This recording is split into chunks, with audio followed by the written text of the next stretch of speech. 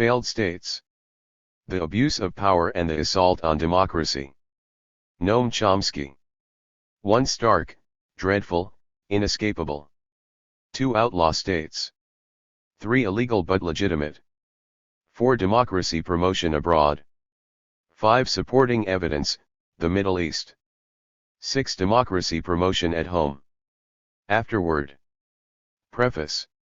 The selection of issues that should rank high on the agenda of concern for human welfare and rights is, naturally, a subjective matter. But there are a few choices that seem unavoidable, because they bear so directly on the prospects for decent survival.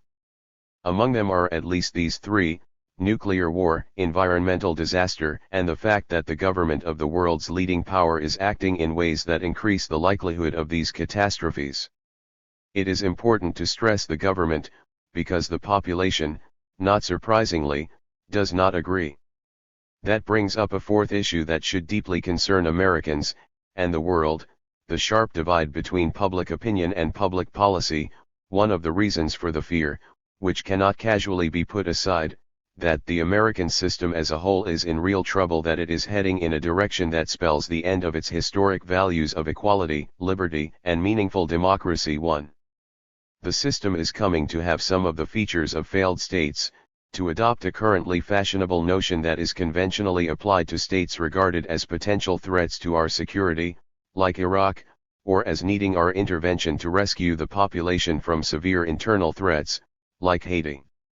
Though the concept is recognized to be frustratingly imprecise, some of the primary characteristics of failed states can be identified.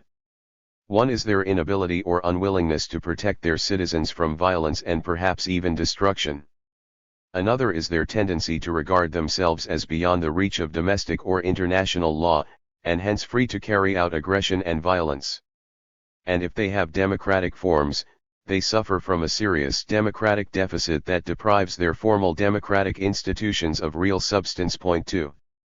Among the hardest tasks that anyone can undertake, and one of the most important, is to look honestly in the mirror. If we allow ourselves to do so, we should have little difficulty in finding the characteristics of failed states right at home. That recognition of reality should be deeply troubling to those who care about their countries and future generations. Countries, plural, because of the enormous reach of U.S. power, but also because the threats are not localized in space or time.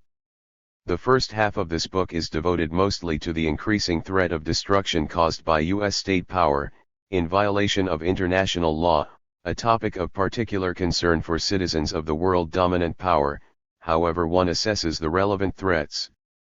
The second half is concerned primarily with democratic institutions, how they are conceived in the elite culture and how they perform in reality, both in promoting democracy abroad and shaping it at home. The issues are closely interlinked, and arise in several contexts. In discussing them, to save excessive footnoting, I will omit sources when they can easily be found in recent books of mine. 3. Chapter 1. Stark, dreadful, inescapable. Half a century ago, in July 1955, Bertrand Russell and Albert Einstein issued an extraordinary appeal to the people of the world, asking them to set aside the strong feelings they have about many issues and to consider themselves only as members of a biological species which has had a remarkable history, and whose disappearance none of us can desire.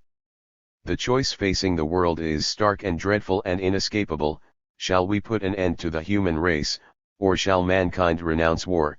1. The world has not renounced war. Quite the contrary. By now, the world's hegemonic power accords itself the right to wage war at will, under a doctrine of anticipatory self-defense with unstated bounds. International law, treaties, and rules of world order are sternly imposed on others with much self-righteous posturing, but dismissed as irrelevant for the United States, a long-standing practice, driven to new depths by the Reagan and Bush II administrations. 2. Among the most elementary of moral truisms is the principle of universality. We must apply to ourselves the same standards we do to others, if not more stringent ones.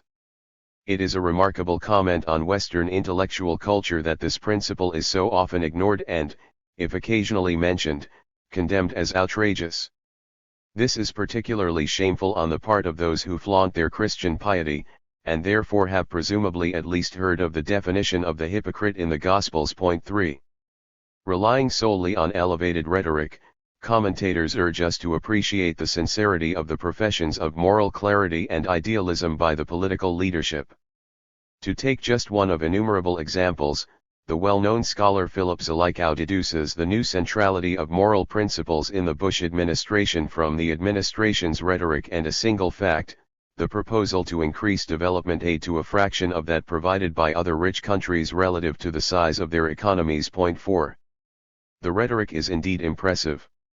"I carry this commitment in my soul," the president declared in March 2002 as he created the Millennium Challenge Corporation to boost funding to combat poverty in the developing world.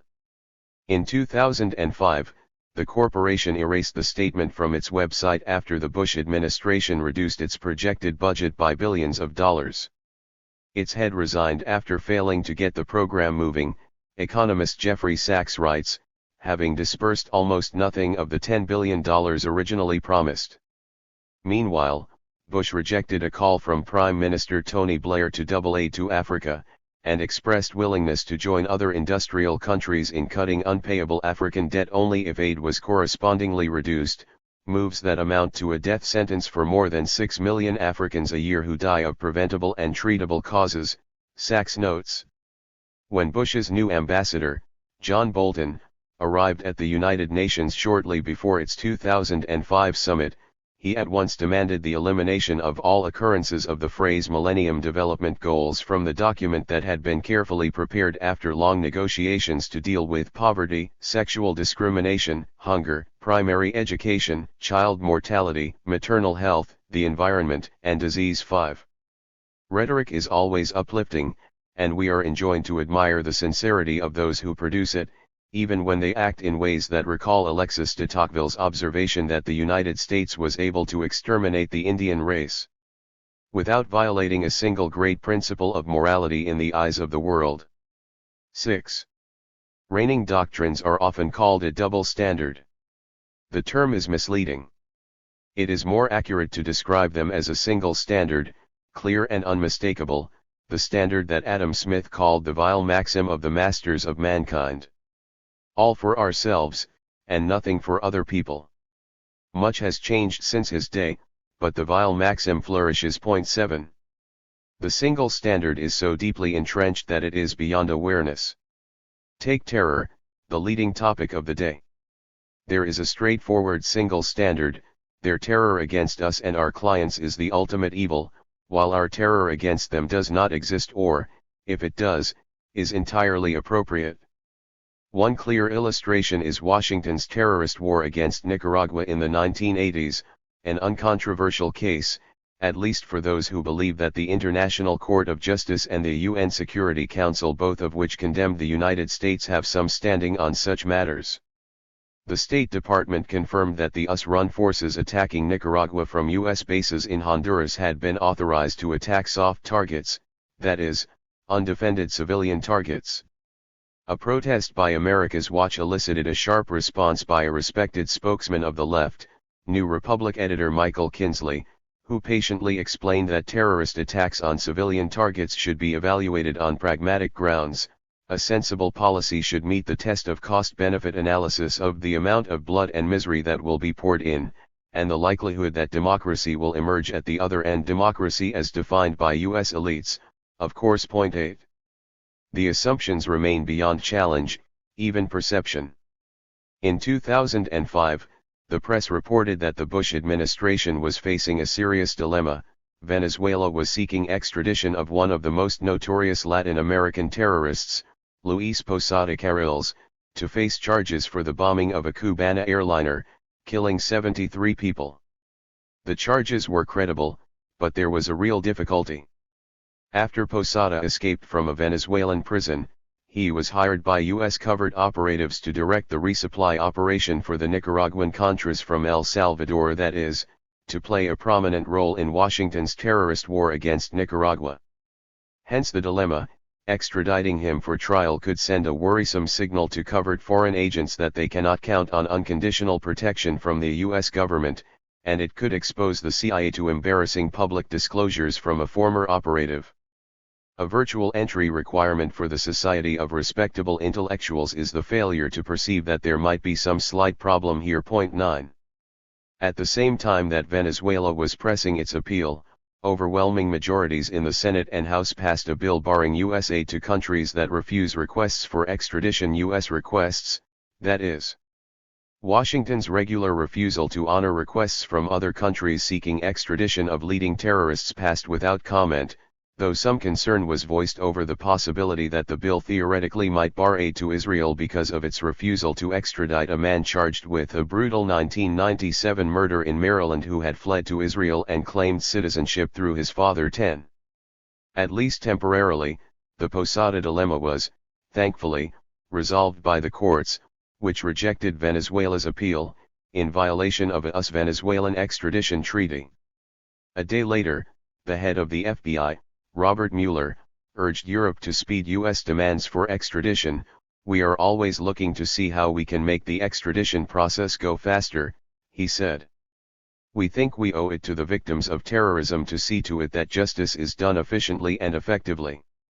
At the Ibero-American summit shortly after, the leaders of Spain and the Latin American countries backed Venezuela's efforts to have Posada extradited from the United States to face trial for the Cubana airliner bombing, but then backed down, after the U.S. Embassy protested the action.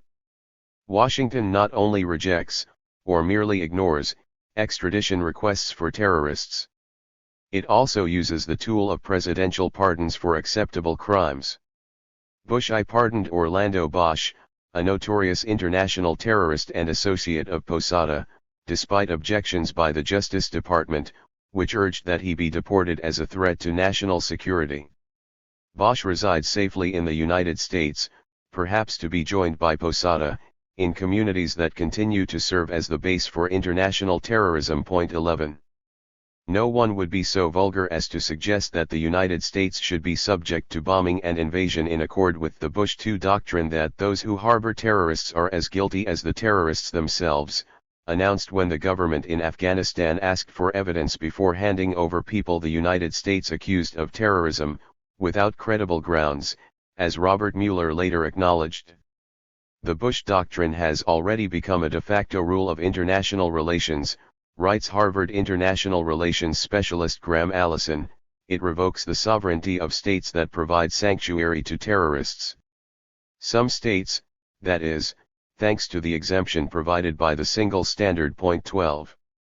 The single standard also extends to weapons and other means of destruction. U.S. military expenditures approximate those of the rest of the world combined, while arms sales by 38 North American companies, one of which is based in Canada, account for more than 60% of the world total.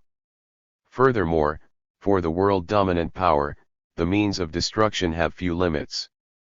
Articulating what those who wish to see already knew, the prominent Israeli military analyst Reuven Podatzer writes that in the era of a single, ruthless superpower, whose leadership intends to shape the world according to its own forceful worldview, nuclear weapons have become an attractive instrument for waging wars, even against enemies that do not possess nuclear arms. 13. When asked why should the United States spend massively on arms and China refrain, Max Boot, a senior fellow at the Council on Foreign Relations, provided a simple answer: we guarantee the security of the world, protect our allies, keep critical sea lanes open and lead the war on terror, while China threatens others and could ignite an arms race, actions inconceivable for the United States. Surely no one but a crazed conspiracy theorist might mention that the United States controls sea lanes in pursuit of U.S. foreign policy objectives, hardly for the benefit of all, or that much of the world regards Washington, particularly since the beginning of the Bush II presidency, as the leading threat to world security. Recent global polls reveal that France is most widely seen as having a positive influence in the world, alongside Europe generally and China, while the countries most widely viewed as having a negative influence are the US and Russia. But again, there is a simple explanation. The polls just show that the world is wrong. It's easy to understand why. As Boot has explained elsewhere, Europe has often been driven by avarice, and the cynical Europeans cannot comprehend the strain of idealism that animates US foreign policy. After 200 years, Europe still hasn't figured out what makes America tick. Others share these mental failings, notably those close by, who have considerable experience and therefore are particularly misguided. Of the countries polled, Mexico is among those most negative about the U.S. role in the world. 14. The course and outcome of a May 2005 review of the Non-Proliferation Treaty, NPT, to which we will return, illustrates the gravity of our responsibility for the persistence and enhancement of severe threats to our endangered species. A leading concern of participants in the NPT conference was Washington's intent to remove the nuclear brakes, thereby taking a big and dangerous step that will lead to the transformation of the nuclear bomb into a legitimate weapon for waging war. The potential consequences could not be more stark. 15. Risking ultimate doom. The risk of nuclear destruction highlighted by Russell and Einstein is not abstract. We have already come close to the brink of nuclear war. The best-known case is the Cuban Missile Crisis of October 1962, when our escape from nuclear oblivion was nothing short of miraculous, two prominent researchers conclude. At a retrospective conference in Havana in 2002, historian and Kennedy advisor Arthur Schlesinger described the crisis as the most dangerous moment in human history. Participants at the conference learned that the dangers were even more severe than they had believed. They discovered that the world was one word away from the first use of a nuclear weapon since Nagasaki, as reported by Thomas Blanton of the National Security Archive, which helped organize the conference. He was referring to the intervention of a Russian submarine commander, Vasily Arkhipov, who countermanded an order to fire nuclear-armed torpedoes when his vessels were under attack by U.S. destroyers, with consequences that could have been dreadful. 16. Among the high-level planners who attended the Havana retrospective was Kennedy's defense secretary, Robert McNamara, who recalled in 2005 that the world had come within a hair's breadth of nuclear disaster during the missile crisis. He accompanied this reminder with a renewed warning of apocalypse soon, describing current U.S. nuclear weapons policy as immoral, illegal, militarily unnecessary, and dreadfully dangerous. This policy creates unacceptable risks to other nations and to our own, both the risk of accidental or inadvertent nuclear launch, which is unacceptably high, and of nuclear attack by terrorists. McNamara endorsed the judgment of Clinton's Defense Secretary William Perry that there is a greater than 50% probability of a nuclear strike on U.S. targets within a decade. 17. Graham Allison reports that the consensus in the national security community is that a dirty bomb attack is inevitable, while an attack with a nuclear weapon is highly likely if fissionable materials, the essential ingredient, are not retrieved and secured. Reviewing the partial success of efforts to do so since the early 1990s, under the initiatives of Senators Sam Nunn and Richard Lugar, Allison describes the setback to these programs from the first days of the Bush administration. Bush planners put to the side the programs to avert inevitable nuclear terror, as they devoted their energies to driving the country to war and then to efforts to contain somehow the catastrophe they created in Iraq. 18. In the Journal of the American Academy of Arts and Sciences, not given to hyperbole, strategic analysts John Steinbruner and Nancy Gallagher warn that the Bush administration's military programs and its aggressive stance carry an appreciable risk of ultimate doom. The reasons are straightforward. Pursuit of total security by one state, including the right to wage war at will and to remove the nuclear brakes, Padat Sir, entails the insecurity of others, who are likely to react. The terrifying technology now being developed in Rumsfeld's transformation of the military will assuredly diffuse to the rest of the world. In the context of competition in intimidation, the action-reaction cycle creates a rising danger, potentially an unmanageable one. If the United States political system cannot recognize that risk and cannot confront the implications, they warn, its viability will be very much in question. 19. Steinbruner and Gallagher express hope that the threat the U.S. government is posing to its own population and the world will be countered by a coalition of peace-loving nations led by China. We have come to a pretty pass when such thoughts are expressed at the heart of the establishment. And what that implies about the state of American democracy, where the issues scarcely even enter the electoral arena or public discussion, is no less shocking and threatening, illustrating the democratic deficit mentioned in the preface. Steinbrunner and Gallagher bring up China because of all the nuclear states it has maintained by far the most restrained pattern of military deployment. Furthermore, China has led efforts in the United Nations to preserve outer space for peaceful purposes, in conflict with the United States, which, along with Israel, has barred all moves to prevent an arms race in space. The militarization of space did not originate in the Bush administration. Clinton's Space Command called for dominating the space dimension of military operations to protect U.S. interests and investment, much in the way armies and navies did in earlier years. The United States must therefore develop space-based strike weapons enabling the application of precision force from, to, and through space.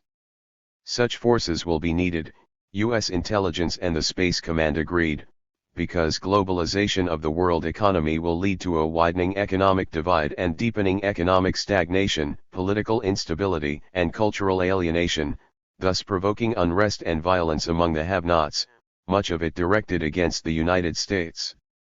The space program fell within the framework of the officially announced Clinton doctrine that the United States is entitled to resort to unilateral use of military power to ensure uninhibited access to key markets, energy supplies, and strategic resources. 20. Clinton planners, Stratcom, advised further that Washington should portray itself as irrational and vindictive if its vital interests are attacked, including the threat of first strike with nuclear weapons against non-nuclear states. Nuclear weapons are far more valuable than other weapons of mass destruction, Stratcom noted, because the extreme destruction from a nuclear explosion is immediate, with few if any palliatives to reduce its effect. Furthermore, nuclear weapons always cast a shadow over any crisis or conflict, extending the reach of conventional power. Again, the strategic doctrine is not new. For example, Carter's Defense Secretary Harold Brown called on Congress to fund strategic nuclear capabilities because with them, our other forces become meaningful instruments of military and political power, which must be available everywhere in the Third World because, largely for economic reasons, there is increased turbulence from within as well as intervention from the Soviet Union, the latter more a pretext than a reason, a fact sometimes frankly recognized. 21. Under the Bush administration, the threats have become even more serious. Bush planners extended Clinton's doctrine of control of space for military purposes to ownership of space, which may mean instant engagement anywhere in the world. Top military commanders informed Congress in 2005 that the Pentagon is developing new space weaponry that would allow the United States to launch an attack very quickly, with very short timelines on the planning and delivery, any place on the face of the Earth, General James Cartwright, head of the Strategic Command, explained.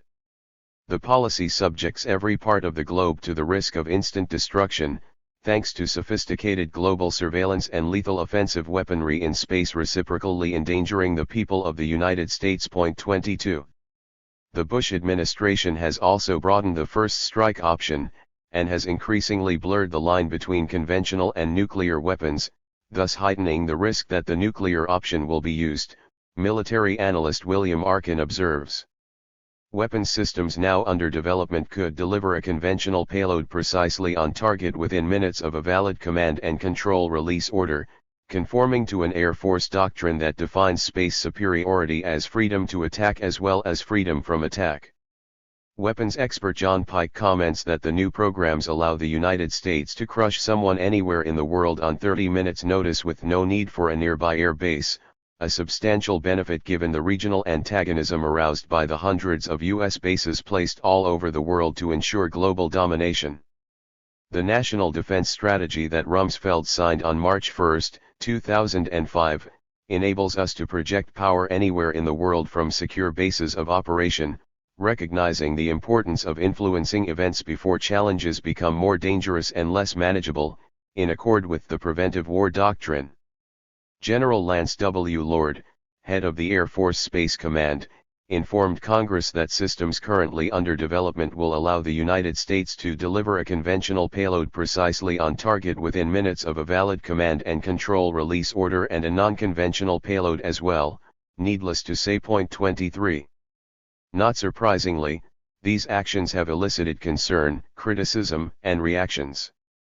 Senior military and space officials of the European Union, Canada, China, and Russia warned that just as the unleashing of nuclear weapons had unforeseen consequences, so, too, would the weaponization of space.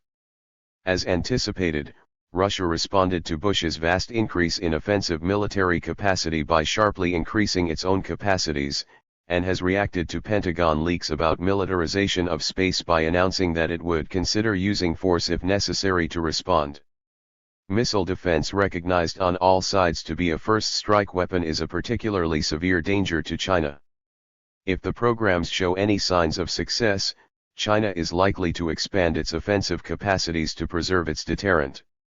China is already developing more powerful missiles with multiple nuclear warheads capable of reaching the United States, a policy called aggressively defensive by the Asia-Pacific editor for the world's leading military weekly.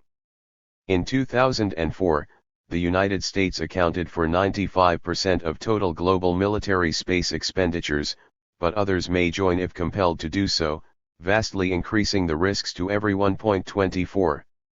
U.S. analysts recognize that current Pentagon programs can be interpreted as a significant move by the United States toward weaponization of space, and that there seems little doubt that space basing of weapons is an accepted aspect of the Air Force transformation planning, developments that are in the long term very likely to have a negative effect on the national security of the United States. Their Chinese counterparts agree that while Washington proclaims defensive intentions, to China and to many other countries the construction of such a system looks more like the development of the Death Star spaceship in the Star Wars film series, which can be used to attack military and civilian satellites and targets anywhere on Earth. Space weapons are seen as first strike weapons rather than defensive arms, because they are vulnerable to countermeasures. Their deployment, therefore, could be seen as a sign of U.S. intent to use force in international affairs. China and others may develop low-cost space weapons in reaction, so that U.S. policy could trigger an arms race in space.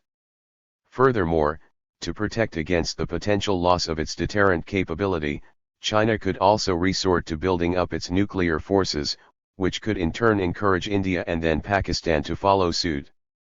Russia has already threatened to respond to any country's deployment of space weapons, an act that could undermine the already fragile nuclear non-proliferation regime. 25.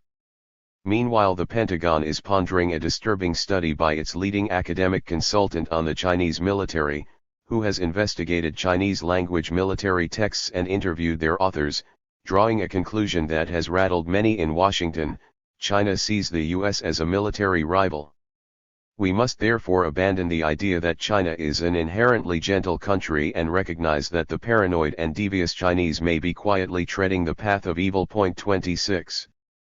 Former NATO planner Michael M.C. Seguier reminds us that in 1986, recognizing the dreadful logic of nuclear weapons, Mikhail Gorbachev called for their total elimination, a proposal that foundered on Reagan's militarization of space programs, Star Wars.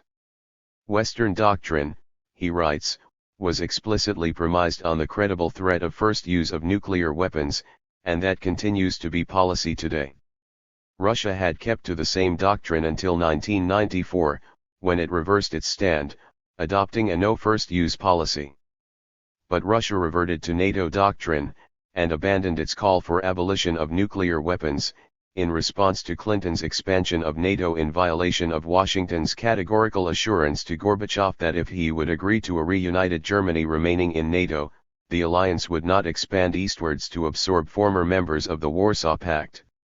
In the light of earlier history, not to speak of strategic truisms, Clinton's violation of firm pledges posed a serious security threat to Russia, and is the antithesis of the exclusion principle underlying the concept of nuclear weapons-free zones, NWFZ. Clinton's violation of the assurances explains why NATO resisted formalizing the de facto NWFZ encompassing Central Europe from the Arctic to the Black Sea. MC Seguier goes on to point out that such formalization was proposed by Belarus, Ukraine, and Russia in the mid-1990s, but would have interfered with plans to extend NATO. Reverse reasoning explains why Washington supports the formation of an NWFZ in Central Asia. Should these former Soviet republics decide to join Russia in a military alliance, an NWFZ would deny Moscow the option of deploying nuclear weapons on their territory. 27. Apocalypse soon. The probability of apocalypse soon cannot be realistically estimated, but it is surely too high for any sane person to contemplate with equanimity. While speculation is pointless, reaction to the stark and dreadful and inescapable choice Einstein and Russell described definitely is not. On the contrary, reaction is urgent, particularly in the United States, because of Washington's primary role in accelerating the race to destruction by extending its historically unique military dominance. The chances of an accidental, mistaken, or unauthorized nuclear attack might be increasing, warns former Senator Sam Nunn, who has played a leading role in efforts to reduce the threat of nuclear war. We are running an unnecessary risk of an Armageddon of our own making, Nunn observes, as a result of policy choices that leave America's survival dependent on the accuracy of Russia's warning systems and its command and control. Nunn is referring to the sharp expansion of U.S. military programs, which tilt the strategic balance in ways that make Russia more likely to launch upon warning of an attack, without waiting to see if the warning is accurate. The threat is enhanced by the fact that the Russian early warning system is in serious disrepair and more likely to give a false warning of incoming missiles. U.S. reliance on the high alert, hair-trigger nuclear posture allows missiles to be launched within minutes, forcing our leaders to decide almost instantly whether to launch nuclear weapons once they have warning of an attack, robbing them of the time they may need to gather data, exchange information, gain perspective, discover an error and avoid a catastrophic mistake. The risk extends beyond Russia and also China if it pursues the same course. Strategic analyst Bruce Blair observes that the early warning and control problems plaguing Pakistan, India, and other nuclear proliferators are even more acute. 28. Another serious concern, discussed in technical literature well before September 11, is that nuclear weapons may sooner or later fall into the hands of terrorist groups, who might use these and other weapons of mass destruction with lethal effect. Those prospects are being advanced by Bush administration planners, who do not consider terrorism a high priority, as they regularly demonstrate. Their aggressive militarism has not only led Russia to expand significantly its offensive capacities, including more lethal nuclear weapons and delivery systems, but is also inducing the Russian military to transfer nuclear weapons constantly across Russia's vast territory to counter mounting U.S. threats. Washington planners are surely aware that Chechen rebels, who had already stolen radioactive materials from nuclear waste plants and power stations, have been casing the railway system and special trains designed for shipping nuclear weapons across Russia. 29. Blair warns that this perpetual motion within Russia creates a serious vulnerability, because transportation is the Achilles heel of nuclear weapons security, ranking in danger right alongside maintaining strategic nuclear forces on hair-trigger alert. He estimates that every day many hundreds of Russian nuclear weapons are moving around the countryside. Theft of one nuclear bomb could spell eventual disaster for an American city, but this is not the worst-case scenario stemming from this nuclear gamesmanship. More ominously, the seizure of a ready-to-fire strategic long-range nuclear missile or a group of missiles capable of delivering bombs to targets thousands of miles away could be apocalyptic for entire nations. Another major threat is that terrorist hackers might break into military communication networks and transmit launch orders for missiles armed with hundreds of nuclear warheads. No fantasy, as the Pentagon learned a few years ago when serious defects were discovered in its safeguards, requiring new instructions for Trident submarine launch crews. Systems in other countries are much less reliable. All of this constitutes an accident waiting to happen, Blair writes, an accident that could be apocalyptic. 30. The dangers of nuclear warfare are consciously being escalated by the threat and use of violence, which, as long predicted, is also stimulating jihadi terrorism. Such terrorism traces back to Reagan administration programs to organize, arm, and train radical Islamists not for defense of Afghanistan, as proclaimed, but for the usual and ugly reasons of state, with grim consequences for the tormented people of Afghanistan. The Reagan administration also cheerfully tolerated Pakistan's slide toward radical Islamist extremism under the rule of Muhammad Zia-ul-Haq, one of the many brutal dictators supported by the current incumbents in Washington and their mentors. Reagan and associates also looked away politely while their Pakistani ally was developing nuclear weapons, annually endorsing the pretense that Pakistan was not doing so. They and the Clinton administration paid little attention while Pakistan's leading proliferator, now tapped on the wrist, was carrying out the world's most extraordinary nuclear smuggling enterprise, Abdul Qadir Khan, who did more damage in 10 years than any country did in the first 50 years of the nuclear age, according to James Walsh, executive director of Harvard's Managing the Atom Project. 31. Washington's aggressive militarism is not the only factor driving the race to apocalypse soon, but it is surely a significant one. The plans and policies fall within a much broader context, with roots going back to the Clinton years and beyond.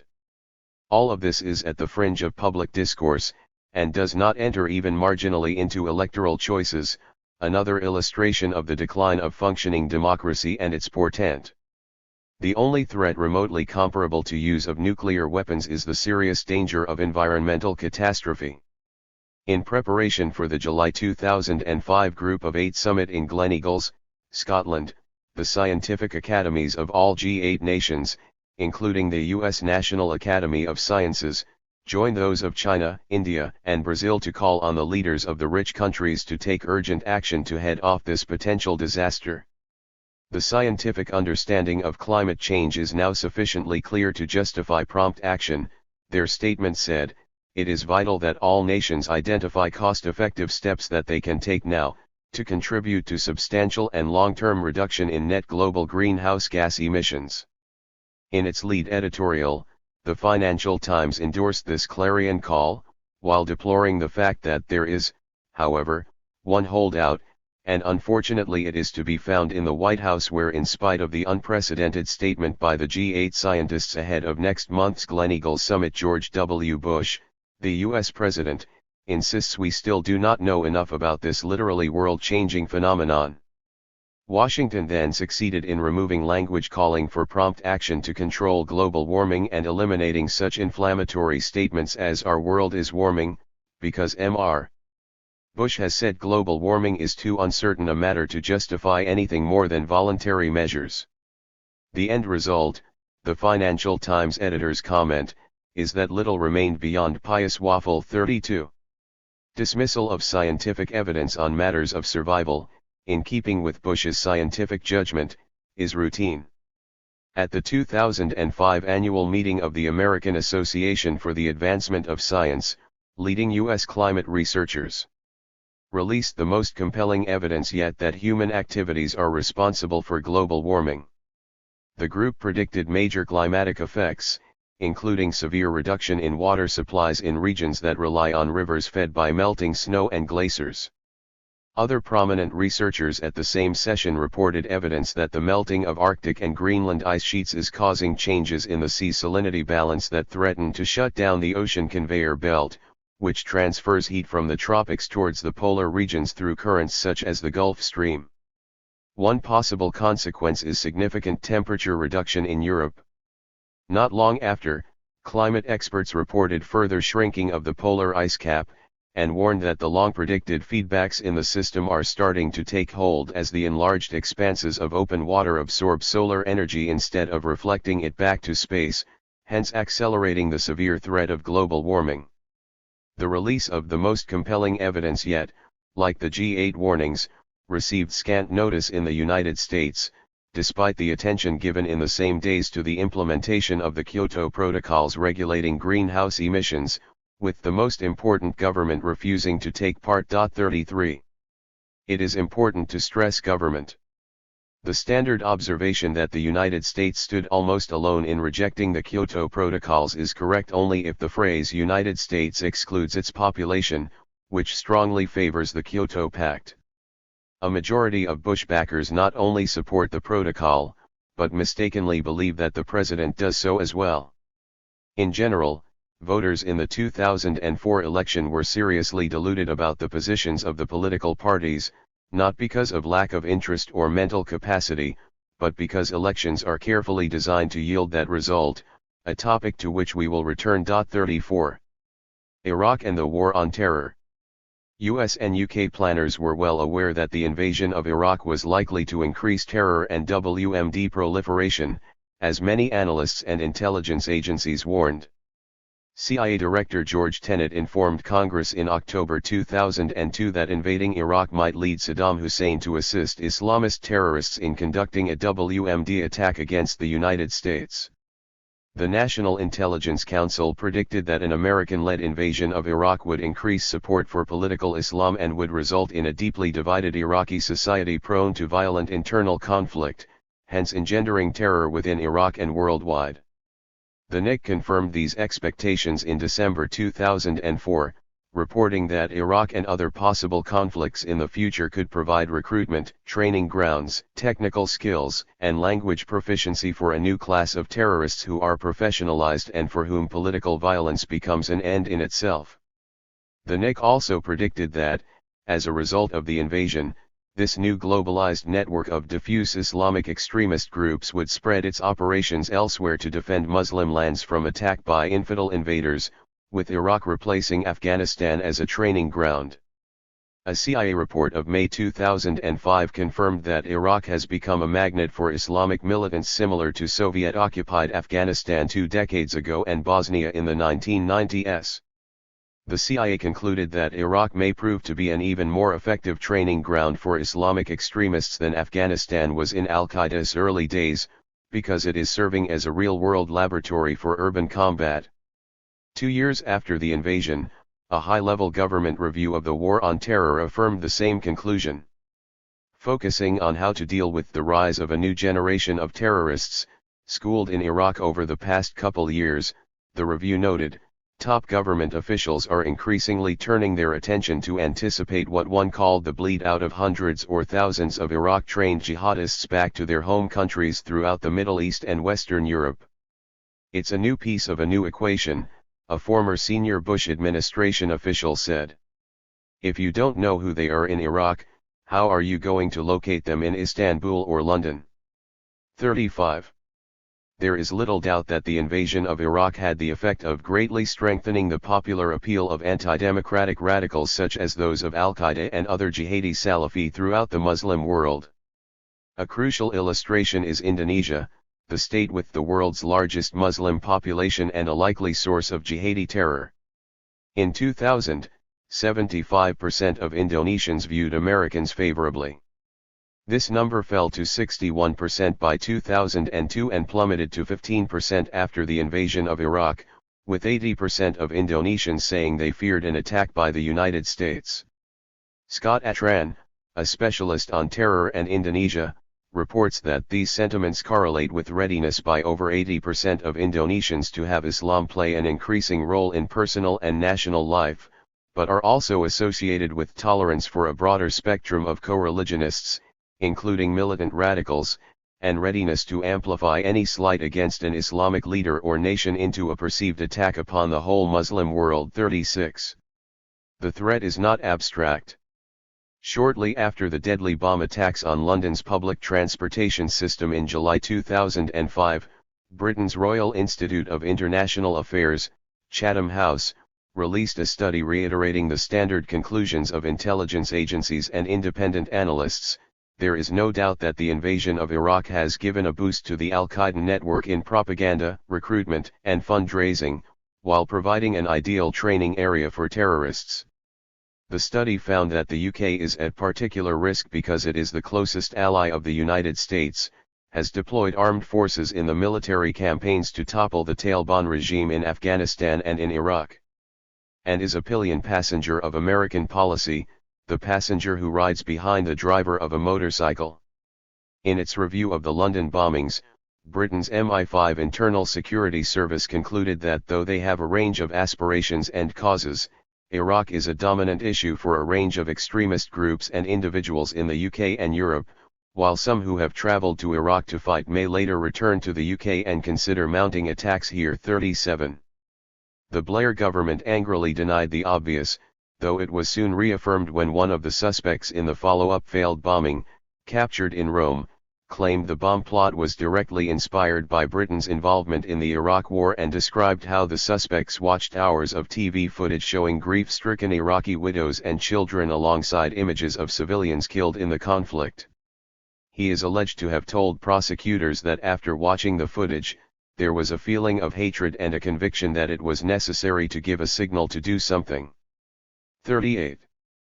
Reports by an Israeli think tank and Saudi intelligence concluded that the vast majority of foreign fighters in Iraq are not former terrorists but became radicalized by the war itself, stimulated by the invasion to respond to calls to defend their fellow Muslims from crusaders and infidels who are mounting an attack on the Muslim religion and Arab culture.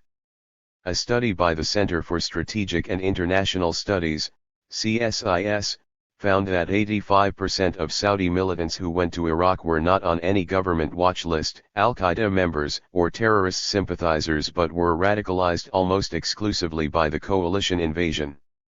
Since the invasion, the report confirms, Iraq has become one of the global centers for recruitment and training of extremist, neo-Salaf, Islamist terrorists. Large numbers are likely to return to their countries of origin, carrying terrorism skills and radicalized worldviews, gaining publicity and credibility among the angry and alienated in the Islamic world, and spreading terrorism and violence. French intelligence, which has unique experience over many years, concludes that what the war in Iraq has done is radicalize these people and make some of them prepared to support terrorism. Iraq is a great recruiting sergeant, contributing a new and enormous jihad zone to train people to fight in their country of origin, as intelligence had previously found in Afghanistan, in Bosnia, in Kosovo. U.S. officials report that Abu Musab al-Zarqawi, al-Qaeda's top operative in Iraq, is bringing more and more Iraqi fighters into his fold, displacing foreign fighters, who account for less than 10% of the insurgents in Iraq, perhaps as few as 4%. CSIS believes. 39. According to terrorism specialist Peter Bergen, President Bush is right that Iraq is a main front in the war on terrorism, but this is a front we created. As the Iraq War has expanded the terrorists' ranks, he reports, the year 2003 saw the highest incidence of significant terrorist attacks in 2 decades, and then, in 2004, astonishingly, that number tripled.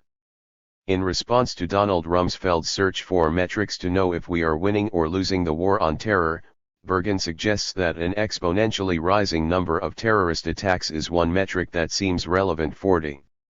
Studies of suicide bombers also reveal that Iraq appears to be playing a central role in shifting views and as ground zero in a new wave of suicide attacks. Between 1980 and 2003, there were 315 suicide attacks worldwide, initially for the most part by the secular Tamil Tigers. Since the U.S. invasion, estimates of suicide bombings in Iraq, where such attacks were virtually unknown before, range as high as 400. Terrorism specialists report that stories of the bravery and heroism of suicide bombers in Iraq are stimulating imitators among Muslim youth who adopt the jihadi doctrine that the Muslim world is under attack and they must rise to its defense.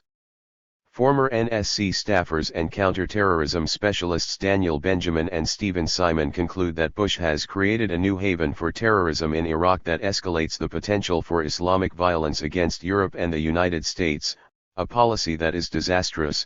We may be attacked by terrorists who received their training in Iraq, or attacked by terrorists who were inspired, organized, and trained by people who were in Iraq. Bush has given them an excellent American target in Iraq, but in the process has energized the jihad and given militants the kind of urban warfare experience that will raise the future threat to the United States exponentially. 41. Robert Pape, who has done the most extensive studies of suicide bombers, writes that Al-Qaeda is today less a product of Islamic fundamentalism than of a simple strategic goal, to compel the United States and its Western allies to withdraw combat forces from the Arabian Peninsula and other Muslim countries, as Osama bin Laden repeatedly declares. Serious analysts have pointed out that bin Laden's words and deeds correlate closely. The jihadis organized by the Reagan administration and its allies ended their Afghan-based terrorism inside Russia after the Russians withdrew from Afghanistan, though they continued it from occupied Muslim Chechnya, the scene of shocking Russian crimes dating back to the 19th century. Tolstoy's novella Haji Murad is all too timely today. Bin Laden turned against the United States in 1991 because he took it to be occupying the holiest Arab land, a fact later cited by the Pentagon as a reason for shifting U.S. bases from Saudi Arabia, and because Washington blocked his efforts to join the attack against the secular enemy Saddam Hussein. The jihadis also joined the Muslim side in the Balkan Wars, with U.S. tolerance and assistance, at the very same time that they were trying to blow up the World Trade Center in 1993. An Indian strategic analyst and former government official alleges further that the London bombers received training in Bosnia. 42. In the most extensive scholarly inquiry into Islamic militancy, Fawaz Gergs concludes that after September 11, the dominant response to Al-Qaeda in the Muslim world was very hostile, specifically among jihadis, who regarded it as a dangerous extremist fringe. Instead of recognizing that opposition to Al-Qaeda offered Washington the most effective way to drive a nail into its coffin by finding intelligent means to nourish and support the internal forces that were opposed to militant ideologies like the Bin Laden Network, the Bush administration did exactly what Bin Laden hoped it would do: resort to violence. The invasion of Iraq created strong support for the fatwa issued by Al-Azhar in Cairo, the oldest institution of religious higher learning in the world of Islam. The fatwa advised all Muslims in the world to make jihad against invading American forces. Sheikh Tanta'i of Al-Azhar, one of the first Muslim scholars to condemn Al-Qaeda and often criticized by ultra-conservative clerics as a pro-Western reformer, ruled that efforts to stop the American invasion are a binding Islamic duty. The achievements of Bush administration planners in inspiring Islamic radicalism and terror are impressive. 43. The senior CIA analyst responsible for tracking Osama bin Laden from 1996, Michael Scheuer, writes that bin Laden has been precise in telling America the reasons he is waging war on us. None of the reasons have anything to do with our freedom, liberty, and democracy, but have everything to do with U.S. policies and actions in the Muslim world. Scheuer notes that U.S. forces and policies are completing the radicalization of the Islamic world, something Osama bin Laden has been trying to do with substantial but incomplete success since the early 1990s.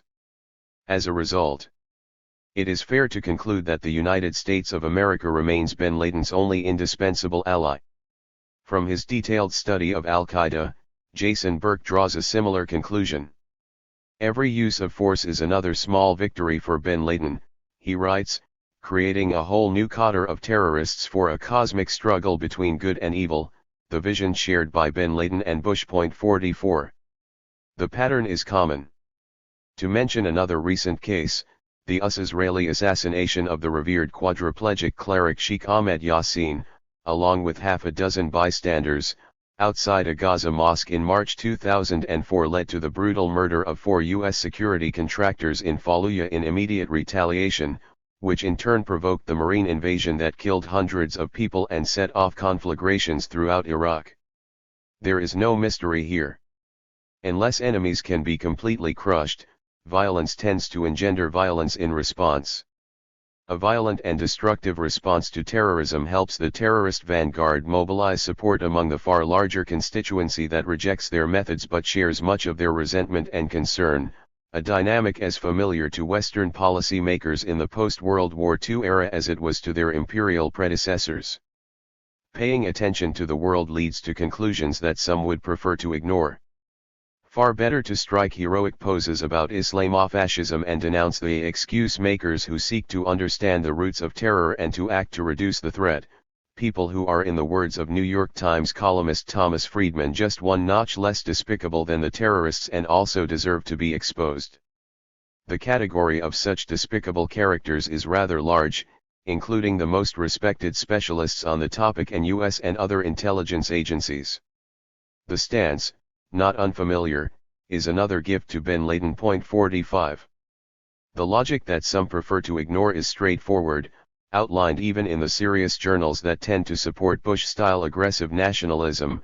If adversaries fear the unbridled use of America's power, they may perceive overwhelming incentives to wield weapons of terror and mass destruction to deter America's offensive tactics of self-defense.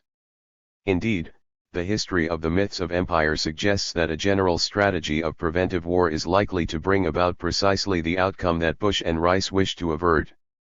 46. That is particularly likely when the strategy is joined with the radical transformation of the military and doctrines calling for first use of nuclear weapons and the right to unilateral use of military power, sharply expanded since the Clinton years. Iraq and free world democracy. If we hope to understand the world, it is important that we not allow the recent past to be dispatched to oblivion. The United States and United Kingdom proclaimed the right to invade Iraq because it was developing weapons of mass destruction. That was the single question that justified invading Iraq, the president declared in a March 2003 press conference, a position stressed repeatedly by Blair, Bush, and their associates. Eliminating the threat of Iraq's WMDs was also the sole basis on which Bush received congressional authorization to resort to force. The answer to the single question was given shortly after the invasion, as Washington reluctantly conceded. Scarcely missing a beat, the doctrinal system concocted new pretexts and justifications, which quickly became virtual dogma. The war was inspired by President Bush's noble visions of democracy, shared by his British colleague. 47. Long after the official concession that the original pretexts for invading Iraq were without merit, key politicians continued to reiterate them in high places. In January 2005, Senate Majority Leader Bill Frist justified the invasion of Iraq on the grounds that dangerous weapons proliferation must be stopped.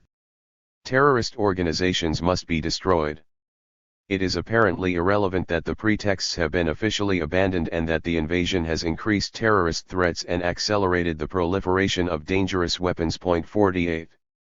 Frist's performance followed an earlier script. In the most careful review of the documentary record, national security and intelligence analyst John Prados describes the Bush scheme to convince America and the world that war with Iraq was necessary and urgent as a case study in government dishonesty. That required patently untrue public statements and egregious manipulation of intelligence. The planners knew that Iraqi WMD programs were either nascent, moribund, or non-existent, exactly the opposite of the president's repeated message to Americans. To carry out the deception, actual intelligence was consistently distorted, manipulated, and ignored. In service of a particular enterprise under false pretenses, a story with tremendous implications for America in the 21st century and for the world. Americans have not only been hoodwinked by George Bush's game of three-card Monte, Prados concludes, they have been shamed. Americans do not like to think of themselves as aggressors, but raw aggression is what took place in Iraq. 49. Evidence of deceit continued to accumulate. In May 2005, a series of documents known as the Downing Street Memos were leaked to the Times of London. One memo revealed that 2 weeks before the war was launched, Attorney General Lord Goldsmith, Blair's chief legal advisor, counseled that regime change cannot be the objective of military action. Even if Britain were to limit itself to the announced objective of ending WMD programs, he wrote, it is for the UN Security Council to assess whether any such breach of those obligations has occurred, not individual states. Lord Goldsmith then added that the United States had a rather different view. They maintain that the fact of whether Iraq is in breach is a matter of objective fact which may therefore be assessed by individual member states, but I am not aware of any other state which supports this view. He did not have to add that the phrase individual member states referred to Washington alone. The basic content of Lord Goldsmith's polite wording was that Britain should at least make some gesture toward recognizing international law, unlike the United States, which is a rogue state that exempts itself from such formalities. The reaction to the leaked memos in the two countries is instructive. The revelations provoked a substantial uproar in England, but received little notice in the United States. 50. Shortly after Lord Goldsmith's comments were made public, the London Sunday Times published an official memo of a secret meeting between Blair and his top advisors in July 2002. The document showed that the Bush administration had already decided to attack Iraq, well before Congress was hoodwinked into authorizing force in October 2002, and also before the UN was invited either to endorse Washington's plan to use violence or to become irrelevant. British Middle East scholar Toby Dodge observed that the documents show that the case of weapons of mass destruction was based on thin intelligence and was used to inflate the evidence to the level of mendacity. Again, there was considerable reaction in England to these revelations, but the story was a dud in the United States, the press observed.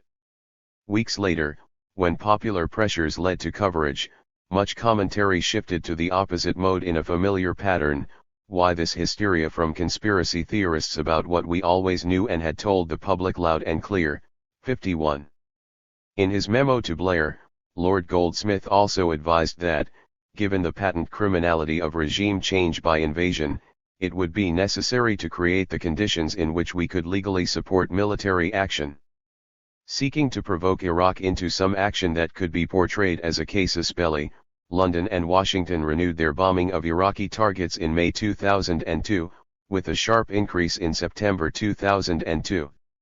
In the 9 months leading up to the official start of the war in March 2003, US and UK planes flew almost 22,000 sorties, hitting 391 carefully selected targets, noted Lieutenant General Michael Mosley, commander of the Joint Operations.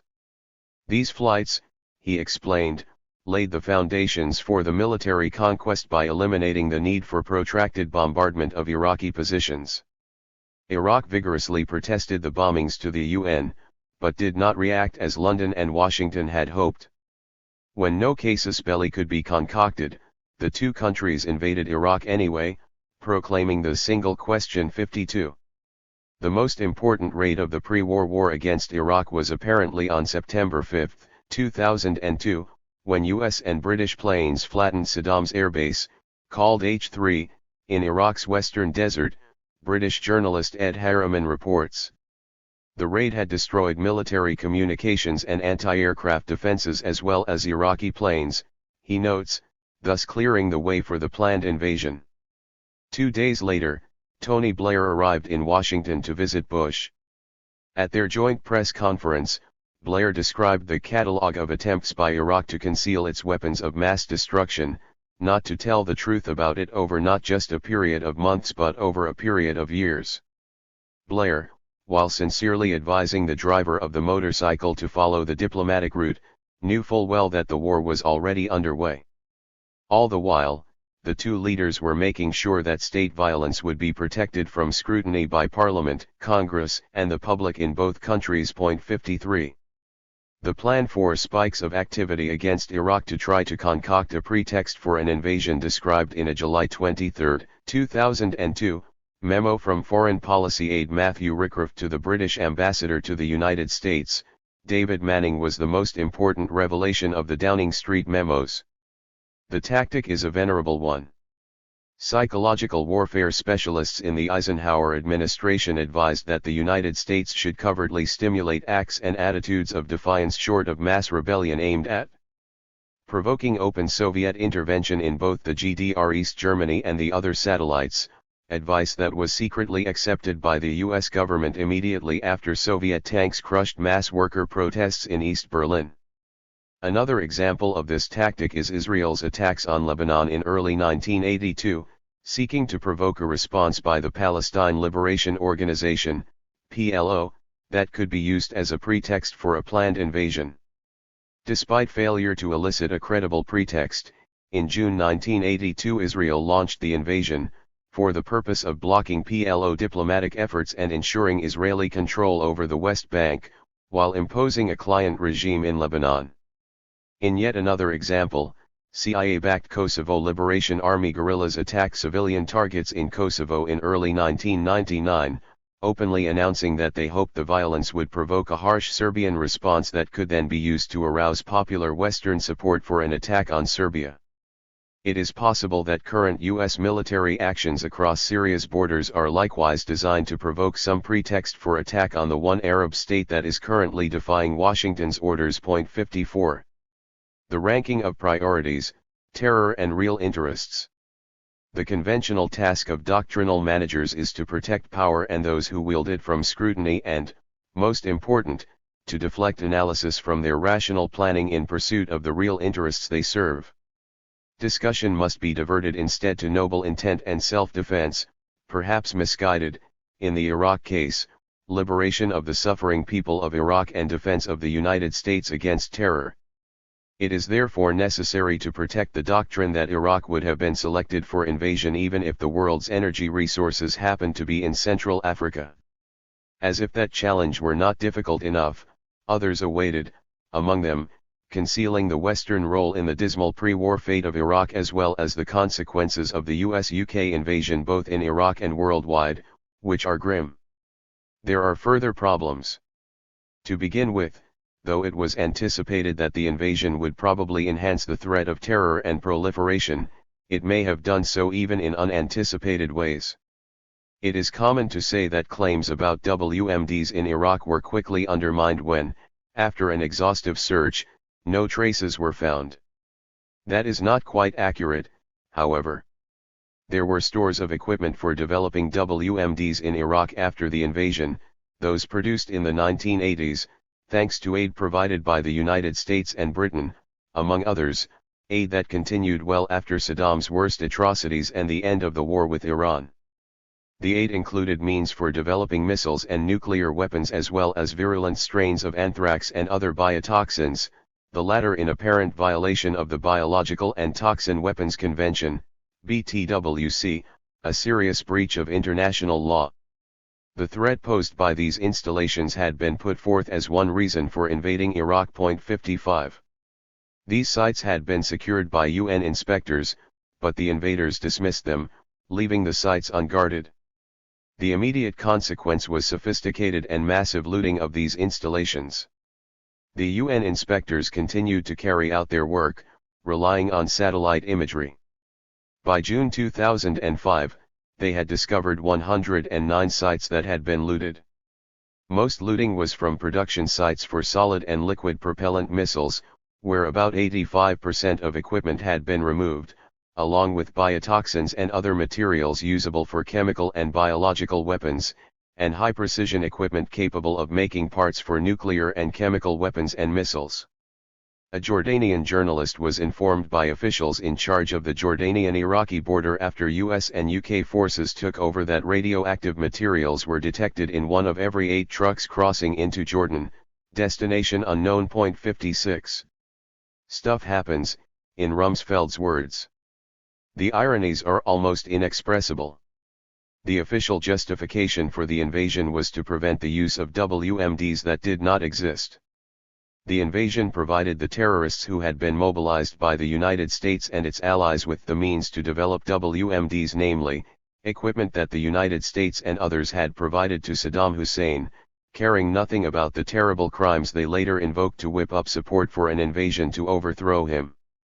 It is as if Iran were now making nuclear weapons using fissionable materials provided by the United States to Iran under the Shah, which may indeed be happening, as Graham Allison points out. 57. The Pentagon civilians in charge did make sure that certain other sites were protected, however, the oil and security ministries. Elsewhere, looting and destruction, including of irreplaceable treasures of civilization, proceeded unconstrained.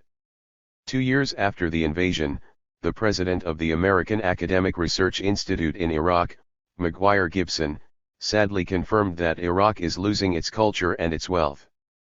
By then, more than half the nation's archaeological sites, including most major Sumerian ones, had been destroyed. The Americans are not doing anything, Gibson added, though he acknowledged there was a little help from the Italian and Dutch contingents. The losses at these sites dwarfed even the massive looting of the National Museum shortly after U.S. troops arrived, in which at least 15,000 of the 20,000 looted pieces disappeared, probably forever. Rumsfeld, Wolfowitz, and Co. may even have succeeded in causing irreversible damage to Iraq's oil fields. To support the invasion, the fields are being driven to pump more than they should, which might lead to permanent decline in production. Recall the confident predictions that the liberation greeted with flowers would be self-financed by booming oil production. 58. The invasion of Iraq is perhaps the most glaring example of the low priority assigned by Washington planners to the threat of terror, but there are numerous others. A case in point is Washington's imposition of new sanctions on Syria under the Syria Accountability Act, passed almost unanimously by Congress and signed into law by President Bush in late 2003.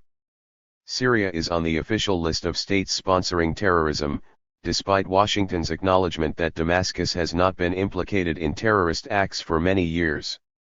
The true nature of Washington's concern over Syria's links to terror was revealed by President Clinton's offer to remove Syria from the list of states sponsoring terror if Damascus agreed to US-Israeli peace terms. When Syria insisted on recovering territory seized by Israel, the Clinton State Department kept the country on the terrorism list. Nonetheless, Syria had been highly cooperative in providing important intelligence to Washington on al-Qaeda and other radical Islamist groups. Implementation of the Syria Accountability Act deprived the United States of an important source of information about radical Islamist terrorism. Obtaining such information, however, is clearly subordinate to the goal of establishing a regime in Syria that would accept US-Israeli demands. Had Syria been removed from the list of states supporting terror, it would have been the first since 1982, when the Reagan administration removed Saddam so that they could provide him with substantial aid, joined by Britain and many others. That again tells us something about the attitude toward terror and state crimes. 59. A core demand of the Syria Accountability Act refers to UN Security Council Resolution 520, which calls for respect for the sovereignty and territorial integrity of Lebanon. Syria had definitely violated the UN resolution by keeping its forces in Lebanon, forces that the United States and Israel had readily accepted in 1976, when their task was to massacre Palestinians, and again in 1990, when the United States was building a coalition to support the coming war in Iraq. This passed in silence, and Congress and the media also neglected to point out that the original Security Council resolution, passed in 1982, was directed against Israel, the only country named in the resolution. There was no call for sanctions against Israel, or for reduction in the huge unconditional military and economic aid it receives, when Israel violated this and other Security Council resolutions regarding Lebanon for 22 years. The principle is very clear. Middle East scholar Stephen Zunes writes, Lebanese sovereignty must be defended only if the occupying army is from a country the United States opposes, but is dispensable if the country is a U.S. ally. Another illustration of the single standard, not restricted to U.S. policymakers, of course. A side observation, by a 2-to-1 margin, the U.S. population favors an Israel Accountability Act, holding Israel accountable for development of WMDs and human rights abuses in the occupied territories. That is consistent with other studies of public opinion, scarcely reported though plainly of considerable importance in a democratic society. 60. Outside the Middle East, too, there are numerous illustrations of the low priority assigned to the war on terror. One is the Bush administration's attitude toward the 9/11 Commission Congress established to recommend means to prevent new terrorist atrocities.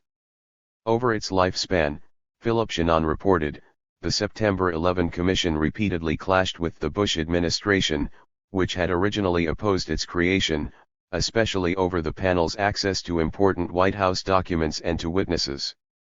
A year after its final report was presented, Commission members formed a bipartisan 9/11 public discourse project to pressure the government to implement its recommendations to prevent terrorist attacks. The recommendations were largely ignored. Particularly worrisome, argued Thomas Keane, who chaired the official 9/11 Commission, was the failure to make any serious effort to secure nuclear material, the central element of a program to prevent the nuclear terror that intelligence analysts regard as otherwise inevitable. The project's report, issued 4 years after September 11, found that the Bush administration and Congress had made minimal or unsatisfactory progress on 8 of 14 recommendations by the 9/11 Commission for overhauling the government to deal with terrorist threats. 61. Shortly before the London train and bus bombings of July 2005, the U.S. Senate sharply cut funding for rail and mass transit security. The 9/11 Commission had called for a national transportation security strategy, but that remained among the 50% of the 9/11 Commission's specific recommendations a year ago that Congress and Bush have yet to act upon, Boston Globe columnist Thomas Oliphant wrote. Part of the unholy alliances between industry and government to avoid taking measures to protect against potentially catastrophic terrorism that is not difficult to imagine. Tax cuts for the rich rank far higher as a priority than protection of the population from terror. A still more ominous example of the negligence in security matters, Oliphant continues, is the success of the chemical industry and its White House contacts to block stiff rules requiring security upgrades at some 100 chemical plants around the country. Congressional efforts have encountered nothing but industry and administration obstacles in their attempts to force a sensible approach to guarding against disasters that might make 9/11 pale by comparison. Senator Joseph Biden cited a study by the Naval Research Laboratory that estimated that as many as 100,000 people in a densely populated area could die within 30 minutes if a single, 90-ton freight car carrying chlorine were punctured, Oliphant reported, concluding that conniving between the Bush administration and its corporate buddies has blocked any action. The administration is even trying to overturn a court decision supporting a local ban on shipments of the most dangerous chemicals from certain zones around the nation's capital. All of this illustrates how low the priority of preventing terror is in comparison with corporate welfare. 62. To select an illustration from another domain, the Treasury Department's Office of Foreign Assets Control, OFAC, is tasked with investigating suspicious financial transfers, a central component of the war on terror. In April 2004, OFAC informed Congress that of its 120 employees, 4 were tracking the finances of Osama bin Laden and Saddam Hussein, while almost 24 were enforcing the illegal embargo against Cuba. From 1990 to 2003, OFAC conducted 93 terrorism-related investigations that led to $9,000 in fines, and 11,000 Cuba-related investigations that led to $8 million in fines. The revelations received the silent treatment in the United States, though there was a mention in the national press that at a time when the United States faces very real terrorist threats in the Middle East and elsewhere, the administration's absurd and increasingly bizarre obsession with Cuba is more than just a shame, it's a dangerous diversion from reality. Senator Max Baucus, deploring the misuse of taxpayer money to punish Cuba, 63. The Bush administration's real priorities are further illustrated by its handling of the leak of the name of CIA agent Valerie Plame after her husband, Joseph Wilson, published an unwelcome report undermining administration charges about Iraq's alleged purchases of yellow cake from Niger for its WMD program. Retired CIA agents informed Congress that U.S. intelligence gathering was damaged not only by the leak but even more by the administration cover-up, which caused irreversible damage to the credibility of our case officers when they try to convince an overseas contact that their safety is of primary importance to us, said Jim Marcinkowski, a former CIA case officer. Each time the political machine made up of prime-time patriots and partisan ninnies display their ignorance by deriding Valerie Plame as a mere paper pusher, or belittling the varying degrees of cover used to protect our officers, or continuing to play partisan politics with our national security, it's a disservice to this country, he added, harming efforts to prevent terrorist attacks. 64. As the example illustrates, protecting the country is also a far lower priority than maintaining tight top-down control, as in tyrannical corporate structures.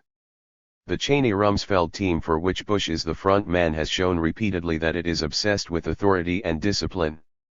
The ruling clique appears to have been infuriated with the CIA's competence and unwillingness to provide the information they required to implement their plans, particularly in Iraq. One study based on extensive interviews with senior intelligence and ex-intelligence officials describes the undistinguished Porter Goss as a wrecking ball who was appointed as director of the CIA to bring the agency in line with executive demands, whatever the facts. Goss's primary qualification seems to have been his unswerving loyalty to Bush. Dozens of senior officials are reported to have quit the CIA in disgust, leaving the demoralized agency with severely diminished competence, particularly with respect to the Middle East.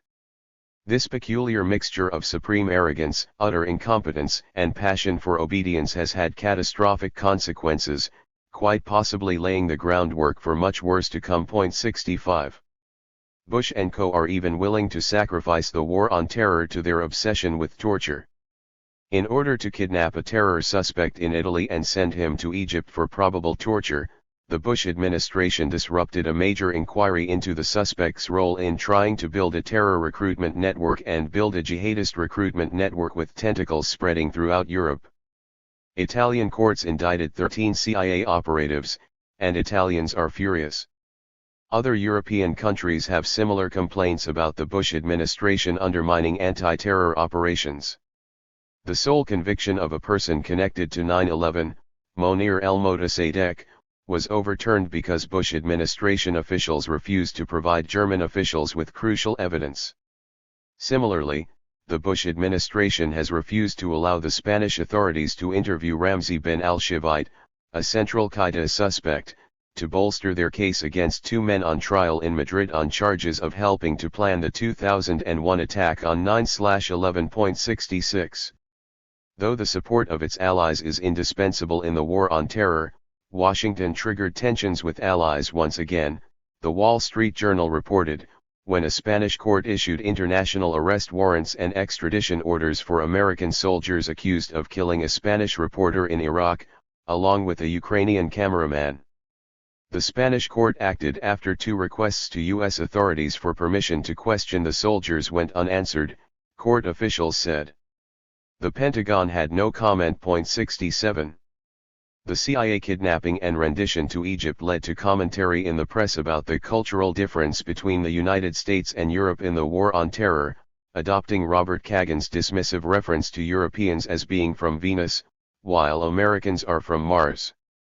The soft Europeans believe in old-fashioned notions like criminal justice and law.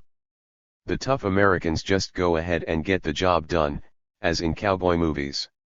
As commentators knew, but skillfully evaded, it is true that the tough Americans pay little attention to criminal justice and law when dealing with terrorists.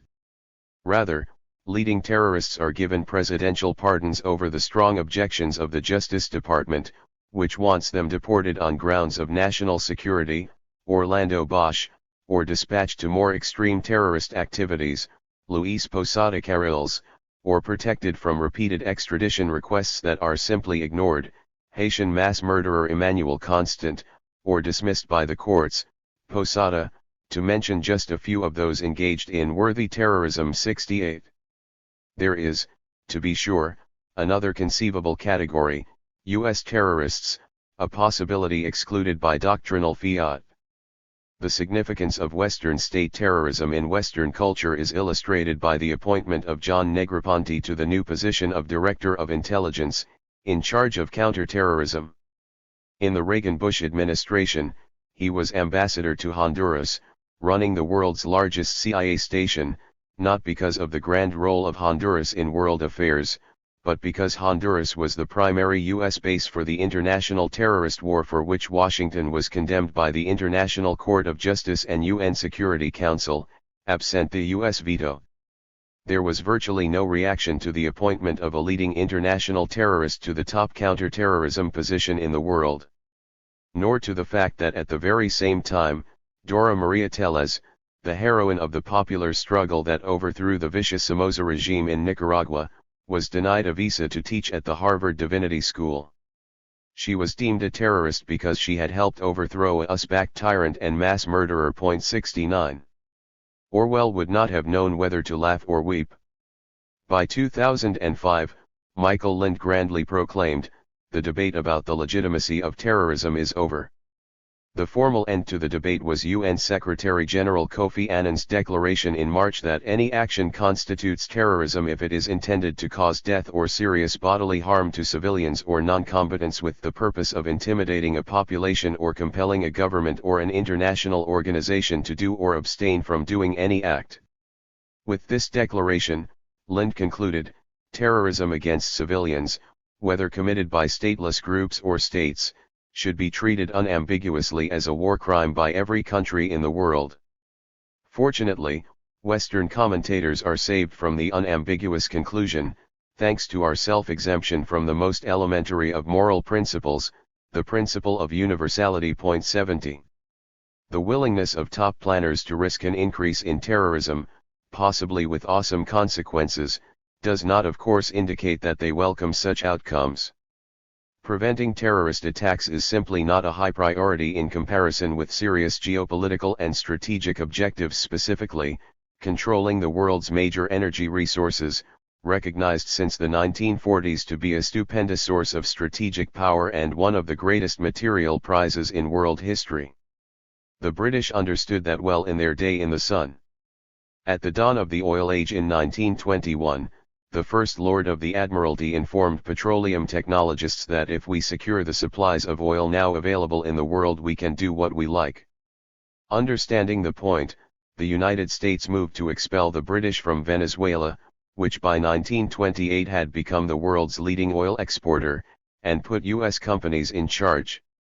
To achieve that goal, Washington actively supported the vicious and venal regime of Juan Vicente Gómez, pressuring the government to bar British concessions, while continuing to demand and secure U.S. oil rights in the Middle East, where the British and French were in the lead. 71. Shortly after the invasion of Iraq, one of the more astute of the senior planners and analysts, Zbigniew Brzezinski, pointed out that America's control over Middle East oil producers gives it indirect but politically critical leverage on the European and Asian economies that are also dependent on energy exports from the region. He was reiterating the conclusions of leading post-World War II planners, George Kennan in this case, who recognized that control of the resources of the Gulf region would give the United States veto power over its industrial rivals. It is a rational calculation, on the assumption that human survival is not particularly significant in comparison with short-term power and wealth. And that is nothing new. These themes resonate through history. The difference today is only that the stakes are enormously higher. 72. If the United States can maintain its control over Iraq, which has the world's second largest known oil reserves and is located at the heart of the world's major energy supplies, it will enhance significantly Washington's strategic power and critical leverage over its major rivals in the tripolar world that has been taking shape for the past 30 years, with US-dominated North America serving as one pole and Europe and Northeast Asia, which is linked to South and Southeast Asia economies, as the other two. These concerns have always been central to post-World War II planning, considerably more so today than before, as substantial alliances are taking shape to counter American dominance, accelerated, as was predicted, by Bush's aggressive militarism. 73. Examples abound of short-sightedness in the interest of power and profit. To turn to another area, in April 2005 Congress enacted the Energy Policy of 2005, which, if implemented, will permit drilling in the Arctic National Wildlife Refuge, thus depleting domestic supplies and increasing long-term dependence on oil imports.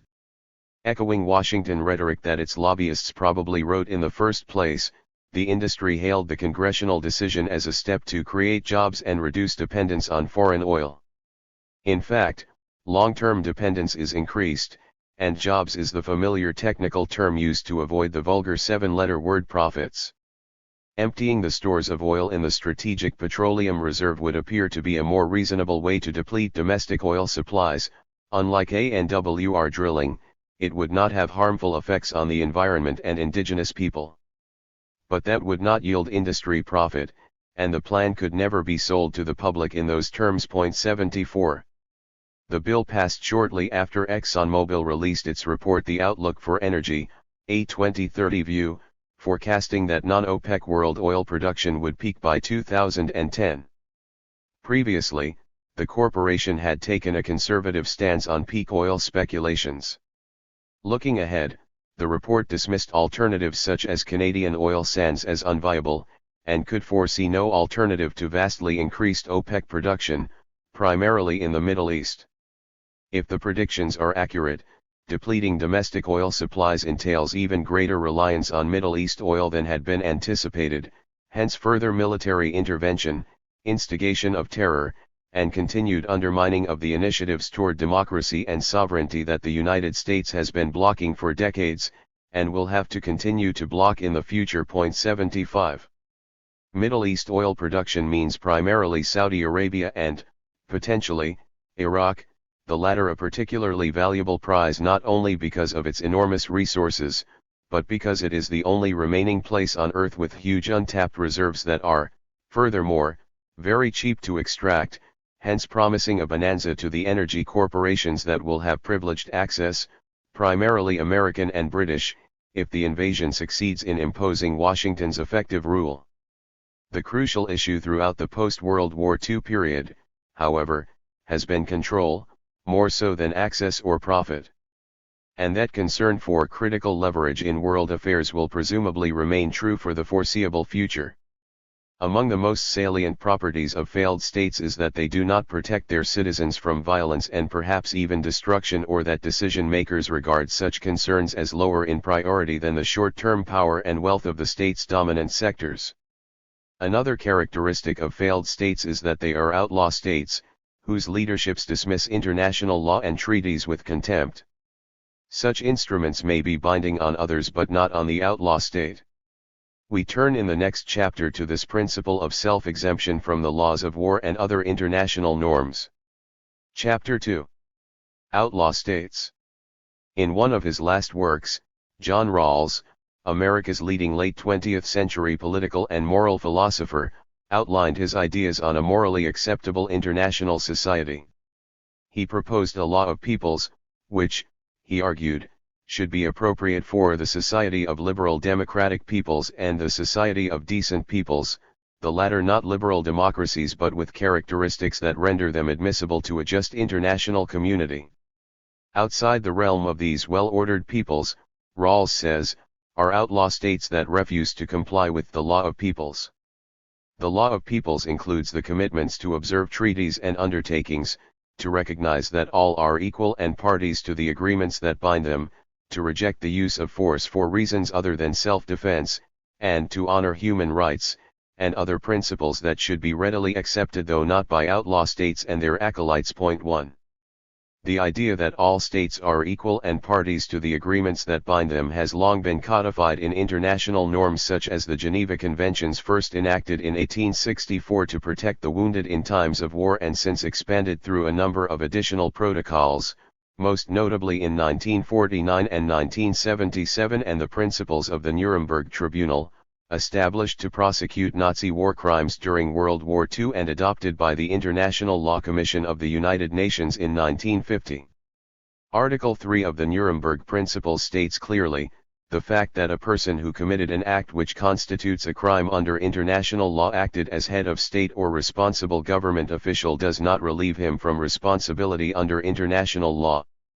So, for example, the German foreign minister was hanged for such crimes as his role in the preemptive attack on Norway. 2. Furthermore, grave breaches of the Geneva Conventions are universal and extraditable offenses within the jurisdiction of any party to the conventions, and these states are obliged to enact any legislation necessary to provide effective penal sanctions for persons committing, or ordering to be committed, any such breaches. The threat of adherence to the rule of law is serious indeed. Or it would be, if anyone dared to defy the single, ruthless superpower, whose leadership intends to shape the world according to its own forceful worldview. 3. Torture scandals. In 2002, White House counsel Alberto Gonzales passed on to Bush a memorandum on torture by the Justice Department's Office of Legal Counsel. As noted by constitutional scholar Sanford Levinson, according to the OLC, acts must be of an extreme nature to rise to the level of torture. Physical pain amounting to torture must be equivalent in intensity to the pain accompanying serious physical injury, such as organ failure, impairment of bodily function, or even death. Levinson goes on to say that in the view of J. Bybee, then head of the OLC, the infliction of anything less intense than such extreme pain would not, technically speaking, be torture at all. It would merely be inhuman and degrading treatment, a subject of little apparent concern to the Bush administration's lawyers. 4. Gonzalez further advised President Bush to effectively rescind the Geneva Conventions, which, despite being the supreme law of the land and the foundation of contemporary international law, contained provisions Gonzalez determined to be quaint and obsolete. Rescinding the conventions, he informed Bush, substantially reduces the threat of domestic criminal prosecution under the War Crimes Act.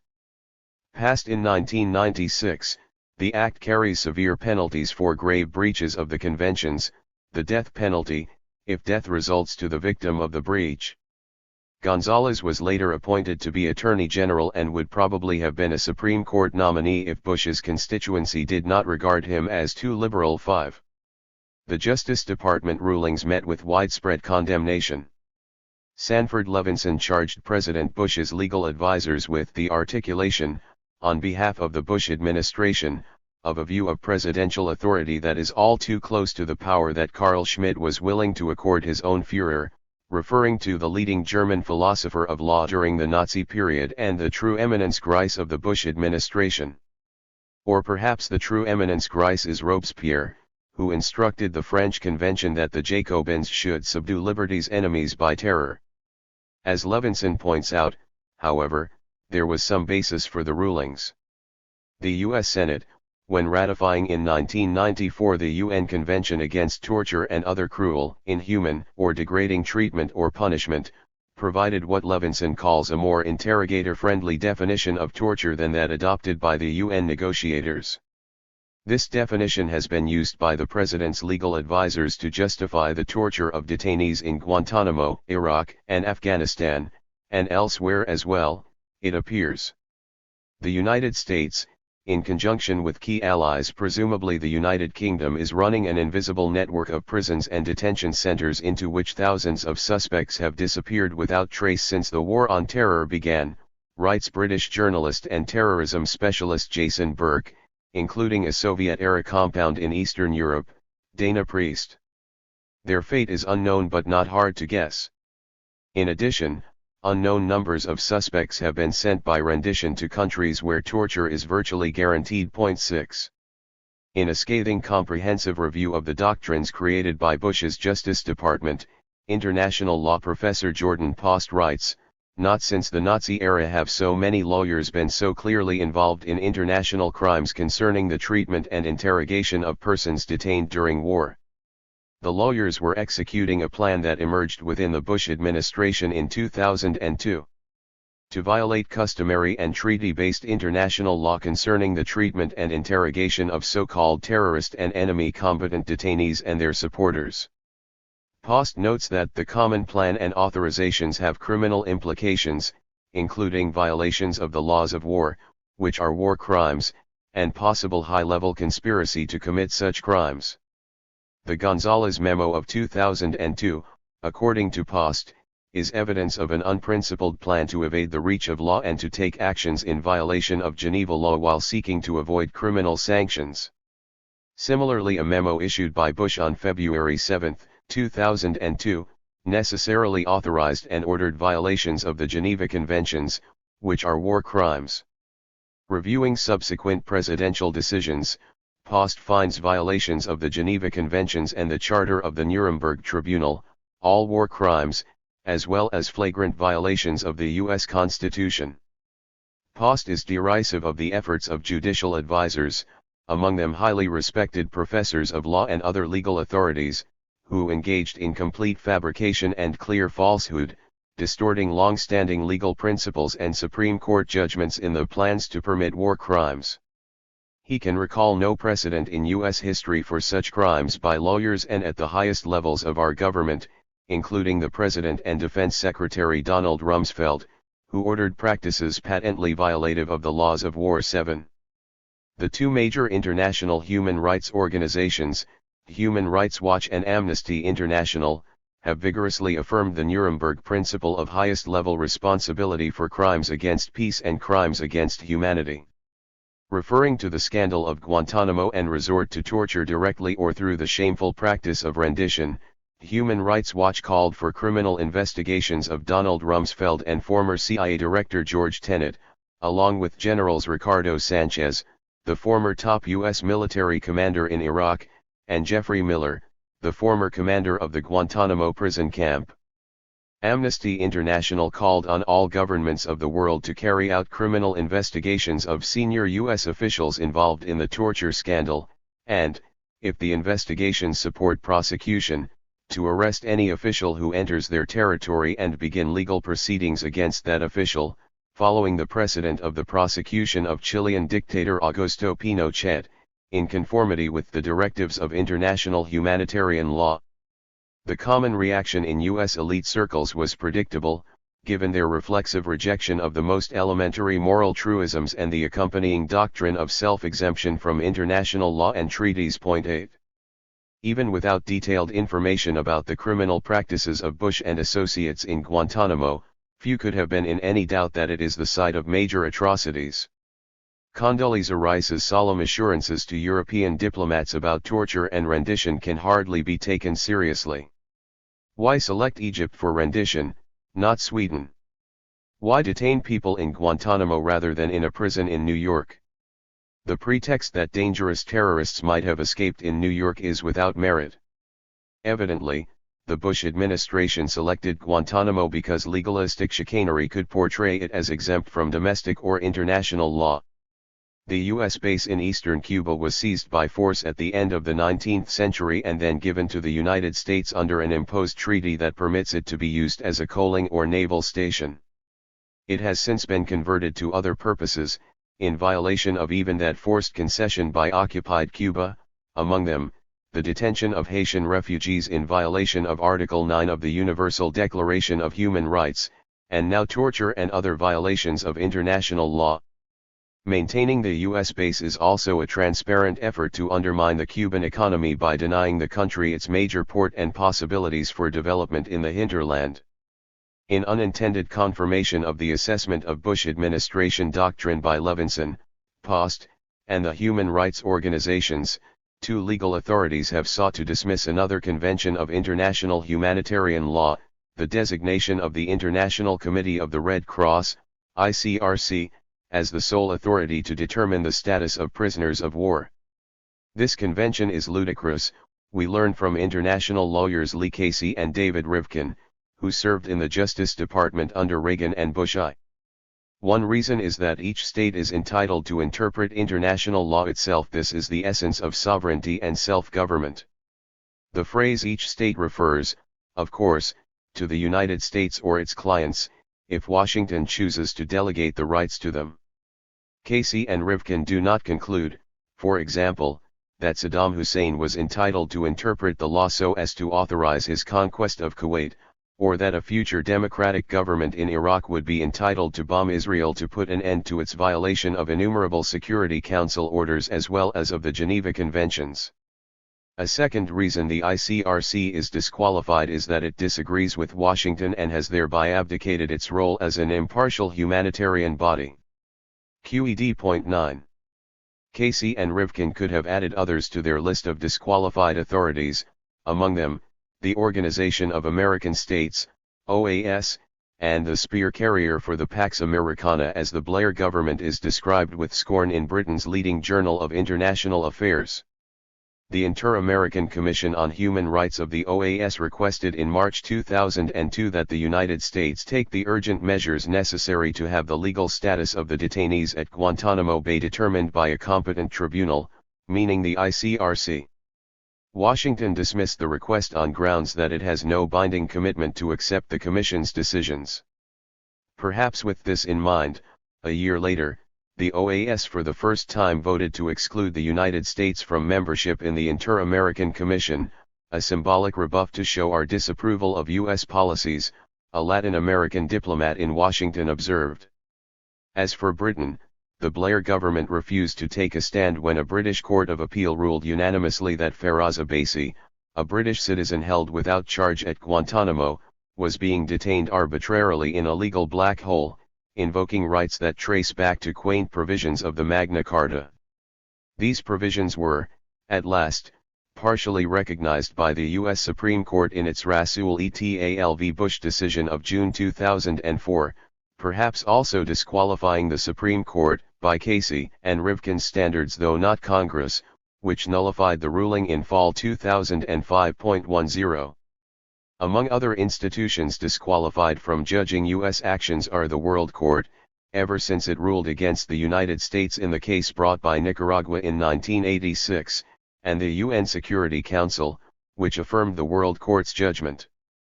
But the World Court's iniquity extends beyond its transgression on Nicaragua.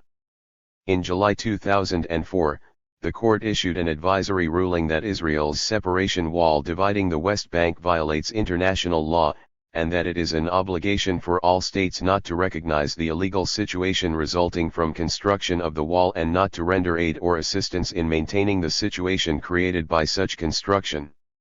U.S. Justice Bjurgenthal alone dissented, but on very narrow grounds.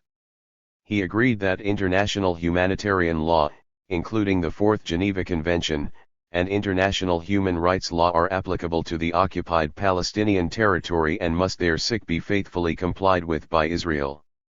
Since all Israeli settlements in the occupied territories are in violation of the convention, the segments of the wall being built by Israel to protect the settlements are ipso facto in violation of international humanitarian law, that is, most of the wall. So presumably he is disqualified as well, though Israel's own High Court still passes muster. A year later, it ruled that any route of the separation wall must take into account the need to provide security for the Israeli residents of Alfei Menashe in the West Bank, and indeed for all Israelis living in Israeli communities in the Judea and Samaria area, the West Bank, including their property rights. 11. The U.S. political parties agree. The World Court's decision was bitterly condemned by overwhelming majorities of both parties in congressional resolutions. The 2004 Democratic presidential candidate, John Kerry, took a particularly strong stand condemning the court.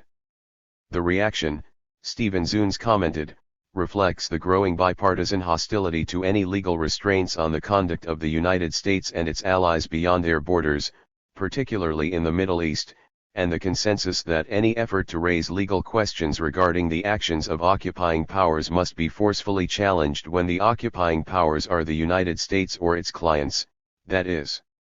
Other evidence strongly confirms his judgment. 12. There should be no need to waste time on the claim that the separation wall is motivated by security concerns. Were that the case, the wall would be built on the Green Line, the international border recognized by the entire world, with the exception of Israel and the United States, which had also recognized the border until it sharply shifted policy in the 1970s to support Israel's rejection of a political settlement in favor of further expansion into the occupied territories. If Israel were to build a wall for self-defense, it could be made utterly impregnable and there would be no international objections for Washington to veto or ignore. But there is a downside.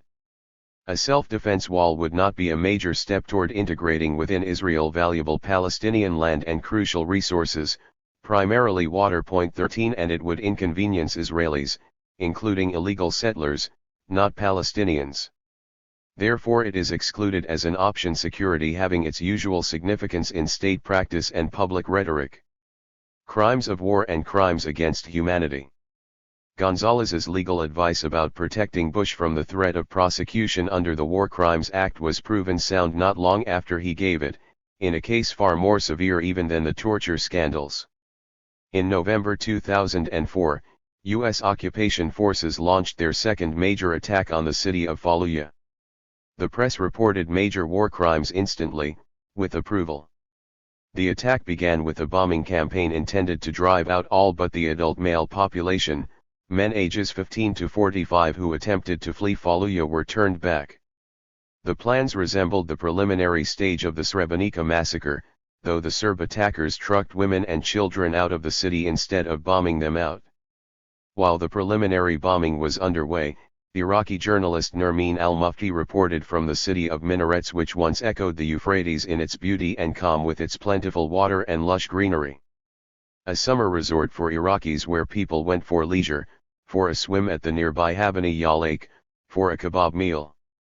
She described the fate of victims of these bombing attacks in which sometimes whole families, including pregnant women and babies, unable to flee, along with many others, were killed because the attackers who ordered their flight had cordoned off the city, closing the exit roads. 14. Al-Mufti asked residents whether there were foreign fighters in Fallujah. One man said that he had heard that there were Arab fighters in the city, but he never saw any of them. Then he heard that they had left. Regardless of the motives of those fighters, they have provided a pretext for the city to be slaughtered, he continued, and it is our right to resist. Another said that some Arab brothers were among us, but when the shelling intensified, we asked them to leave and they did, and then asked a question of his own: why has America given itself the right to call on UK and Australian and other armies for help and we don't have the same right? 15. It would be interesting to ask how often that question has been raised in Western commentary and reporting. Or how often the analogous question was raised in the Soviet press in the 1980s, about Afghanistan. How often was a term like foreign fighters used to refer to the invading armies? How often did reporting and commentary stray from the assumption that the only conceivable question is how well our side is doing, and what the prospects are for our success? It is hardly necessary to investigate. The assumptions are cast in iron. Even to entertain a question about them would be unthinkable, proof of support for terror or blaming all the problems of the world on America/Russia, or some other familiar refrain. After several weeks of bombing, the United States began its ground attack in Fallujah. It opened with the conquest of the Fallujah General Hospital. The front-page story in the New York Times reported that patients and hospital employees were rushed out of rooms by armed soldiers and ordered to sit or lie on the floor while troops tied their hands behind their backs. An accompanying photograph depicted the scene. It was presented as a meritorious achievement. The offensive also shut down what officers said was a propaganda weapon for the militants, Fallujah General Hospital, with its stream of reports of civilian casualties. Plainly, such a propaganda weapon is a legitimate target, particularly when inflated civilian casualty figures inflated because our leader so declared had inflamed opinion throughout the country, driving up the political costs of the conflict. The word conflict is a common euphemism for U.S. aggression, as when we read on the same pages that now, the Americans are rushing in engineers who will begin rebuilding what the conflict has just destroyed, just the conflict, with no agent, like a hurricane. 16. Some relevant documents passed unmentioned, perhaps because they too are considered quaint and obsolete, for example, the provision of the Geneva Convention stating that fixed establishments and mobile medical units of the medical service may in no circumstances be attacked, but shall at all times be respected and protected by the parties to the conflict. Thus the front page of the world's leading newspaper was cheerfully depicting war crimes for which the political leadership could be sentenced to severe penalties under U.S. law, the death penalty if patients ripped from their beds and manacled on the floor happened to die as a result. The questions did not merit detectable inquiry or reflection. The same mainstream sources told us that the U.S. military achieved nearly all their objectives well ahead of schedule, as much of the city lay in smoking ruins. But it was not a complete success. There was little evidence of dead pack rats in their warrens or on the streets, an enduring mystery. U.S. forces did discover the body of a woman on a street in Fallujah, but it was unclear whether she was an Iraqi or a foreigner. The crucial question, apparently. 17. Another front-page story quotes a senior Marine commander who says that the attack on Fallujah ought to go down in the history books. Perhaps it should. If so, we know on just what page of history it will find its place. Perhaps Fallujah will appear right alongside Grozny, a city of about the same size, with a picture of Bush and Putin gazing into each other's souls. Those who praise or for that matter even tolerate all of this can select their own favorite pages of history. 18. The media accounts of the assault were not uniform. Qatar-based Al Jazeera, the most important news channel in the Arab world, was harshly criticized by high U.S. officials for having emphasized civilian casualties during the destruction of Fallujah. The problem of independent media was later resolved when the channel was kicked out of Iraq in preparation for free elections. 19. Turning beyond the U.S. mainstream, we discover also that Dr. Sami al-Jamali described how U.S. warplanes bombed the Central Health Center in which he was working, killing 35 patients and 24 staff. His report was confirmed by an Iraqi reporter for Reuters and the BBC, and by Dr. Iman al-Ani of Fallujah General Hospital, who said that the entire health center, which he reached shortly after the attack, had collapsed on the patients. The attacking forces said that the report was unsubstantiated. In another gross violation of international humanitarian law, even minimal decency, the U.S. military denied the Iraqi Red Crescent access to Fallujah. Sir Nigel Young, the chief executive of the British Red Cross, condemned the action as hugely significant. It sets a dangerous precedent, he said. The Red Crescent had a mandate to meet the needs of the local population facing a huge crisis. Perhaps this additional crime was a reaction to a very unusual public statement by the International Committee of the Red Cross, condemning all sides in the war in Iraq for their utter contempt for humanity. 20. In what appears to be the first report of a visitor to Fallujah after the operation was completed, Iraqi Dr. Ali Fadhil said he found it completely devastated. The modern city now looked like a city of ghosts. Fadhil saw few dead bodies of Iraqi fighters in the streets. They had been ordered to abandon the city before the assault began. Doctors reported that the entire medical staff had been locked into the main hospital when the U.S. attack began, tied up under U.S. orders. Nobody could get to the hospital and people were bleeding to death in the city. The attitudes of the invaders were summarized by a message written in lipstick on the mirror of a ruined home: "Fuck Iraq and every Iraqi in it." Some of the worst atrocities were committed by members of the Iraqi National Guard used by the invaders to search houses, mostly poor Shias from the south. Jobless and desperate, probably fanning the seeds of a civil war. Embedded reporters arriving a few weeks later found some people trickling back to Fallujah, where they enter a desolate world of skeletal buildings, tank-blasted homes, weeping power lines and severed palm trees. The ruined city of 250,000 was now devoid of electricity, running water, schools, or commerce, under a strict curfew, and conspicuously occupied by the invaders who had just demolished it and the local forces they had assembled. The few refugees who dared to return under tight military surveillance found lakes of sewage in the streets. The smell of corpses inside charred buildings. No water or electricity. Long waits and thorough searches by U.S. troops at checkpoints. Warnings to watch out for landmines and booby traps. Occasional gunfire between troops and insurgents. 21. Half a year later came perhaps the first visit by an international observer, Jokhar of the Christian Peacemakers team in Baghdad, whose previous experience had been in the Israeli-occupied Palestinian territories.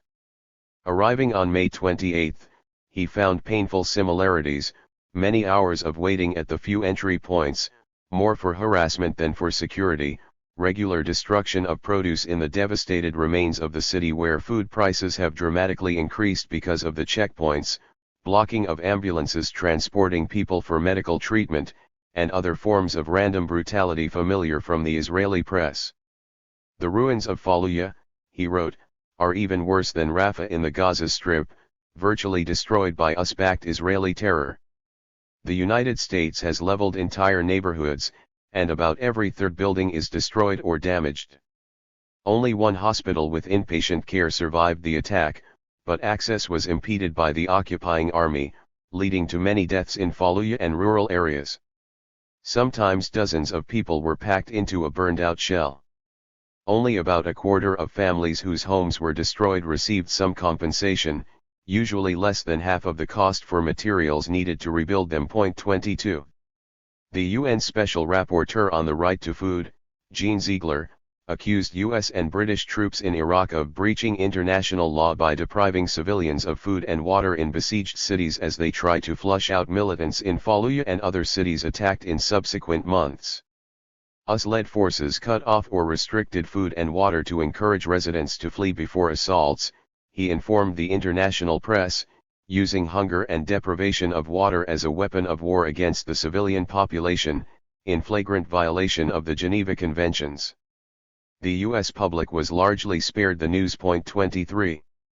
Even apart from such major war crimes as the assault on Fallujah, there is more than enough evidence to support the conclusion of a professor of strategic studies at the Naval War College that the year 2004 was a truly horrible and brutal one for hapless Iraq. Hatred of the United States, he continued, is now rampant in a country subjected to years of sanctions that had already led to the destruction of the Iraqi middle class, the collapse of the secular educational system, and the growth of illiteracy, despair, and anomie that promoted an Iraqi religious revival among large numbers of Iraqis seeking succor in religion. Basic services deteriorated even more than they had under the sanctions. Hospitals regularly run out of the most basic medicines. The facilities are in horrid shape, and scores of specialists and experienced physicians are leaving the country because they fear they are targets of violence or because they are fed up with the substandard working conditions. Meanwhile, religion's role in Iraqi political life has ratcheted steadily higher since US-led forces overthrew Mr. Hussein in 2003, the Wall Street Journal reports. Since the invasion, not a single political decision has been made without Grand Ayatollah Ali al-Sistani's tacit or explicit approval, say government officials, while the formerly little-known young rebel cleric Muqtada al-Sadr has fashioned a political and military movement that has drawn tens of thousands of followers in the south and in Baghdad's poorest slums. Similar developments have taken place in Sunni areas. The vote on Iraq's draft constitution in fall 2005 turned into a battle of the mosques, with voters largely following religious edicts. Few Iraqis had even seen the document because the government had scarcely distributed any copies.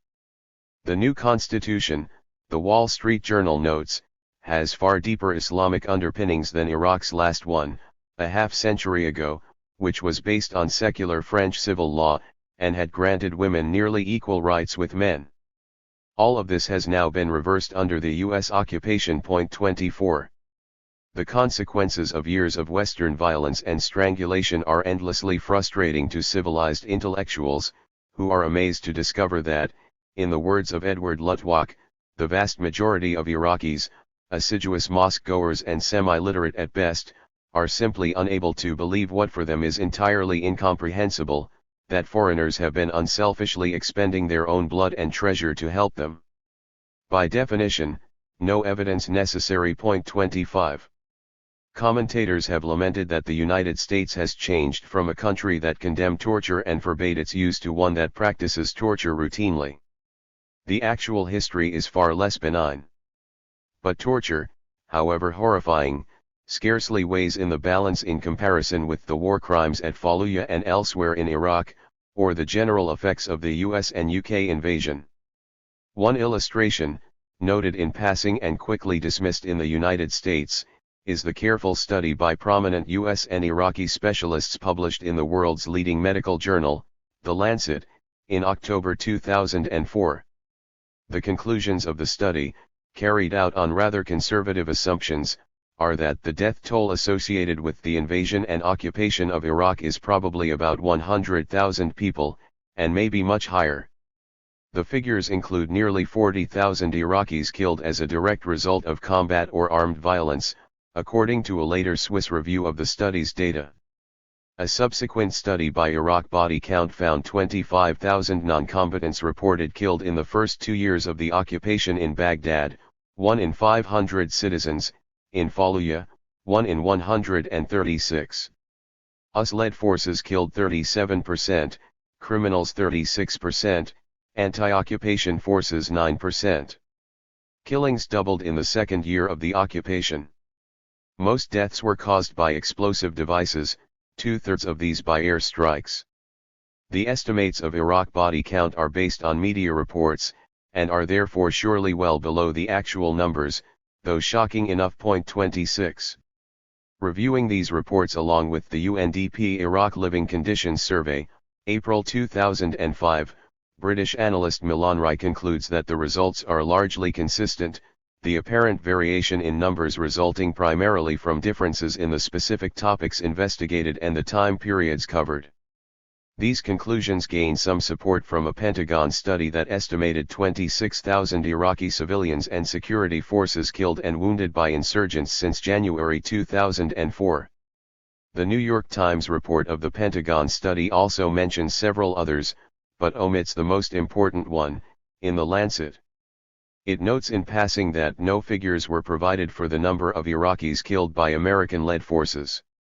The Times story appeared immediately after the day that had been set aside by international activists for commemoration of all Iraqi deaths, on the first anniversary of the release of the Lancet report. 27. The scale of the catastrophe in Iraq is so extreme that it can barely be reported. Journalists are largely confined to the heavily fortified Green Zone in Baghdad, or else travel under heavy guard. There are a few regular exceptions in the mainstream press, such as Robert Fisk and Patrick Coburn, who face extreme hazards, and there are occasional indications of Iraqi opinion. One is a report on a nostalgic gathering of educated westernized Baghdad elites, where discussion turned to the sacking of Baghdad by Hulagu Khan and his vicious atrocities.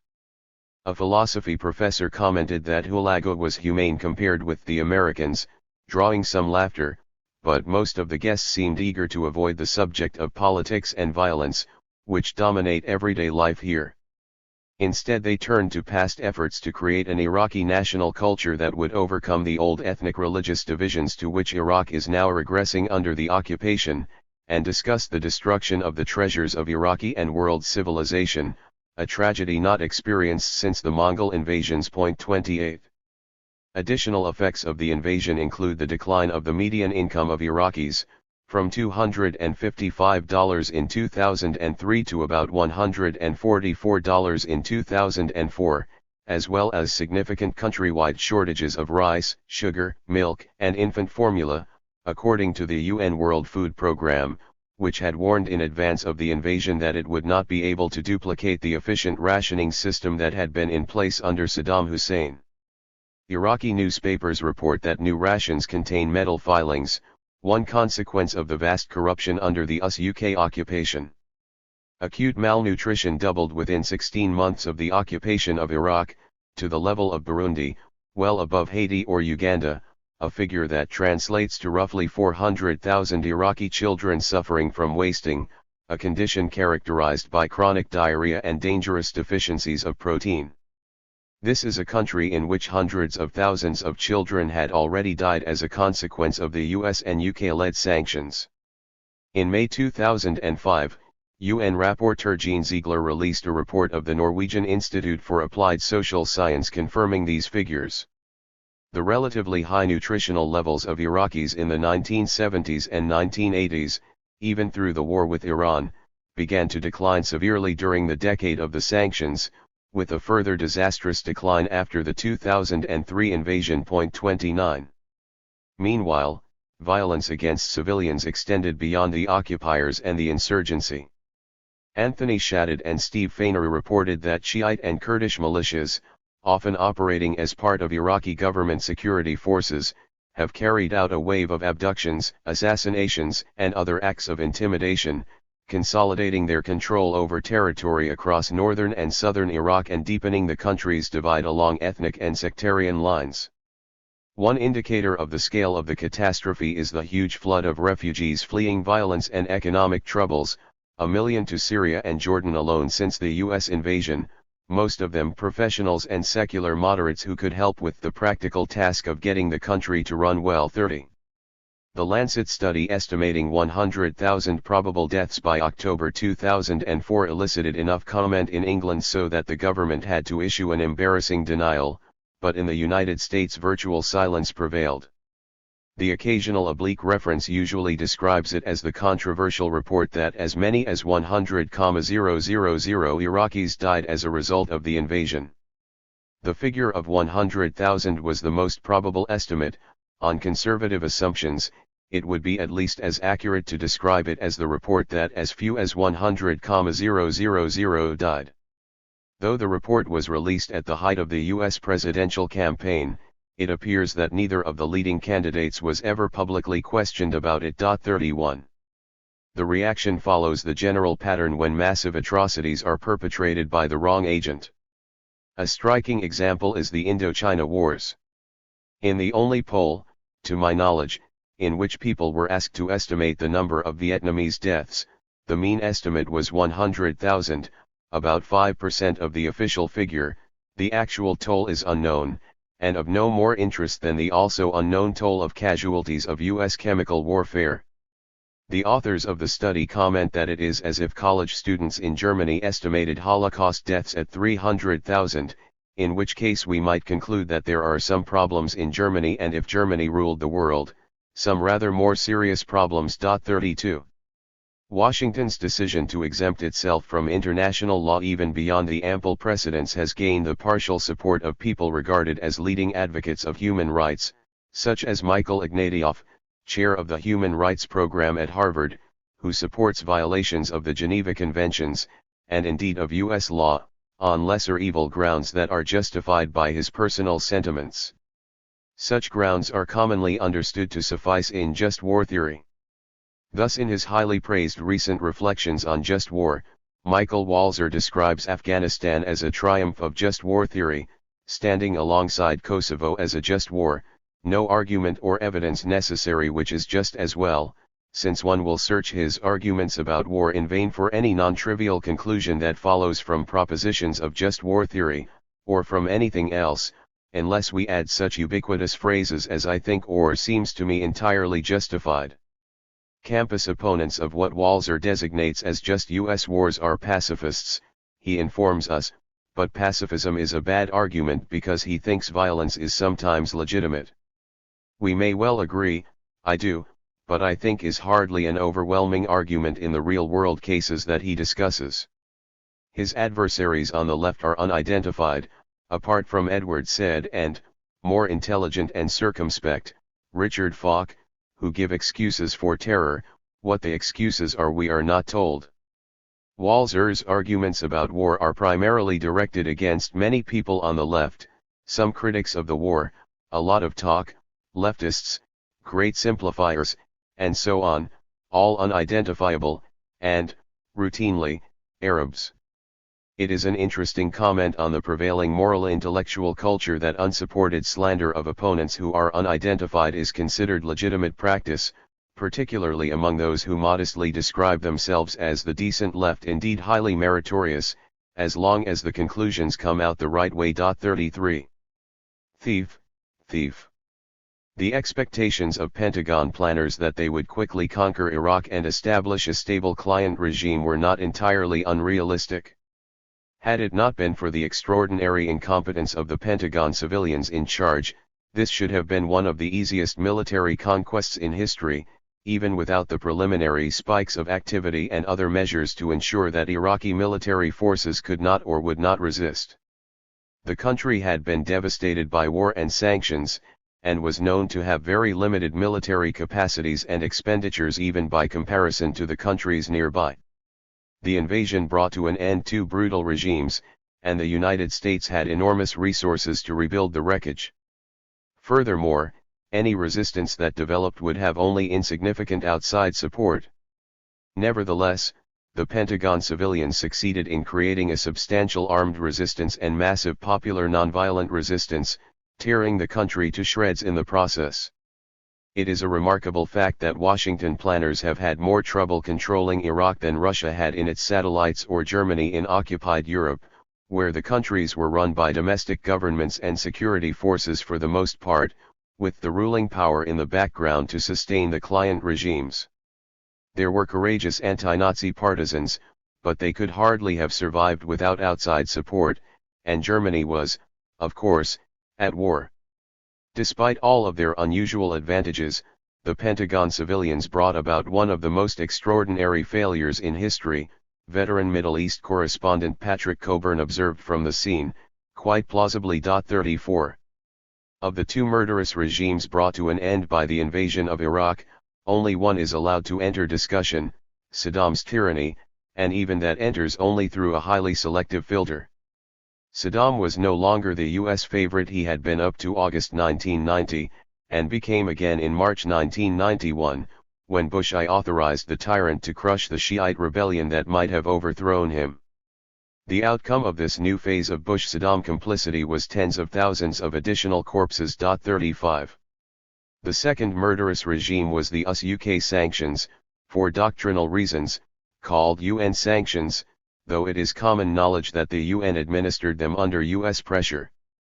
But these are off the agenda because they may have caused more deaths than all so-called weapons of mass destruction throughout history, two hawkish military specialists estimate, surely hundreds of thousands. Summarizing a rich body of evidence, one of the best-informed American correspondents writes that after the terrible years of the UN sanctions, incomes had dropped to one-fifth of pre-war 1990 levels, infant mortality had doubled, and only a minority of Iraqis had access to clean water. Furthermore, half of all sewage treatment tanks were still inoperable after having been destroyed along with power supplies by the US and UK bombing in 1991, which unleashed epidemics of typhoid and cholera. Education and literacy collapsed, and growing numbers of Iraqis were reduced to a semi-starvation diet, showing symptoms usually seen only in famines, leading to a tripling of the death rate by 2003, according to UNICEF. 36. The sanctions devastated civilian society, strengthened the tyrant, and compelled the population to rely on him for survival, quite possibly saving him from the fate of other murderous dictators who were supported by the United States and UK up to the last moments of their bloody rule: Nicolae Ceausescu, Suharto, Ferdinand Marcos, Jean-Claude Baby Doc Duvalier, Chun Doo-hwan, and quite a rogues gallery of others, to which new names are being regularly added. For such reasons, the sanctions were bitterly condemned by leading Iraqi opposition figures. Kamal Mahdi wrote that the United States was in effect acting to stain and paralyze all opposition to the present regime and had given a discredited and moribund regime a new lease of life. The sanctions, he wrote, treat Iraq as a massive refugee camp to be provided with emergency relief. What Iraqis need is to be able to regenerate their economy and resume reconstruction and development. This means that essential services and the infrastructure have to be given a high priority, and the import program has to be geared to raising domestic production, precisely what the US-imposed sanctions regime prevented. 37. That Iraqis might have taken care of their own problems had it not been for the murderous sanctions regime was suggested by the Westerners who knew Iraq best, the respected international diplomats Dennis Halliday and Hans von Sponeck, who administered the UN Oil for Food program in Iraq and had hundreds of investigators reporting from around the country. Halliday resigned in protest in 1998, condemning the sanctions as genocidal. Von Sponeck resigned 2 years later, for similar reasons. The speculation that Saddam Hussein's tyranny was sustained by the sanctions was strengthened by post-war US government investigations, which revealed that the government was being held together virtually by Scotch tape.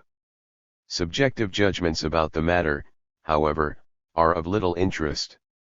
Unless people are at least given the opportunity to overthrow a tyrannical regime, no outside power has the right to carry out the task inevitably for its own purposes, and in this case, with horrifying results. Von Sponeck alleged further that the United States was blocking his reports to the Security Council.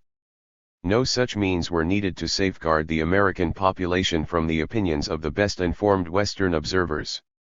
They were barred from the press by their unwanted conclusions and unusual qualifications. 38.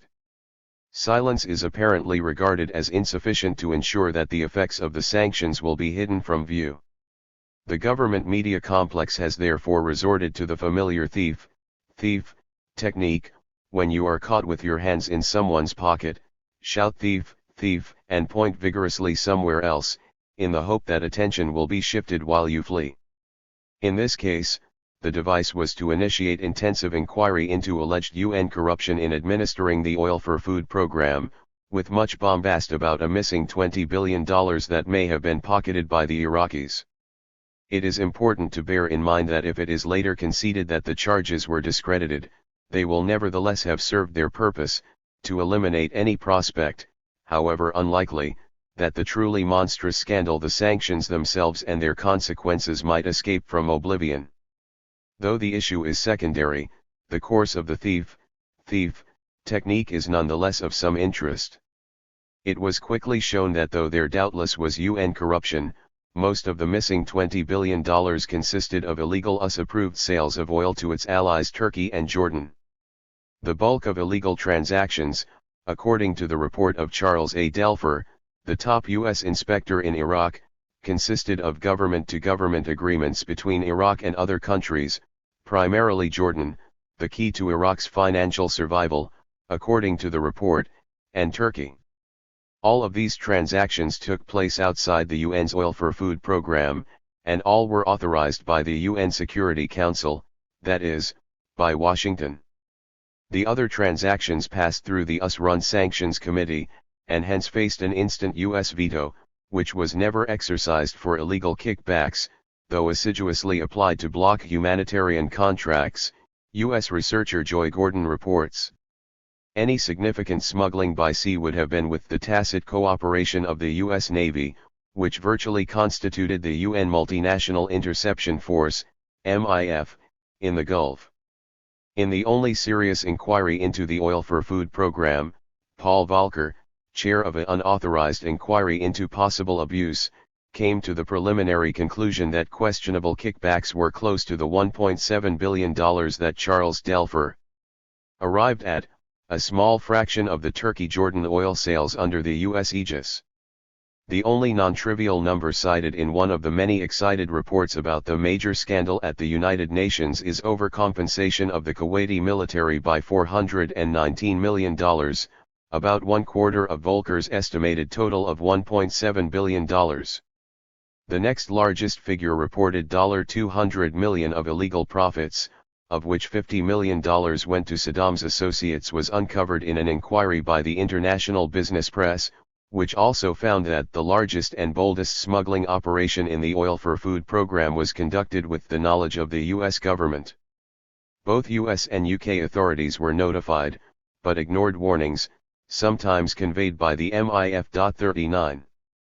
Investigations by the Financial Times found that the Clinton and Bush administrations not only knew but told the U.S. Congress that Iraq was smuggling oil to Turkey and Jordan, and that they recommended turning a blind eye to it. The reason was that the illegal sales were in the national interest, since Jordan is an important U.S. client state, and support for Turkey, long a major U.S. base for regional control, promotes security, prosperity, and other vital interests. 40. Whatever the scale of the pre-invasion kickback schemes may have been, it is doubtful that they will even approximate the sums that have disappeared under U.S. management during the occupation of Iraq. As the Coalition Provisional Authority, CPA, ended its rule, the fate of the estimated $20 billion of Iraqi funds that passed into its control, including unspent funds from the Oil for Food program and more than $11 billion in Iraqi oil revenues, remained a mystery. The lack of transparency is fueling questions about corrupt CPA practices, the Financial Times reported, providing many illustrations, among them studies concluding that 3/4 of contracts worth more than $5 million were handed out without competitive bidding. That included a $1.4 billion project to rebuild Iraq's oil infrastructure, granted to Halliburton, the U.S. oil services company formerly headed by Dick Cheney, the U.S. vice president, without competitive tender, which made Halliburton the largest single recipient of Iraqi funds. Further inquiries revealed schemes by Texas corporations and legendary oil man to subvert the restrictions imposed by the United Nations Oil for Food program, with some indictments underway. What has appeared suggests a morass of corruption by U.S. businesses, among others. 41. In the most extensive media review of CPA practices, relying primarily on official U.S. audits, Ed Harriman observes that Rumsfeld and Paul Bremer made sure that the reconstruction of Iraq is paid for by the liberated country. Bremer's CPA spent up to $20 billion of Iraqi money, compared to $300 million of U.S. funds. No record could be found for $8.8 billion that passed through the new Iraqi government ministries under Bremer's control. Payoffs to Texas-based Halliburton and its subsidiaries have been particularly outlandish, but the record of corruption under CPA authority extends far beyond. The schools, hospitals, water supplies, and electricity, all of which were supposed to benefit from CPA-administered money, are in ruins. The inescapable conclusion is that foreign contractors grabbed large bundles of cash for themselves and made sweet deals with their Iraqi contacts. Under Saddam's rule, Harriman observes, both he and the U.S. profited handsomely. In those years, most of Iraq's oil went to Californian refineries, which grew rich. Today the system is much the same, the oil goes to California, and the new Iraqi government spends the country's money with impunity. Stuart Bowen, Special Inspector General for Iraq Reconstruction, found that little was left for reconstruction, in part because an estimated $30 billion of Iraqi funds seized by the occupying army, along with funds from Iraqi oil revenues, had been subject to mismanagement and potential fraud by CPA personnel. 42. Much more exciting than the facts about corruption are fevered tales about possible Russian chicanery, or an unexplained $160,000 in the hands of UN official Benon Sevan, or reports that Kofi Annan might, or might not, have spoken at some gathering to an official of a company that employed his son. Whatever the actual facts, the conclusion is that the UN is in dire need of US-guided reform. Therefore the Bush administration has focused on the unadministered oil for food program, which became a pool of corruption while allowing Saddam Hussein to divert millions in oil revenues, viewing it as an example of the deep reforms the UN needs if it is to be effective. Undertaking that task is the next hurdle facing newly appointed UN Ambassador John Bolton. 43. The final report of the Volcker Commission on Corruption at UN headquarters found two instances. Warren Hogue reported, Sevan was accused of banking at least $147,000 in kickbacks, and a procurement officer, Alexander V. Yakovlev of Russia, was found to have solicited a bribe, unsuccessfully, from a program contractor, actions that might qualify them for junior management positions at Halliburton. The report also blamed the Security Council and its Sanctions Committee, which means primarily Washington, for tolerating smuggling that went on outside the oil for food program and that benefited countries like Turkey, Jordan, and Syria. The scale of corruption is illustrated by the final estimates. Saddam Hussein schemed $1.8 billion in kickbacks and surcharges from the United Nations-run program. The surcharges were almost all schemed with Washington's authorization. The kickbacks substantially involved U.S. corporations. The Commission chose not to investigate an estimated $9 billion in oil for food surpluses handed over to the U.S. occupation authorities, which apparently disappeared. 44. The end result of the Volcker inquiry is, therefore, barely detectable. But by doctrinal fiat, its revelations are the largest fraud ever recorded in history, the Wall Street Journal editors declared with mock outrage. They also joined the impassioned call for radical reform of the UN to deal with its waste, mismanagement, and corruption, doubtless real, and presumably the responsibility of the UN Under-Secretary Generals for Management, who are regularly Washington political appointees. 45. In its final compilation on business corruption, the Volcker Commission identified thousands of companies engaged in illegal surcharges and kickbacks, along with a number of individuals, including fugitive financier Mark Rich, granted a presidential pardon by Clinton as he left office. It also faulted the Security Council, that is, the United States, for failure to monitor the corruption. Even though we are looking at it from the outside, it kind of screams out at you, Volcker said. Why didn't somebody blow a whistle? The central point is that it all adds up to the same story. You need some pretty thoroughgoing reforms at the UN. One of Volcker's investigators answered his question about whistleblowers, allowing billions of dollars of oil to flow illegally to the benefit of the economies of American allies, including Jordan and Turkey, he said, had a compromising effect on the Security Council's willingness to step in and stop the practice. After these vast illegal flows, he asked, You're going to be very strict about this smaller volume of oil? Unlikely. To put it less obliquely, the United States, which monitored the program with a hawk's eye, was compromised by its crucial role in illegal support for Saddam and was not in a position to blow a whistle about far smaller sums, which implicated many U.S. companies. Doubtless pretty thoroughgoing reforms are needed in many places, but the central point is that the UN, with all its faults, does not rank very high among them. 46. Most of the energy corporations involved in illicit oil surcharges covered their tracks by resort to intermediaries, the Volcker report concluded, but not all. One major oil company was shamed by the 623-page report, Texaco, part of Chevron. There is some poetic justice, perhaps, in Texaco's unique role, not just because of the Texas connection.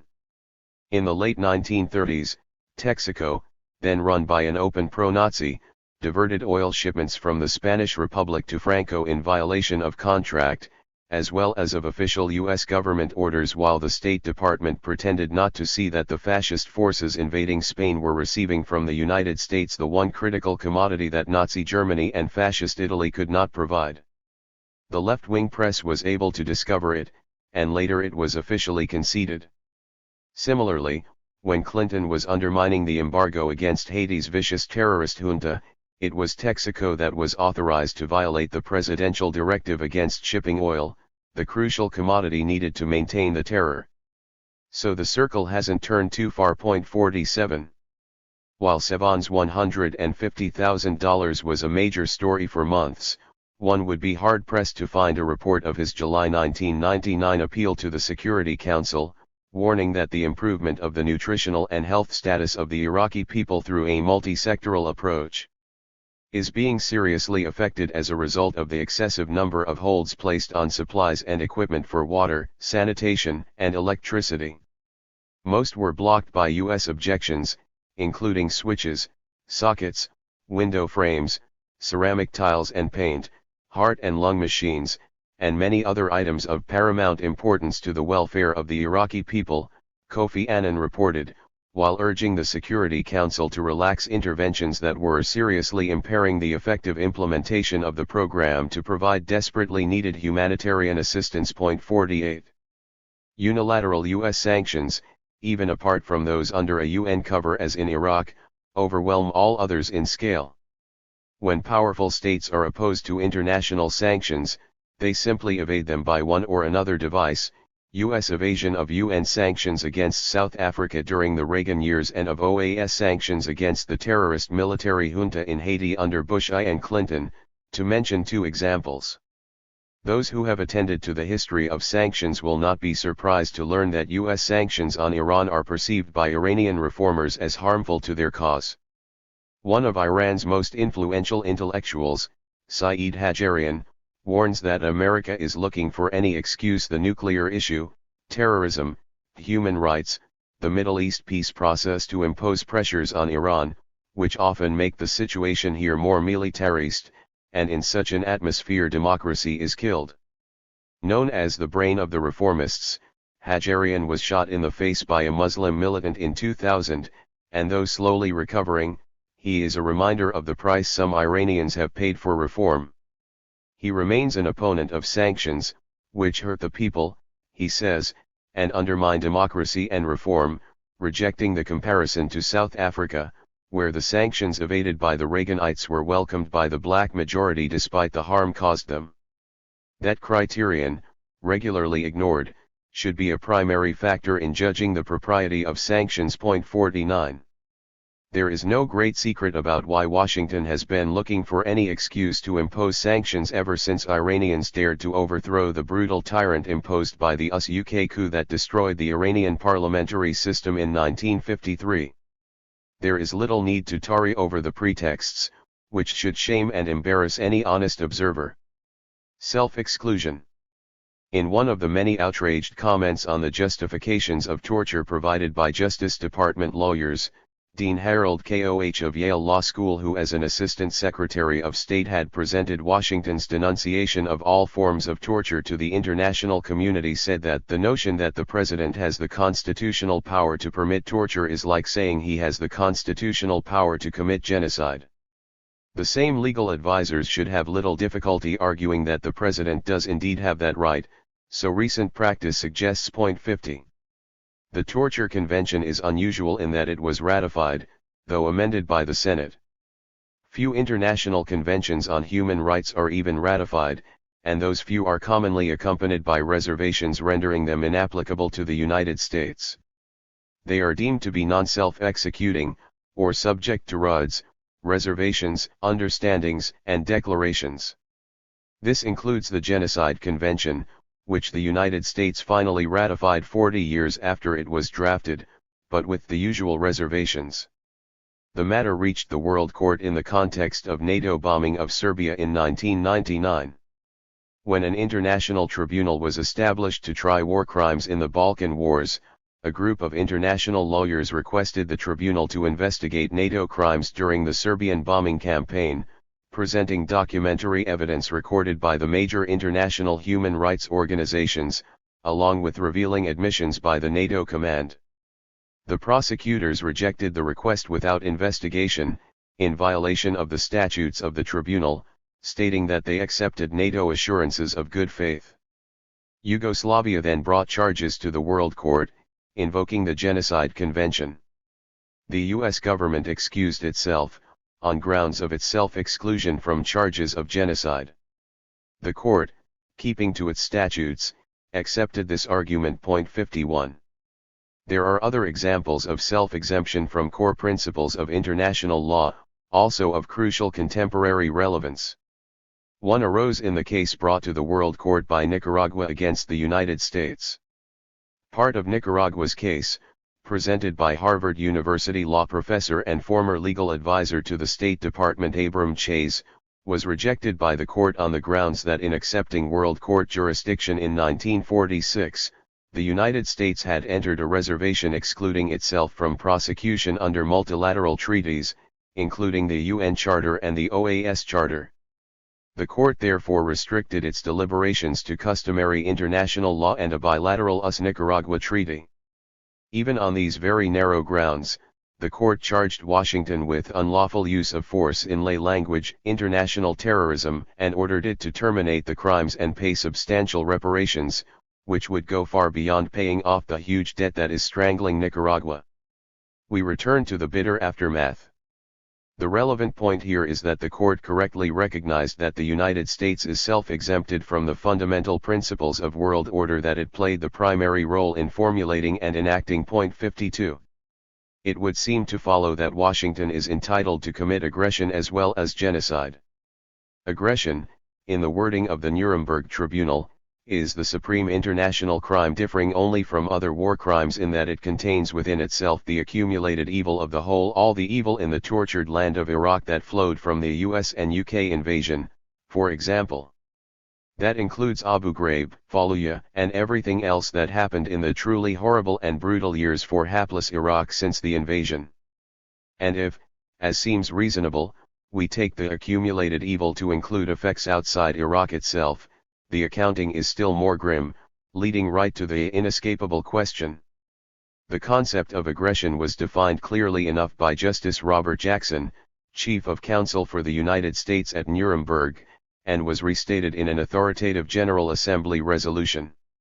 An aggressor, Jackson proposed to the tribunal in his opening statement, is a state that is the first to commit such actions as invasion of its armed forces, with or without a declaration of war, of the territory of another state, or provision of support to armed bands formed in the territory of another state, or refusal, notwithstanding the request of the invaded state, to take in its own territory, all the measures in its power to deprive those bands of all assistance or protection.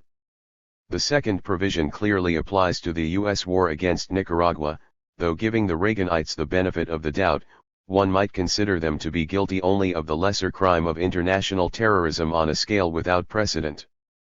The first applies to the US and UK invasion of Iraq, unless we avail ourselves of the more imaginative devices of defense attorneys, for example, the proposal by one respected legal scholar that the United States and UK were acting in accord with the UN Charter under a communitarian interpretation of its provisions.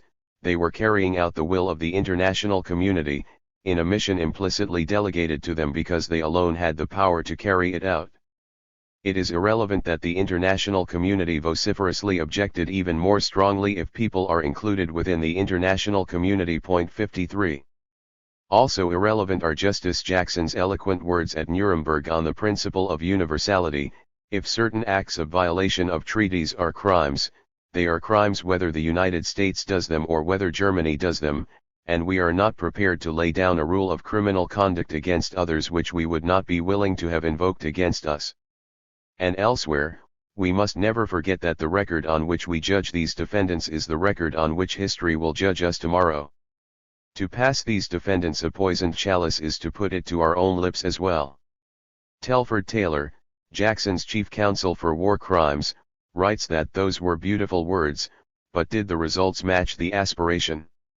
Hardly, which I take it was Taylor's point. In the early phases of preparation for the tribunal, Taylor had already voiced his skepticism with regard to the core principle of Nuremberg, the crime of launching aggressive war. This phase of the case, Taylor wrote, is based on the assumption that it is, or will be declared, a punishable offense to plan and launch, and lose, an aggressive war. It was indeed so declared at Nuremberg. But the principle of universality was quickly rescinded, and Taylor's concerns proved all too valid. Point 54. The official explanation for Washington's self-exemption from the rule of law in the Nicaragua case, presented by State Department legal advisor Abram Sofar, might also have received a nod of approval from Carl Schmitt. The World Court was disqualified for the same reasons as was the ICRC: it disagreed with Washington. Accordingly, it was a hostile forum, as the New York Times editors concluded in approving Washington's rejection of court orders, which has left the United States in splendid isolation in defiance of World Court rulings, no longer in the exalted company of Muammar Gaddafi and Enver Hoxha, now that Libya and Albania have complied with the final judgments. The bias of the World Court in fact extends to the world generally, so far explained. The world majority often opposes the United States on important international questions, so that we must reserve to ourselves the power to determine which matters fall essentially within the domestic jurisdiction of the United States, as determined by the United States in this case, international terrorism that practically destroyed the targeted country. Point 55. The basic principles taught to the world by Sofar were spelled out to Mexicans by Condoleezza Rice when she visited in March 2005 to ensure that they would live up to their obligations under a 1944 treaty to deliver water to the United States. That compliance was the only formal outcome of the 7-hour visit, the Mexican press reported, though Rice did comment on another matter of interest to Mexicans: Washington's abrupt withdrawal from the Vienna Convention on Consular Relations after the World Court ruled against the United States in the cases of 51 Mexicans who had been sentenced to death after the United States had violated their right to consult with officials from a Mexican consulate.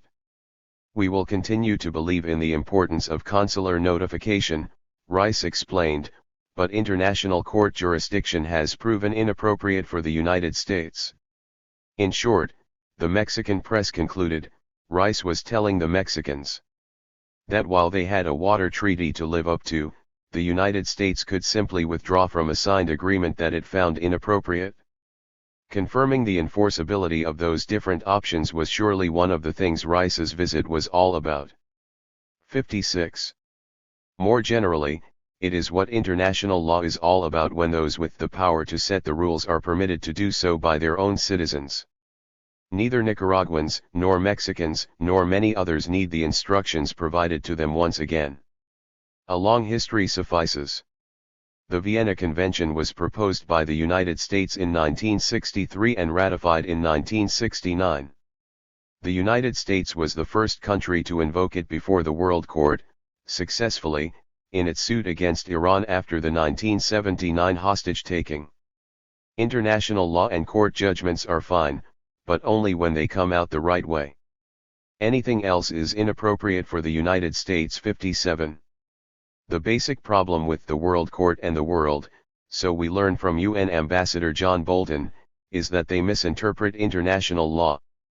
One of the administration's legal specialists, Bolton, writes that in the rest of the world, international law and its binding obligations are taken for granted. But no such binding obligation can apply to the United States. That follows from the fact that the accumulating force of international law interferes with Washington's freedom to act as it chooses and will even more dramatically impede us in the future. Treaties are not legal obligations for the United States, but at most political commitments. Therefore, contrary to what others mistakenly believe, it was quite appropriate for Washington to refuse to pay its UN dues from the Reagan years until 2001, when Washington changed course because it then needed international support. True, at Washington's initiative, the World Court ruled in 1962 that payment of UN dues is obligatory for members. But that ruling was applied to official enemies, and it was delivered before the World Court was disqualified by disagreeing with Washington. Nor does it matter that the U.S. share of UN dues has always been below a rate that would accurately reflect U.S. economic strength. 58. The reasoning throughout is straightforward, and is in full accord with what Bush calls new thinking in the law of war, which takes international law and treaties to be private contractual rules that the more powerful party is free to apply or disregard as it sees fit, sternly enforced to ensure a safer world for investors, but quaint and obsolete when they constrain Washington's resort to aggression and other crimes. 59. It would only be fair to add that in these respects the Bush administration is within the approved spectrum, which is quite narrow. The new thinking had been clearly formulated at the opposite extreme of the spectrum by the most prominent among the liberal wise men who are honored for having created the modern order, senior statesman and Kennedy advisor Dean Acheson. In January 1963, just after the Cuban Missile Crisis, Acheson instructed the American Society of International Law that no legal issue arises when the United States responds to a challenge to its power, position, and prestige, as in Cuba. Acheson was surely aware that the international terrorist war that was a significant factor in driving the world to the brink of disaster had been quickly resumed by Kennedy when the missile crisis was resolved. It would not be easy to conjure up a more straightforward enunciation of the new thinking which, throughout history, has been among the prerogatives of overwhelming power. 60. The fabric of law on which survival rests. Returning to the inescapable question posed by Russell and Einstein, another prominent strategic analyst who joins in the warnings of nuclear catastrophe is Michael M.C. Seguier. He writes that under current policies, largely driven by Washington, a nuclear exchange is ultimately inevitable, following the dreadful logic that should be familiar to anyone concerned with the fate of the species. If present trends persist, he argues, we are virtually certain to see a return to nuclear arms racing, involving intercontinental ballistic systems and space-based assets, offensive and defensive, reactivating the danger of inadvertent nuclear war, with a probability that will be extremely high. As a step toward reducing the danger, he urges Britain to abandon its useless nuclear weapons, by now merely the lace curtains of our political poverty. But the crucial choices, as everyone knows, are made in Washington. Comparing the two crises that literally threaten survival, M.C. Seguier has this to say: by comparison with global warming, the cost of eliminating nuclear weapons would be small. But the catastrophic results of global nuclear war would greatly exceed those of progressive climate change, because the effects would be instantaneous and could not be mitigated. The irony of the situation is that it is in our power to eliminate the threat of global nuclear war, but climate change cannot be evaded. The phrase "our power," again, refers primarily to the United States. 61. M.C. Seguier's immediate concern was the NPT and the regular 5-year review conference scheduled for May 2005, but more generally the threat to survival resulting from the dismantling of the rule of law. Reflecting on the Iraq invasion, he writes, "There were many reasons, political, military, legal, ethical, and economic, for concluding before the event that the decision to wage war on Iraq was fundamentally flawed. But in the longer term, By far the most important was that such an operation, and the reasoning that led to the decision to undertake it, threatened to undermine the very fabric of international relations. That decision repudiated a century of slow, intermittent and often painful progress towards an international system based on cooperative security, multilateral decision-making, collective action, agreed norms of behavior and a steadily growing fabric of law, which is being torn to shreds by the world's most powerful state, now a self-declared outlaw state, taking perilous steps toward ultimate doom. The success of the effort to eliminate the threat of global nuclear war depends significantly on the effectiveness of the NPT.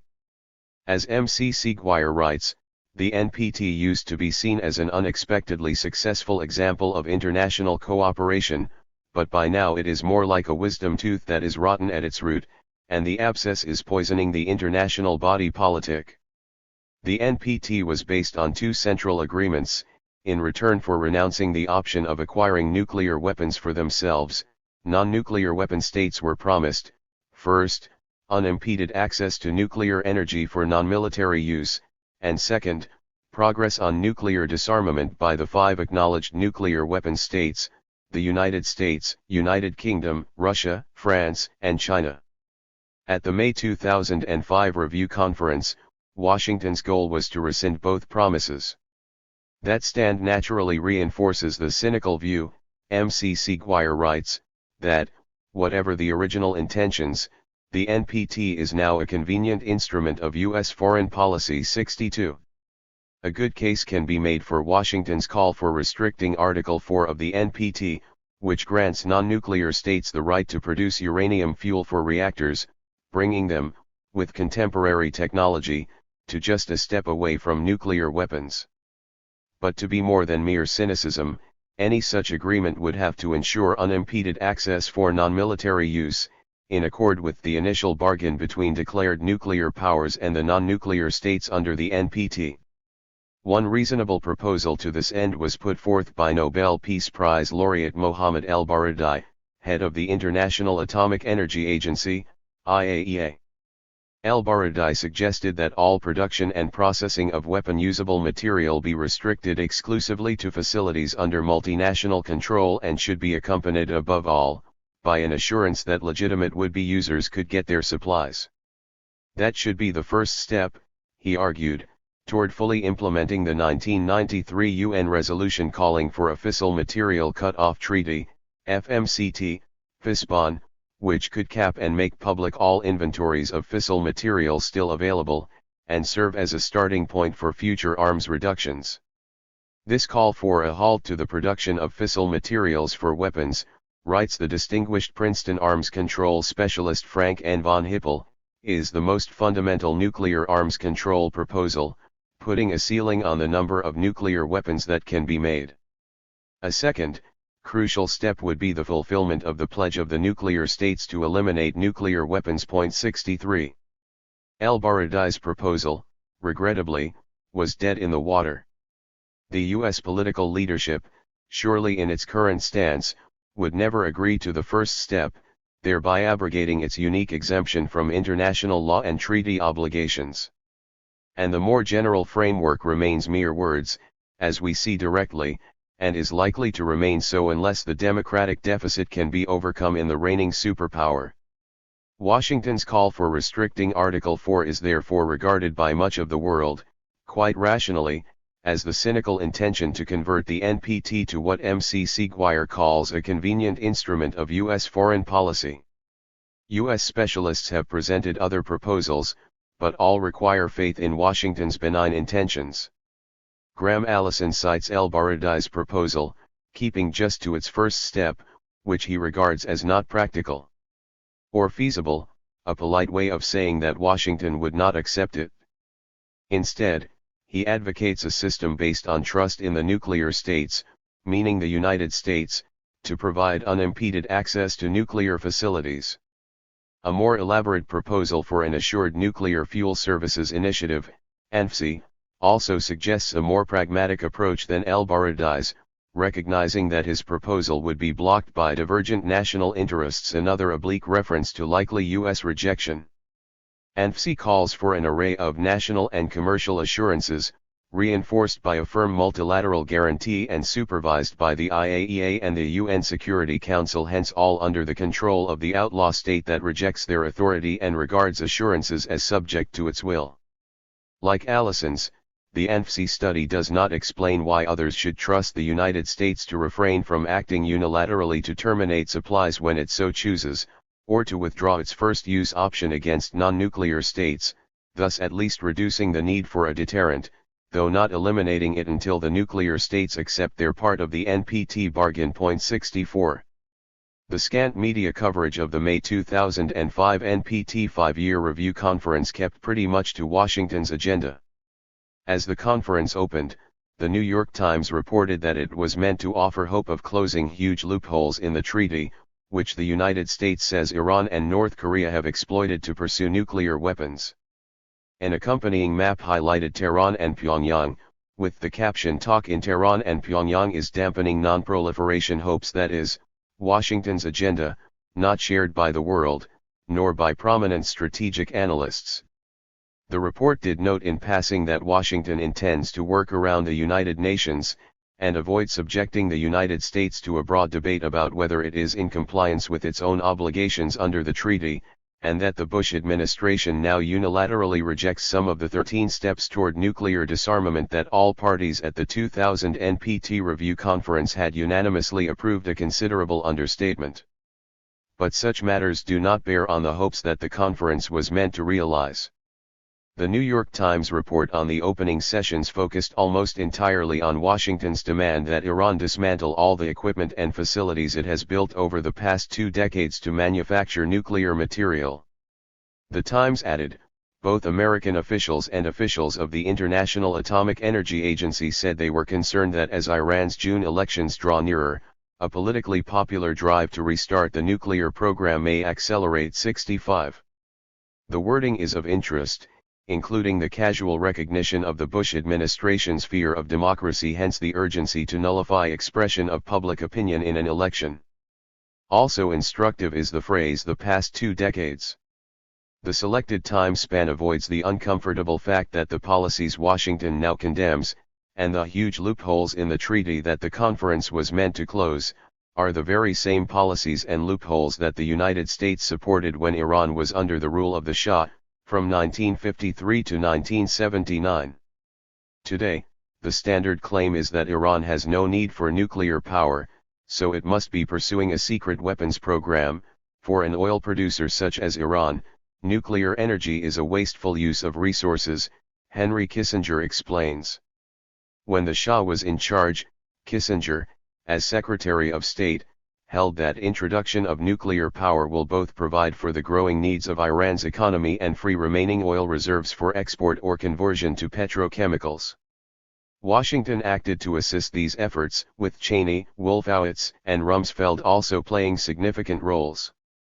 U.S. universities, my own, MIT, for one, despite overwhelming student opposition, were arranging to train Iranian nuclear engineers, doubtless with Washington's approval, if not initiative.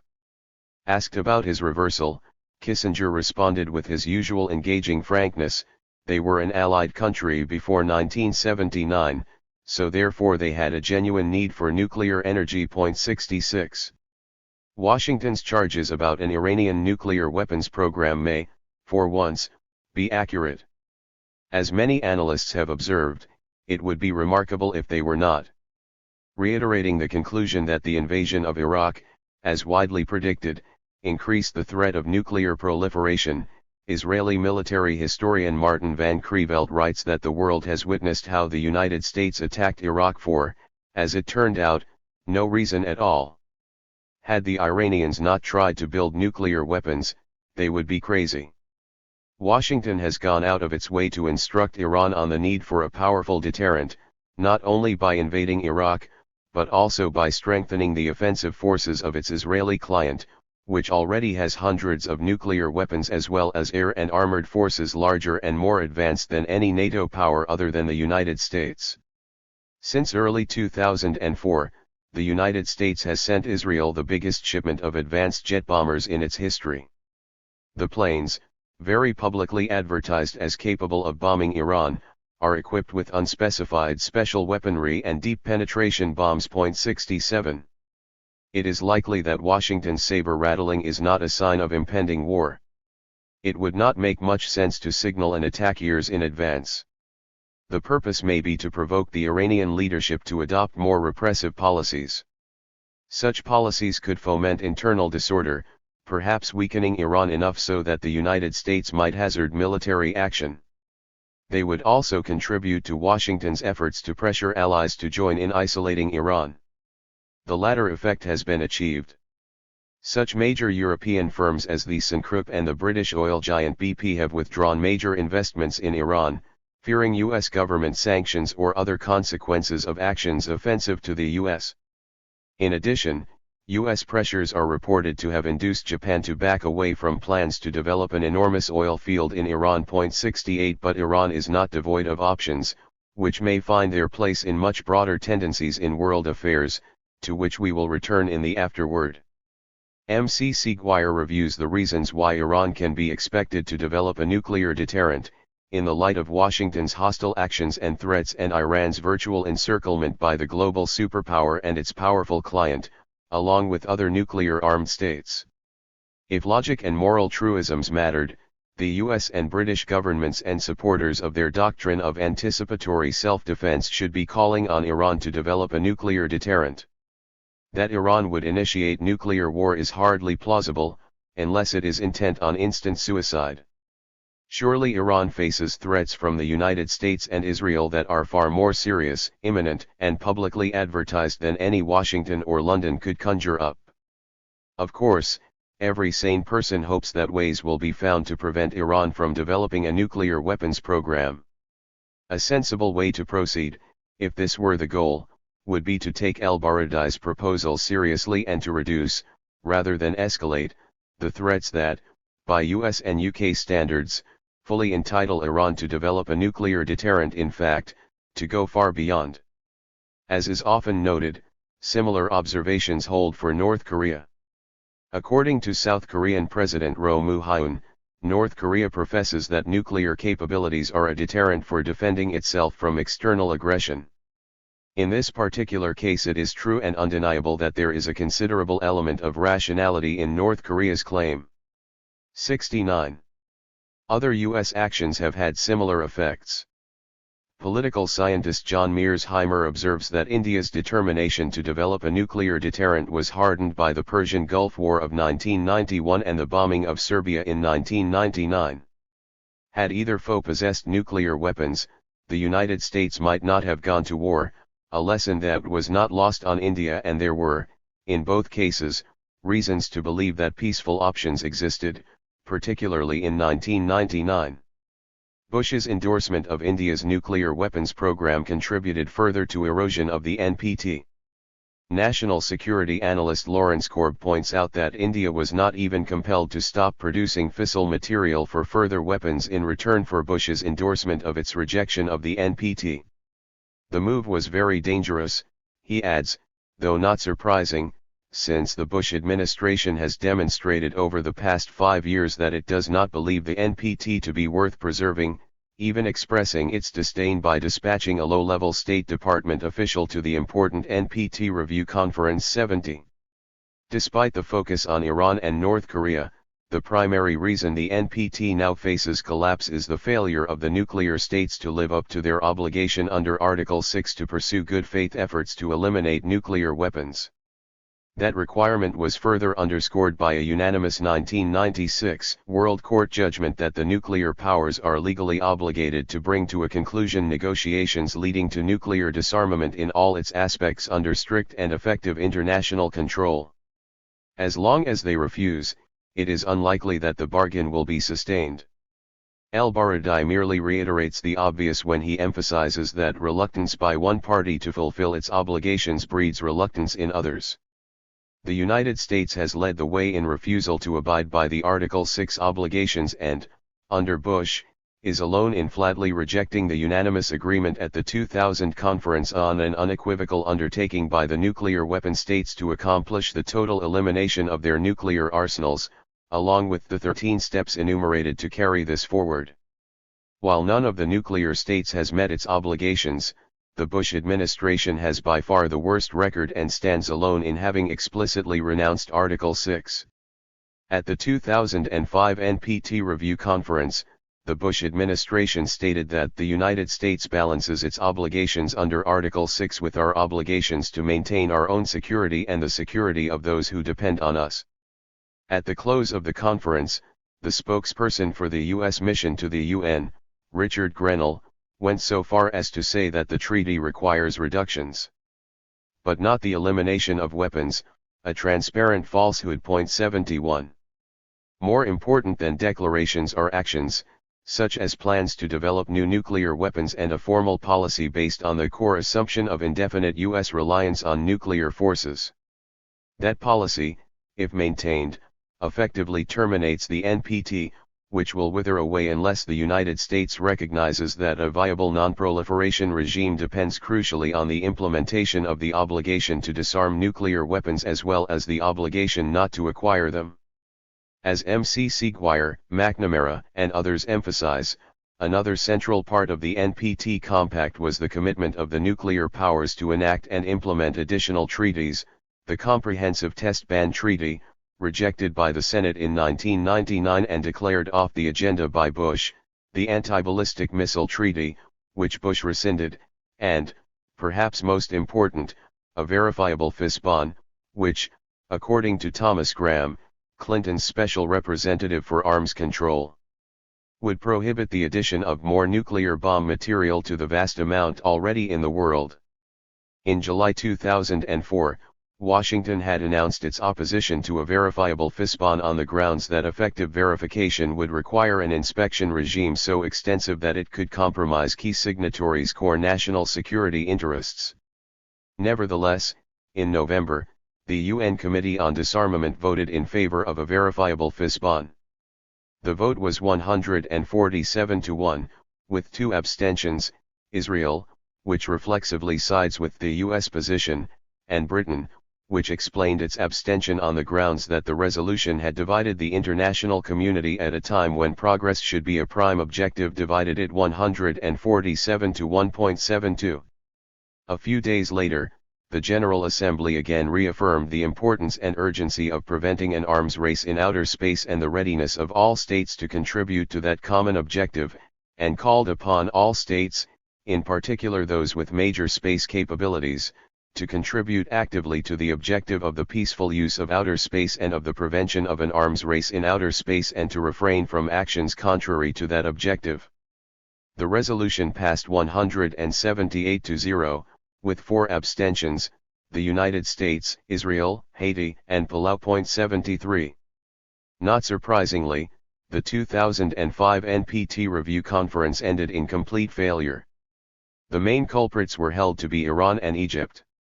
Iran was blamed for insisting on its right under the NPT to pursue the programs that Washington had supported when it was ruled by the Shah, Egypt, for insisting that the conference discuss Israel's nuclear weapons, though it was aware that Washington would bar any reference to its leading client state. The unmentioned background is that Egypt was calling for adherence to the agreement at the 1995 NPT Review Conference that, in return for accepting unlimited extension of the NPT, Egypt and other Arab states would be assured that attention be drawn to Israel's anomalous status as a de facto nuclear weapons state that had not signed the NPT and was not subject to IAEA safeguards. That agreement was one of the terms of the resolution on the Middle East that was an integral part of the final package of decisions the bargain adopted at Review Conference 95. However, within a couple of years the United States was insisting that the resolution was relevant only to the discussions in 1995 and refusing to address its implementation. A blatant example of bad faith on Washington's part. Therefore, it was considered irresponsible for Egypt to bring the matter up, just as it is Egypt's fault, not Washington's, that Egypt continues to draw attention to Security Council Resolution 487, which calls upon Israel urgently to place its nuclear facilities under the safeguards of the International Atomic Energy Agency. 74. Though coverage of the failed 2005 NPT review generally kept to the U.S. agenda, The diligent reader could learn more. The Associated Press reported that the United States fought every reference to its 1995 and 2000 commitments, angering many delegates, among them the head of Canada's delegation, Paul Martin, whose speech at the conference stressed that if governments simply ignore or discard commitments whenever they prove inconvenient, we will never be able to build an edifice of international cooperation and confidence in the security realm. Martin's remarks were a thinly veiled criticism of Washington, the Boston Globe observed. After the review conference, former President Jimmy Carter also blasted the United States as the major culprit in this erosion of the NPT. While claiming to be protecting the world from proliferation threats in Iraq, Libya, Iran, and North Korea, American leaders not only have abandoned existing treaty restraints but also have asserted plans to test and develop new weapons, including anti-ballistic missiles, the Earth-penetrating bunker buster and perhaps some new small bombs. They also have abandoned past pledges and now threaten first use of nuclear weapons against non-nuclear states. 75. Similarly, Robin Cook, who resigned as Tony Blair's foreign secretary to protest the decision to invade Iraq, wrote that Britain had maintained a fairly good record of compliance with the 2000 NPT review conference commitments, but its voice had been obscured by our close identification with the Bush administration and our willingness in the review conference to lobby for understanding of their position that obligations under the Non-Proliferation Treaty are mandatory on other nations and voluntary on the U.S. The usual standard. Accordingly, Washington felt quite free, while the review conference was sitting, to proceed with plans to research new nuclear weapons designed not to deter but to wage war, in contradiction to commitments the U.S. gave to the last review conference. 76. On the eve of the May 2005 conference, Thomas Graham, Clinton's special representative for arms control, warned that the NPT has never seemed weaker or the future less certain. If the treaty should fail, he suggested, a nuclear nightmare world may become reality. Like other analysts, Graham recognized that, while the other nuclear states share responsibility, the primary threat to the NPT is U.S. government policy. The NPT may not have breathed its last, but the May 2005 conference was a serious blow. 77. So we march on, following our leaders, toward an Armageddon of our own making. Chapter 3. Illegal but legitimate. The hideous crimes of the 20th century led to dedicated efforts to save humans from the curse of war. The word save is no exaggeration. It has been clear since 1945 that the likelihood of ultimate doom is much higher than any rational person should be willing to tolerate. These efforts to end war led to a broad consensus on the principles that should guide state action, formulated in the United Nations Charter, which in the United States is the supreme law of the land. The Charter opens by expressing the determination of the signatories to save succeeding generations from the scourge of war, which twice in our lifetime has brought untold sorrow to mankind. The scourge of war had threatened not just untold sorrow but total destruction, as all the participants knew but refrained from mentioning. The words atomic and nuclear do not appear in the Charter. The post-war consensus on the use of force was reiterated in a December 2004 report by the UN High-Level Panel on Threats, Challenges and Change, which included many prominent figures, among them Brent Scowcroft, who was the National Security Advisor for Bush I and has a long record in the military and security apparatus. The panel firmly endorsed the principles of the Charter. Force can be lawfully deployed only when authorized by the Security Council, or under Article 51 of the Charter, which permits the right of individual or collective self-defense if an armed attack occurs against a member of the United Nations, until the Security Council has taken measures necessary to maintain international peace and security. Article 51 is commonly interpreted with sufficient latitude to allow the use of force when the necessity of self-defense is instant, overwhelming, leaving no choice of means, no moment for deliberation, in Daniel Webster's classic phrase. Any other resort to force is a war crime, in fact the supreme international crime, in the words of the Nuremberg Tribunal.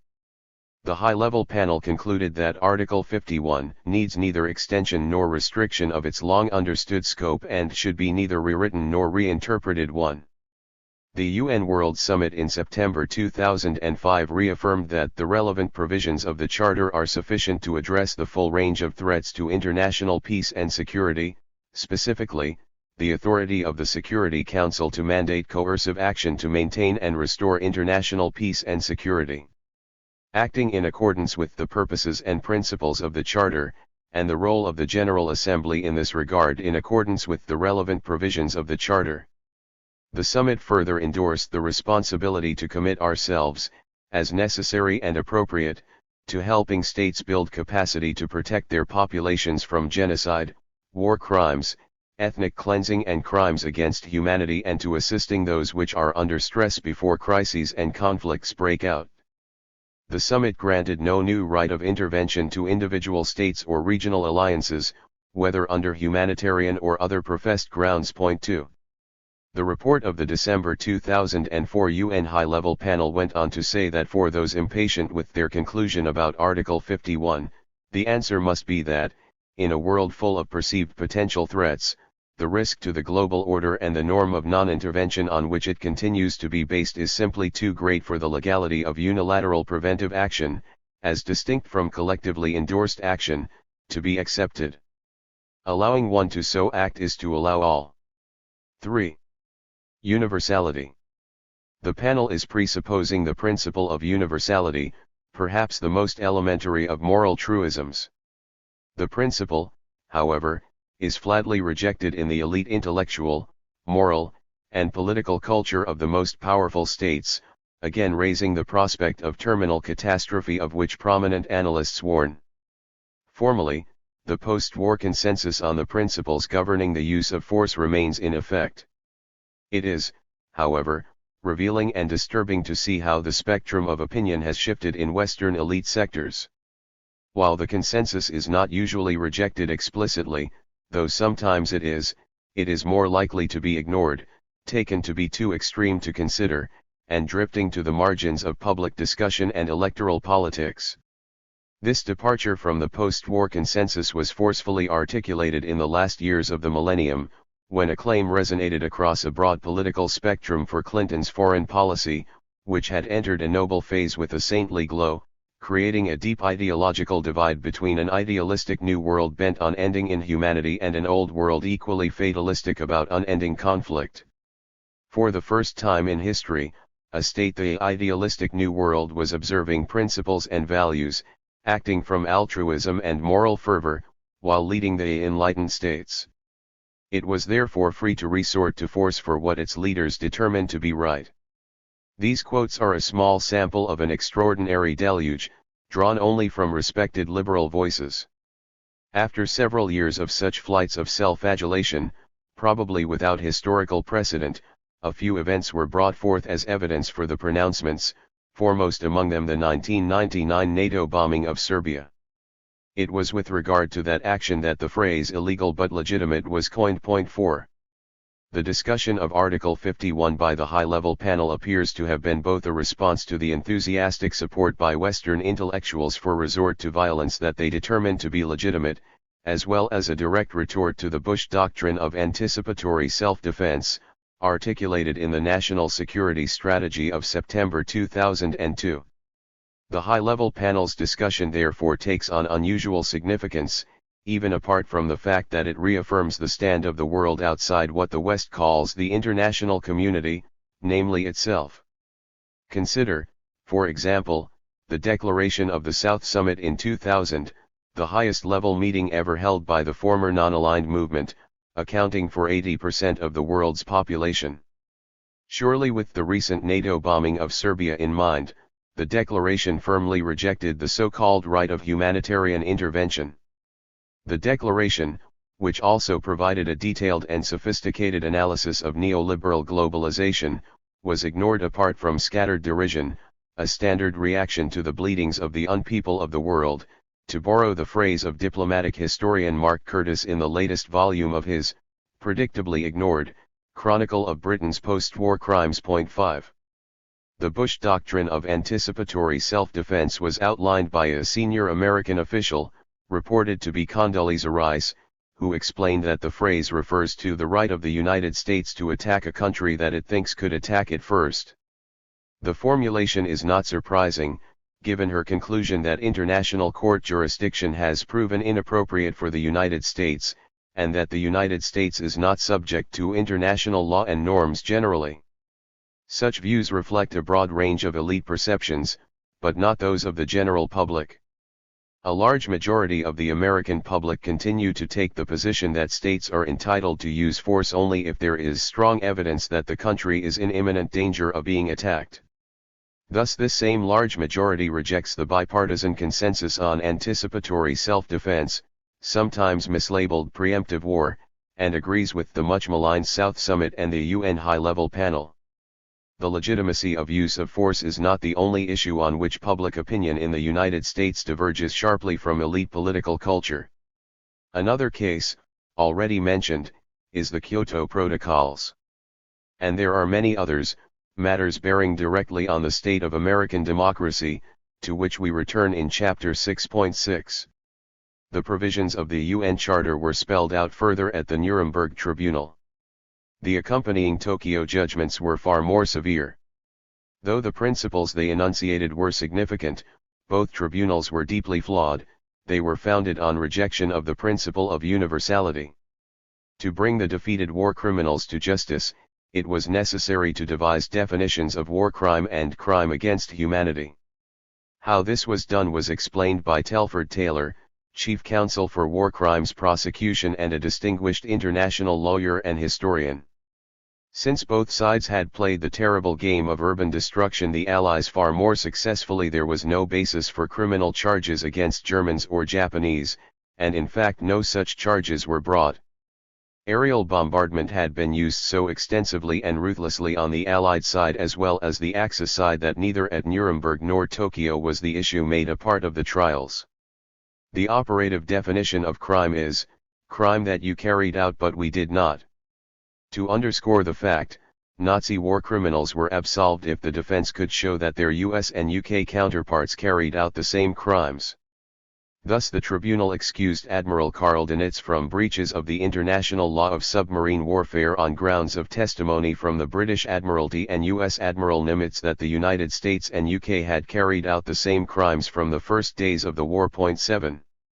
As Taylor explains, to punish the foe, especially the vanquished foe, for conduct in which the enforcing nation has engaged, would be so grossly inequitable as to discredit the laws themselves. That is correct, but the operative definition of crime also discredits the laws themselves. Subsequent tribunals are discredited by the same moral flaw. The Yugoslavia Tribunal is an example already discussed, along with far more serious illustrations of Washington's self-exemption from international law and the fundamental principle of universality. The consistency of practice and doctrine is understandable. Just consider the consequences if the privileged and powerful were willing to entertain for a moment the principle of universality. If the United States has the right of anticipatory self-defense against terror, or against those it thinks might attack it first, then, a fortiori, Cuba, Nicaragua, and a host of others have long been entitled to carry out terrorist acts within the United States because of its involvement in very serious terrorist attacks against them, often uncontroversial. Surely Iran would also be entitled to do so in the face of serious threats that are openly advertised. Such conclusions are, of course, utterly outrageous, and advocated by no one. Outrageous conclusions would also follow about past crimes. An inquiry by several highly regarded British journalists shortly after September 11 found that Osama bin Laden and the Taliban received threats of possible American military strikes against them 2 months before the terrorist assaults on New York and Washington, which raises the possibility that bin Laden, far from launching the attacks on the World Trade Center in New York and the Pentagon out of the blue, was launching a preemptive strike in response to what he saw as U.S. threats. By U.S. and UK standards, that should be legitimate anticipatory self-defense. Again, the idea is unthinkable, of course. 8. Similarly, No one would argue that Japan exercised the legitimate right of anticipatory self-defense when it bombed military bases in the virtual U.S. colonies of Hawaii and the Philippines, even though the Japanese knew that B-17 flying fortresses were coming off the Boeing production lines and could read in the American press that the planes were capable of burning down Tokyo, a city of rice paper and wood houses. A November 1940 plan to bomb Tokyo and other big cities was enthusiastically received by Secretary of State Cordell Hull.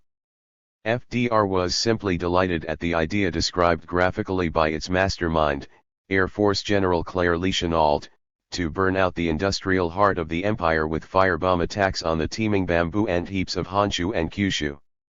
By July 1941, the Air Corps was ferrying B-17s to the Far East for this purpose, moving half of all the big bombers from the Atlantic Sea lanes to this region.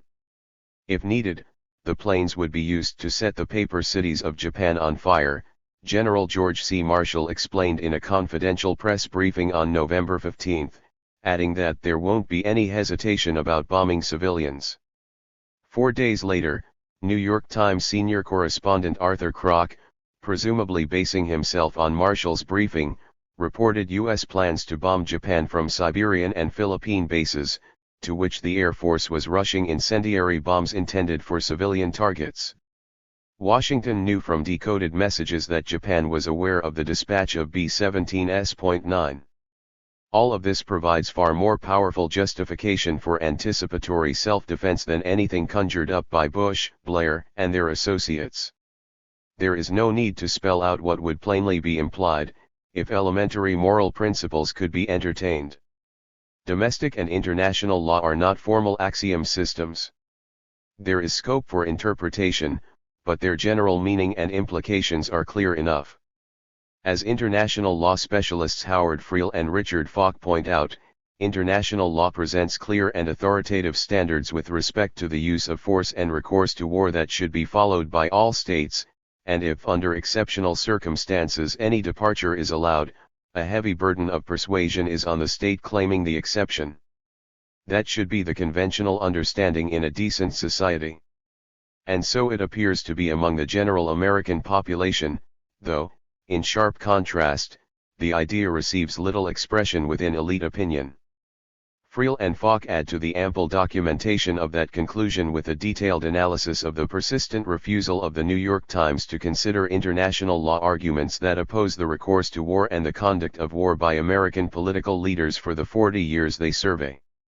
The Times, they show, is vigorous in its denunciation of global adversaries of the United States who contemplate aggressive wars or engage in hostile acts against American citizens in violation of international law, but ignores such matters in the case of U.S. actions. As one illustration, they point out that the words UN Charter or international law never appeared in its 70 editorials leading up to the invasion of Iraq, and they find that absence to be virtually uniform in opinion columns and other articles. They select the Times only because of its unusual importance, but, as many other studies show, it is typical in these respects. Point 10. The articulation of Washington's unilateral right to resort to force in the Bush administration's national security strategy broke little new ground. Writing in Foreign Affairs before the 2000 election, Condoleezza Rice, for example, had condemned the reflexive appeal to notions of international law and norms, and the belief that the support of many states, or even better, of institutions like the United Nations, is essential to the legitimate exercise of power. The U.S. government need not conform to illusory norms of international behavior, she explained, or adhere to every international convention and agreement that someone thinks to propose. Clients and allies apart, all states of course must rigorously obey those norms, as the United States interprets them. Or else. Point 11. This stand has long been conventional, even at the liberal end of the narrow U.S. political spectrum, from the wise men present at the creation to the Clinton doctrine that the United States is entitled to resort to unilateral use of military power to ensure uninhibited access to key markets, energy supplies, and strategic resources.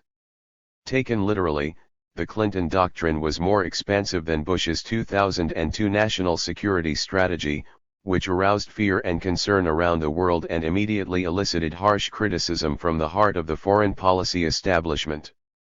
A response to the NSS in foreign affairs, for example, warned that Bush's new imperial grand strategy posed great dangers for the United States and the world.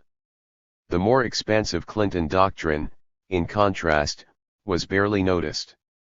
The reason was given by Clinton's Secretary of State Madeleine Albright, who observed that every president has a position much like the Bush doctrine in his back pocket, but it is simply foolish to smash people in the face with it and to implement it in a manner that will infuriate even allies. A little tact is useful. It is not good form to declare, there is no United Nations. There is an international community that occasionally can be led by the only real power left in the world, that's the United States, when it suits our interests and when we can get others to go along. Or perhaps it is good form. The words are those of UN Ambassador John Bolton.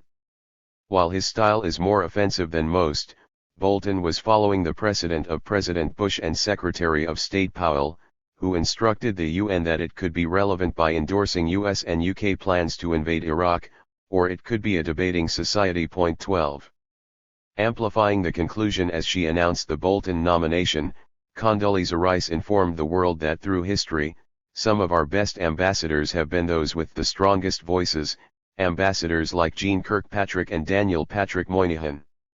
We need not tarry over Kirkpatrick's role at the UN, but Moynihan's is more interesting, since he gained much acclaim as a lonely and courageous fighter for the sanctity of international law, particularly during his tenure as ambassador to the United Nations, where he forthrightly condemned Idi Amin and defended Israel, acts that took real courage in New York. Moynihan deserves great credit for his work at the United Nations, Jacob Weisberg writes in a typical encomium, expanding on an earlier tribute to Moynihan's dedication to international law in the same journal. Point 13.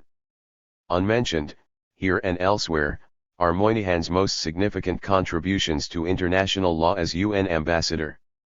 No others begin to approach the success that he proudly recounts in his memoirs, rendering the UN utterly ineffective in whatever measures it undertook to deter Indonesia's invasion of East Timor, which, he observes in passing, killed 60,000 people in the next few months, going on to become perhaps the closest approximation to genocide in the post-World War II period.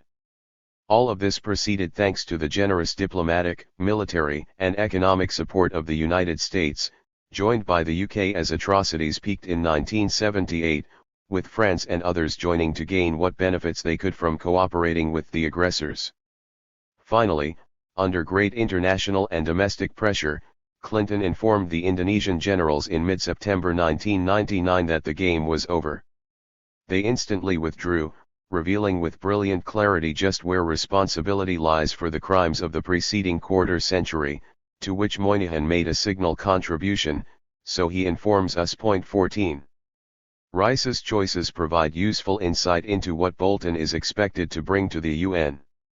Henry Kissinger described the Bush doctrine as revolutionary, undermining the 17th-century Westphalian system of international order, among the powerful, and of course subsequent international law.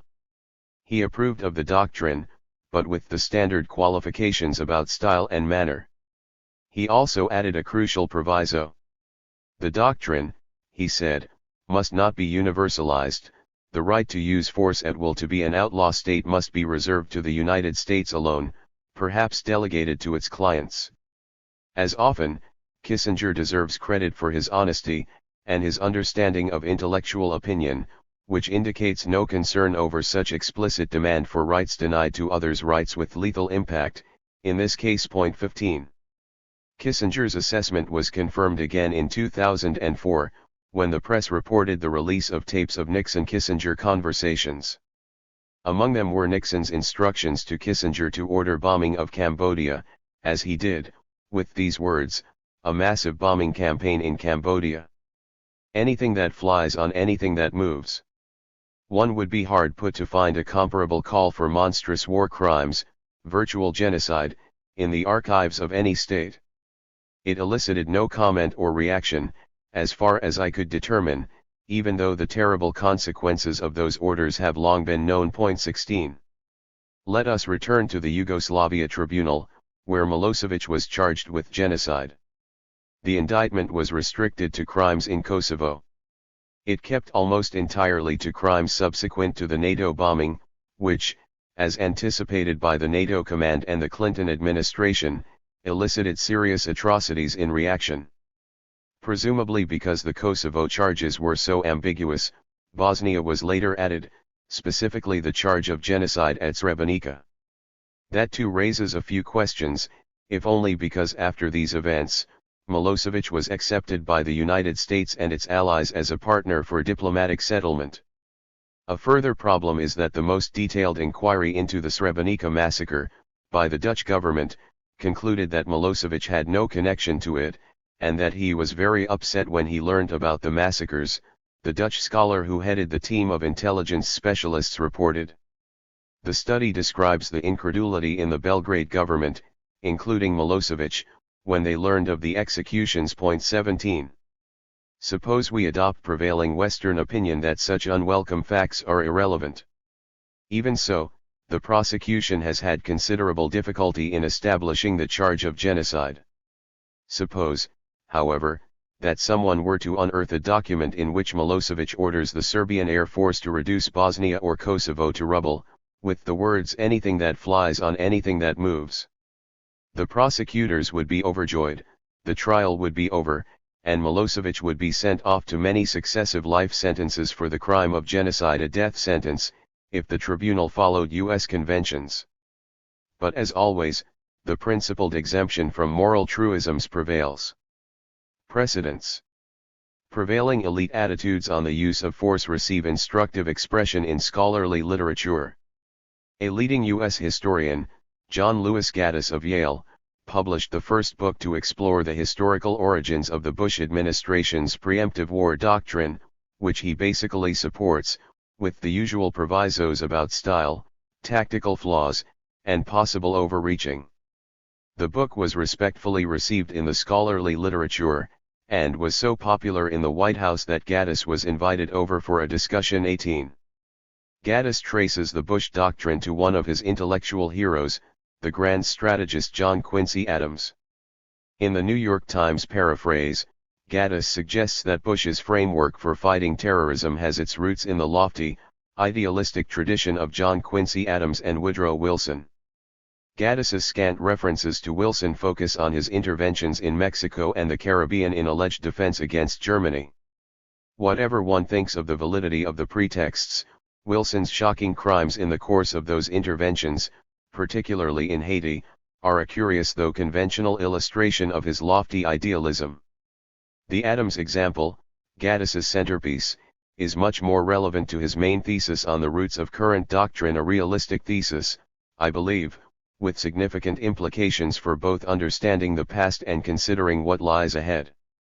As Secretary of State under President James Monroe, Adams established the lofty, idealistic tradition in his justifications for General Andrew Jackson's conquest of Spanish-held Florida in the First Seminole War of 1818. The war was justified in self-defense, Adams argued. Gaddis concurs that the conquest was driven by legitimate security concerns. In his version, after Britain sacked Washington in 1814, Adams recognized that the country was in danger and adopted the principle that has always defined U.S. strategic thinking: expansion, we have assumed, is the path to security. On this invariant American principle, the United States conquered Florida, and the doctrine has now been extended to the whole world by Bush. Gaddis concludes, plausibly, that when Bush warned that Americans must be ready for preemptive action when necessary to defend our liberty and to defend our lives, he was echoing an old tradition rather than establishing a new one, reiterating principles that presidents from Adams to Woodrow Wilson would all have understood very well. All of Bush's predecessors, Gaddis explains, recognized that U.S. security was threatened by failed states, dangerous power vacuums that the United States should fill to guarantee its own security, from Florida in 1818 to Iraq in 2003. Gaddis cites the right scholarly sources, primarily historian William Earl Weeks, but omits what they say. We learn a lot about the precedents for current doctrines, and the current consensus, by examining the omitted information. Weeks describes in lurid detail what Jackson was doing in the exhibition of murder and plunder known as the First Seminole War, which was just another phase in his project of removing or eliminating Native Americans from the Southeast, underway long before the sacking of Washington in 1814 in a war declared by the United States. Far from inspiring Adams's grand strategy, the sacking of Washington was apparently of little concern to him even while he was negotiating the peace treaty that ended the war. 19. Florida was a problem both because it had not yet been incorporated into the expanding American empire, in the terminology of the Founding Fathers, and because it was a haven for Indians and runaway slaves, fleeing either the wrath of Jackson or slavery. There was an Indian attack, which Jackson and Adams used as a pretext. After U.S. forces had driven a band of Seminoles off their lands, killing several and burning their village to the ground, members of the tribe retaliated by attacking a supply boat under military command. Seizing the opportunity, Jackson embarked on a campaign of terror, devastation, and intimidation, destroying villages and sources of food in a calculated effort to inflict starvation on the tribes. So matters continued, leading to Adams's endorsement of Jackson's attempt to establish in Florida the dominion of this republic upon the odious basis of violence and bloodshed. These words of the Spanish ambassador are a painfully precise description of Adams's stand, Weeks writes. Adams had consciously distorted, dissembled, and lied about the goals and conduct of American foreign policy to both Congress and the public, grossly violating his proclaimed moral principles, implicitly defending Indian removal, slavery, and the use of military force without congressional approval. The crimes of Jackson and Adams proved but a prelude to a second war of extermination against the Seminoles, in which the remnants either fled westward, to suffer the same fate later, or were killed or forced to take refuge in the dense swamps of Florida. Today, Weeks observes, the Seminoles survive in the national consciousness as the mascot of Florida State University, an example that is all too familiar, and a painfully precise reflection of how we make use of our freedom, while condemning with derision those who refuse to face up to their own sordid past. Adams recognized the absurdity of his justifications, Weeks explains, but felt that in Adams's own words it was better to err on the side of vigor than on the side of weakness, to speak in ways clearer than truth, as Dean Acheson was later to express the sentiment. The account Adams gave, Weeks writes, stands as a monumental distortion of the causes and conduct of Jackson's conquest of Florida, reminding historians not to search for truth in official explanations of events. Sound advice, to the present.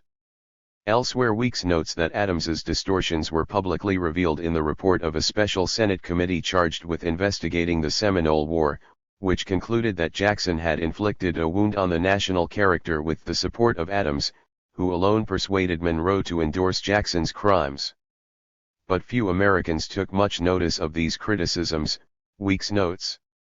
Adams's bold defense of Jackson had shifted the focus from international law and constitutional scruple to a sacred narrative of American right versus Spanish, Indian, and British wrong. 20. Weeks stresses the important point that by endorsing Jackson's crimes, Adams transferred the power to make war from Congress to the executive branch, in violation of the Constitution. He was isolated in taking that stand. The editor of Adams's papers writes that President Monroe and all the members of his cabinet, except Adams, were of the opinion that Jackson had acted not only without, but against, his instructions, that he had committed war upon Spain, which cannot be justified, and which if not disavowed by the administration, they will be abandoned by the country, a prediction that was quickly refuted. 21. Near the end of his life, Adams bitterly condemned this usurpation of the congressional power to make war. In an 1847 letter to another sharp critic of the Mexican War, he denounced President Polk's war message as a direct and notorious violation of the truth, lamenting that it is now established as an irreversible precedent that the President of the United States has but to declare that war exists. And the war is essentially declared. Adams finally recognized the danger to liberty and republicanism implied by his shredding of the Constitution, but seems not to have acknowledged his part in establishing the precedent. Weeks comments.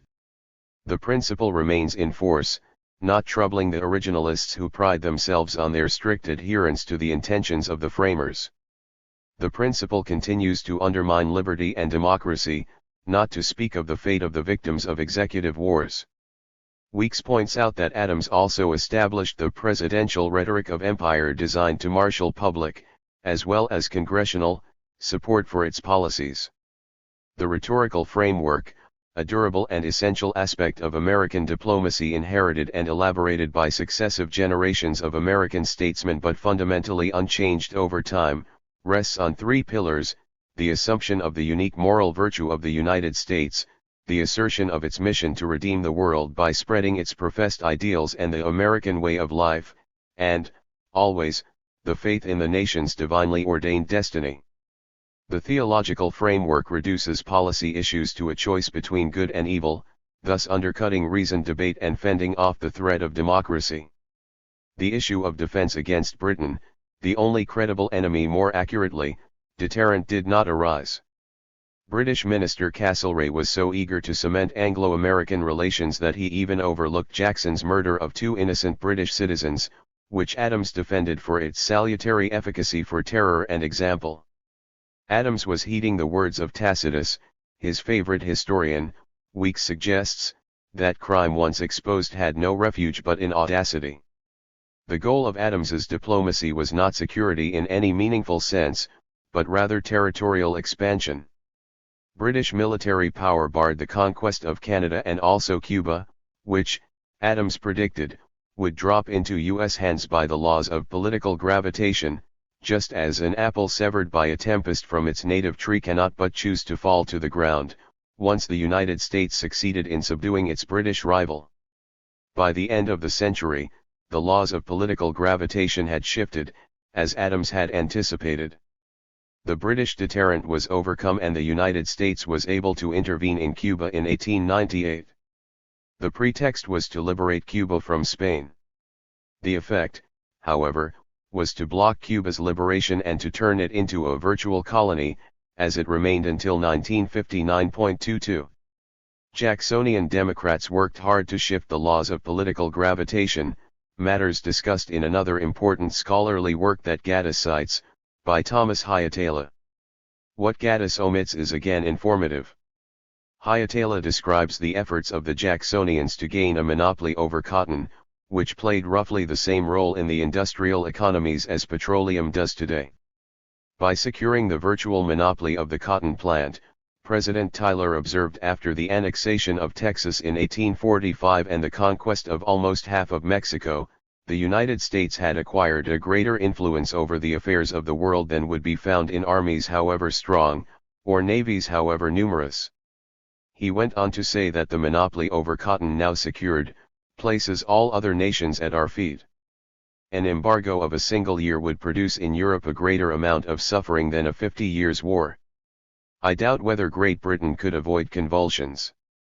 President Polk's Secretary of the Treasury informed Congress that the conquests would guarantee the command of the trade of the world. The same monopoly power neutralized British opposition to the takeover of the Oregon Territory, title to which had been granted by the will of God, Adams informed Congress, echoing sentiments that had by then become almost a cliché. 23. It is perhaps of some interest that the logic of the annexation of Texas was essentially that attributed to Saddam Hussein when he conquered Kuwait. There are, of course, many differences.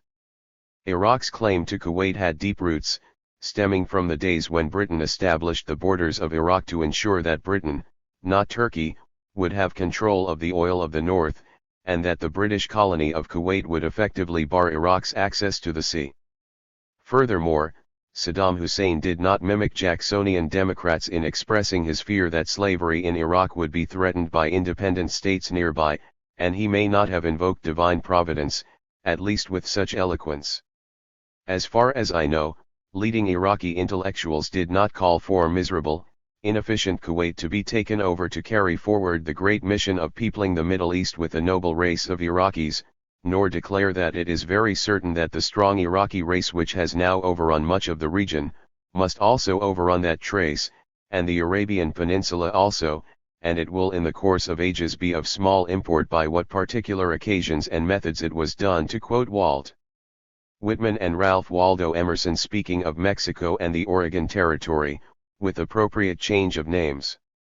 And no one alleged that Saddam Hussein in his wildest dreams might have hoped to gain control over the world to anything like the extent of the ambitions of the Jacksonian Democrats, always in self-defense, and pursuant to God's will. Filling in these and many other instructive omissions, the picture provided by Gaddis's scholarly sources lends considerable support to his judgment about the origins of the Bush Doctrine and its implementation, from Adams through Wilsonian idealism, and on to the present.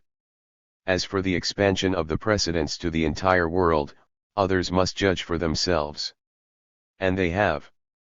Fear and often hatred of the United States have risen to unprecedented heights, significantly increasing the threat of terror and the likelihood of ultimate doom. The current space-age version of the Adams doctrine that expansion is the path to security is having the same effect. The normative revolution. As illustrated above, there is a spectrum of articulate opinion on the resort to military force. At one extreme is the post-war consensus formally articulated in the UN Charter, reiterated at the South Summit, and recently again by the UN High-Level Panel and the UN World Summit a year later. The rest of the spectrum, keeping to its liberal internationalist end, basically adopts the principle that the United States is uniquely exempt from international law and jurisdiction, and is accordingly entitled to resort to any measures it chooses to respond to a challenge to its power, position, and prestige, and to ensure uninhibited access to key markets, energy supplies, and strategic resources. I should stress again, however, that the American public appears to keep quite firmly to the post-war consensus that is virtually excluded from the political system and general commentary. At the margins we do find more nuanced opinions on the resort to force. One of the most important is the study by the International Independent Commission of Inquiry on the Kosovo War, headed by the distinguished South African jurist Richard Goldstone.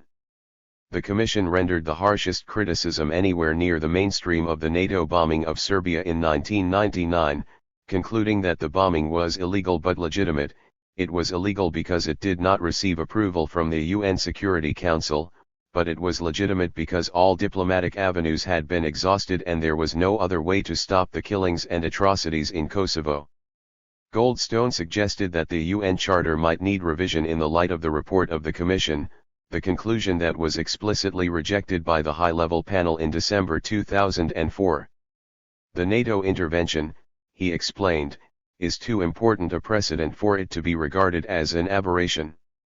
Rather, state sovereignty is being redefined in the face of globalization and the resolve by the majority of the peoples of the world that human rights have become the business of the international community. Goldstone also stressed the need for objective analysis of human rights abuses. 24. The last comment is good advice. One question that objective analysis might address is whether indeed the majority of the peoples of the world accept the judgment of the United States, the United Kingdom, and some allies on the bombing of Serbia. Review of the world press and official statements reveals little support for that conclusion, to put it mildly.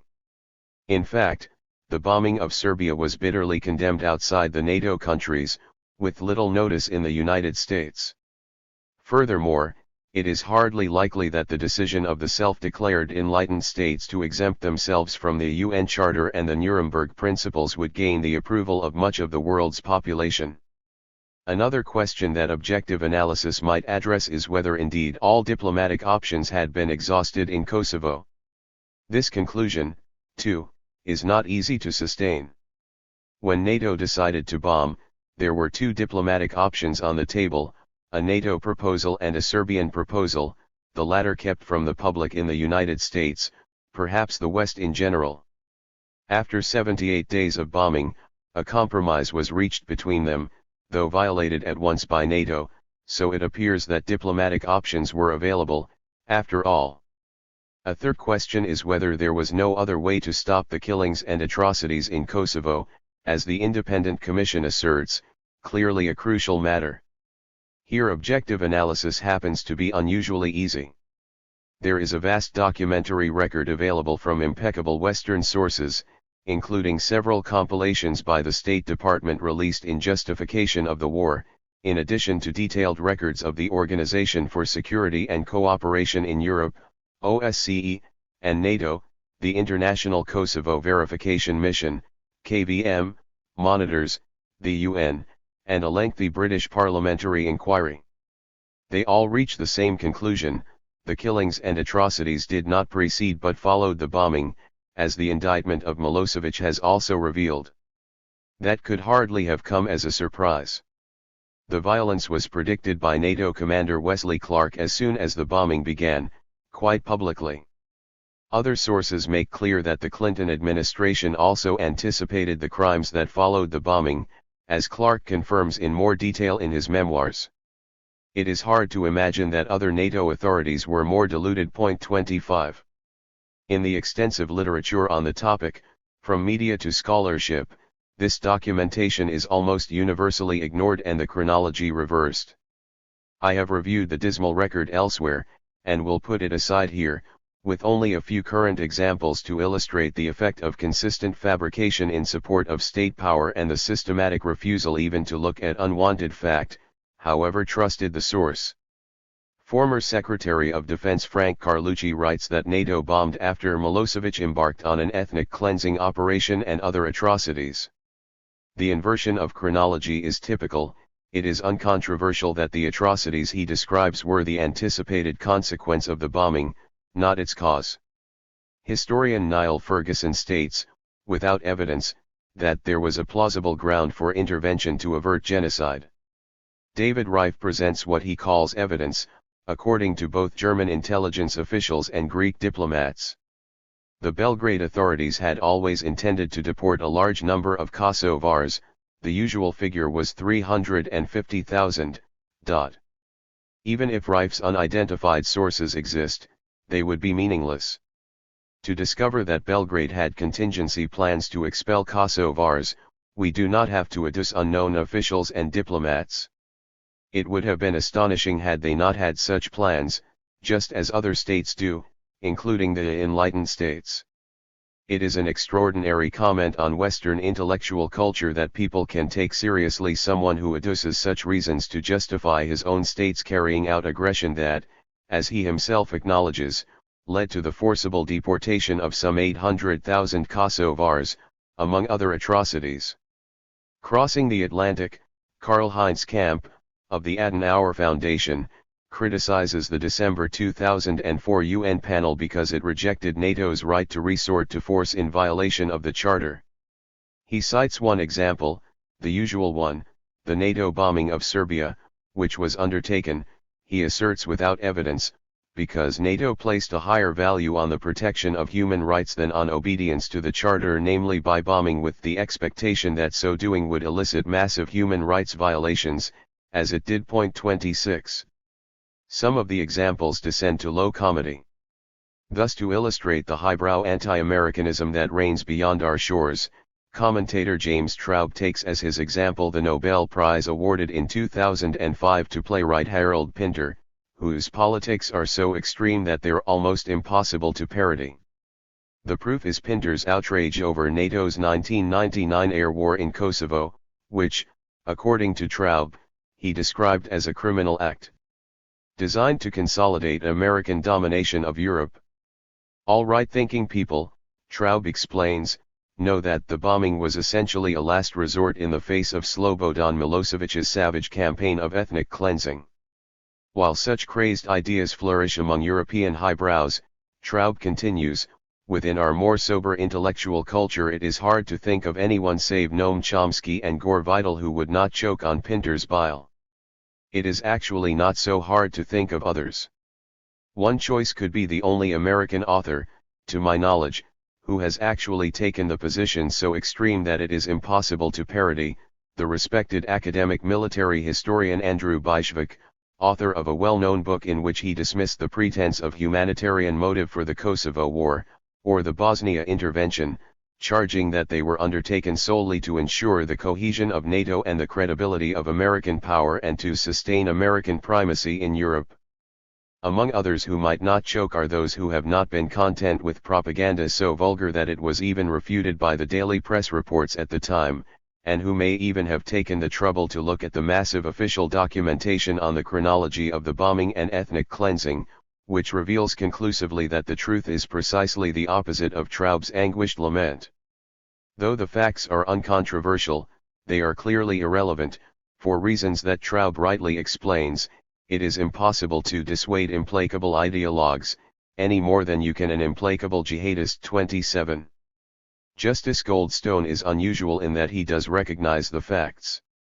In his words, the direct result of the bombing was that almost 1 million people fled Kosovo into neighboring countries and about 500,000 people were displaced within Kosovo itself, a tremendous catastrophe for the people of Kosovo compounded by serious crimes under Western military occupation afterward. Reviewing the anticipated consequences of the bombing, Justice Goldstone adds that supporters of the war had to console themselves with the belief that Operation Horseshoe, the Serb plan of ethnic cleansing directed against the Albanians in Kosovo, had been set in motion before the bombing. That is small consolation, however. The rich Western documentary record reveals no significant changes in Serbian practices before the bombing was announced and the monitors withdrawn, and makes it clear that the major atrocities, including expulsion, began later. As for Operation Horseshoe, Wesley Clark reported several weeks after the bombing that he knew nothing about it. Publicized by NATO powers after the shocking effects of the bombing were evident, it was long ago exposed as a probable intelligence fabrication. In fact, it is rather odd that it continues to be cited in scholarship and journalism, since there is no need to fabricate. As mentioned, it can hardly be doubted that Serbia had such contingency plans in the event of a NATO attack, just as Israel surely has contingency plans to expel the Palestinian population in some emergency. As for U.S. contingency plans, those we know of are utterly shocking, and one hardly expects others to be particularly gentle. 28. Kosovo was an ugly place before the NATO bombing, though, regrettably, not by international standards. According to Western sources, about 2,000 people were killed on all sides in the year prior to the invasion, many by Kosovo Liberation Army, KLA, guerrillas attacking Serbs from Albania in an effort, as they openly stated, to elicit a harsh Serbian response that could rally Western opinion to their cause. The British government makes the remarkable claim that up until January 1999, most of the 2,000 were killed by the KLA, and Western sources consistently report that there was no significant change until the NATO war was announced and implemented. One of the few serious scholarly studies even to pay attention to these matters estimates that Serbs were responsible for 500 of the 2,000 killed. This is the careful and judicious study by Nicholas Wheeler, who supports the NATO bombing on the grounds that there would have been worse atrocities if NATO had not bombed. The fact that these are the strongest arguments that can be contrived by serious analysts tells us a good deal about the decision to bomb, particularly when we recall that there were diplomatic options. 29. It is perhaps worth mentioning an astonishing justification for the bombing contrived by some of its supporters, though not put forth by British and American authorities, that the NATO attack was justified by the crimes at Srebrenica, or Bosnia generally. Suppose we try to take the argument seriously. If we do, it is easy to show that the same humanitarians should have been calling even more stridently for the bombing of Washington and London. To mention just the most obvious reason, as the war drums were beating over Kosovo in early 1999, Indonesia began to escalate its crimes in East Timor. Its record in early 1999 was far more criminal than anything reported from Kosovo, even putting aside the fact that this was illegally occupied territory. Furthermore, the Indonesian military openly announced that much worse would come unless the Timorese agreed to annexation by Indonesia in an August referendum, and they lived up to their word. Their earlier crimes in East Timor go vastly beyond Srebrenica or anything plausibly attributed to Serbia. And, crucially, these crimes, approaching true genocide, were supported throughout by the United States and Britain, also France and others, continuing right through the atrocities of August-September 1999, which finally aroused sufficient protest that Clinton called off the hounds. The conclusion follows at once, and suffices to reveal the shocking immorality of the Srebrenica excuse for bombing. The actual reasons for the war were not concealed. Putting aside the predictable hence meaningless professions of benign intent and the usual chronological fabrications, the primary reasons were stressed clearly throughout by Clinton, Blair, and others, reaffirmed by Secretary of Defense William Cohen, and confirmed by Clark's memoirs, to assure the credibility of NATO, meaning the United States, the position extended to extremes by Andrew Bijvak. Nevertheless, the bombing of Serbia has gone down in history as a victory of military might deployed in the service of liberal humanitarianism, the liberal Boston Globe reports approvingly, and accurately. When history is crafted in the service of power, evidence and rationality are irrelevant. Point 30. Kosovo was one of the two great achievements brought forth to give retrospective proof that for the first time in history, states were observing principles and values under the guidance of their noble and altruistic Anglo-American tutors, and that the UN Charter must be revised to allow the West to carry out humanitarian intervention. The other was East Timor. The example is truly atrocious. That it can even be brought up without shame is a remarkable comment on Western intellectual culture. The matter is extensively reviewed in print, so I will skip it, along with some other recent examples that merit discussion, which I think lead to the same conclusions. It is worth noting, however, that the Iraq War was also justified as illegal but legitimate, though some legal scholars who took that stand rescinded it after the collapse of the pretexts, concluding that the invasion was both illegal and illegitimate. Anne-Marie Slaughter, Dean of the Woodrow Wilson School at Princeton and President of the American Society of International Law. 31. Few questions are more important today than the propriety of the use of force. No doubt one can imagine, perhaps even find, genuine cases of humanitarian intervention. But there is, always, a heavy burden of proof. And the historical record should give us pause. We might recall, for example, the observations of one of the major scholarly studies of humanitarian intervention. The author finds 3 examples of such intervention between the 1928 Kellogg-Briand Pact outlawing war and the UN Charter in 1945, Japan's invasion of Manchuria and northern China, Mussolini's invasion of Ethiopia, and Hitler's takeover of parts of Czechoslovakia. Not, of course, that he regards these as genuine examples, but rather that they were depicted as such, and evidence was provided, which, however grotesque, was regarded with some ambivalence and sometimes support by the United States and Britain. 32. Inquiry might also unearth genuine cases of intervention that are illegal but legitimate, though the prize example offered leaves this as a dubious doctrine for the times.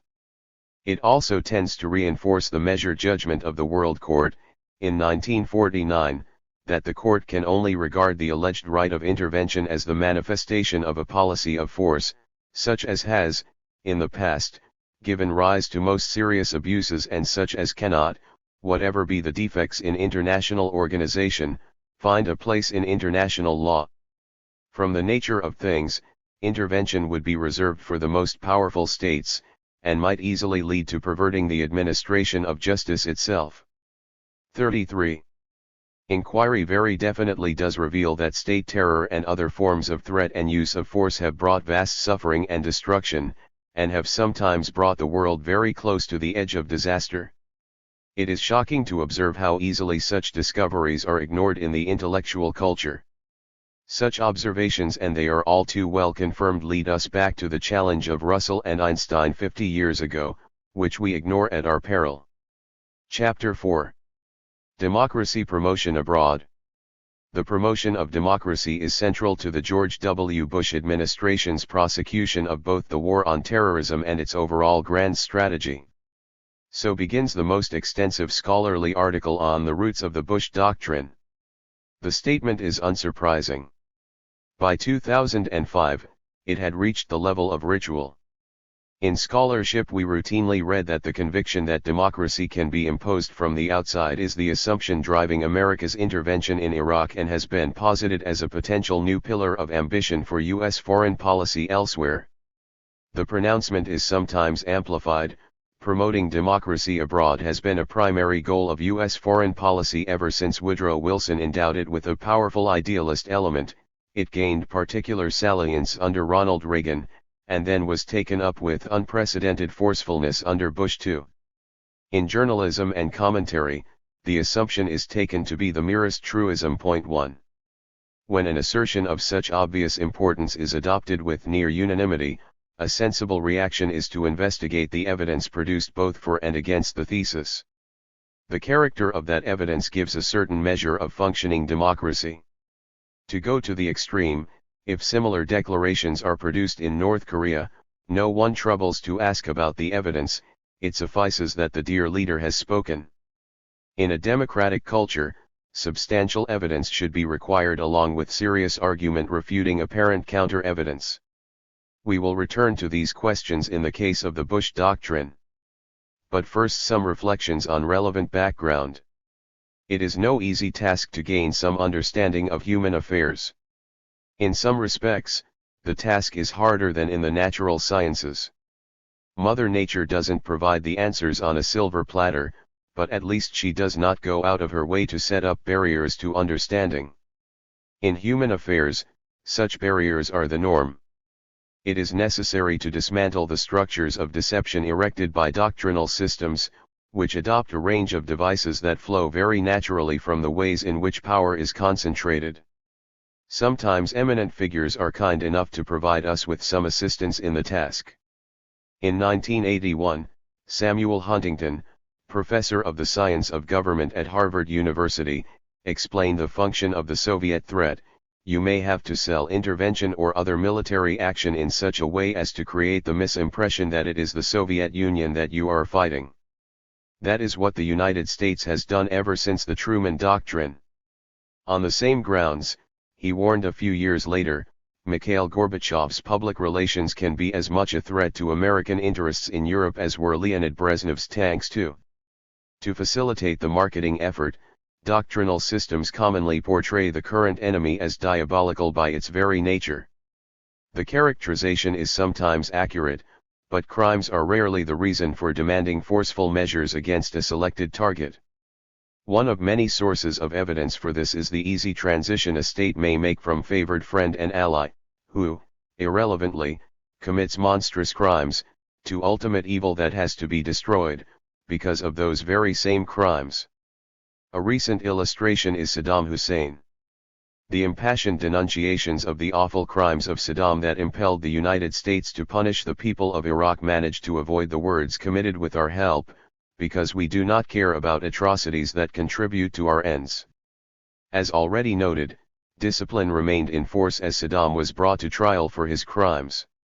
The first trial dealt with atrocities he had committed in 1982, the year when the Reagan administration dropped Iraq from the list of states supporting terrorism so that military and other aid could flow to the murderous tyrant, aid that continued until he committed the first crime that mattered, disobeying, or possibly misunderstanding, U.S. orders in August 1990. The facts are hardly obscure, but fall under the general tacit agreement that it wouldn't do to mention that particular fact, in Orwell's phrase. 3. Exceptionalism. Huntington's observation generalizes broadly, but is only part of the story. It is necessary to create misimpressions not only about the current great Satans, but also about one's own unique nobility. In particular, aggression and terror must be portrayed as self-defense and dedication to inspiring visions. Japanese Emperor Hirohito was merely repeating a broken record when he said in his surrender speech of August 1945, "We declared war on America and Britain out of our sincere desire to ensure Japan's self-preservation and the stabilization of East Asia, it being far from our thought either to infringe upon the sovereignty of other nations or to embark upon territorial aggrandizement." There is little reason to doubt the emperor's sincerity. Still more uplifting rhetoric accompanied the Japanese invasions of Manchuria and northern China, even in internal state records. The history of international crimes overflows with similar sentiments. Writing in 1935, with the dark clouds of Nazism settling, Martin Heidegger declared that Germany must now forestall the peril of world darkening outside the borders of Germany, which was defending the supreme possibility of human being, as fashioned by the Greeks from the active onslaught that destroys all rank and every world-creating impulse of the spirit. With its new spiritual energies revived under Nazi rule, Germany was at last able to take on its historic mission of saving the world from annihilation at the hands of the indifferent mass elsewhere, primarily in the United States and Russia. 4. Even individuals of the highest intelligence and moral integrity succumb to the pathology. At the peak of Britain's crimes in India and China, of which he had an intimate knowledge, John Stuart Mill wrote his classic essay on humanitarian intervention, in which he urged Britain to undertake the enterprise vigorously, specifically, to conquer even more of India, thus gaining greater control over the opium production that was needed to force open Chinese markets and pay the costs of empire. Britain should pursue this course, he argued, even though it would be held up to obloquy by backward Europeans, unable to comprehend that England was a novelty in the world, an angelic nation that acted only in the service of others, desired no benefit to itself, and was blameless and laudable in everything it did. England, Mill explained, selflessly bore the costs of bringing peace and justice to the world, while the fruits it shares in fraternal equality with the whole human race, including the barbarians it conquered and destroyed for their own benefit. There is no need to tarry on France's civilizing mission and its many counterparts. 5. The famed American exceptionalism merits some skepticism. The image of righteous exceptionalism appears to be close to universal.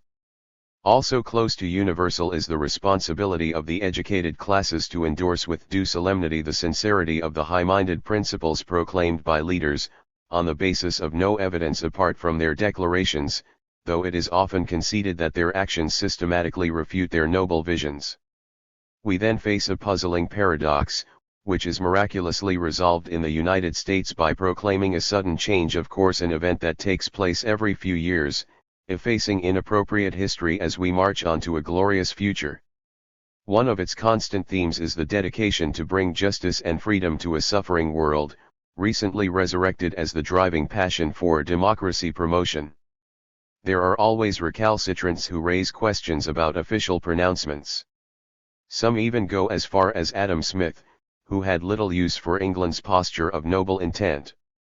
Smith held that the principal architects of global policy, our merchants and manufacturers, have sought to ensure that their own interests have been most peculiarly attended to, however grievous the impact on others, particularly the victims of their savage injustice in India and elsewhere, but even the domestic population. Smith therefore falls into the category of conspiracy theorists, people who attend to the historical and documentary record, and to domestic structures of power and the interests served by state planners. They do not reflexively admire professions of benign intent, such as the dedication to promote democracy, justice, and freedom. Their pernicious influence must be stemmed in more violent states, by force, in more free societies by other means. 6. Creating misimpressions. Throughout the Cold War years, the framework of defense against communist aggression was available to mobilize domestic support for subversion, terror, and mass slaughter. In the 1980s, however, the device was beginning to wear thin. By 1979, according to one careful estimate, the Soviets were influencing only 6% of the world population and 5% of the world GNP outside its borders. 7. But details aside, the basic picture was becoming harder to evade. There were also domestic problems, notably the civilizing effects of the activism of the 1960s, which had many consequences, among them less willingness to tolerate the resort to violence, well understood by the political leadership as leaked documents and other sources reveal. The task of creating the misimpression that it is the Soviet Union that you are fighting was facing obstacles. The Reagan administration's public relations system sought to deal with the problem by fevered pronouncements about the evil empire and its tentacles everywhere about to strangle us, a simplified version of Kennedy's monolithic and ruthless conspiracy to conquer the world. but new devices were needed. The Reaganites declared a worldwide campaign to destroy the evil scourge of terrorism. Reagan, particularly state-backed international terrorism, a plague spread by depraved opponents of civilization itself in a return to barbarism in the modern age. George Shultz. The official list of states sponsoring terrorism, initiated by Congress in 1979, was elevated to a prominent place in policy and propaganda, with delicate choices of the kind already illustrated. When Gorbachev's public relations became a more serious threat to American interests, as Huntington warned, and the conventional pretexts eroded, the war on drugs quickly filled the vacuum in Latin America. The traditional domain of U.S. direct or indirect violence later transmuted to narco-terrorism, exploiting opportunities offered by September 11. By the end of the millennium, total U.S. military and police assistance in the hemisphere exceeded economic and social aid. This is a new phenomenon, the analysts point out. Even at the height of the Cold War, economic aid far exceeded military aid. Predictably, the policies strengthened military forces at the expense of civilian authorities, exacerbated human rights problems and generated significant social conflict and even political instability. From 2002 to 2003, the number of Latin American troops trained by U.S. programs increased by more than 50%. The U.S. military's Southern Command, SOUTHCOM, now has more people working in Latin America than most key civilian federal agencies combined, focusing now on radical populism and street gangs as major threats. The police are being trained in light infantry tactics. Foreign military training is being shifted from the State Department to the Pentagon, freeing it from human rights and democracy conditionality under congressional supervision. 9. In September 1989, just as the Berlin Wall was about to crumble, Bush declared the war on drugs with a huge government media propaganda campaign. It went into effect right in time to justify the invasion of Panama to kidnap a thug who was convicted in Florida for crimes committed mostly when he was on the CIA payroll and, incidentally, killing unknown numbers of poor people in the bombarded slums, thousands according to the victims. The war on drugs also had an important domestic component. Much like the war on crime, it served to frighten the domestic population into obedience as domestic policies were being implemented to benefit extreme wealth at the expense of the large majority. In 1994, Clinton expanded the category of terrorist states to include rogue states. A few years later another concept was added to the repertoire: failed states, from which we must protect ourselves, and which we must help, sometimes by devastating them. Later came the axis of evil, which we must destroy in self-defense, following the will of the Lord as transmitted to his humble servant, meanwhile escalating the threat of terror, nuclear proliferation, and perhaps apocalypse soon. The rhetoric has always raised difficulties, however. The basic problem is that under any reasonable interpretation of the terms, even official definitions, the categories are unacceptably broad, implicating the United States rather than justifying its actions, as faithfulness to doctrine requires. It takes discipline not to recognize the element of truth in historian Arno Mayer's immediate post-9/11 observation that since 1947, America has been the chief perpetrator of preemptive state terror and innumerable other rogue actions, causing immense harm, always in the name of democracy, liberty, and justice. 11. The concept of rogue states is no less problematic. By the late Clinton years, it was evident that for much of the world the United States was becoming the rogue superpower, considered the single greatest external threat to their societies, and that in the eyes of much of the world, in fact, the prime rogue state today is the United States. After Bush took over, mainstream scholarship no longer just reported world opinion, but began to assert as fact that the United States has assumed many of the very features of the rogue nations against which it has done battle. Though kept at bay by the doctrinal institutions, the difficulties are always lurking in the background. 12. Problems are also raised by invoking the war on drugs to fill the vacuum left by the erosion of traditional pretexts. One is that the most cost-effective and humane approaches, prevention and treatment, are consistently neglected in favor of radical increase of incarceration at home and violence abroad, with little if any effect on drug prices, hence use. Another is the causal relation between U.S. violence abroad and the drug trade, well established by scholarship, and even evident from the daily press, recently again in Afghanistan. It is useful to recall, however, that no narco-trafficking enterprise begins to approach that of 19th-century Britain, a mainstay of the empire. 13. Similar problems beset the category failed state. Like terrorist state and rogue state, the concept is frustratingly imprecise, susceptible to too many interpretations. Again, careful shaping of evidence is required to exclude the United States while including the intended examples. Take Haiti, a prototypical failed state. The standard version in much scholarship and, almost invariably, in the media is that Clinton's intervention in 1994 to restore democracy has, regrettably, not led to democracy but instead to political chaos, renewed repression, and dismal US-Haiti relations.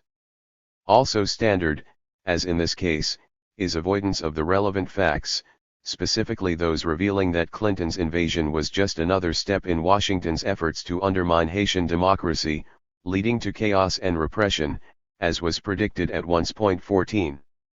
The category failed state was invoked repeatedly in the course of the normative revolution proclaimed in the self-designated enlightened states in the 1990s, entitling them to resort to force with the alleged goal of protecting the populations of carefully selected states in a manner that may be illegal but legitimate.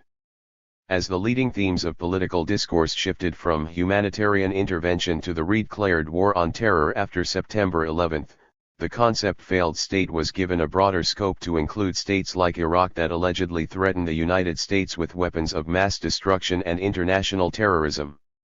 In scholarship that, approvingly, traces the historical roots of the Bush Doctrine, the concept failed state has been extended to include the power vacuums that the United States has been forced to fill for its own security, as Americans concentrated on the task of felling trees and Indians and of rounding out their natural boundaries. 15.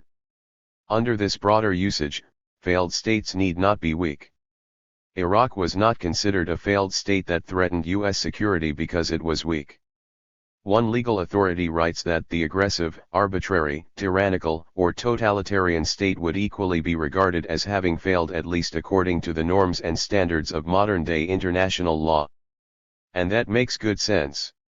Nazi Germany and Stalinist Russia were hardly weak, but they merit the designation failed state as fully as any in history.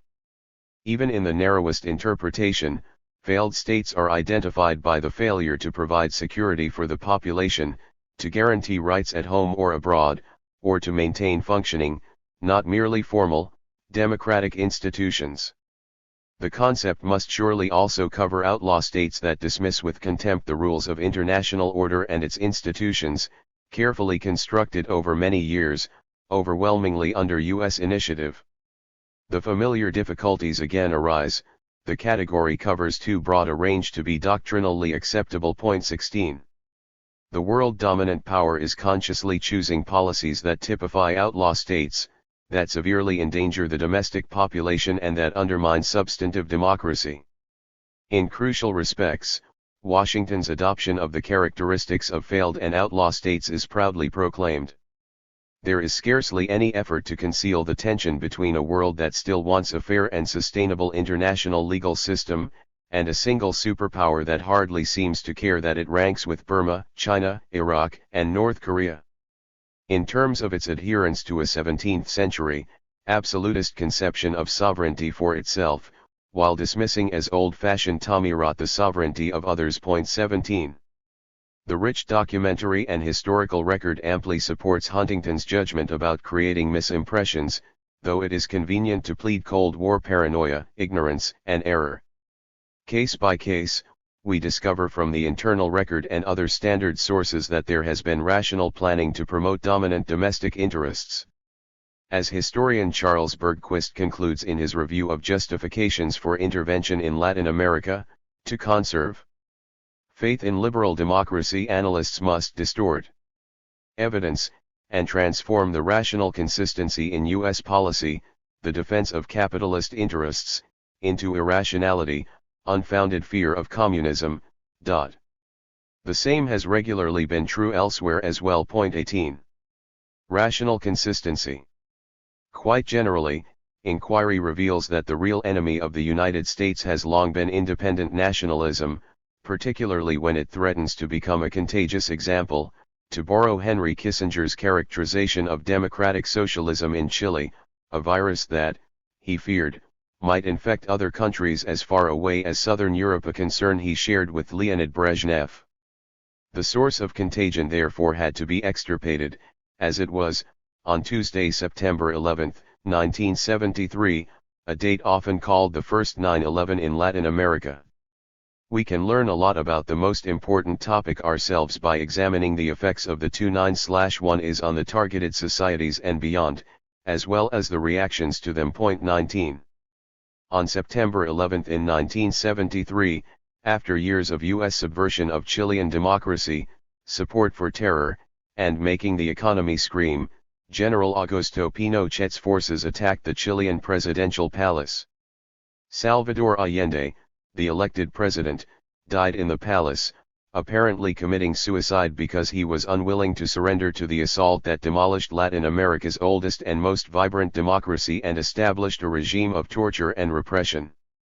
Its primary instrument was the secret police organization DINA, which U.S. military intelligence compared to the KGB and the Gestapo. Meanwhile, Washington firmly supported Pinochet's regime of violence and terror and had no slight role in its initial triumph. Point 20. The official death toll of the first 9/11 is 3,200. The actual toll is commonly estimated at about double that figure. As a proportion of the population, the corresponding figure for the United States would be between 50,000 and 100,000 killed. An official inquiry 30 years after the coup found evidence of 30,000 cases of torture, some 700,000 in the U.S. equivalent. Pinochet soon moved to integrate other US-backed Latin American military dictatorships into an international state terrorist program called Operation Condor. The program killed and tortured mercilessly within the region and branched out to terrorist operations in Europe and the United States. Throughout these hideous crimes, and long after, Pinochet was greatly honored by Ronald Reagan and Margaret Thatcher in particular, but far more widely as well. The assassination of the respected Chilean diplomat Orlando Letelier in Washington, D.C., in 1976, however, was going too far. Operation Condor had to be called off. But the venom continued to spread. The worst atrocities in Argentina were yet to come, along with the expansion of state terror to Central America by the current incumbents in Washington and their immediate mentors. Point 21. After September 11 in 2001, it is commonly agreed, the world irrevocably changed. But not after the first 9/11. Those who enjoy wealth, freedom, and privilege might ask how the world would have changed if the oldest democracy in the hemisphere had been destroyed by a military coup, its president killed, more than 50,000 killed and 700,000 tortured, instigating a plague of terror throughout the continent and beyond. We might also ask how one should respond to those who participated in and laud such actions, or to those who dismiss them as eminently forgettable. The fear of independent nationalism can go to impressive lengths. An illustration is what Senator Baucus called the administration's absurd and increasingly bizarre obsession with Cuba, which has taken precedence over the threat of terror in the Clinton and Bush II administrations, as we have seen. The obsession may be bizarre, but it is not absurd from the perspective of policymakers. The basic reasons were explained in internal documents from the Kennedy-Johnson years. State Department planners warned that the very existence of the Castro regime is successful defiance of U.S. policies going back 150 years, the threat is not Russians, but intolerable defiance of the master of the hemisphere, much like Iran's crime of successful defiance in 1979, or Syria's rejection of Clinton's demands. By June 1960, longtime presidential advisor Adolph Burley, a former member of FDR's Brain Trust, warned that this is the end of the Monroe Doctrine.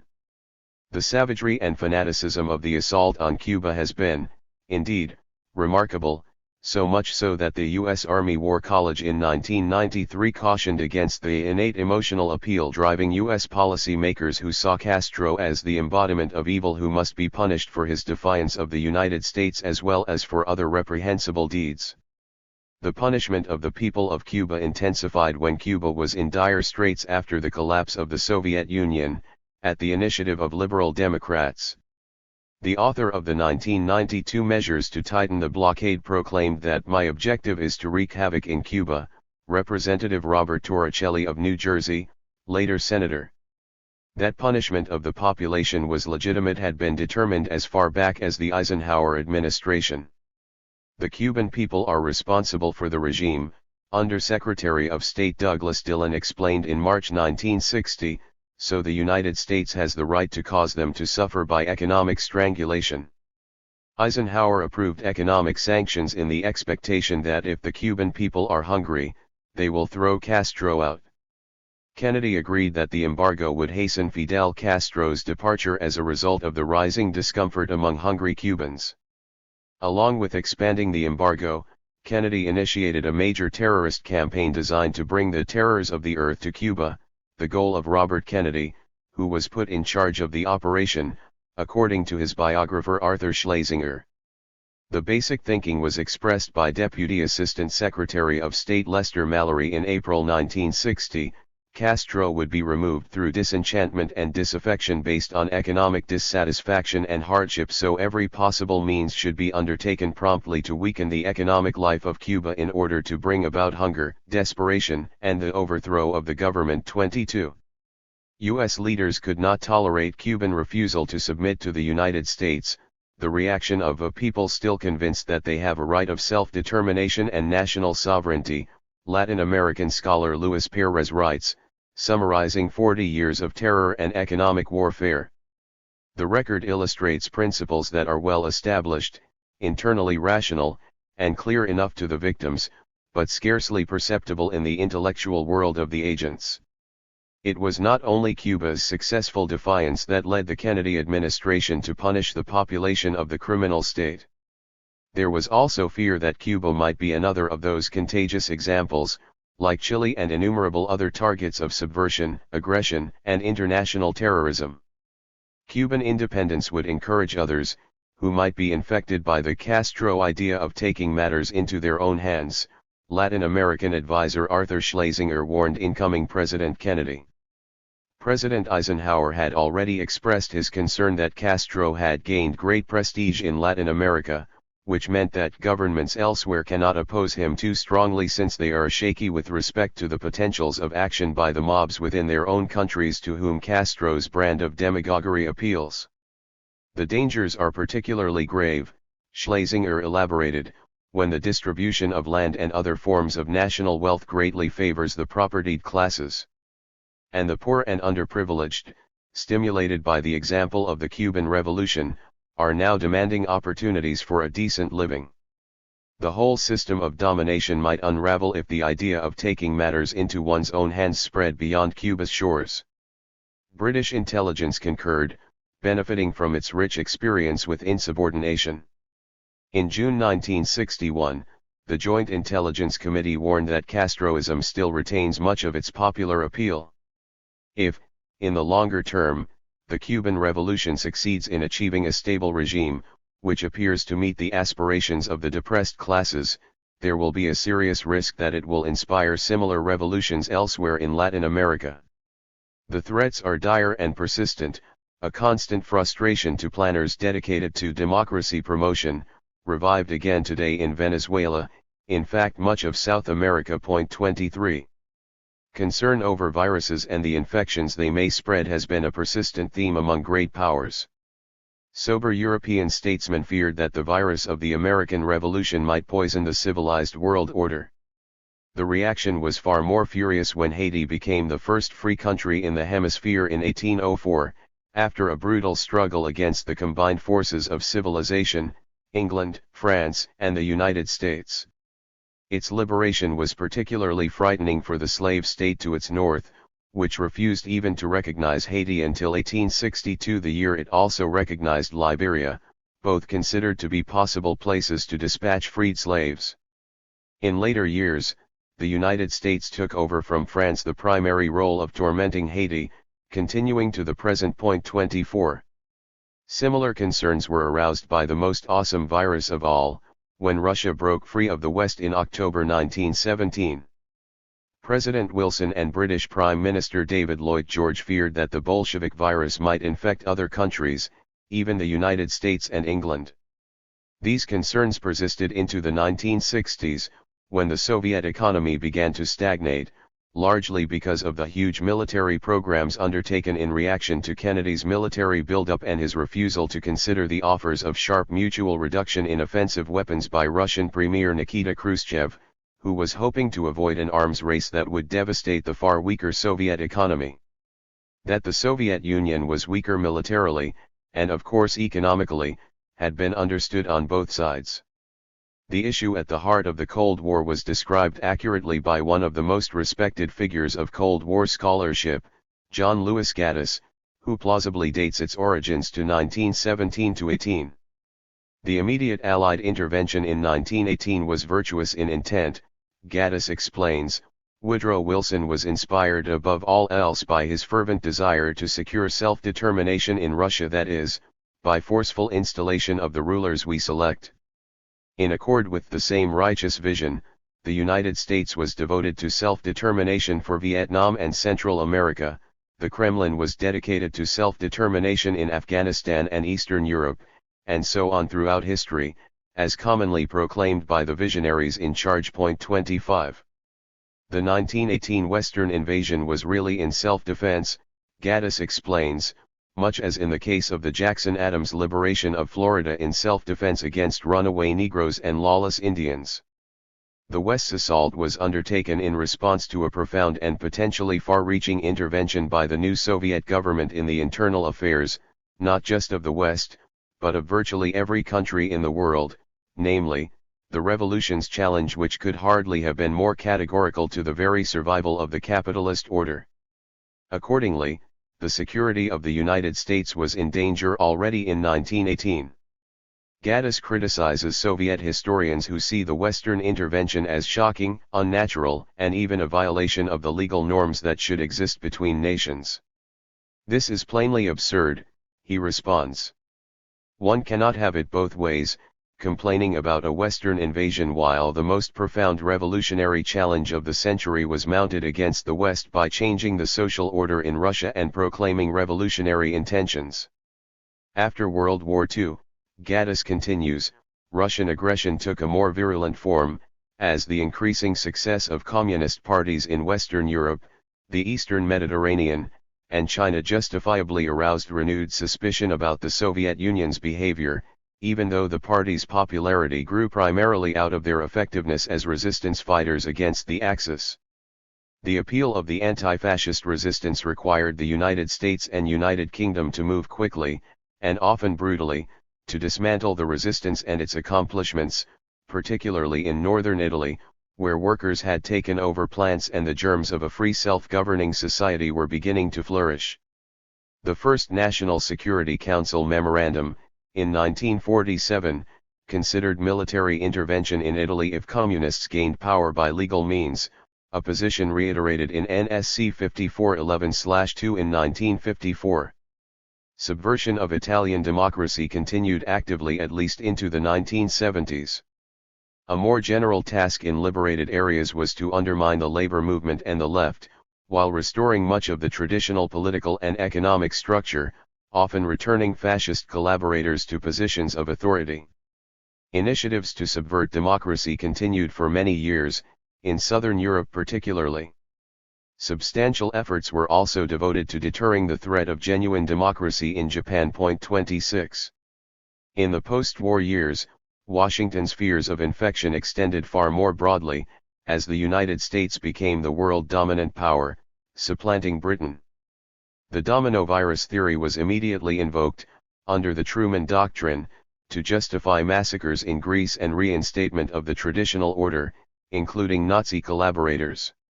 For similar reasons, Washington backed the installation of Europe's first post-war fascist government in Greece in 1967, continuing its support until the dictatorship was overthrown in 1974. The concept was repeatedly deployed to justify destruction of parliamentary regimes and imposition of murderous dictatorships throughout much of the world in order to guarantee stability and control of vital resources, Middle East petroleum, in the case of Greece in the 1940s. In 1948, George Kennan, head of the State Department Policy Planning Staff, warned that if Indonesia fell under communism, it could be an infection that would sweep westward through all of South Asia. For such reasons, Kennan held, the problem of Indonesia is the most crucial issue of the moment in our struggle with the Kremlin, which had little to do with Indonesia, apart from serving to create misimpressions. The threat of a communist Indonesia was sufficiently severe for the Eisenhower administration to support a military rebellion, primarily out of fear of democracy. What scholarship calls a party of the poor was gaining too much political support for comfort.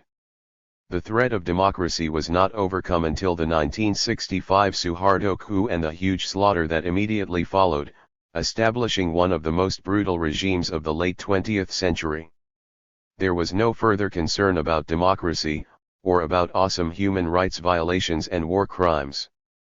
Suharto remained our kind of guy, as the Clinton administration described him, until he committed his first real crime, in 1998, dragging his feet on IMF orders and losing control over the population. At that point he was instructed by Secretary of State Madeleine Albright that the time had come for democratic transition, though some, like Suharto's longtime advocate Paul Wolfowitz, continued to find him meritorious. 27.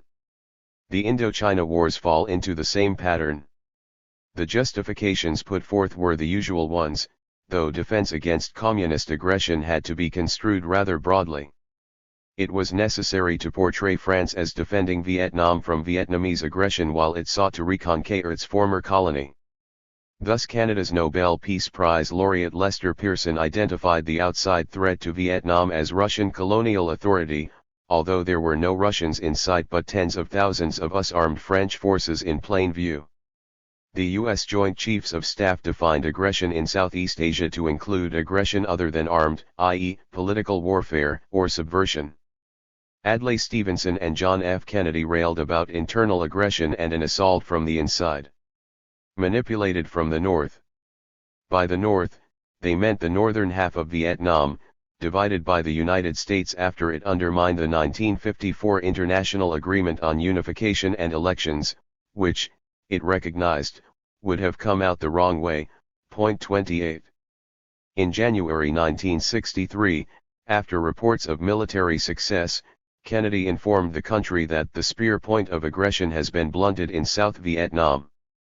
His close advisor historian Arthur Schlesinger described 1962 as not a bad year, with aggression checked in Vietnam. 1962 was the year when Kennedy sent the U.S. Air Force to bomb South Vietnam, authorized the use of napalm and chemical warfare to destroy food crops and ground cover for the indigenous resistance, and began the programs to send millions of South Vietnamese to virtual concentration camps where they could be protected from the guerrillas who, admittedly, they were supporting. The administration's own primary sources reveal that the major provinces in the South were being taken over by indigenous forces roused to resistance by the brutal repression of the U.S. client state in southern Vietnam, with only reluctant support from the northern part of the divided country. The public and internal record until Kennedy's assassination in November 1963 reveals no hint of departure from his insistence that the United States must stay the course until victory was achieved over the assault from the inside. After the war became highly unpopular in the late 1960s, particularly after the 1968 Vietnamese Tet Offensive turned elite sectors against the war, memoirists radically revised their accounts, while they and others produced recollections to support the doctrinally more acceptable view that Kennedy and others were secret doves. Very secret. There is no credible trace of it in the record. 29. Recent efforts to sustain the image of Kennedy as a secret dove have come up with a few scraps of evidence, which are interesting in their assumptions.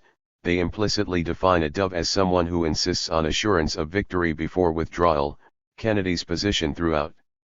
One of the rare examples of non-trivial new evidence adduced in these efforts is a White House communication instructing John Kenneth Galbraith, the ambassador to India, to tell Indian Foreign Secretary M.J.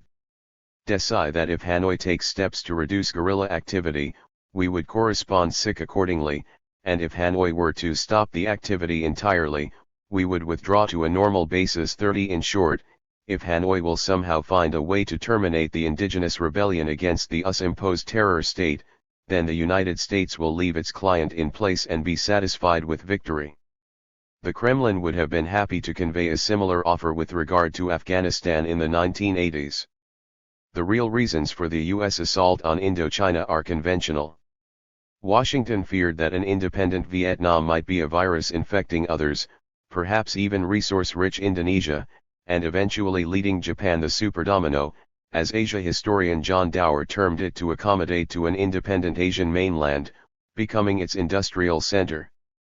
That would in effect have established the new order that Japan sought to create by conquest in the 1930s. The United States was not prepared to lose the Pacific phase of World War II shortly after its military victory. The pre-World War II diplomatic record indicates that there was no fundamental objection to Japan's new order as long as the United States maintained free access to it. And with its much broader post-war ambitions, Washington intended to provide Japan with some sort of empire toward the south, in George Kennan's phrase, something like the New Order but within the US-dominated global system, and therefore acceptable. Other functions of the region, as outlined by Kennan's staff, were to ensure that Britain have access to the resources of its former Asian colonies, and to facilitate the triangular trade patterns that were to be the basis of the post-war reconstruction of Europe and the creation of markets and investment opportunities for US corporations, then moving to the multinational stage. These plans might have been disrupted by a Vietnamese virus, if it were not contained. 31. The proper way to deal with a virus is to destroy it, and to inoculate those who might be infected. In this case, the virus was destroyed by demolishing Indochina. The broader region was then inoculated by the establishment of harsh military dictatorships in the countries susceptible to infection. Indonesia was protected by the staggering mass slaughter of 1965, a gleam of light in Asia, the New York Times exulted. The reaction captured the undisguised Western euphoria over the outcome of the massacre of hundreds of thousands of people, mostly landless peasants, and the destruction of the only mass-based political party, the Indonesian Communist Party, as the country was opened up to free Western exploitation by crimes that the CIA compared to those of Hitler, Stalin, and Mao. 32. The essential logic of the Indochina Wars was articulated by Kennedy Johnson National Security Advisor McGeorge Bundy. He observed in retrospect that our effort in Vietnam was excessive after 1965, when Indonesia was safely inoculated. 33 The basic war aims had been achieved. By the late 1960s the U.S. business community had come to realize that it was pointless to extend the war, which by then was harming the U.S. economy, largely because the anti-war movement compelled Washington to follow a costly guns and butter policy instead of calling a national mobilization that could have been beneficial for the economy, as during World War II, a popular war. Elite opinion and government policy shifted accordingly. Across the political spectrum, the outcome is described as an American defeat, which is true if we keep to maximal aims. The United States did not manage to impose client states in Indochina, and the credibility of U.S. power was perhaps marginally harmed. But in terms of its basic war aims, the United States prevailed, as one would expect given the enormous disparity of means of violence. The public version of the domino theory maintained that Ho Chi Minh would conquer Southeast Asia, Nicaragua would take over Central America, and soon after the hordes would be sweeping over Texas, with the Russians only a footstep behind, and so on. The public version is commonly derided as a naive error after it has served its function of creating misimpressions at home. The internal version of the domino theory, however, is never abandoned, because it is plausible. Successful independent development and steps toward democracy, out of U.S. control, might well have a domino effect, inspiring others who face similar problems to pursue the same course. thus eroding the global system of domination. That is why it was constantly necessary to sell intervention by creating the misimpression that it is the Soviet Union that you are fighting, or China, or the Sino-Soviet Axis, or the Huns, Woodrow Wilson's pretext for invading Haiti and the Dominican Republic, or narco-traffickers, or whatever can be conjured up. On these matters, the documentary record is rich, and remarkably consistent. Such misimpressions commonly provide the framework not only for public discourse but also for the intelligence services. Perhaps the most striking example, considerably more significant than the much-discussed case of Iraq, is revealed in the Pentagon Papers. When Washington decided to support France's reconquest of Vietnam, intelligence was instructed to demonstrate that the Viet Minh resistance was a mere tool of Russia or China, or both. With great effort, intelligence was able to discover only that Hanoi appeared to be the one place in the region lacking such contacts. That was taken to be proof that Ho Chi Minh was such a loyal puppet he had a special dispensation, with no need for instructions. U.S. intelligence was so deeply indoctrinated that for the two-decade period recorded in the Pentagon Papers, up to 1968, it was scarcely able even to entertain the possibility that North Vietnam might be pursuing national interests rather than serving as a loyal puppet of its masters. Hardly in question, whatever one thinks of Hanoi. The South Vietnamese resistance, NLF, was simply dismissed, except on the ground, where it was the commanding presence. 34. Unquestioned power. Prior to World War II, the United States, though by far the world's richest economy, had not been a major global actor. Its reach extended to its own region with forays into the Pacific and, by the 1920s, initiatives began to gain a share of the vast energy resources of the Middle East. But even before the United States entered the war, high-level planners and foreign policy advisors recognized that it should be able to hold unquestioned power in the new global system, ensuring the limitation of any exercise of sovereignty by states that might interfere with its designs. They also developed an integrated policy to achieve military and economic supremacy for the United States in the Grand Area, which was to include at least the Western Hemisphere, the former British Empire, and the Far East. As the war progressed, and it became clear that Soviet military power had crushed Hitler's Reich, Grand Area planning was extended to include as much of Eurasia as possible. 35 Since that time the world has undergone many dramatic changes, but no less striking and of far-reaching significance for the future are the fundamental continuities in these policies, with tactical modifications and shifting of justifications adapted to circumstances. During World War II, Joseph Stalin became an ally, the beloved Uncle Joe, as Russia first endured and then beat back the Nazi wave. It cannot be overemphasized, historian Omer Bartov writes, that however criminal and odious Stalin's regime surely was, without the Red Army and its horrendous blood sacrifice, the Wehrmacht would not have been defeated and Nazism would have remained a fact in Europe for many generations. 36 Roosevelt scholar Warren Kimball concludes that when military assessments pointed out that only the Red Army could achieve victory over Hitler in a land war, aid to the Soviet Union became a presidential priority on the assumption that the Russian army would grind Germany down and keep U.S. soldiers out of a land war. Roosevelt's strategy was for the United States to be the reserves, he confided privately. Nevertheless, Roosevelt treated the aid to Russia program more as a matter of good faith than for its value to the Soviet war effort, Kimball adds, estimating its value at about 10% of Russian production, making it critical but secondary to Roosevelt's broader plans. His design, unchanged to the end, Gaddis observes, was that U.S. allies should do most of the fighting in Europe, so as to keep U.S. casualties to a minimum.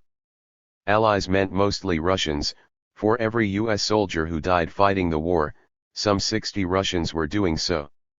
A corresponding intention, largely achieved, was that in the Pacific the United States would have total domination, with no interference from allies or even participation from the major victims of Japanese aggression. 37. In the early stages of the war, Harry Truman's view was simple: if we see that Germany is winning we ought to help Russia, and if Russia is winning we ought to help Germany, and that way let them kill as many as possible, what political scientist Timothy Crawford calls a pivotal strategy to prolong war. Truman's generally pragmatic view was tempered, however, by his genuine affection and admiration for Old Joe, whom he regarded as a decent fellow who can't do what he wants to because, as Truman put it in 1948, he is a prisoner of the Politburo. Truman stopped expressing such views publicly when his advisers convinced him that doing so was a damaging blunder. But in private he continued to describe Old Joe as honest and straightforward, as near like Tom Pendergast as any man I know, referring to the Missouri boss who launched his political career. As president, Truman felt that he could get along with the tyrant as long as the United States got its way 85% of the time. 38. War planners took a much dimmer view. The British in particular regarded the Western Soviet wartime alliance as an aberration from the start. From early 1944 Western military intelligence was marking the Soviets as the next enemy and withholding crucial information about German forces from the Russians while obtaining superbly detailed and accurate information about Russian military forces. Almost all Western-Russian intelligence cooperation ceased by the end of 1944, and British and U.S. intelligence began gathering information for air attacks against Russia. Field Marshal Sir Alan Brooke, the British wartime chief of the Imperial General Staff, had always loathed what he called this semi-Asiatic race, who were perhaps almost as degraded as the little yellow dwarf slaves in Japan who disgusted Sir Alexander Cadogan, the senior official at the Foreign Office. Brooke concluded in 1943 that the USSR cannot fail to become the main threat after the war, so that it would be necessary to foster Germany, gradually build her up and bring her into the Federation of Western Europe, though it was a difficult policy to carry out under the cloak of a holy alliance between England, Russia, and America. Richard Aldrich observes that like Harry S. Truman in Washington, Brooke and his Deputy General Henry Pownall rejoiced to see Germany and Russia going for each other with vigor. By late 1944, the British military was producing war plans, including rearming of Germany, for the planned attack against Russia. British intelligence had also found super-secret appreciations of the Soviet Union as the next enemy that were circulating in Washington. 39. In May 1945, as the war against Germany ended, Churchill ordered war plans to be drawn up for Operation Unthinkable. His stated objective was the elimination of Russia, Aldrich writes. The plans, only declassified in 1999, called for a surprise attack by hundreds of thousands of British and American troops, joined by 100,000 rearmed German soldiers, while the Royal Air Force would attack Soviet cities from bases in Northern Europe. Nuclear weapons were soon added to the mix. Earlier Cadogan had raged about how the Russians are dominated by an almost insane suspicion, requiring infinite patience as we try to deal with them as though we thought they were reasonable human beings. 40. The dilemma is a persistent one in attempts to deal with the unpeople of the world. 30 years after the criminal atrocities he directed, Robert McNamara was still puzzling over the unwillingness of the South Vietnamese resistance to lay down their arms and become part of an independent, non-communist South Vietnam, following the path of Indonesia, which had reversed course after the killing of 300,000 or more PKI members. And now lay in the hands of independent nationalists led by Suharto. 41. How could the Vietnamese not appreciate the merits of the bright future McNamara was recommending to them? Perhaps the answer is the one Henry Kissinger offered in his musings at the same time about the deepest problem of the contemporary international order, nothing like starvation or war, but rather the difference of philosophical perspective that separates the West, which is deeply committed to the notion that the real world is external to the observer, from the rest of the world, which still believes that the real world is almost completely internal to the observer. Perhaps that is why the Vietnamese did not react rationally to our efforts to bomb them to the negotiating table where we offered them the fate of the PKI in independent Indonesia. The Russians, Kissinger continued, are poised uneasily astride the great divide of philosophical perspective. And they are particularly difficult to deal with because of their delusion that objective factors such as the social structure, the economic process, and above all the class struggle are more important than the personal convictions of statesmen. Hence they do not accept protestations of goodwill at face value, as we do. 42. A few years after the end of World War II, British assessments began to change. By 1951, the retiring Director of Naval Intelligence, Vice Admiral Eric Longley Cook, informed the innermost circle that the stolid Russians were a force for stability in the world system, seeking to further their objectives by psychological or economic means but not a general military offensive. He suggested that the main threat to strategic stability and indeed to the survival of the United Kingdom came from America, which is preparing for a shooting war with the Soviet Union from which the United States would be secure, while Britain might be destroyed. 43. These fears would only have been exacerbated by the rhetoric of NSC 68, had it been known. Formulated in 1950, shortly before the Korean War, NSC 68 is recognized to be a founding document of the contemporary world order, widely cited in scholarship, though much of the contents is generally ignored, including the scattered data revealing Soviet military weakness relative to the West and the remarkable rhetorical framework of the document. 44 NSC 68 was drafted by Paul Nitze under the direction of Dean Acheson, two of the wise men who are honored for their sobriety and thoughtfulness in creating the new world order of the day. They contrast the fundamental design of the slave state with the fundamental purpose of the United States.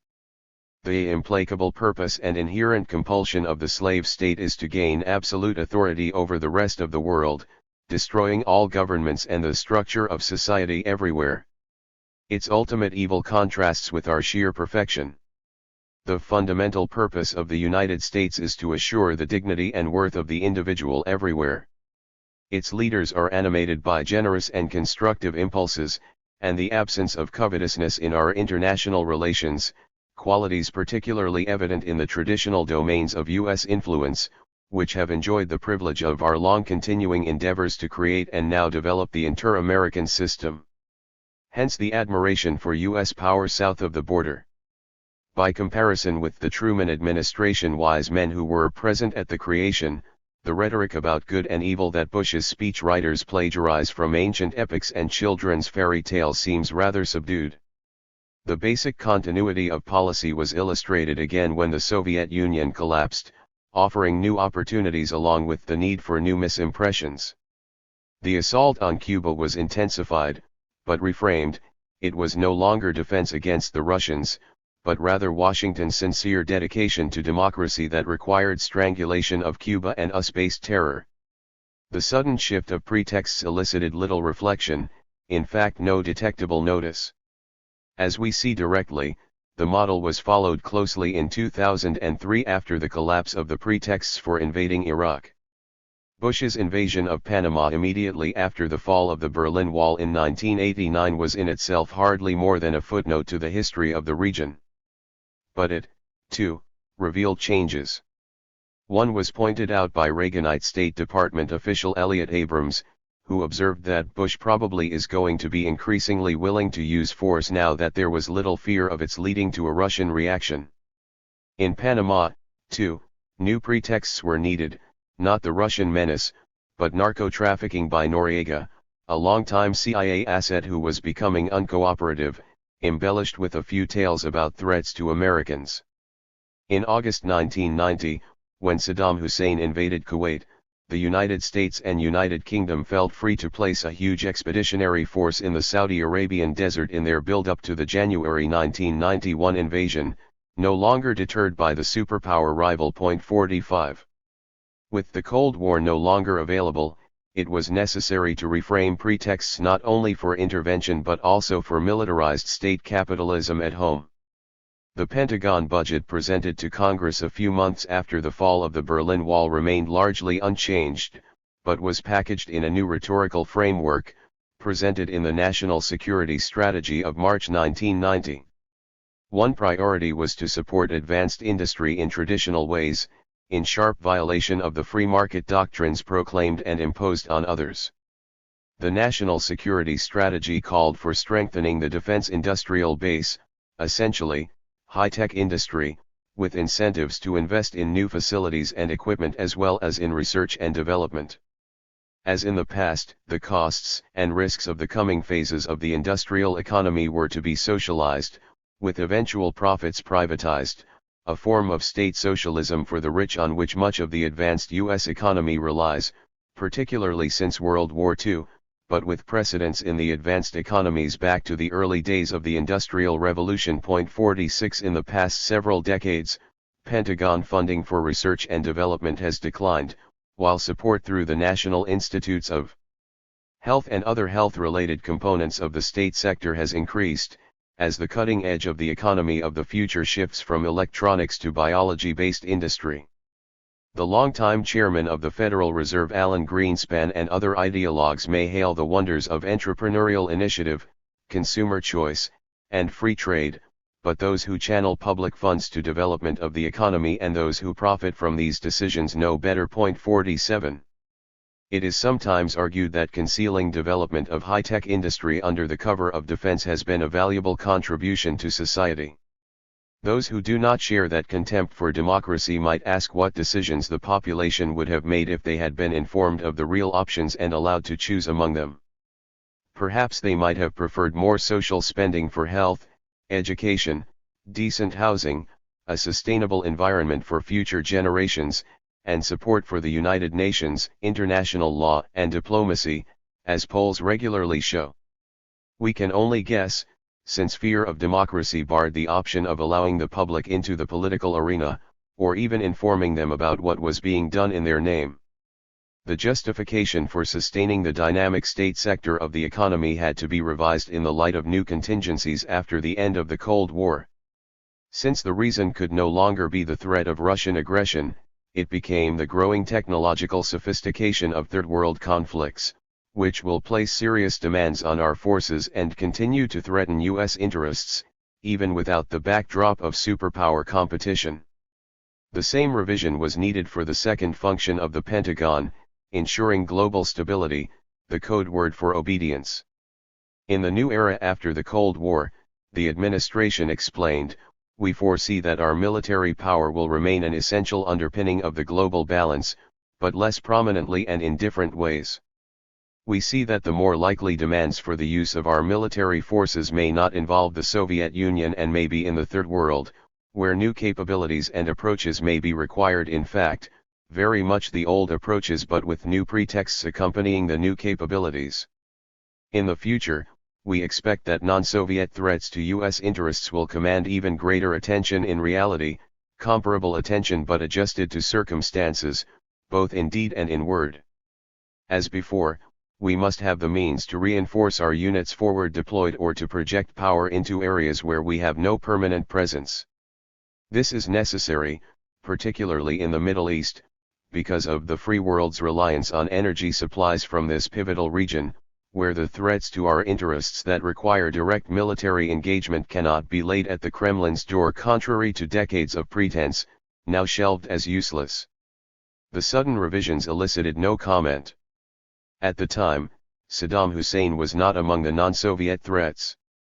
Rather, he was still a favored friend and ally and recipient of ample aid and support. 48. Military commanders echoed the political echelon, emphasizing that the end of the Cold War would not change security policies significantly. In fact, the majority of the crises we have responded to since the end of World War II have not directly involved the Soviet Union, Marine General A.M. Gray observed, quite accurately, in May 1990. The problems remain, as before, insurgencies resulting from the underdeveloped world's growing dissatisfaction over the gap between rich and poor nations, which may jeopardize regional stability and our access to vital economic and military resources, on which the United States and its allies will become more and more dependent. We must therefore maintain within our active force structure a credible military power projection capability with the flexibility to respond to conflict across the spectrum of violence throughout the globe, to ensure unimpeded access both to developing economic markets throughout the world and to the resources needed to support our manufacturing requirements. 49. This basic thinking remained in force a decade later. New millennium intelligence projections expect globalization, in the standard doctrinal sense, to continue on course. Its evolution will be rocky, marked by chronic financial volatility and a widening economic divide. It will bring deepening economic stagnation, political instability, and cultural alienation, which will foster ethnic, ideological, and religious extremism, along with the violence that often accompanies it, much of that violence directed against the United States. A 2004 intelligence update expects the perceptions of the contradictions and uncertainties of a globalized world to come even more to the fore than is the case today, as gaps will widen between those countries benefiting from globalization and those underdeveloped nations or pockets within nations that are left behind. The pockets happen to be immense, dramatically so in the poster Children of Globalization 50. The 2004 intelligence assessment also warns that over the next 15 years the increasing centrality of ethical issues, old and new, has the potential to divide worldwide publics and challenge U.S. leadership on such matters as the environment and climate change, privacy, cloning and biotechnology, human rights, international law regulating conflict, and the role of multilateral institutions. The United States increasingly will have to battle world public opinion, which has dramatically shifted since the end of the Cold War, a subdued allusion to the fact that the Bush II administration significantly increased fear and often hatred of the United States. 51. Huntington's observations about the need to create misimpressions to control the domestic population illustrate what should be the merest truism: professions of benign intent by leaders should be dismissed by any rational observer. They are near universal and predictable, and hence carry virtually no information. The worst monsters, Hitler, Stalin, Japanese fascists, Suharto, Saddam Hussein, and many others, have produced moving flights of rhetoric about their nobility of purpose. The same holds for peace institutes and endowments for democracy. If we are serious, we will ask about their actions, paying little attention to their words, an elementary observation that has inspired a rich literature from Pascal to Zamyatin to Orwell. The democratization bandwagon. With all of this in mind, let us turn to Iraq and the revived passion for democracy promotion that is held to be central to Bush's grand strategy. Welcoming the Iraqi elections in January 2005, the foreign minister of Iran declared that Iran supports the wishes of Iraqi citizens for a democratic government, living prosperously in a unified nation and expecting peaceful relationships with their neighbors, a fully sovereign Iraq in a stable and peaceful region of democratic states. Rational observers will view Iran's dedication to democracy promotion with due skepticism. And the same should be true when Bush, Blair, Rice, and their associates issue similar pronouncements. Far more so, in fact, for reasons that it takes some effort to ignore. The most glaring is occasionally, though very rarely, articulated. Thus Middle East specialist Augustus Richard Norton writes that as fantasies about Iraq's weapons of mass destruction were unmasked, the Bush administration increasingly stressed the democratic transformation of Iraq, and scholars jumped on the democratization bandwagon. Before the fantasies were unmasked, there was, of course, occasional invocation of the standard pieties about democratic transformation, but not beyond the usual meaningless norm. In the documents reviewed in the most extensive study of the justifications for the Iraq invasion, by John Prados, such terms as democracy are not even indexed. 52.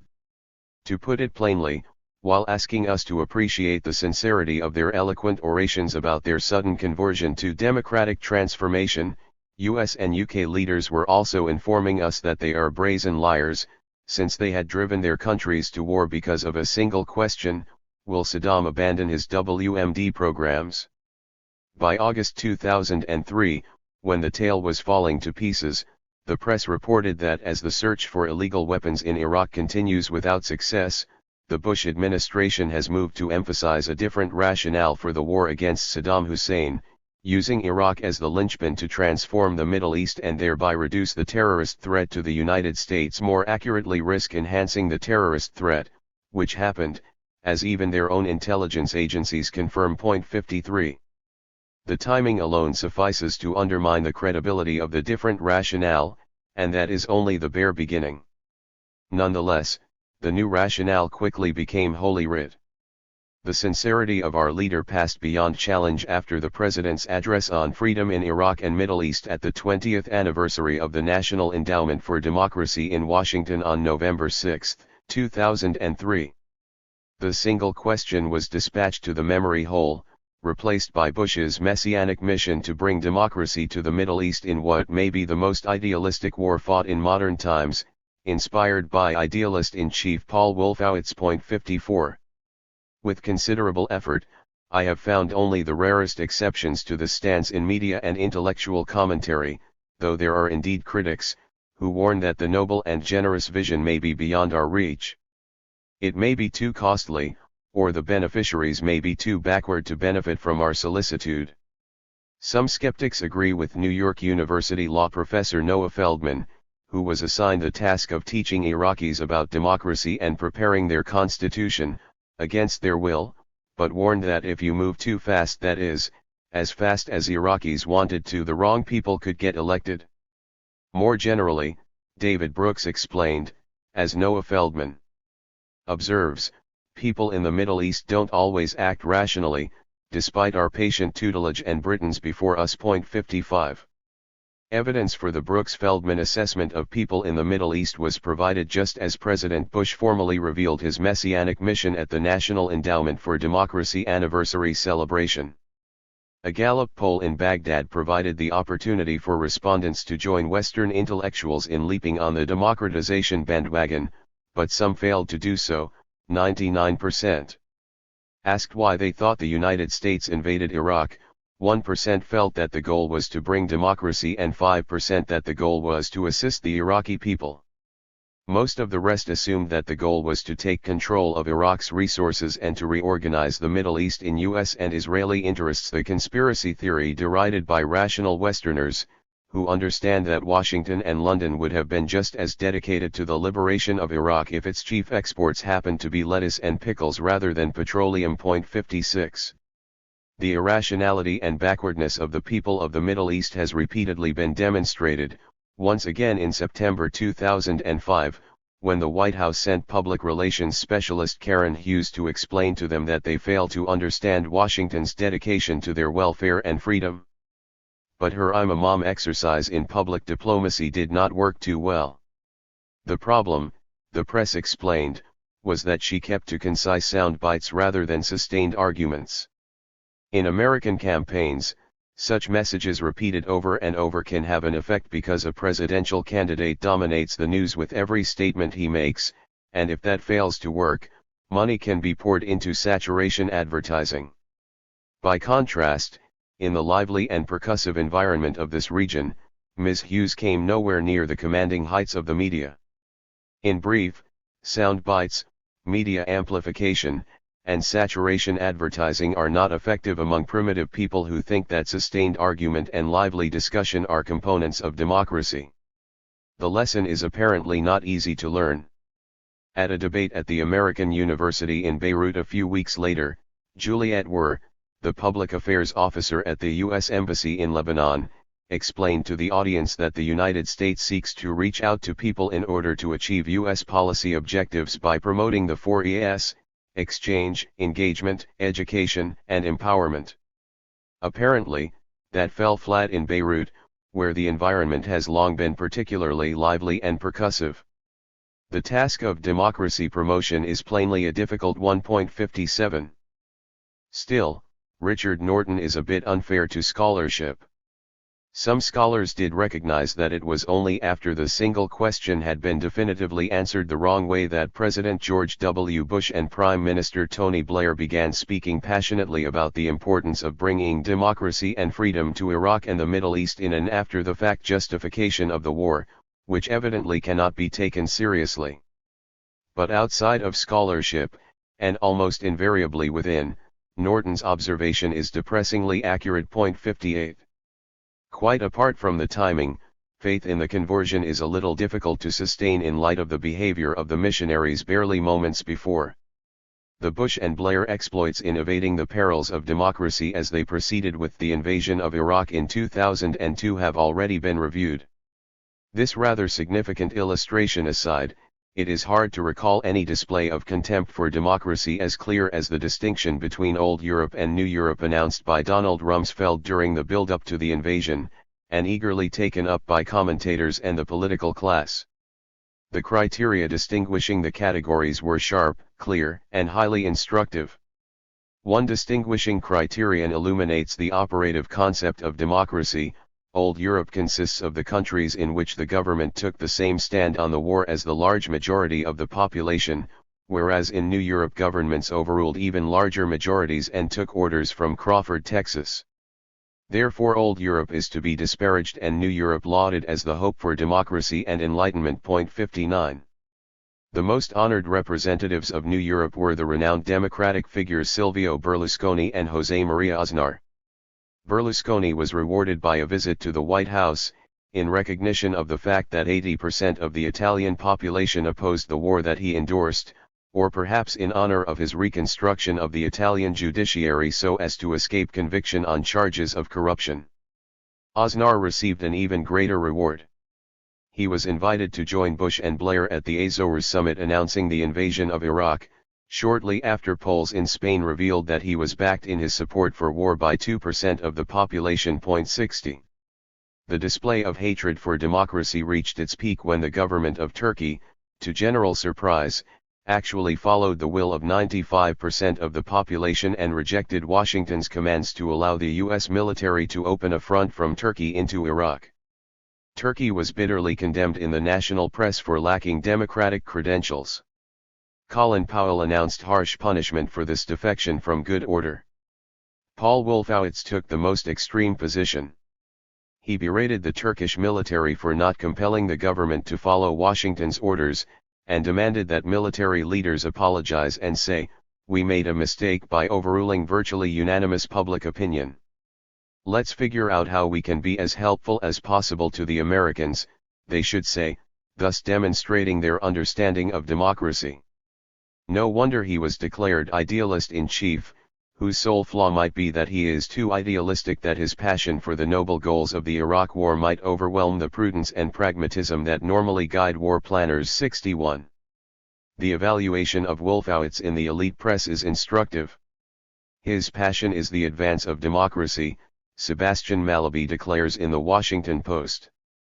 In another admiring account, Andrew Balls writes in the Financial Times that promotion of democracy has been one of the most consistent themes of his career. No evidence is cited apart from Wolfowitz's self-image. Praising Wolfowitz's qualifications to take over as the new head of the World Bank in 2005, Mallaby writes that his main exposure to development comes from his time as ambassador in Indonesia, which combined miraculous poverty reduction with state intervention. And his experience in Indonesia will be particularly significant because of the new consensus in Washington that holds that the chief challenge in poor countries is to fight the corruption that deters private investment and to create the rule of law. 62. A look at the actual record is revealing. Jeffrey Winters, an academic specialist on Indonesia, writes that Wolfowitz's main achievement in the economic sphere as ambassador to Indonesia was to help set the stage for the 1997 collapse of the Indonesian economy under Suharto, a tragedy that plunged tens of millions into abject poverty. Wolfowitz's most important initiative was to sponsor one of the most reckless deregulations of a banking sector ever undertaken, which led to economic collapse and widespread misery. Suharto, Wolfowitz's favorite, meanwhile earned the dubious title of being the most corrupt world leader in recent history, a clear winner, according to British-based Transparency International, having amassed a family fortune estimated at anything between $15 billion and $35 billion, far outstripping second-place Ferdinand Marcos of the Philippines and third-place Mobutu Sese Seko of Congo, also members in good standing in the rogues gallery of the administrations in which Wolfowitz served.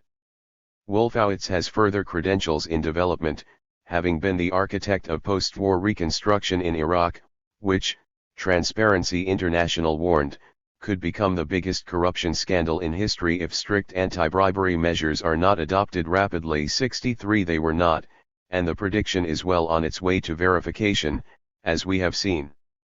Clearly Wolfie, as GWB affectionately calls him, has impressive qualifications to carry forward the new consensus on fighting corruption and promoting economic development.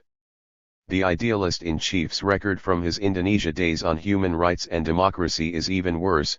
Winters continues.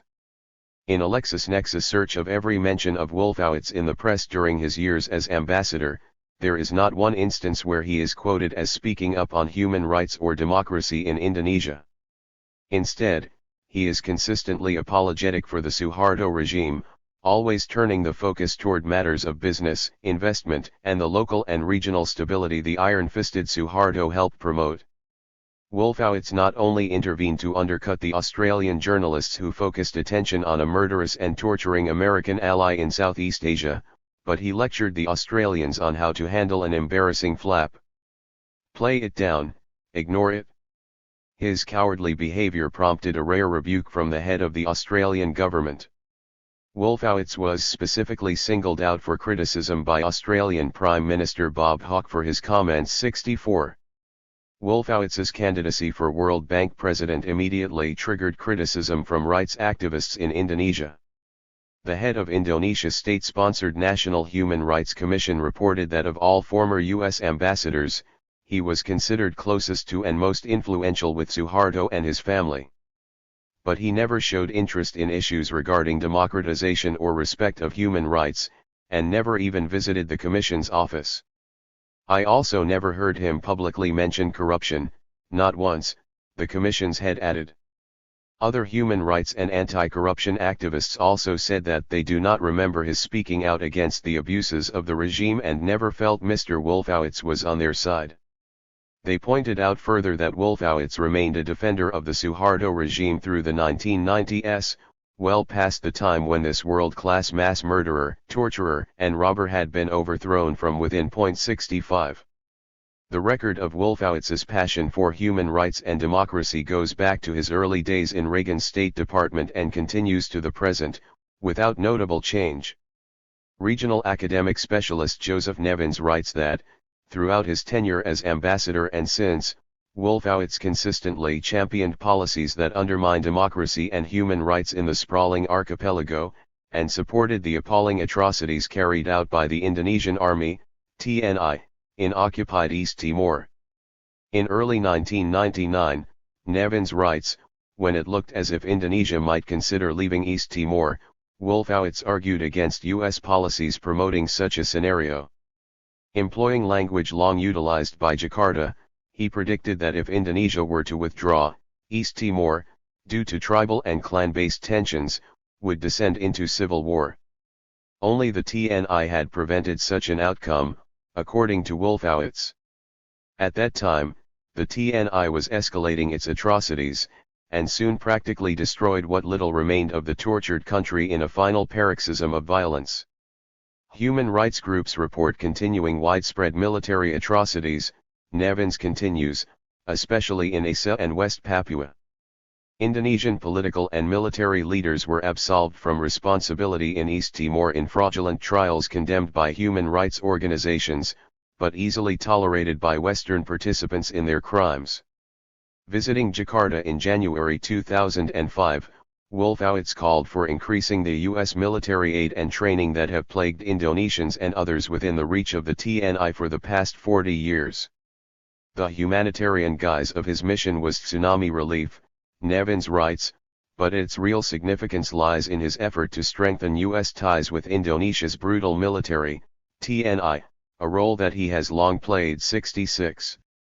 Bush and associates continued to pursue the president's democratizing mission in the traditional domains of U.S. power as well. In 2002, they supported a military coup to overthrow the elected government of Venezuela, headed by Hugo Chavez, but had to slink away in the face of overwhelming condemnation in Latin America, where democracy is not considered as quaint and obsolete as it is in Washington. After a popular uprising restored the government, Washington turned to subversion, under the guise of supporting democracy, a familiar pattern. Thus, after decertifying Venezuela for alleged non-cooperation with U.S. drug operations in the region, Washington waived the cuts in U.S. foreign aid usually attached to decertification so that it can continue to support Venezuelan pro-democracy groups that oppose the leftist Chavez 67. The concept is interesting. While Washington's right to support anti-Chavez groups in Venezuela cannot be questioned, there might perhaps be some eyebrows raised if Iran were funding anti-Bush groups in the United States, particularly if it did so right after having supported a military coup to overthrow the government. It is also apparently taken to be a logical impossibility that some groups supporting Chavez might be pro-democracy. That is proven by Washington's opposition to the government. Accordingly, it can have no relevance that Chavez has repeatedly won monitored elections and referenda despite overwhelming and bitter media hostility, that his popularity ratings are at 80%, or that Latin America's major polling organization, Latinobarometro, found in 2004 that while satisfaction with democracy continues its ominous decline throughout Latin America, in striking parallel to the march of neoliberal programs that undermine functioning democracy, there were three exceptions. Leading the list was Venezuela, where support for democracy climbed from 64% to 74% between 1997 and 2004. The country now leads all countries in Latin America in support for its elected government. 68. In contrast, most U.S. citizens believe that the public has little influence on government decisions and few believe that Congress will conform to the decisions the majority of Americans would make. U.S. citizens rank their own government below Britain, Sweden, Canada, and others on the scale ranging from not democratic at all to completely democratic. 69. Further proof of the anti-democratic character of Chavez supporters in Venezuela was his performance at the September 2005 UN summit, where he generated the loudest burst of applause for a world leader at the summit with his unbridled attack on what he characterized as U.S. militarism and capitalism. This outlandish characterization of the United States as capitalist and militaristic reveals that he has taken on the mantle of the bad boy of UN summitry. Off the radar screen is what Americans can read in Ireland's leading journal by the veteran Latin American correspondent Hugh O'Shaughnessy, which helps explain the basis for the applause without resort to Bush-style wailing about how the world hates us because we are so good. In Venezuela, where an oil economy has over the decades produced a sparkling elite of super-rich, a quarter of under 15s go hungry, for instance, and 60% of people over 59 have no income at all. Less than a fifth of the population enjoys social security. Only now under President Chavez, the former parachute colonel elected to office in 1998, has medicine started to become something of a reality for the poverty-stricken majority in the rich but deeply divided virtually non-functioning society. Since he won power in democratic elections and began to transform the health and welfare sector which catered so badly to the mass of the population, progress has been slow. But it has been perceptible, not least because Venezuela has joined with Cuba in a joint health strategy which has brought perhaps 20,000 Cuban doctors and other health professionals here and spread them around the country from Caracas to remote spots where Venezuelan doctors refuse to serve. Operation Miracle is spreading the model to the Caribbean, with significant impact among the poor majority, it appears. 70. In March 2004, concerned that elections in El Salvador might come out the wrong way, the democracy promotion missionaries warned that if Salvadorans made the wrong choice, the country's lifeline remittances from the United States, a crucial pillar of the economic miracle, might be cut, among other consequences. They also clarified their mission by offering their achievements in El Salvador as a model for Iraq. In reaction to the favorable coverage of this audacious stand, one of the leading academic specialists on Central America, Thomas Walker, distributed an op-ed to newspapers around the country describing the free elections under U.S. domination hailed by Cheney, Rumsfeld, and others. These elections, he reminds us, were held against a backdrop of state-sponsored terror which had taken the lives of tens of thousands of innocent civilians, crippled civil society, and completely silenced the opposition media. The candidates, moreover, were limited to a narrow spectrum from center to far right, voter abstention was threatened with murder, and votes were cast using sequentially numbered, identifiable ballots deposited in clear plastic boxes in front of armed soldiers so translucent that the ballots could be read even when duly folded. 71. This was clearly the wrong story. The op-ed was rejected. That came as no surprise to Walker. He is also the author of the major scholarly studies of Nicaragua, and through the 1980s, when Nicaragua was the top story of the day, he sent several op-eds a year to the New York Times. None appeared. Again, the wrong story. A review of op-eds and editorials in the liberal national press at the peak moments of coverage of Nicaragua revealed the familiar split between hawks and doves, about 50-50, demonstrating the balance and openness in the free press. The hawks called for escalating the international terrorist assault. The doves countered that violence was not succeeding, so the United States should find other means to compel Nicaraguans to adhere to the Central American mode and adopt the regional standards of Washington's preferred states, El Salvador and Guatemala, then engaged in gruesome state terror. Walker and Latin American specialists generally fell outside of this spectrum and thus were virtually ignored, sometimes in startling ways. One example, again bearing on democracy promotion, was the 1984 Nicaragua elections, which had doctrinally unacceptable results. The Sandinistas won and therefore did not take place, though they were closely observed and generally approved, including by hostile observers and a delegation of specialists on Nicaragua sent by the Professional Association of Latin America Scholars, all suppressed. One of those observers was José Figueres of Costa Rica, who joined in pronouncing the 1984 elections fair by Latin American standards and was also ignored. More generally, though passionately anti-communist and anti-Sandinista, and a strong supporter of Washington and U.S. corporate investors, he felt that Nicaraguans should be left to deal with their own problems in their own way.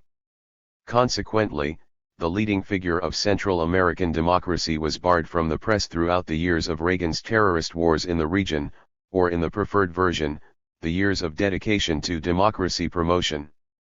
A familiar practice, as we have seen. 72. In praising the Salvadoran model, Bush administration democracy promoters failed to mention one of the important contributions of Reagan's war on terror. In Iraq, the private security firms that are the second largest component of the coalition of the willing are dipping into experienced pools of trained fighters, almost 70% from El Salvador, it is estimated. The trained killers from the Reagan-run state terrorist apparatus can earn better pay pursuing their craft in Iraq than in what remains of their societies at home. 73. The familiar patterns have been followed from the traditional domains of U.S. power in the Western Hemisphere to the newer ones in Central Asia. After the May 2005 massacres in Uzbekistan, U.S. officials have walked a fine line, saying they were deeply disturbed over the killings but also expressing alarm over anti-government violence. Taking a more assertive stand, British, French, and European Union officials have denounced the deadly crackdown and called for international observers to be let in to investigate. Washington distanced itself even from Europe's light tap on the wrist, preferring more open support for the tyrant Islam Karimov, who enjoys such pleasures as murdering dissidents by boiling them to death, according to former British Ambassador Craig Murray. Murray was recalled to London for such indiscretions, not to speak of his description of Karimov as George Bush's man in Central Asia, praised by senior members of the Bush administration and backed to the hilt because of Uzbekistan's significant reserves of oil and gas. In his cables to London in 2002 and 2003, Murray had written, "U.S. plays down human rights situation in Uzbekistan. A dangerous policy, increasing repression combined with poverty will promote Islamic terrorism." And, as seen from Tashkent, U.S. policy is not much focused on democracy or freedom. It is about oil, gas, and hegemony. In Uzbekistan the U.S. pursues those ends through supporting a ruthless dictatorship. The State Department gave Uzbekistan a favorable human rights assessment, Murray said, in order to free up hundreds of millions of dollars in aid. In a secret letter on March 18, 2003, as Bush and Blair were launching the Iraq War, Murray wrote, "Last year the U.S. gave $500 million in aid to Uzbekistan, about a quarter of it military aid. Bush and Powell repeatedly hail Karimov as a friend and ally. Yet this regime has at least 7,000 prisoners of conscience. It is a one-party state without freedom of speech, without freedom of media, without freedom of movement, without freedom of assembly, without freedom of religion. It practices, systematically, the most hideous tortures on thousands. Most of the population live in conditions precisely analogous with medieval serfdom. 74. Karimov was not backed enthusiastically enough for his taste, however. Dissatisfied, he compelled Washington to shift its air bases to neighboring tyrannies. The U.S. is trying to cover its retreat behind a smokescreen of belated concern for human rights abuses in Uzbekistan, Murray wrote. Suddenly one of their most intensively courted allies has been discovered shock horror to be an evil dictator. Remember Saddam? The dictator, it turned out, preferred the style of Russian President Vladimir Putin to that of his Western suitors, though not all are withdrawing.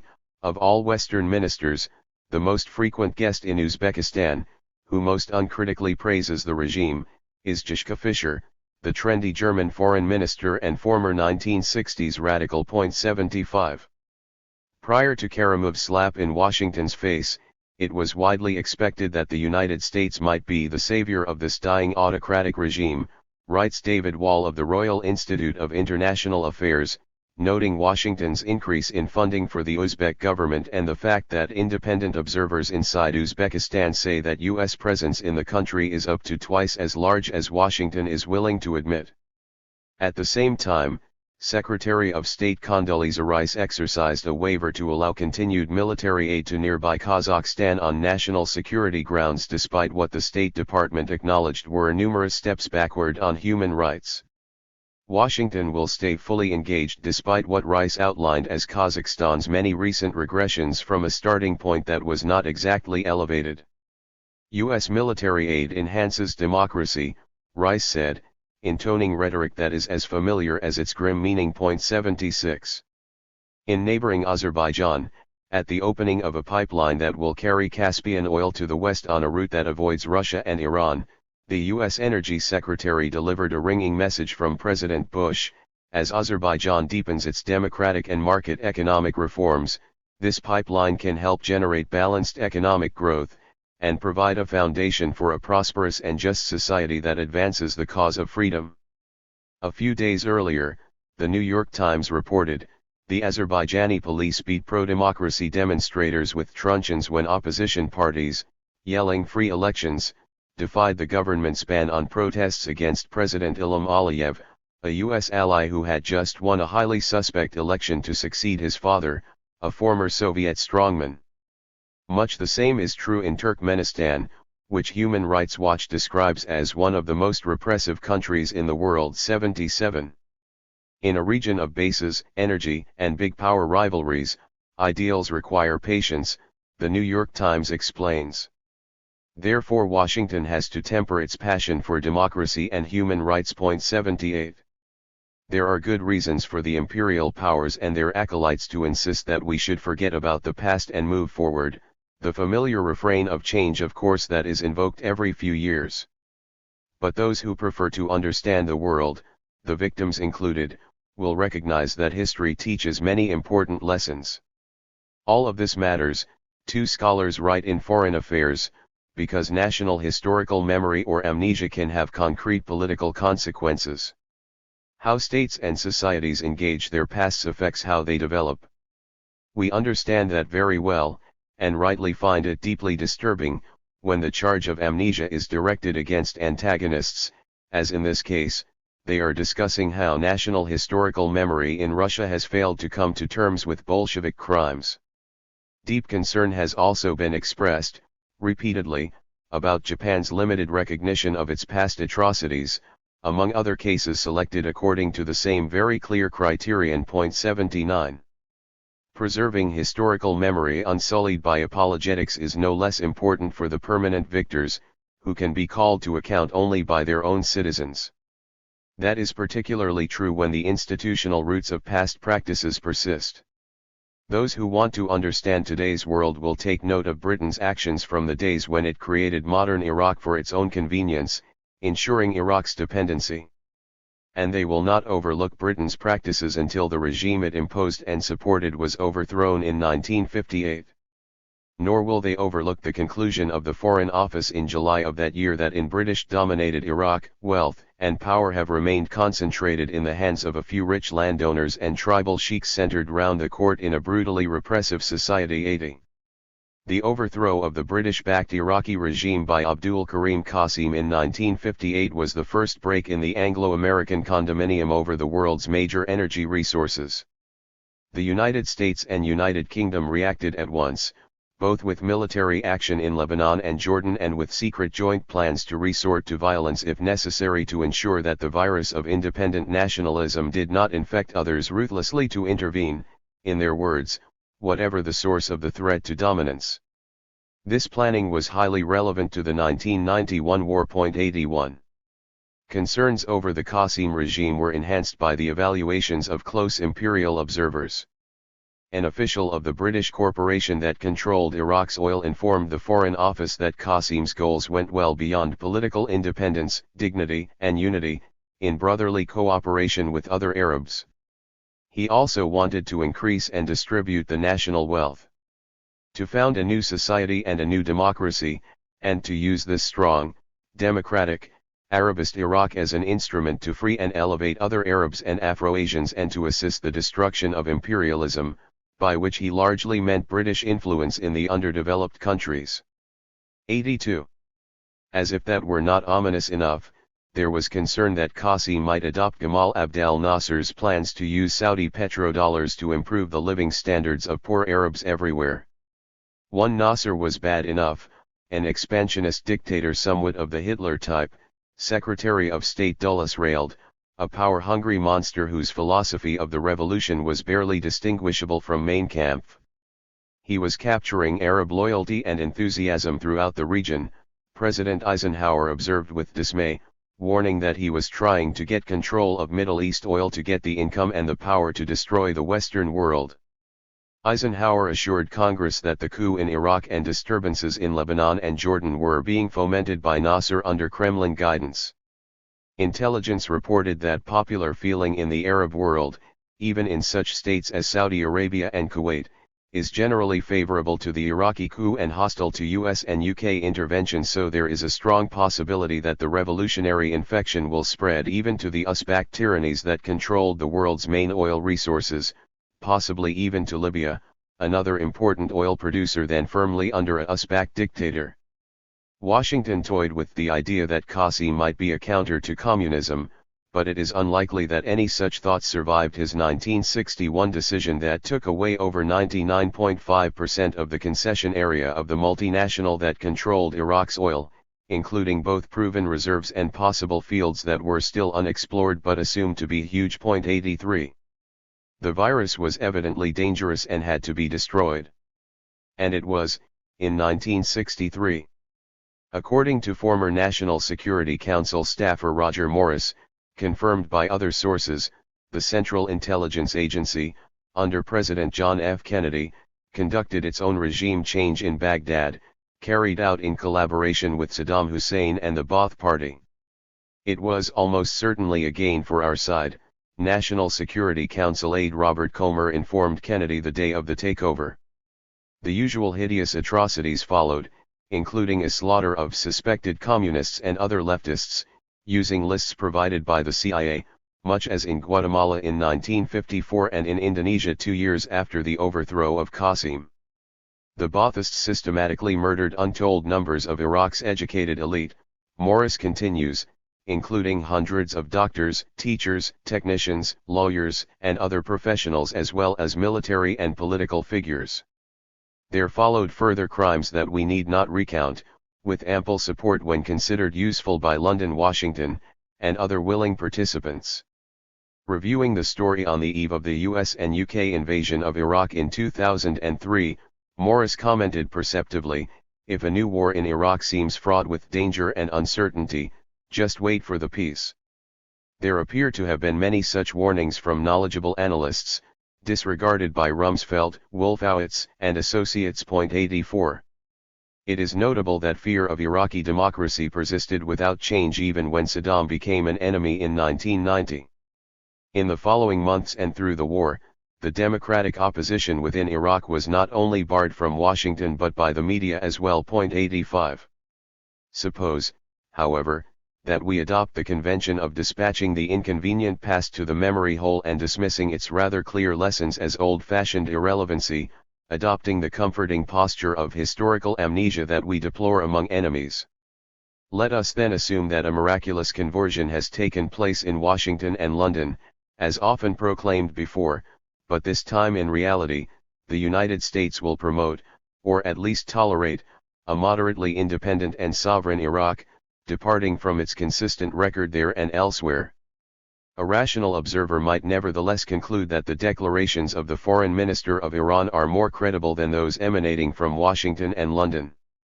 Iran could live with a more or less democratic and sovereign Iraq. It is hard to imagine how Washington and London could do so. Consider the policies that Iraq would be likely to adopt. Iraqis may have no love for Iran, but they would prefer friendly relations with their powerful neighbor to antagonism and conflict, and would be likely to join in the efforts to integrate Iran into the region, which were underway long before the US and UK invasion. Furthermore, the Shiite religious and political leadership in Iraq has very close links with Iran. Shiite success in Iraq is already invigorating the pressures for freedom and democracy among the bitterly oppressed Shiite population of Saudi Arabia just across the border, tendencies that would only increase if Iraq were to be granted a measure of sovereignty. The efforts of the Saudi Shiites go back many years, and elicited a harsh crackdown when they sought to overthrow the brutal US-backed monarchy in the early 1980s.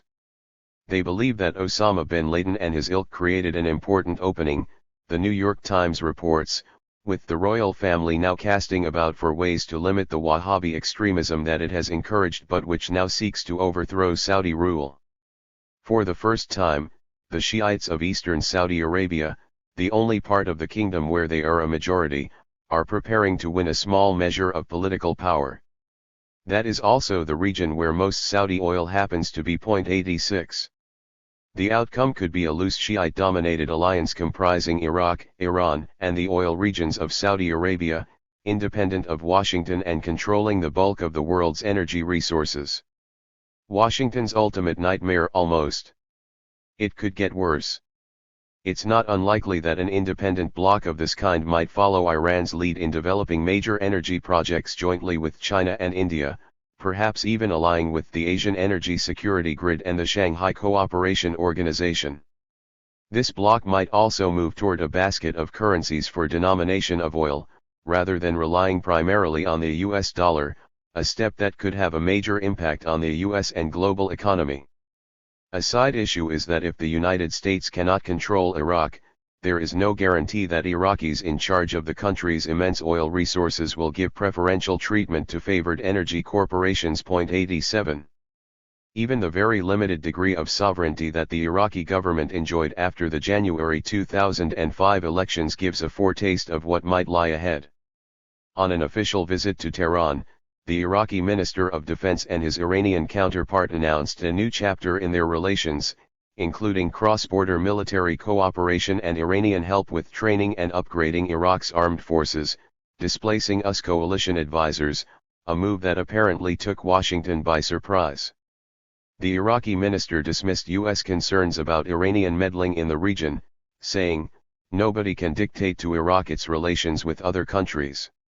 Meanwhile, the once libertine oil port of Basra, deep in the south near the Iranian border, is steadily being transformed into a mini-theocracy under Shiite rule, Edward Wong reports. The growing ties with Iran are evident.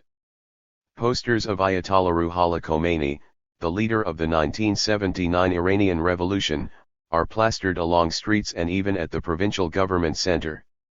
The Iranian government opened a polling station downtown for Iranian expatriates during elections in their home country in June.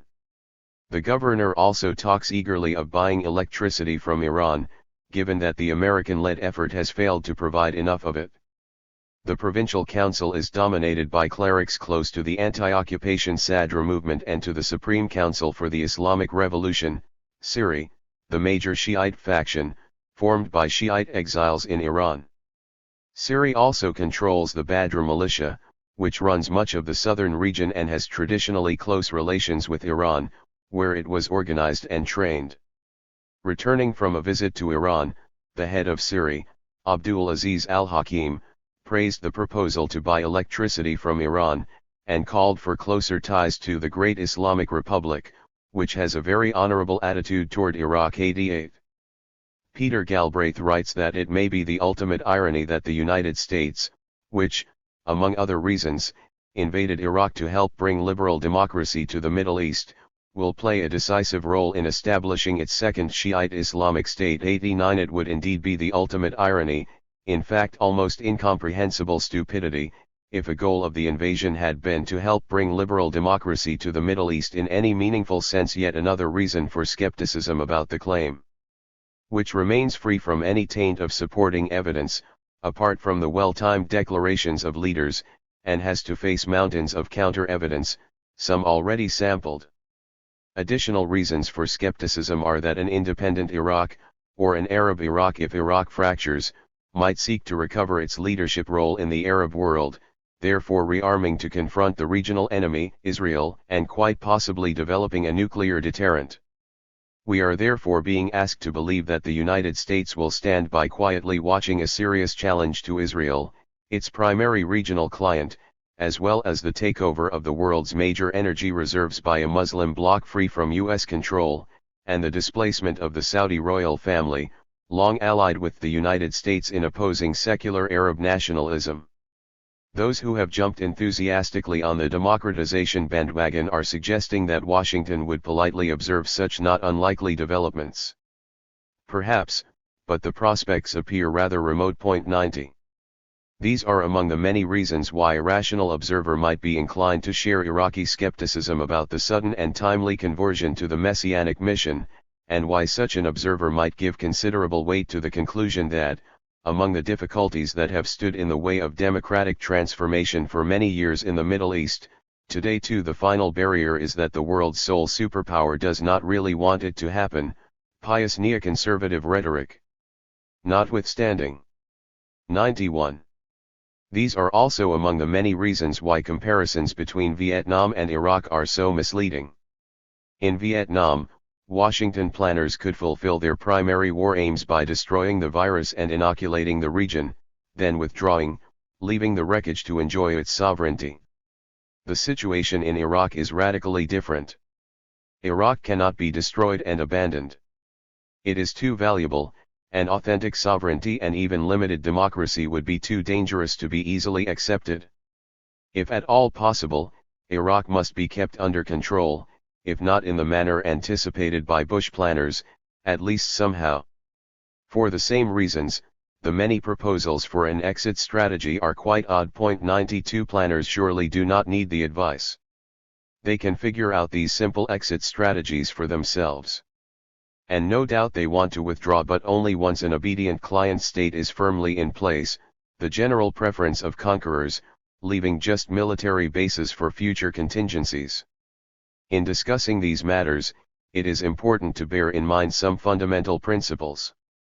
Crucially, occupying armies have no rights, only responsibilities.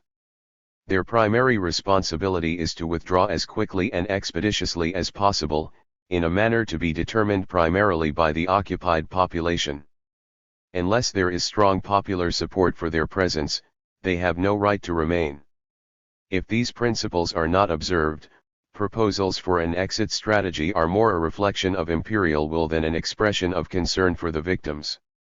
As we shall see, Iraqi opinion, insofar as information is available, overwhelmingly calls for withdrawal.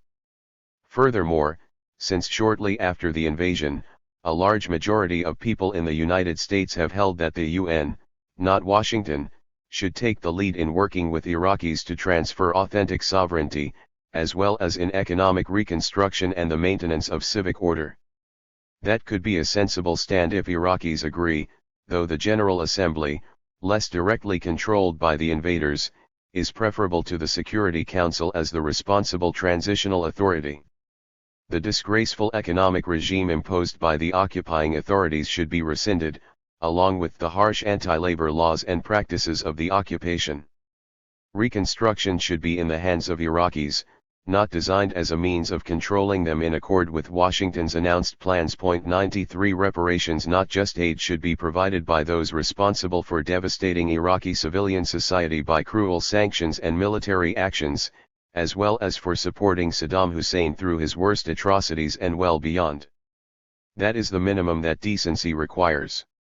One way to evaluate the entire discussion of democracy promotion is to ask how these issues are dealt with, or if they are even raised, questions that regrettably do not require much inquiry. The strong line of continuity. The strongest witnesses for the defense of the authenticity of President Bush's messianic mission should be the leading scholars and most enthusiastic advocates of democracy promotion. None is as prominent as the director of the Democracy and Rule of Law Project at the Carnegie Endowment, Thomas Carruthers, who identifies his stand as neo-Reaganite. A year after the invasion of Iraq, and after the Messianic mission had replaced the single question, he published a book reviewing the record of democracy promotion since the end of the Cold War, now much in the news with the strenuous effort by the United States and its coalition partners to carry off a democratic transformation of Iraq. Carruthers found a strong line of continuity running through all administrations in the post-Cold War era, Bush II included, where democracy appears to fit in well with U.S. security and economic interests. The United States promotes democracy. Where democracy clashes with other significant interests, it is downplayed or even ignored. All administrations are schizophrenic in this regard, Carruthers observes, with puzzling consistency commonly called inconsistency. 94. Carruthers also wrote the standard scholarly work on democracy promotion in Latin America in the 1980s. The topic is of particular contemporary significance because of the widely held thesis that Washington's traditional idealistic dedication to promoting democracy gained particular salience during the Reagan years, and has since been taken up with even greater force by the present administration, with its Reaganite roots. Carruthers writes in part from an insider's perspective, having served in Reagan's State Department in the programs of democracy enhancement. He regards these programs as having been sincere, though a failure, and a systematic one. Where U.S. influence was least, in South America, progress toward democracy was greatest, particularly in the early 1980s when the Reagan administration was trying to support the military governments that were on the way out, and if anything, the U.S. policy of that period worked against the democratic trend. Where U.S. influence was strongest, in the regions nearby, progress was least.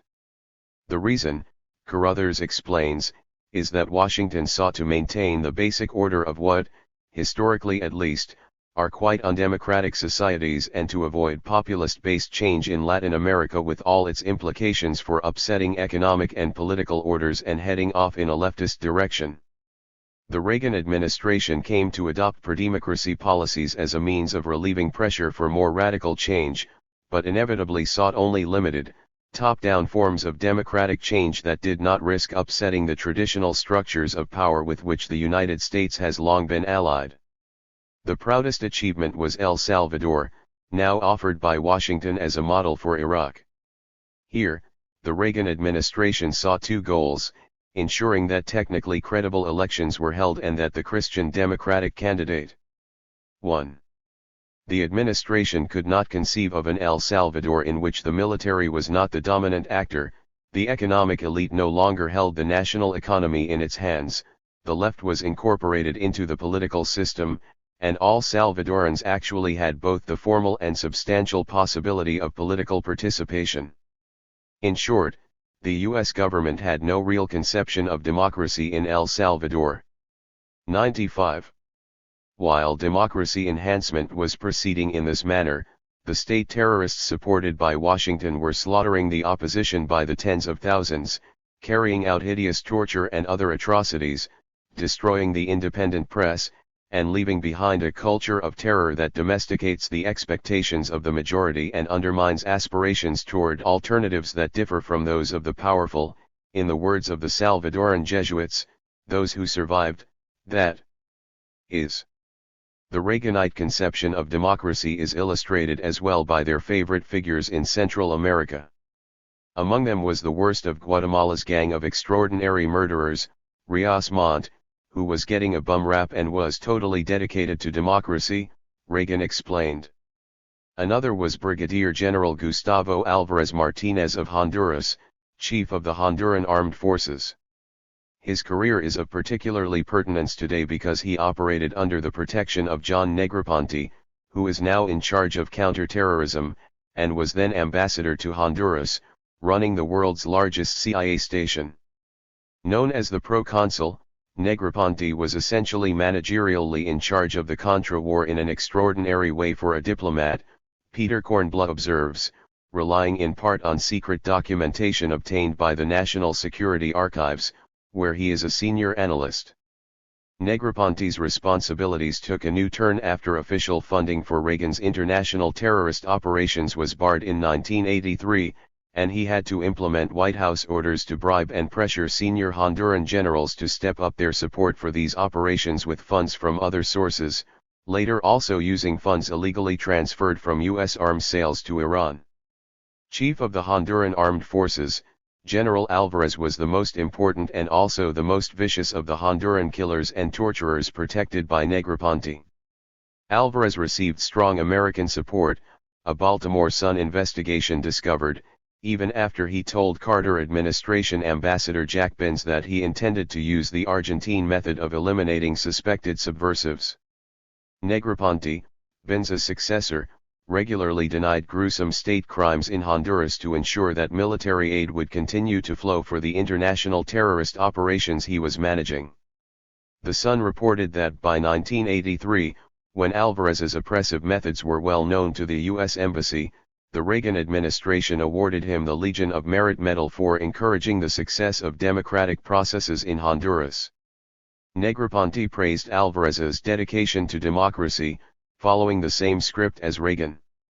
The elite unit responsible for the worst crimes in Honduras was Battalion 3-16, organized and trained by the United States and Argentine neo-Nazis, the most barbaric of the Latin American killers that Washington had been supporting.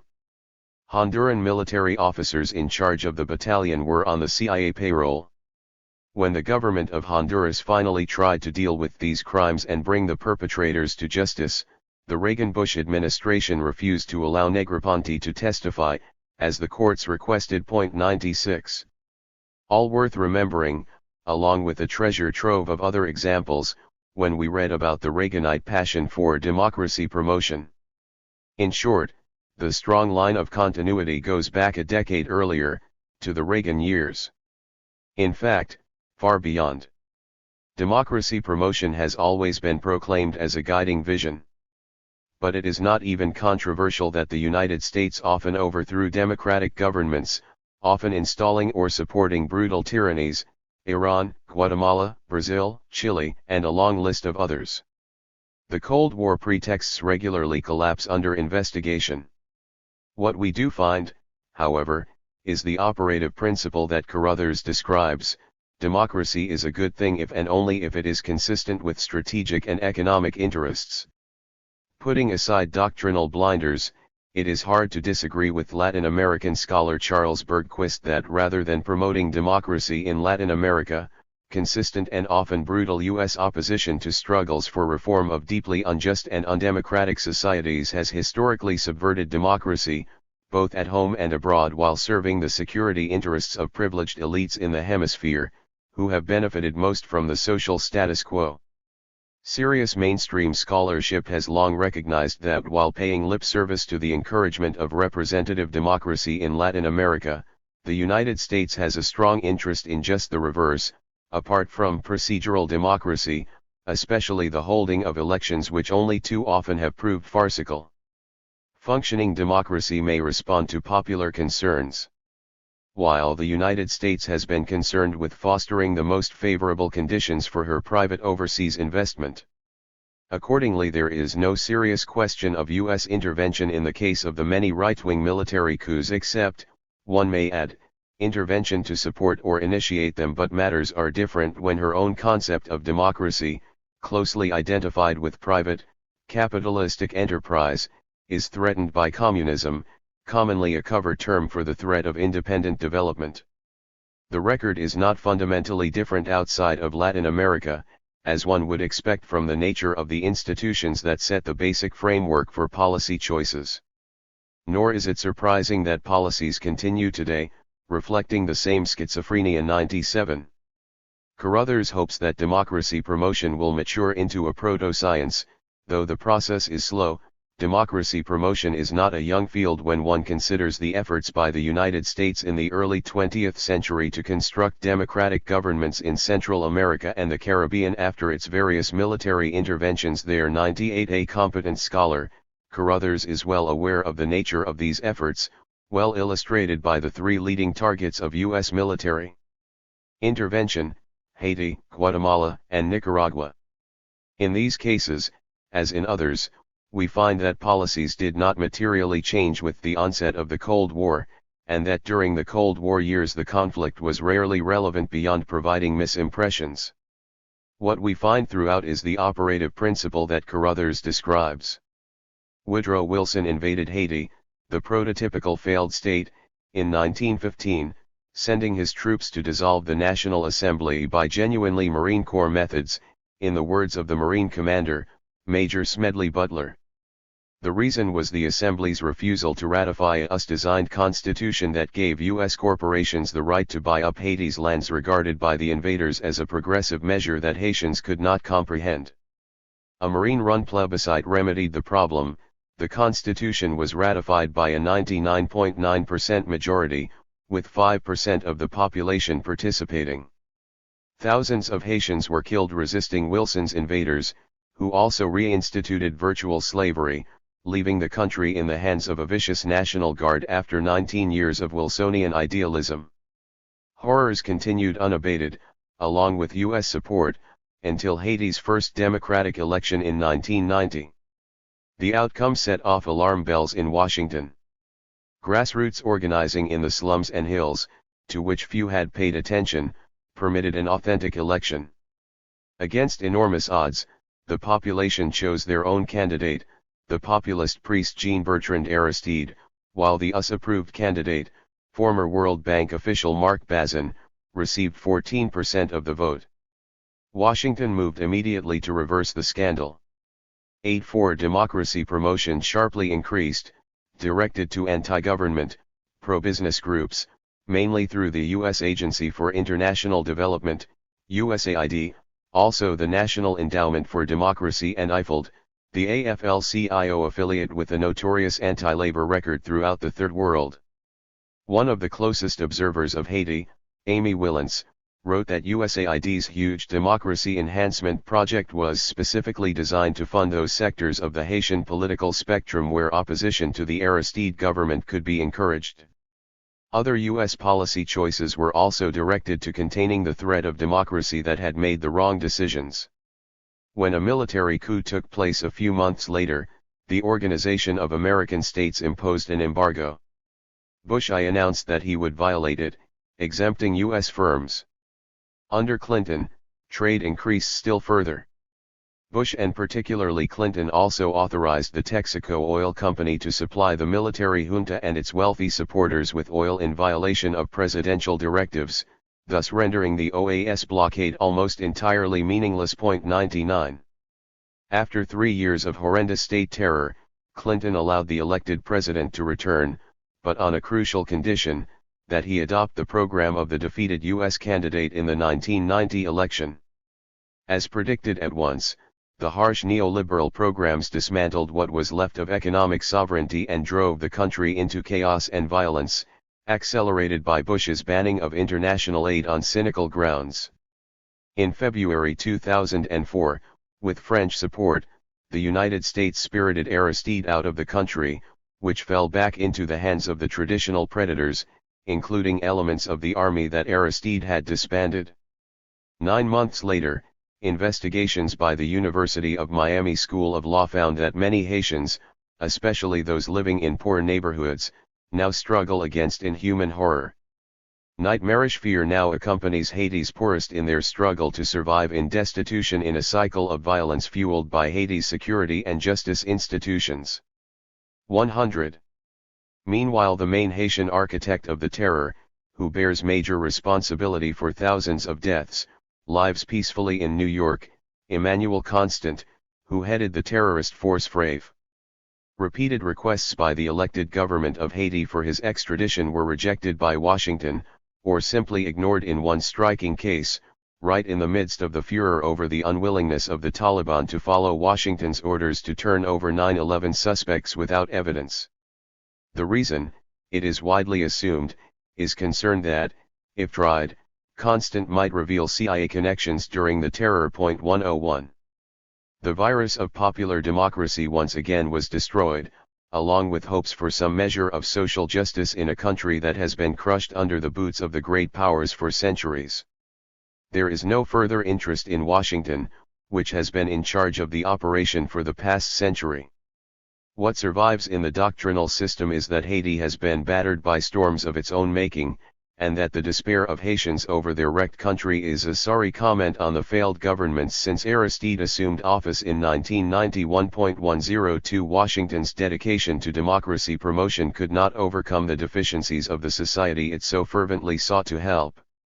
In Guatemala, Washington's destruction of the elected government triggered a ghastly, 4-decade-long cycle of terror and repression that led to the death of perhaps 200,000 Guatemalans, facts well enough known despite Reagan administration efforts to protect state power from U.S. citizens by blocking the regular declassification procedure covering atrocities there, an appalling incident in the history of the State Department's Office of the Historian. 103 Guatemala's hopeful decade of democracy was crushed with resort to Cold War pretexts that would be disgraceful even if they had been valid. The real reasons, as extensively documented in the internal record, were fear of Guatemalan democracy and the risk that the infection of highly popular social and economic reforms there would spread in the region. When there finally was an independent accounting by truth commissions in El Salvador and Guatemala, the scenes of the worst terrorist crimes of the Reagan years, the atrocities were almost entirely attributed to state terrorists, as had been evident all along. In Nicaragua, the U.S. military occupation created the National Guard that brutalized the population for decades under the rule of the murderous Somoza family dictatorship, which Washington supported until the latest tyrant was overthrown by an internal revolt in 1979. When Somoza could no longer be sustained, Washington tried to preserve its National Guard, then turned to a terrorist war, which raged until 1990, when voters chose a candidate of Washington's choice with a gun to their heads, as Thomas Walker writes in his Standard History. The death toll was equivalent in per capita terms to 2.25 million in the United States, greater than all wars in American history combined, including the Civil War. 104. After the United States regained control in 1990, Nicaragua declined to become the second poorest country in the hemisphere, after Haiti, which also holds the prize as the prime target of U.S. intervention in the past century. Nicaragua is second. Within a decade, a large part of the working population had emigrated to carry out the dirty work elsewhere to provide the remittances on which families survive. Most went to Costa Rica, the one functioning country in Central America, and the only one not to have experienced direct U.S. intervention. Health officials reported in 2003 that 60% of children under 2 suffer from anemia due to malnutrition, with likely mental retardation. In 2004, malnourishment increased, mainly among children, while life expectancy declined. Close to 70% of rural inhabitants live in a state of chronic or extreme hunger, with more than 25% unable to eat more than 1 meal a day, and 43% unable to eat more than 2 meals. The public health system is in a state of collapse, and environmental catastrophes resulting largely from desperate poverty, deforestation, and so on, made Nicaragua worthy of the title "The Ultimate Laboratory of Social Vulnerability." In 2004, the year-end summary in La Prensa observed, 60% of children and adolescents are not in school. The average number of years of formal education is 4.6, dropping to only 2 years in the countryside, and the quality is extremely poor because of lack of resources. International relief goes largely to paying debt, mostly to the mafia-style financial system that developed after the victory of Washington's terrorist war and economic strangulation in the 1980s. 105. The victory of U.S. terror was so complete that the democracy that emerged from the wreckage of victory for U.S. fair play, as a New York Times headline enthusiastically proclaimed after the 1990 election, has been considerably more willing to follow IMF World Bank directives than its neighbors. The results show, for example, in the energy sector, where the privatization demanded by the international financial institutions tends to correlate with disaster for the population. Nicaragua was the most obedient, and the disaster is worst. Access to electricity is far lower in Nicaragua than its neighbors, and prices, which generally correlate with privatization, are far higher, as is dependence on imported oil instead of internal resources. Costa Rica has been able to shift almost completely to hydroelectric power. In 1996, before the neoliberal dictates were followed in Nicaragua, its electrification rate was the same as Guatemala's, now it is just over half as high. Nicaragua has plenty of reserve capacity, but there is no profit incentive to supply it to rural regions or the great mass of poor people. The familiar and quite natural outcome of neoliberal programs. 106. At the liberal extreme of U.S. journalism, commentators puzzle about the anti-American screeds in Nicaragua as the country tries to recover from 25 years sick of failed revolution and economic stagnation. Perhaps Nicaraguans suffer from the irrationality that has always caused such frustration in the civilized West, much like the Iraqis who today find it entirely incomprehensible that foreigners have been unselfishly expending their own blood and treasure to help them. 107. The substantial progress of the early years in Nicaragua after the overthrow of the US-backed dictatorship, which greatly impressed development agencies and international institutions, has been sharply reversed. The miserable conditions in Nicaragua could be significantly alleviated in very conservative ways. A start would be for the United States to pay the reparations ordered by the highest international authorities, the World Court and Security Council. That would more than overcome the debt strangling the country since the years of the U.S. terrorist attack, though much more would have to be done to restore a viable society from the wreckage of the Reaganite assault. In 2003, Colin Powell visited Nicaragua to make sure that it was cooperating properly with the U.S. war on terror that was declared after September 11. Powell was speaking from experience, having helped direct the first phase of the war on terror in the 1980s, which specifically targeted Nicaragua. No eyebrows were raised. As Powell arrived to deliver his injunction, the U.S. Embassy in Managua released a briefing memo to journalists reporting that Nicaragua crawls along as the second poorest country in the hemisphere after Haiti, battered by storms of nature and their own making, with little hope of changing things in the future. My emphasis. Nicaraguans appeared unreceptive to Powell's message. Perhaps the explanation is provided by the memo, written in a disdainful tone, which said most Nicaraguans had little interest in the world beyond their shores. 108 For some strange reason, Powell faced problems in delivering his message elsewhere in Latin America as well. At the annual meeting of the Organization of American States in June 2003, Mr. Powell was nearly alone in focusing on the triple scourge he described as tyrants, traffickers, and terrorists. For the most part, representatives of the 33 other nations taking part emphasized the need for social justice, warning that democracy itself could be threatened by mounting economic difficulties and inequality, in no small measure a consequence of U.S. military intervention, terror, and economic doctrines and policies. 109. Washington's declared war on terror also has limited resonance in other regions, in Iraq, for example. The Iraqi people need no lessons on the topic of terrorism, the Bush administration's former special envoy for Afghanistan explains.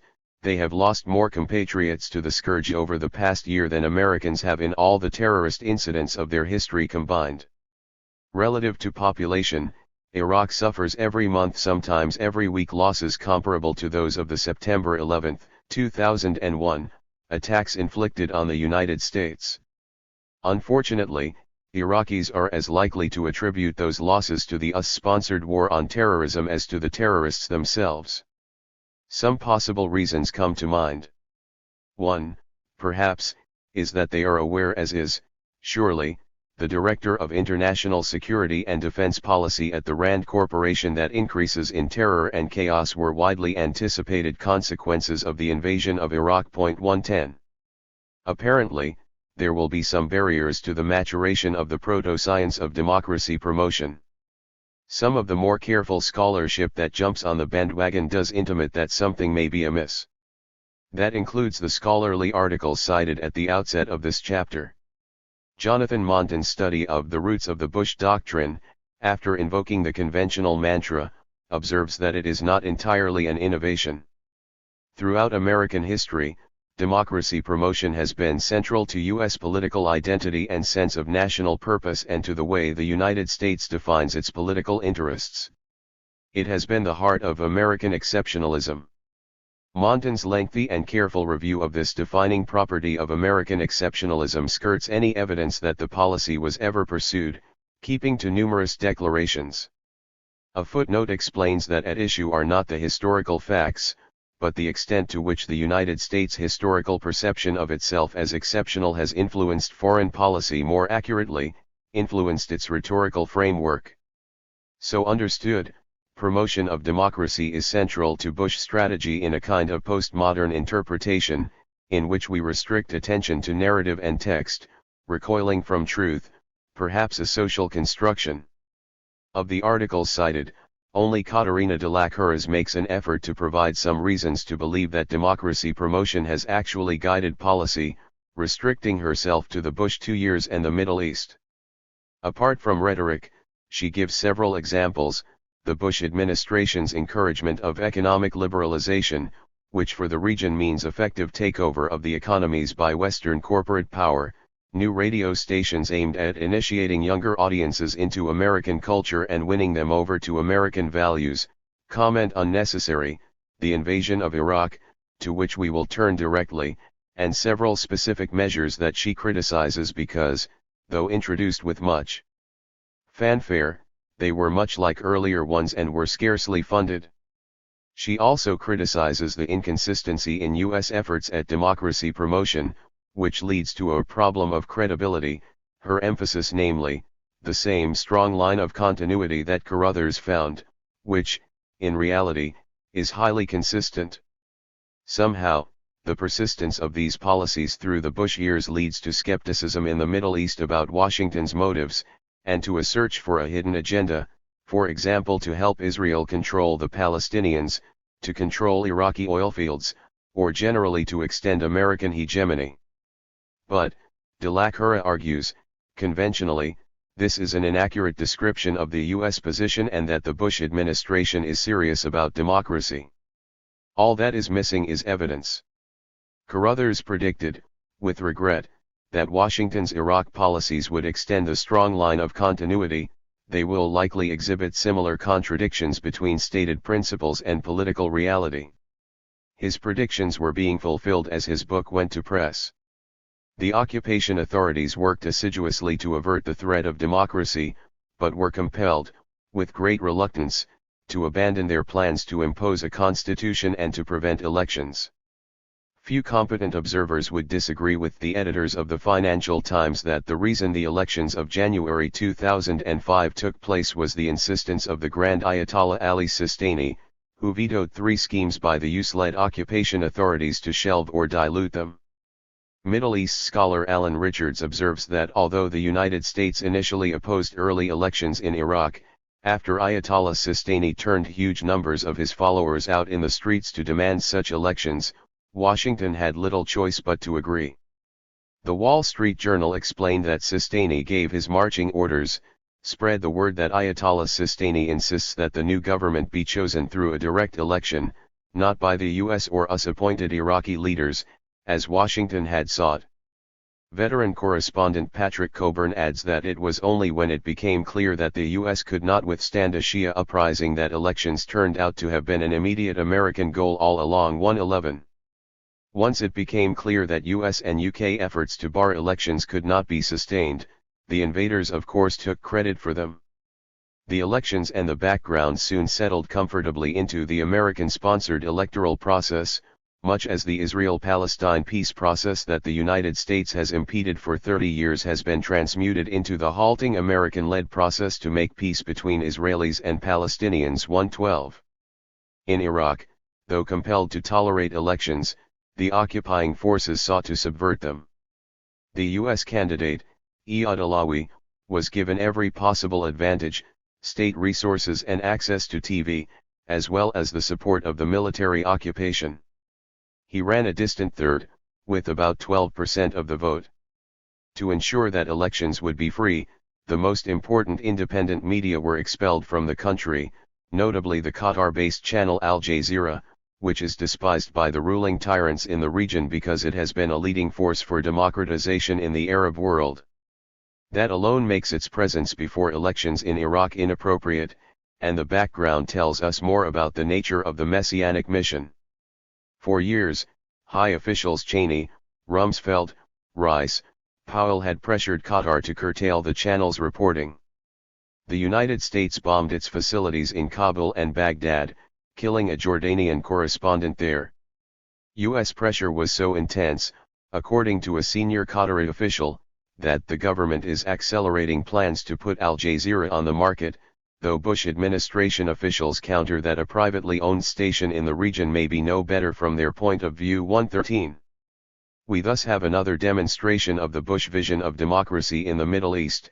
No media can be tolerated that are not under U.S. control, whether public or private. Also very familiar practice, and entirely understandable. Washington complains that Al Jazeera inflamed opinion by direct reporting that emphasized civilian casualties during the U.S. destruction of Fallujah, and that it reports passionately about the Palestinian conflict. Another departure from journalistic standards is that the channel showed taped messages by Osama bin Laden, which are apparently considered newsworthy in the Muslim world, as they are among people everywhere concerned with the threat of terror. 114. There was much derision, along with sober expressions of concern over Moscow's moves to tighten state control over the news media, when Russia barred ABC News after it recorded an interview with the Chechen leader who has ordered or carried out some of the worst terrorist acts in the country's history, including the school siege in Beslan that left 330 people dead. Such selective reactions are standard practice, sometimes reaching extraordinary levels. Thus Nicaragua, under intense U.S. attack, was bitterly condemned for censorship, with scrupulous care to suppress the fact that its major newspaper was openly supporting overthrow of the government by terrorist forces of the superpower that was also funding the journal. The condemnation kept under wraps the incomparably worse record of Washington's Israeli client at the same time and under nothing like comparable threat, and of course the shameful record of the United States under little direct threat at all easily demonstrated. In Washington's regional client regimes, independent media were blown up by state terrorists, who also murdered editors and journalists or forced them to flee, arousing scarcely any notice in the country that bears primary responsibility for the crimes. 115. Returning to the January 2005 Iraq election, it was, in effect, an ethnic census, with Shiites mostly voting for Sistani's Shiite list, Kurds for the Kurdish list, and Sunnis boycotting. Nevertheless, the election was a major triumph of mass nonviolent resistance to the U.S. occupation, celebrated on election day with great enthusiasm and courage by Shiites and Kurds, who saw themselves as coming to the polls to claim their rightful power in the land. 116. The fundamental problem facing Washington was reported regularly as the United States sought to block Iraqi democracy.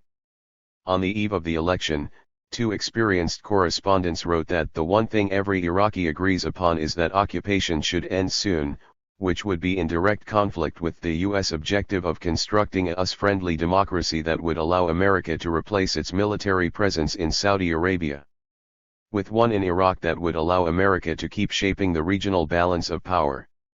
As in the traditional domains of U.S. control, democracy will be welcomed as long as it is of the conventional top-down form that leaves elites supportive of U.S. goals in power. Washington's problem was summarized by Wall Street Journal correspondent Yakai Dreesen: the men likely to lead Iraq's next government promise to demand withdrawal as soon as they take power after Sunday's national elections. Even the US-backed candidate, Iyad Alawi, was compelled to indicate support for withdrawal.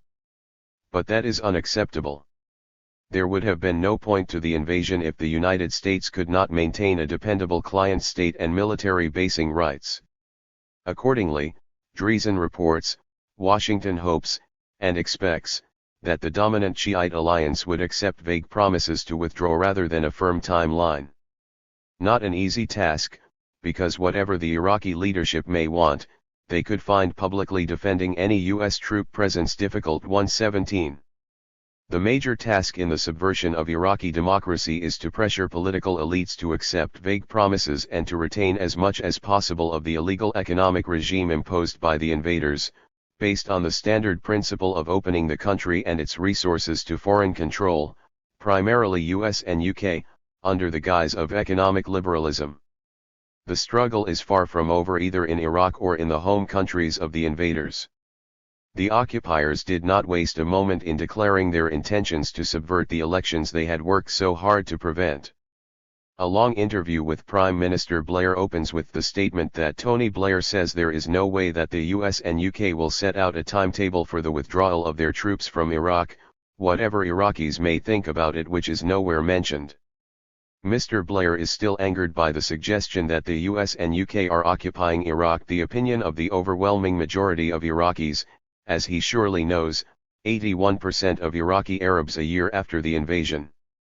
Blair insists that the coalition is in Iraq by permission of the interim Iraqi government that it installed, and that the enhanced legitimacy of the elected government will make the coalition's presence more defensible.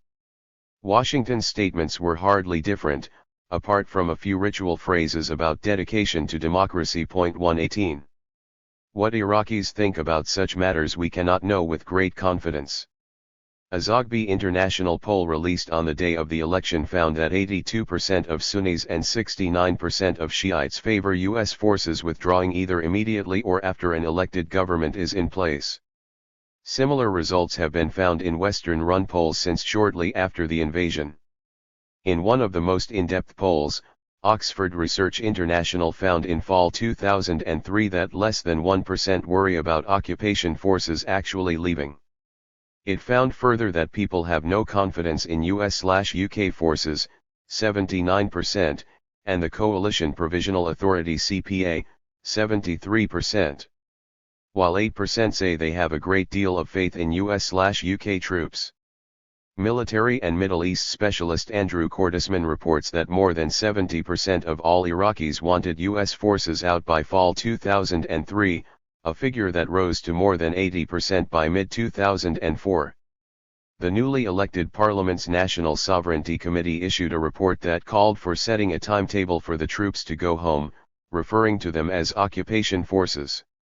A spokesman for Siri, the largest Shiite Muslim party, said, British troops should withdraw to their barracks, and come out only at the request of Iraqi forces.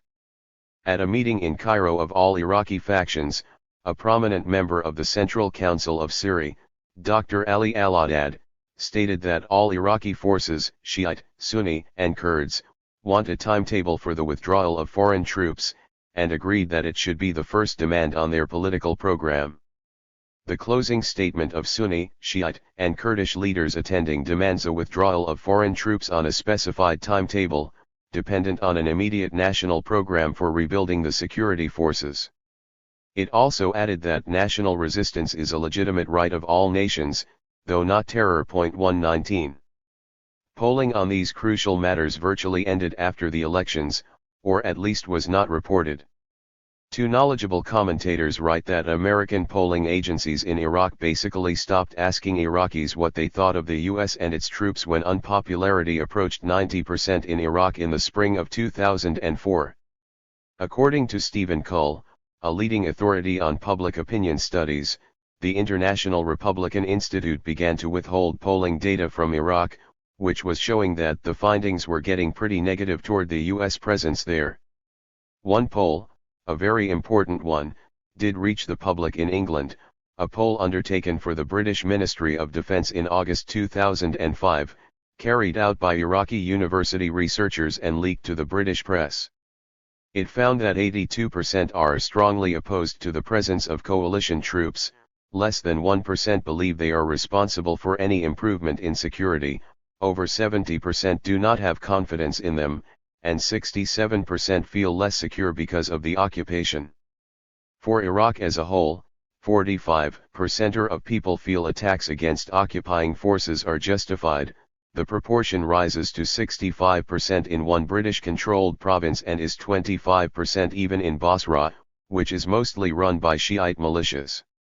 If the poll really covered Iraq as a whole, then the percentages must be considerably higher where the occupying forces are actually operating, in Arab Iraq. The reconstruction effort appears to have failed, with the poll showing that 71% of people rarely get safe clean water, 47% never have enough electricity, 70% say their sewerage system rarely works and 40% of southern Iraqis are unemployed. The regular Brookings Institute review of the state of Iraq reported that 80% of Iraqis favored near-term U.S. troop withdrawal in November 2005, confirming the British Defence Ministry poll. 120. Independent polling may have become virtually impossible. The catastrophe created by the occupying army is so extreme that reporters are far more restricted than in other conflict zones in the past.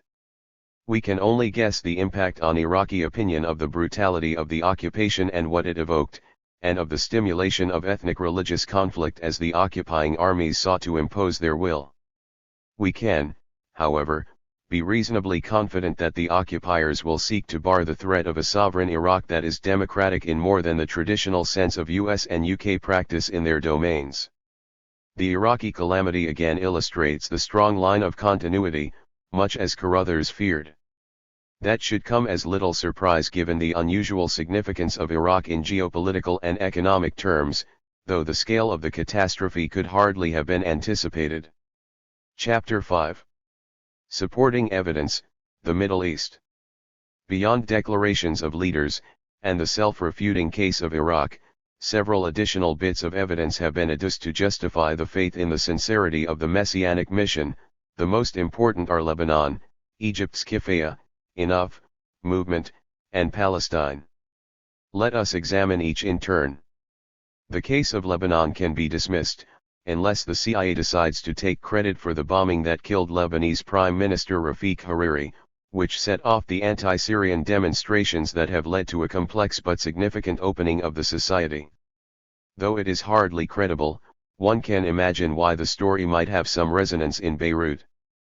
Perhaps the Lebanese have not consigned to oblivion the most horrendous car bombing in Beirut, in 1985, a huge explosion killing 80 people and wounding 200, mostly women and girls leaving the mosque exit where the bomb was placed.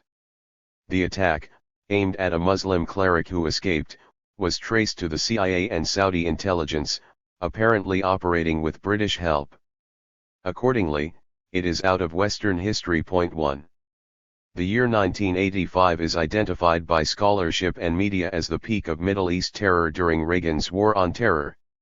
By far the most significant acts of terror that year were the Beirut bombing, Shimon Peres's vicious Iron Fist operations targeting terrorist villagers in Israeli-occupied Lebanon, and Israel's bombing of Tunis, murdering 75 Tunisians and Palestinians with extreme brutality, according to the report from the scene by Israeli journalist Amnon Kapiliuk.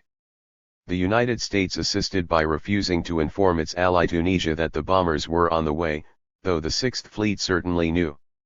The attack was praised by Secretary of State George Shultz, then unanimously condemned by the UN Security Council as an act of armed aggression, United States abstaining.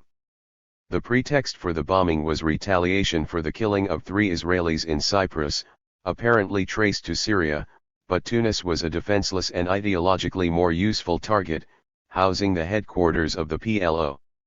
The Cyprus killings were in turn retaliation for regular kidnappings and killings on the high seas by Israeli naval forces attacking ships in transit between Cyprus and northern Lebanon, with many of those captured brought to Israel and kept in prison without charge as hostages. 2. In accord with the reigning single standard, the major terrorist atrocities or worse, aggression are excluded from the canon of international terrorism. The special status of 1985 as the peak year of the plague spread by depraved opponents of civilization itself is conferred by two events in each of which a single American died. The most famous is the Achille Lauro hijacking, in retaliation for the Tunis bombing, during which a crippled American, Leon Klinghoffer, was brutally murdered. That was undoubtedly a shocking crime, which finds its place alongside the murder of the crippled Palestinians Kamal Zugair and Jamal Rashid by Israeli forces during their destruction of the Jenin refugee camp. Zugair was shot dead carrying a white flag as he tried to will himself away from Israeli tanks, which apparently drove over him, ripping his body to shreds. Rashid was crushed in his wheelchair when one of Israel's huge US-supplied bulldozers demolished his home with the family inside.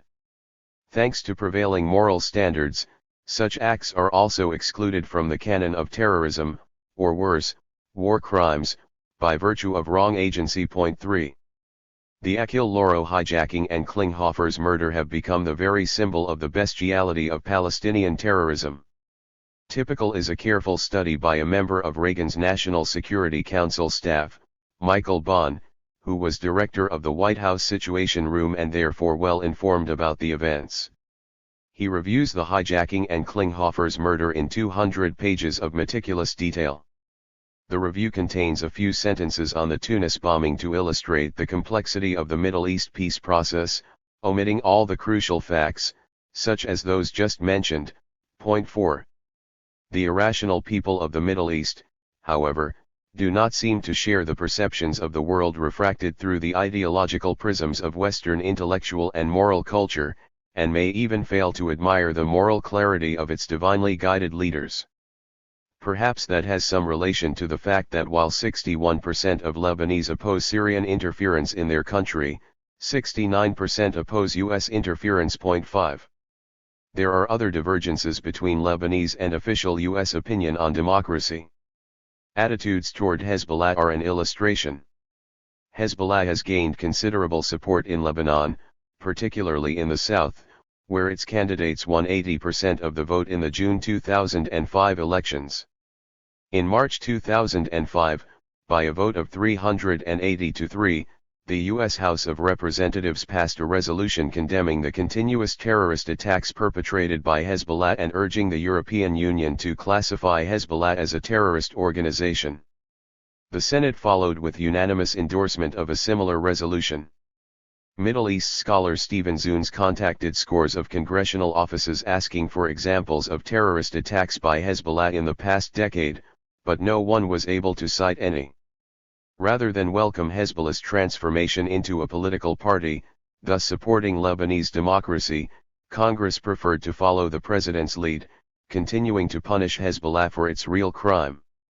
Organized in 1982 in response to Israel's US-backed invasion of Lebanon, Hezbollah drove the invader from the country. For 22 years Israel had defied Security Council orders to withdraw, in the process carrying out many terrible atrocities with impunity, thanks to U.S. support.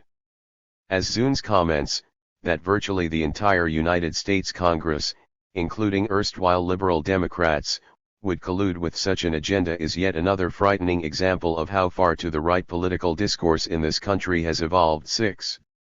In any event, it seems safe to remove Lebanon from the canon.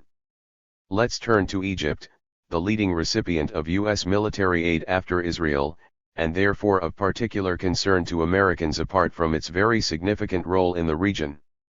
There have long been internal pressures for democratization in Egypt. In the past few years, the leading force in opposition to the US-backed Hosni Mubarak dictatorship has been Kifaya, the Popular Movement for Change. Kifaya was formed in 2000, when it challenged the country's emergency laws. It was largely sparked by the Palestinian Intifada. Its leading elements were Palestinian solidarity groups. Although such events mean little by Western standards, in Egypt and elsewhere there were strong reactions to what took place in the occupied territories immediately after the Israeli actions that provoked the Al-Aqsa Intifada. In its first month, Israel killed 75 Palestinians, with 4 Israelis killed, in response mostly to stone throwing, using U.S. helicopters to attack apartment complexes and other civilian targets. Clinton responded by making the biggest deal in a decade to send new military helicopters to Israel.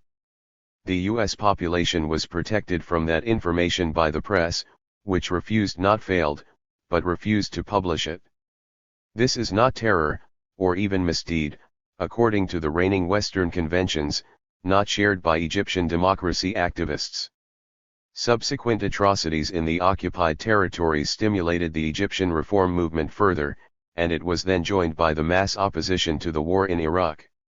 The spokesperson for Kifaya, Abdel Hakim Kandil, stresses that it is an anti-imperial movement, with goals extending beyond the democratization of Egypt. 7.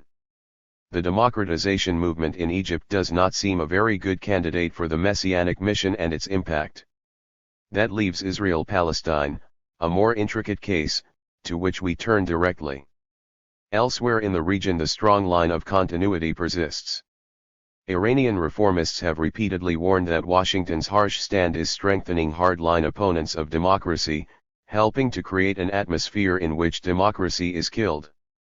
But for Washington, democracy promotion ranks low in comparison with the need to punish Iran for overthrowing the murderous tyrant, the Shah, imposed in 1953 by the US and UK coup that destroyed the Iranian parliamentary system. What remains in historical memory is the 1979 hostage crisis. The preceding quarter century did not occur. Iranians may disagree. 8. In the Arab and Muslim worlds, there is a long history of attempts to advance democracy and human rights, often blocked by Western imperial intervention. In recent years, probably the most important democratizing force has been Al Jazeera, as noted earlier, the primary reason why it is so despised by the Arab tyrannies and Washington. A contribution to democratization in a different domain is the series of Arab development reports produced under the auspices of the United Nations Development Programme, UNDP, which inquire into the issue of freedom in the Arab world, and its relationship to good governance and human development, to quote the focus of the 2004 report. Correspondent Ian Williams writes that the report and its predecessors contribute to the debate in the region that is an essential prerequisite of positive change there. He adds that the authors of the report are serious about Arab democracy, while Bush is only kidding. The report does not spare its criticism, internally or externally. It charges that the Israeli occupation of Palestine, the US occupation of Iraq, and Arab terrorism have adversely influenced human development. It condemns the Arab despots who rule oppressively, restricting prospects of their country's transition to democracy, and the support for them by major world powers. It also deplores the US repeated use or threat of use of the veto, which has limited the effectiveness of the Security Council in establishing peace in the region. 9. In Iraq, the record of struggle for democracy and justice traces to the constitutional movements and contested elections of a century ago, though political development was set back, in the usual way, by the British occupation after World War I. Political scientist Adi Dawisha writes that the British were singularly hostile to democratic practices if they were perceived to be impeding British interests. Nor were Americans any more enamored with the democratic process. Nevertheless, despite Britain's heavy hand, Iraqis did develop relatively liberal and democratic institutions and practices, which could contribute to a democratic future if contemporary leaders are genuine about following the democratic path. After the US and UK invasion, as already discussed, the flight to religion resulting from the brutal sanctions regime they imposed accelerated further, along with the reversal of secular democratic tendencies that had existed prior to the 1963 Ba'athist takeover that they had supported. But even if Iraqis can recover what they had accomplished despite imperial dominance, it takes impressive faith to believe that the current hegemons will permit such options in more than the traditional sense of top-down rule by elites linked to US power, with democratic forms of little substance unless they are compelled to do so, by their own populations in particular. 10. Israel-Palestine. Washington's commitment to democracy promotion for Palestine is complex enough to merit separate treatment. The efforts were kept on hold until the November 2004 death of Yasser Arafat, which was hailed as an opportunity for the realization of Bush's vision of a democratic Palestinian state, a pale and vague reflection of the international consensus that the United States has blocked for 30 years. The reasons for the new hopes were explained in a front-page New York Times think piece, under the headline "Hoping Democracy Can Replace a Palestinian Icon." The first sentence reads, "The post-Arafat era will be the latest test of a quintessentially American article of faith, that elections provide legitimacy even to the frailest institutions." In the final paragraph on the continuation page, we read, "The paradox for the Palestinians is rich, however. In the past, the Bush administration resisted new national elections among the Palestinians. The thought then was that the elections would make Mr. Arafat look better and give him a fresher mandate, and might help give credibility and authority to Hamas." 11. In brief, the quintessential article of faith is that elections are fine, as long as they come out the right way. A year after the formal announcement of the Messianic mission that set off the rush to the democratization bandwagon, the strong line of continuity is revealed once again, along with its paradoxical quality. Inexplicably, deeds consistently accord with interests, and conflict with words, discoveries that must not, however, weaken our faith in the sincerity of the declarations of our leaders. The quintessential faith was shared by President Bush's regional ally in democracy promotion.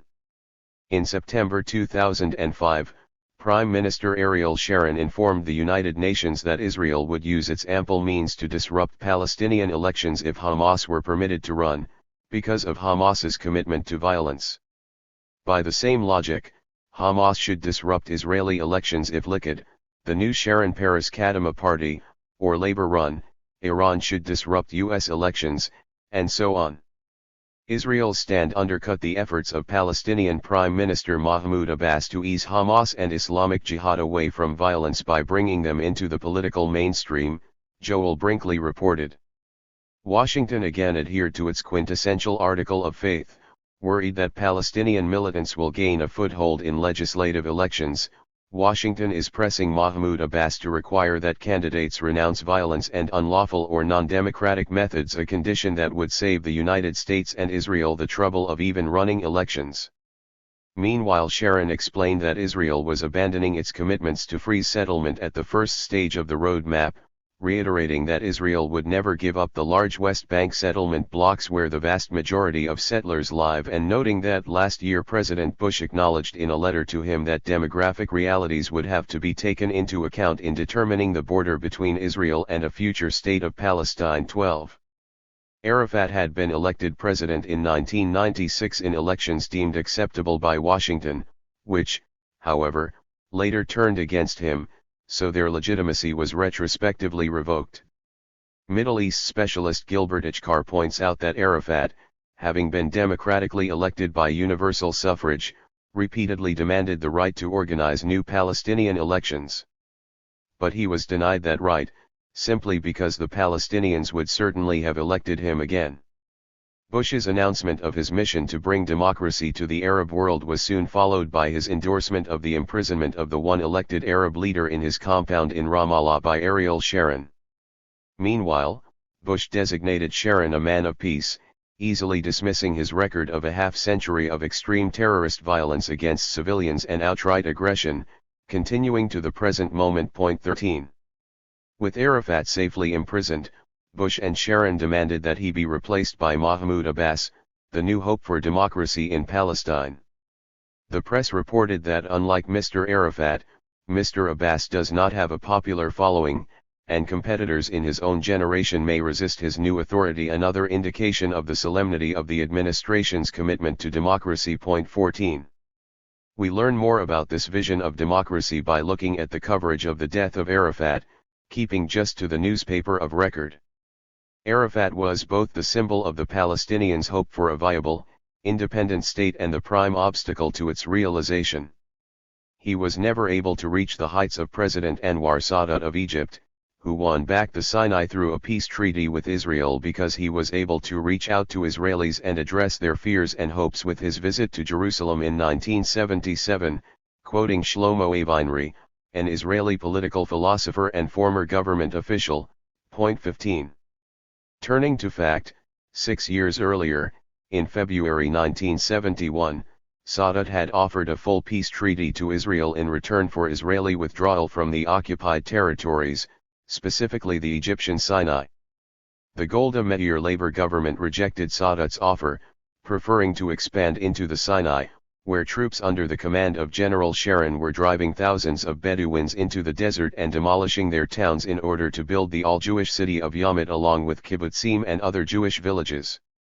Sadat's offer was closely in accord with official U.S. policy, but Washington decided to back Israel's rejection of it, adopting Kissinger's policy of stalemate, no negotiations, only force.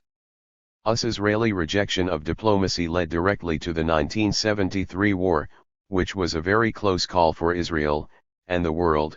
The United States declared a nuclear alert.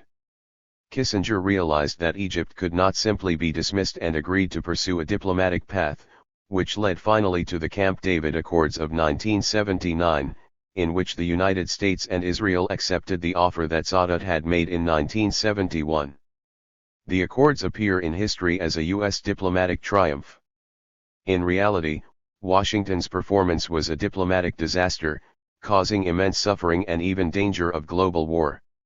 In 1971, Sadat's peace offer said nothing about Palestinian rights, which were not yet on the international agenda.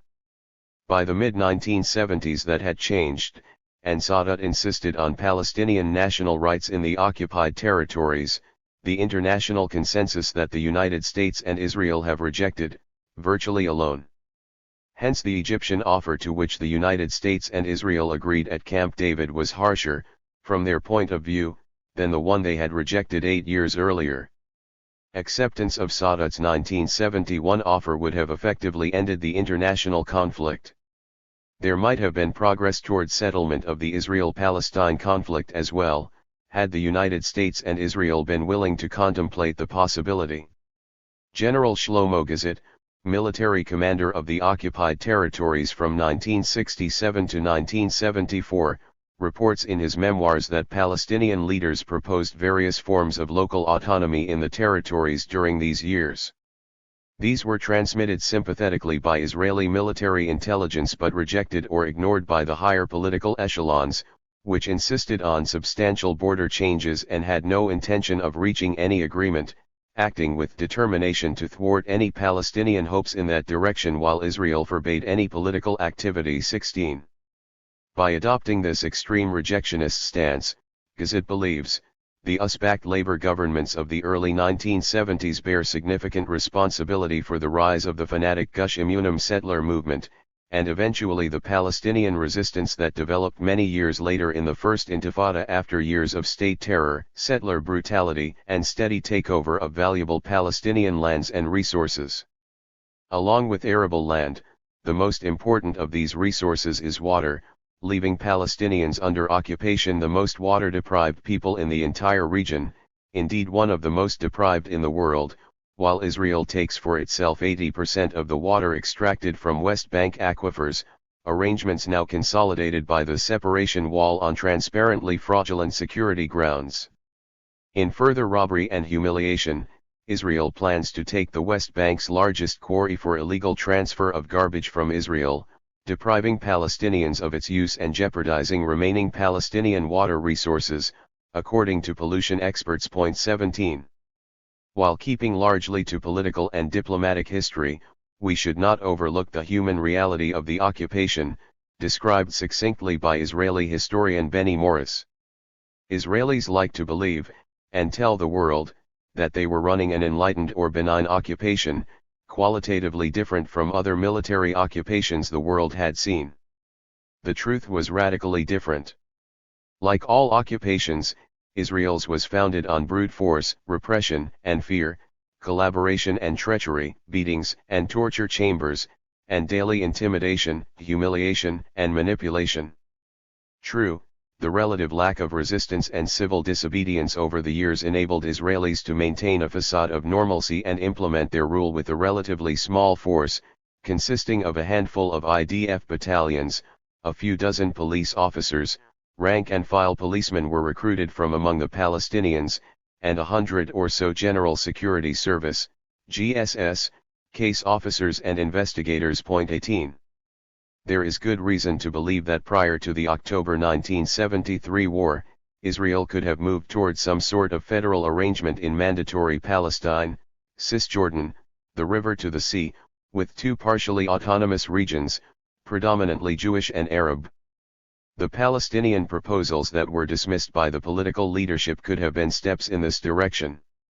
A federal solution could have led to further integration of the two societies, as circumstances permitted, leading to the kind of binational arrangement that has significant roots in prestate Zionism and is quite natural in that region. In fact, more generally, there are many models of multinational states, some reasonably successful, often considerably more so than the state systems that have largely been imposed by violence and have often led to horrendous atrocities. Anyone familiar with Cisjordan knows that any line drawn through it is highly artificial, though certainly superior to military occupation. During those years, there was some if limited public advocacy of such moves, but after the 1973 war the opportunity was lost, and the only serious short-term option became the two-state settlement of the international consensus that the United States and Israel have blocked. 19. The basic facts are clear. It was not the villain Arafat who was the prime obstacle to the realization of a Palestinian state, but rather the United States and Israel, with the help of media and commentary that suppressed and distorted what was taking place. That conclusion is even more sharply drawn when we look at the actual record since the issue of Palestinian national rights reached the international agenda in the mid-1970s. In 1976, the United States vetoed a Syrian-initiated resolution calling for a two-state settlement on the international borders backed by the major Arab states and Arafat's PLO, and incorporating the crucial wording of UN Security Council Resolution 242, recognized on all sides to be the basic diplomatic document. In the years that followed, the United States, virtually alone, blocked the very broad international consensus on a similar diplomatic resolution, while supporting Israel's expansion into the occupied territories. The legal status of the takeover of lands and resources is not seriously in question. The prominent Israeli legal scholar David Kritzmer, professor of international law at the Hebrew University, observes that the illegality of the settlements has been accepted by the United Nations Security Council, the International Committee of the Red Cross, ICRC, the states parties to the Geneva Conventions, along with foreign governments and academic writers and, more recently, by the International Court of Justice, unanimously, including U.S. Justice Bjurgenthal. 20. The United States continues to block a diplomatic resolution. One important recent example was the presentation of the Geneva Accord in December 2002. These detailed proposals for a two-state solution, formulated by unofficial but prominent Israeli and Palestinian negotiators, were supported by the usual broad international consensus, with the usual exception, the United States conspicuously was not among the governments sending a message of support, the New York Times reported in a dismissive article. Israel rejected the accord. 21. This is only a small fragment of a diplomatic record that is so consistent, so dramatically clear, and so extensively documented that it takes real diligence to misread it. But the history conflicts radically with the righteousness of our leaders, so it must be discarded as politically incorrect. Arafat must be the prime obstacle to the sincere dedication of Washington to a Palestinian state and to democracy. The lengthy obituary of Arafat by New York Times Middle East specialist Judith Miller proceeds in the same vein. According to her version, until 1988, Arafat repeatedly rejected recognition of Israel, insisting on armed struggle and terror campaigns. He opted for diplomacy only after his embrace of President Saddam Hussein of Iraq during the Persian Gulf War in 1991. Turning to actual history, through the 1980s Arafat repeatedly offered negotiations leading to a diplomatic settlement, while Israel, in particular the dovish pragmatists, flatly refused any discussions, a position backed by Washington.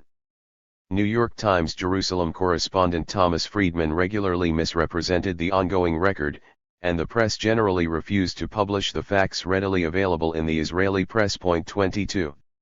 Miller presumably mentions 1988, without explanation, because that is the year the Palestinian National Council officially called for a two-state settlement in terms of the international consensus, having implicitly posited the idea at its 1974 meeting, Benny Morris observes, concurring with other historians of the period.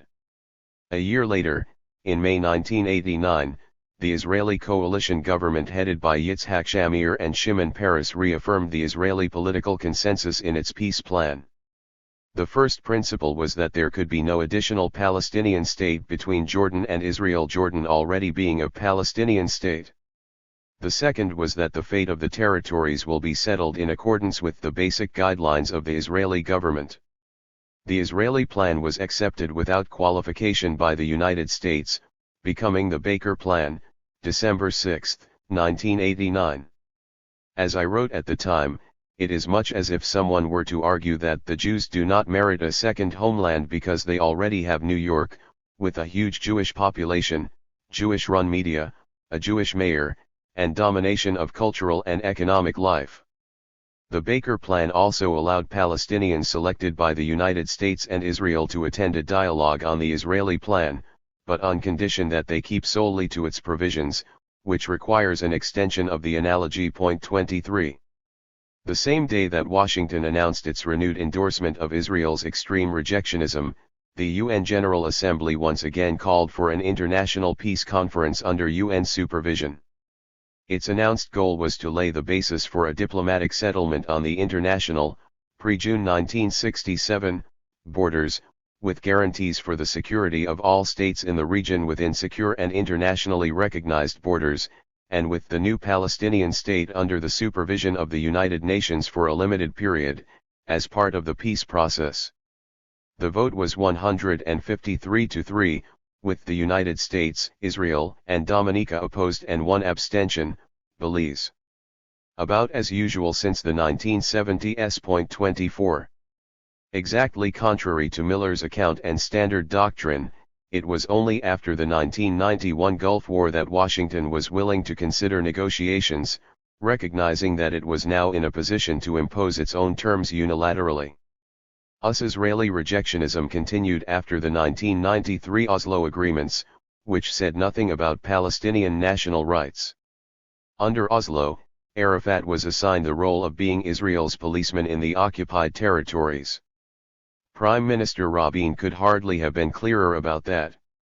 As long as Arafat fulfilled this task, he was a pragmatist, approved by the United States and Israel with no concern for his corruption, violence, and harsh repression. It was only after he could no longer keep the population under control while Israel took over more of their lands and resources that he became an arch-villain, blocking the path to peace. Israel's first official mention of the possibility of a Palestinian state was apparently made by the ultra-right Benjamin Netanyahu government, which agreed that Palestinians can call whatever fragments of Palestine are left to them a state if they like, or they can call it fried chicken, in the words of David Bar-Ilan, Director of Communications and Policy Planning in the Prime Minister's office. In May 1997, the Labour Party, apparently for the first time, recognized the Palestinians' right to self-determination and did not rule out in this connection the establishment of a Palestinian state with limited sovereignty in areas excluding major Jewish settlement blocks. 25. The goals of the Israeli doves were outlined in a 1998 academic publication by Shlomo Ben-Ami, who went on to become Ehud Barak's chief negotiator at Camp David in 2000. The Oslo peace process, Ben-Ami wrote, was to lead to a permanent neocolonial dependency for the Palestinians in the occupied territories, with some form of local autonomy. Israeli settlement and cantonization of the occupied territories proceeded steadily through the 1990s, with full U.S. support. The highest rate of post-Oslo settlement expansion was in 2000, the final year of Clinton's term, and Labour Prime Minister Barak's. 26. Miller's version reaches the standard denouement. At Camp David in mid-2000, Arafat walked away from the magnanimous Clinton and Barak offer of peace, and later refused to join Barak in accepting Clinton's December 2000 parameters, thus proving conclusively that he insisted on violence, a depressing truth with which the peace-loving states, the United States and Israel, would somehow have to come to terms. In the real world, the Camp David proposals could not possibly be accepted by any Palestinian leader, including Abbas, who rejected them. That is evident from a look at the maps that were easily available from standard sources, though apparently are nowhere to be found in the U.S. mainstream. In the most careful analysis by Israeli scholars, Ron Pundik and Shaul Arieli conclude that Barak's opening offer left Israel in control of 13% of the West Bank, and that a day before the end of the summit the Israeli side still held that position, though Barak's final offer reduced it to 12%.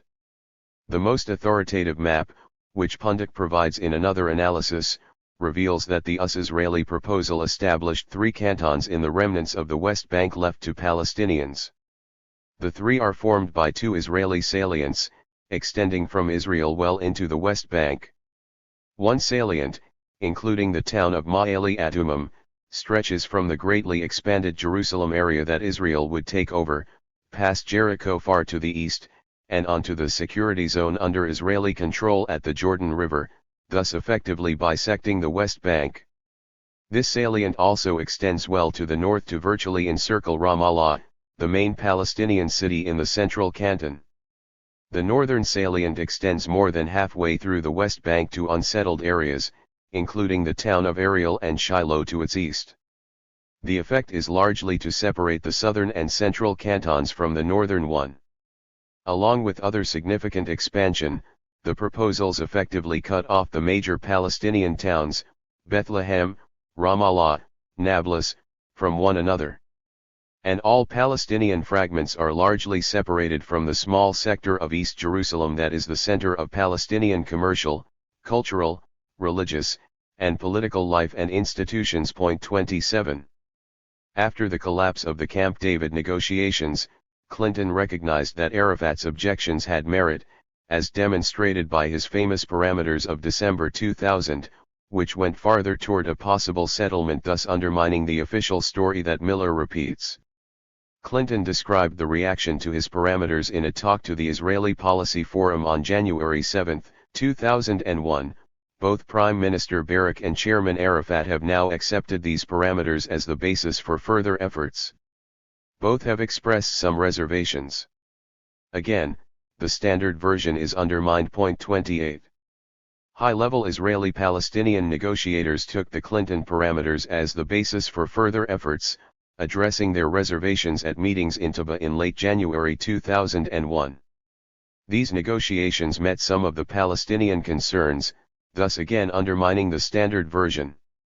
Problems remained, but the Taba negotiations might have led to peace. At Taba, Pundik and Arieli observe, Israel reduced its demands by 50% beyond Camp David. They admonish those who claim that Israel reached its red lines at Camp David, presenting the most far-reaching offer that can be conceived, to attend to the distance between a map that annexes 13% at Camp David and the 6 to 8% that Israelis proposed before and during the Taba negotiations. They may have had in mind such well-known Israeli doves as novelist Amos Oz, who informed a Western audience that at Camp David Israel offered a peace agreement based on the 1967 borders with minor mutual amendments, the most far-reaching offer Israel can make, and that Israel did so at the price of an unprecedented chasm within Israeli society, at the price of a political earthquake, but Palestinians rejected the offer, insisting on eradicating Israel. Accordingly, Oz said, Israel's peace movement should now reconsider its stance that occupation was the central issue, now that Israel's government was agreeing to terminate the occupation and Palestinians had refused. The truth, well known in Israel, is sharply different. Point 29. The Taba negotiations were called off by Israeli Prime Minister Barak on January 27, earlier than planned and 10 days prior to the Israeli elections scheduled for February 6. So their outcome cannot be known. At their final press conference, the two parties issued a joint statement declaring that they have never been closer to reaching an agreement, and it is thus our shared belief that the remaining gaps could be bridged with the resumption of negotiations following the Israeli elections. A detailed report by European Union envoy Miguel Moratinos, suggesting the same optimistic conclusions, was accepted as accurate by both sides, and prominently reported in Israel, though ignored in the United States. When asked why he had called off the negotiations 4 days early, Barak simply denied that there was any hope for progress and stated, "It doesn't make any difference why I ended it. It had to end because it wasn't going anywhere." Barak informed Israeli historian Aaron Bregman that he had told Clinton at once that he rejected the Clinton parameters and that he did not intend to sign any agreement before the elections 30. Unofficial negotiations nevertheless continued, with several outcomes, the most detailed being the Geneva Accord that Israel rejected and the United States dismissed in December 2002. Reviewing the failure of these efforts, Pundit concludes that prior to Camp David both sides failed to live up to their commitments, but the Israeli breaches were both more numerous and more substantive in nature, even putting aside the obvious imbalance. The Palestinian leadership had been able to contain the violence which might have easily erupted during Netanyahu's tenure as prime minister from 1996 to 1999, while Netanyahu sabotaged the peace process relentlessly. Barak's election in 1999 raised expectations, but they were dashed by his refusal to transfer authority to Palestinian villages around Greater Jerusalem even after the transfer was approved by the Israeli government, and by actions on the ground, the increase in harassment, collective punishment, poverty, water shortages, and settlement while Palestinians were confined to Bantustan-like enclaves, as well as support for ugly settler actions by the army and civil authorities. At Camp David, the Palestinian leadership and the majority of the public were ready to make necessary concessions, but needed some indication that the relation of occupier and occupied would change. That Barak did not provide. Pundit dismisses the versions that were publicly reported, an offer of 95% of the West Bank, and so on, as an attempt at rewriting history. During the intifada that followed the breakdown of Camp David, Pundit writes, in reality, the Palestinians had not altered the basic position they had held since 1993, a two-state solution, with a non-militarized Palestinian state along 1967 borders, and a pragmatic solution to the refugee problem. The Tuba negotiations came close to a solution on the territorial issue, the main basis for any agreement. On the refugee issue, often brought up in an effort to blame Palestinian intransigence for failure of the peace efforts, Pundit writes that the position of the Palestinian negotiators at Camp David was moderate and pragmatic, and remained so throughout. The Tuba draft had a clear emphasis that its implementation would not threaten the Jewish character of the State of Israel.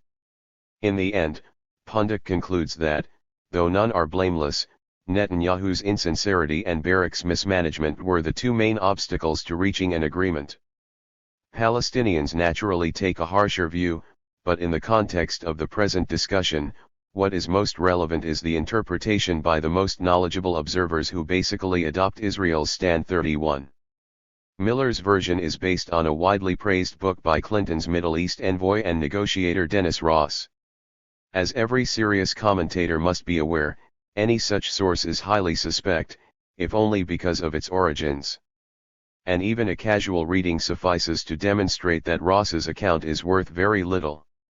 Its 800 pages consist mostly of admiration of Clinton's, and his own, efforts, based almost entirely on quotations of what he claims was said in informal discussions. There is scarcely a word on what everyone knows to have been the core issue all along, the programs of settlement and infrastructure development in the territories that continued with U.S. support through the Oslo years, peaking in 2000. In Ross's version, Arafat is the villain who refused a magnanimous peace offer at Camp David and rejected Clinton's later parameters though Barak accepted them. False, as just reviewed. Ross handles the Tuba negotiations simply, by terminating the book immediately before they began, which also allows him to omit Clinton's evaluation of the reaction to his parameters by the two sides, just quoted. Thus he is able to avoid the fact that his primary conclusions were instantly refuted. It is clear that the book has little value apart from what it tells us about one of the participants. In the final analysis, Middle East scholar Jerome Slater writes, Ross's account amounts to a clever but quite unpersuasive brief for Israel, the Clinton administration, and indeed himself. 32. Not worthless, however, is crucial evidence that escapes notice. One important example is the final assessment by high-level Israeli intelligence officials, among them Amos Malka, head of Israeli military intelligence, Ami Ayalon, who headed the General Security Services, Shin Bet, Matti Steinberg, special advisor on Palestinian affairs to the head of the Shin Bet, and Ephraim Levy, the research division official responsible for the Palestinian arena. As Malka presents their consensus, the assumption was that Arafat prefers a diplomatic process, that he will do all he can to see it through, and that only when he comes to a dead end in the process will he turn to a path of violence. But this violence is aimed at getting him out of a dead end, to set international pressure in motion and to get the extra mile. Essentially Pundik's conclusion. 33.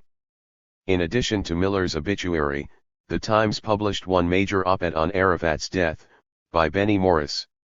The first comment captures the tone: Arafat was a deceiver who spoke about peace and ending the occupation but really wanted to redeem Palestine. This demonstrates Arafat's irremediably savage nature. Here Morris is revealing his contempt not only for Palestinians, which is profound, but also for his American audience. He apparently assumes that they will not notice that he is borrowing the terrible phrase from Zionist ideology, whose core principle for over a century has been to redeem the land. The principle lies behind what Morris recognizes as a central theme of the Zionist movement from its origins: transfer, that is, expulsion of the indigenous population to somewhere else so as to redeem the land for its true owners, who are returning to it after 2,000 years. 34. Morris is identified as an Israeli academic and author of major studies on the Israel-Arab conflicts, in particular on the origins of the Palestinian refugee problem. That is correct. He has done the most extensive work on the Israeli archives and published valuable scholarly accounts.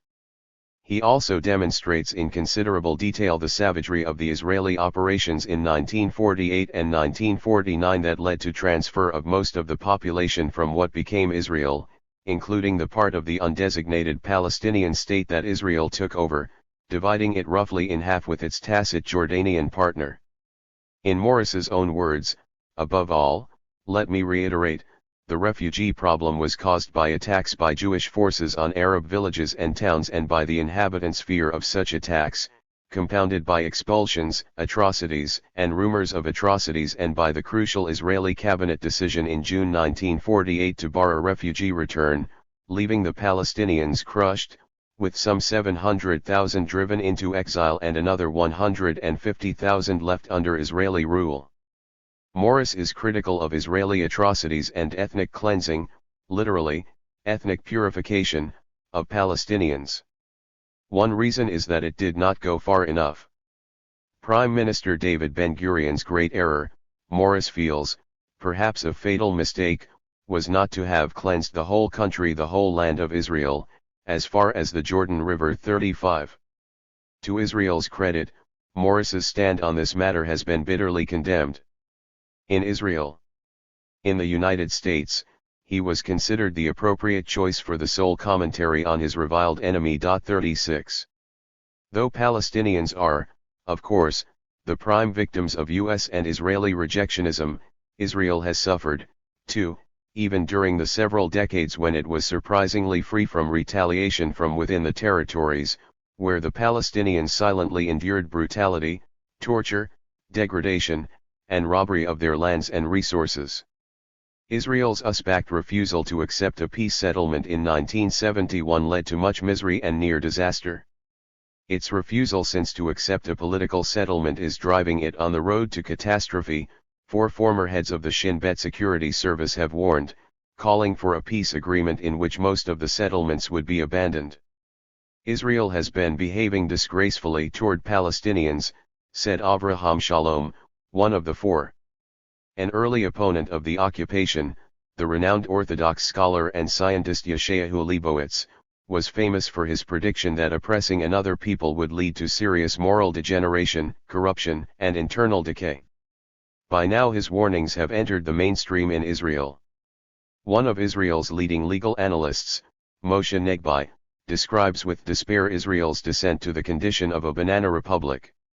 Negbi reserves his most bitter scorn not just for the increasingly corrupt political leadership across the political spectrum, but also for Israel's courts.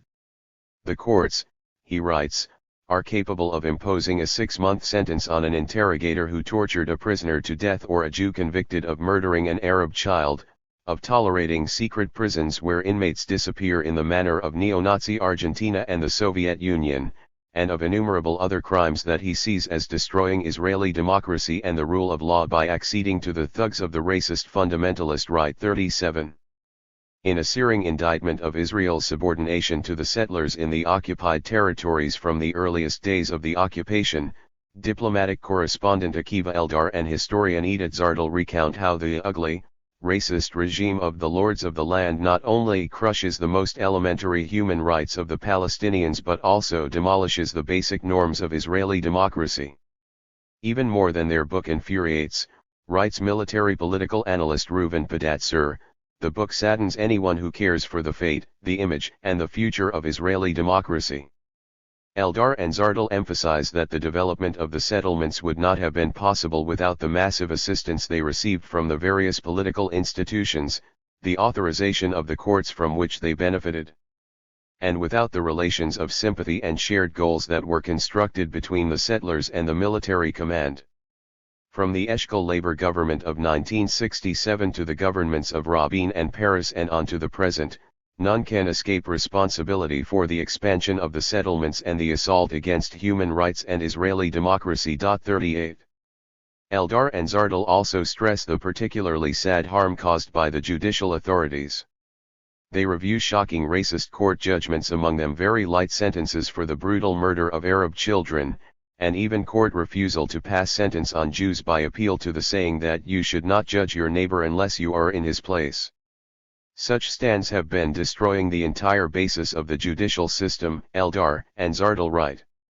It is only against this background, Pedatzur adds, that one can comprehend the decision of occupation authority official Playa Albeck, who, with the support of the courts, rejected the appeal of a Palestinian man for compensation after the border police had killed his wife, on the grounds that he only gained from his wife's death because when she was alive he had to support her, but now he does not, and therefore the damage to him is at most zero. Benny Morris writes that the work of the military courts in the territories, and the Supreme Court which backed them, will surely go down as a dark age in the annals of Israel's judicial system. 39. Meanwhile, Eldar and Zardel conclude, the lives of the large majority of Israelis within the Green Line, the international border, continue undisturbed, while the settlements in the occupied territories conquer the state of Israel on the one hand, and destroy the lives of the Palestinians on the other. The reasons why Israelis continue their lives undisturbed are not hard to fathom. They are described by Israeli journalist Amira Hass, who has lived in and reported from the occupied territories for years. There is a settler in every Israeli, she explains, at least in every relatively privileged one. The West Bank settlement enterprise has become a means of socio-economic advancement for many Israelis, who, thanks to government subsidies, can obtain lovely houses that they could never afford in Israel. For them, this is a way of dealing with the gradual destruction of the welfare state, as Israel has adopted some of the worst features of its protector. Furthermore, the settlements ensure Israel's control over Palestinian resources, so we, the Jews, can be wasteful, as if we lived in a land with abundant water, while Palestinians lack water to drink. And Jews can benefit from modern highways built on land stolen from the Palestinians, which serve not only the settlers, but also many other Israelis, whose developing middle-class consciousness requires convenience, efficiency, and time-saving. There is also a bonanza for the wide range of businesses that benefit from the building boom, and, by guaranteeing a continuing security threat, the settlements necessitate the growth of the security industry. It is no surprise, then, that the public is not troubled by the question of what settlement is doing to the region's future. The crushing of the Palestinians and destruction of their society remains invisible, and the future is for someone else to worry about. 40. Travel on the roads of Gaza, closed to Palestinian traffic for years, exposes the full dimensions of the physical destruction Israel left behind, Haas writes. 1,000 words and 1,000 images cannot describe it. That's not because of the weakness of words and photos, but because of the ability of most Israelis not to see and not to grasp the extent of the vineyards and groves and orchards and fields that the People's Army of Israel turned into desert, the green that it painted yellow and gray, the sand turned over and the exposed land, the thorns, the weeds. To ensure the safety of the settlers, the IDF Israeli Defense Forces spent 5 years uprooting the green lungs of Gaza, mutilating its most beautiful areas and cutting off the livelihood of tens of thousands of families. The Israeli talent for ignoring the enormous destruction that we caused leads to the wrong political assessments. Ignoring it enables the IDF to continue destroying Palestinian territory in the West Bank. Along the separation fence, around the settlements, in the Jordan Valley, the destruction goes on as a means to continue creating facts on the ground and to guarantee that the future Palestinian entity remains as divided and split and territory-less as possible. 41.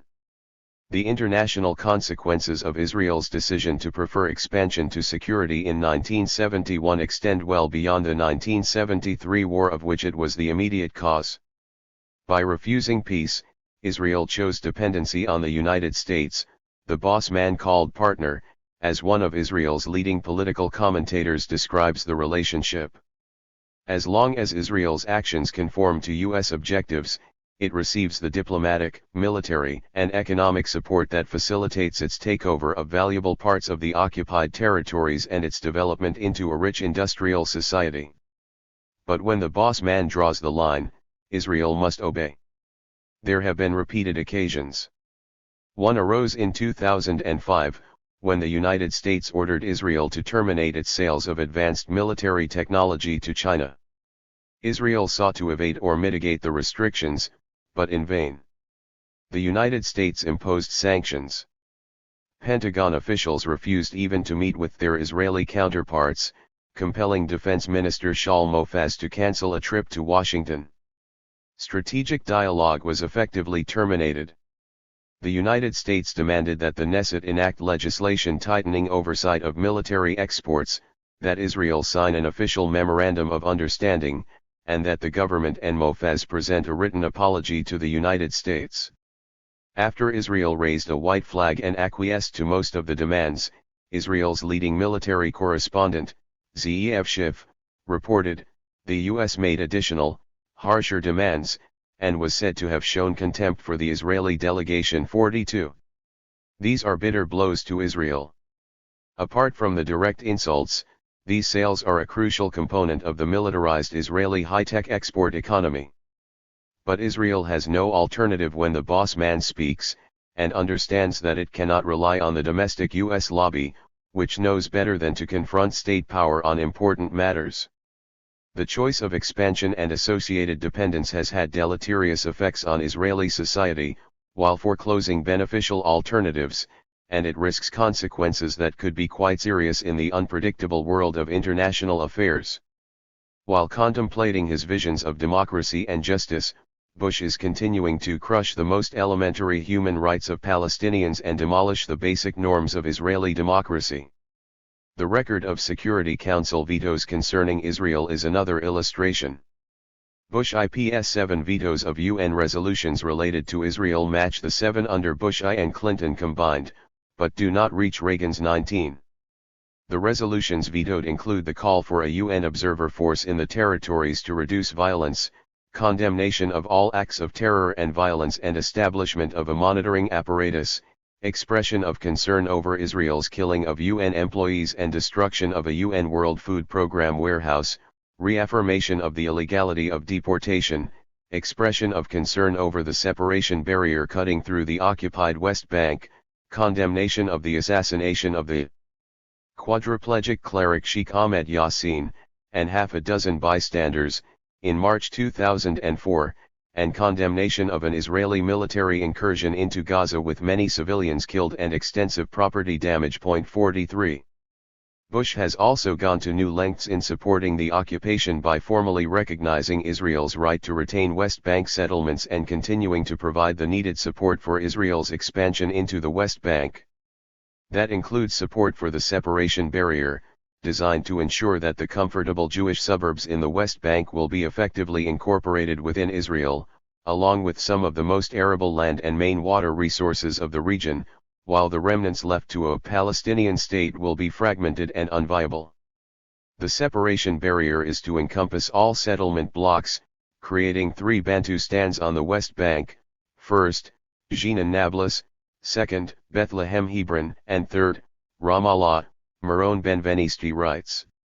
A particularly cynical component is the virtual encirclement of Palestinian towns and villages, separating residents from their lands, which will in the course of time become state lands in accord with the Ottoman laws that Israel has revived in an effort to disguise its theft of lands with a thin veil of legality. The wall around the town of Kalkalia at Israel's border increases cost and Israeli insecurity, but the town is dying, as intended by this act of supreme cynicism. 44.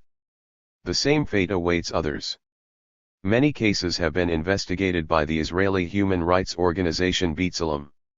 To mention just one, the separation barrier around illegally annexed Greater Jerusalem, for which there is not even the slimmest pretext of security. In fact, it enhances insecurity by enclosing many Palestinians within the projected borders of Israel, will result in the complete isolation of the village of Sheikh Sayad, just east of the Jerusalem municipal boundary and physically connected to a neighborhood in East Jerusalem on which its residents depend for all aspects of life, health, employment, secondary education, supply of food and other goods. Located on a cliff, the village has only one road for exit or entry, and that is blocked by the Israeli Defense Forces. Theoretically, residents can submit a request for a permit which is routinely denied if they can manage to enter Jerusalem illegally. In this and many other cases, the method is purposeful cruelty, designed so that the residents are forced to decide between living in a prison and abandoning their homes to live elsewhere. Those familiar with the history of Zionism will recognize the method, dating back to the 1920s, dunam after dunam, arousing as little attention as possible. More generally, as Moshe Dayan put the matter to the Labor cabinet in the 1970s, we must tell the Palestinian refugees in the territories that we have no solution. You shall continue to live like dogs, and whoever wishes may leave, and we will see where this process leads. But quietly, step by step, so that apologists can deny the facts. 45. The separation barrier adopts the basic logic of the Clinton and Barak proposals at Camp David but goes beyond. In October 2005, Haaretz published a map of the division of the West Bank into blocks. The map shows that the northern, aerial, salient is also to extend to the Israeli-controlled Jordan Valley, just as the southern, Ma'ale Adumim, salient does.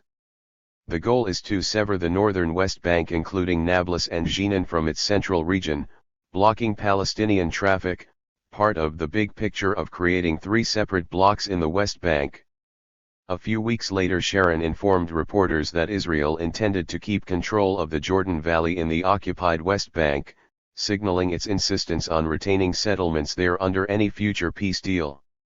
It follows that the 3 cantons are completely contained by Israel. Infrastructure development is another device to destroy the remnants of Palestinian society. The authoritative Foundation for Middle East Peace Review of Events in the Territories reports that the road system that has been carefully planned since 1970 is to be extended with the aim of consolidating Israel's permanent hold on about half of the West Bank and its strategic domination of the remaining territories conquered in June 1967. The plans ensure that the core north-south transitway through Jerusalem is closed to Palestinians, who are restricted to a barely passable road from Bethlehem to the north. It is an experience to drive on it, hoping not to fall into the nearby Wadi. The system is to be funded by the United States and the international community. 46. With a wink from Washington, Israel is closing the vice further. Citing the Israeli Daily Ma'ariv, Chris McGreal reports that the government quietly gave the military the go-ahead earlier this week for a plan to culminate in barring all Palestinians from roads used by Israelis in the West Bank. Ma'ariv reports that the purpose is to reach, in a gradual manner, within a year or two, total separation between the two populations. The first and immediate stage of separation applies to the roads in the territories, roads for Israelis only and roads for Palestinians only, but the longer-term goal is to turn the separation fence into a line to completely prevent Palestinians from entering Israeli territory, meaning occupied territory, to be eventually incorporated within Israel. The roads for Israelis will be well-built highways, McGreal continues, while Palestinians will be confined to secondary routes, many little better than dirt tracks or roads which have yet to be built. 47.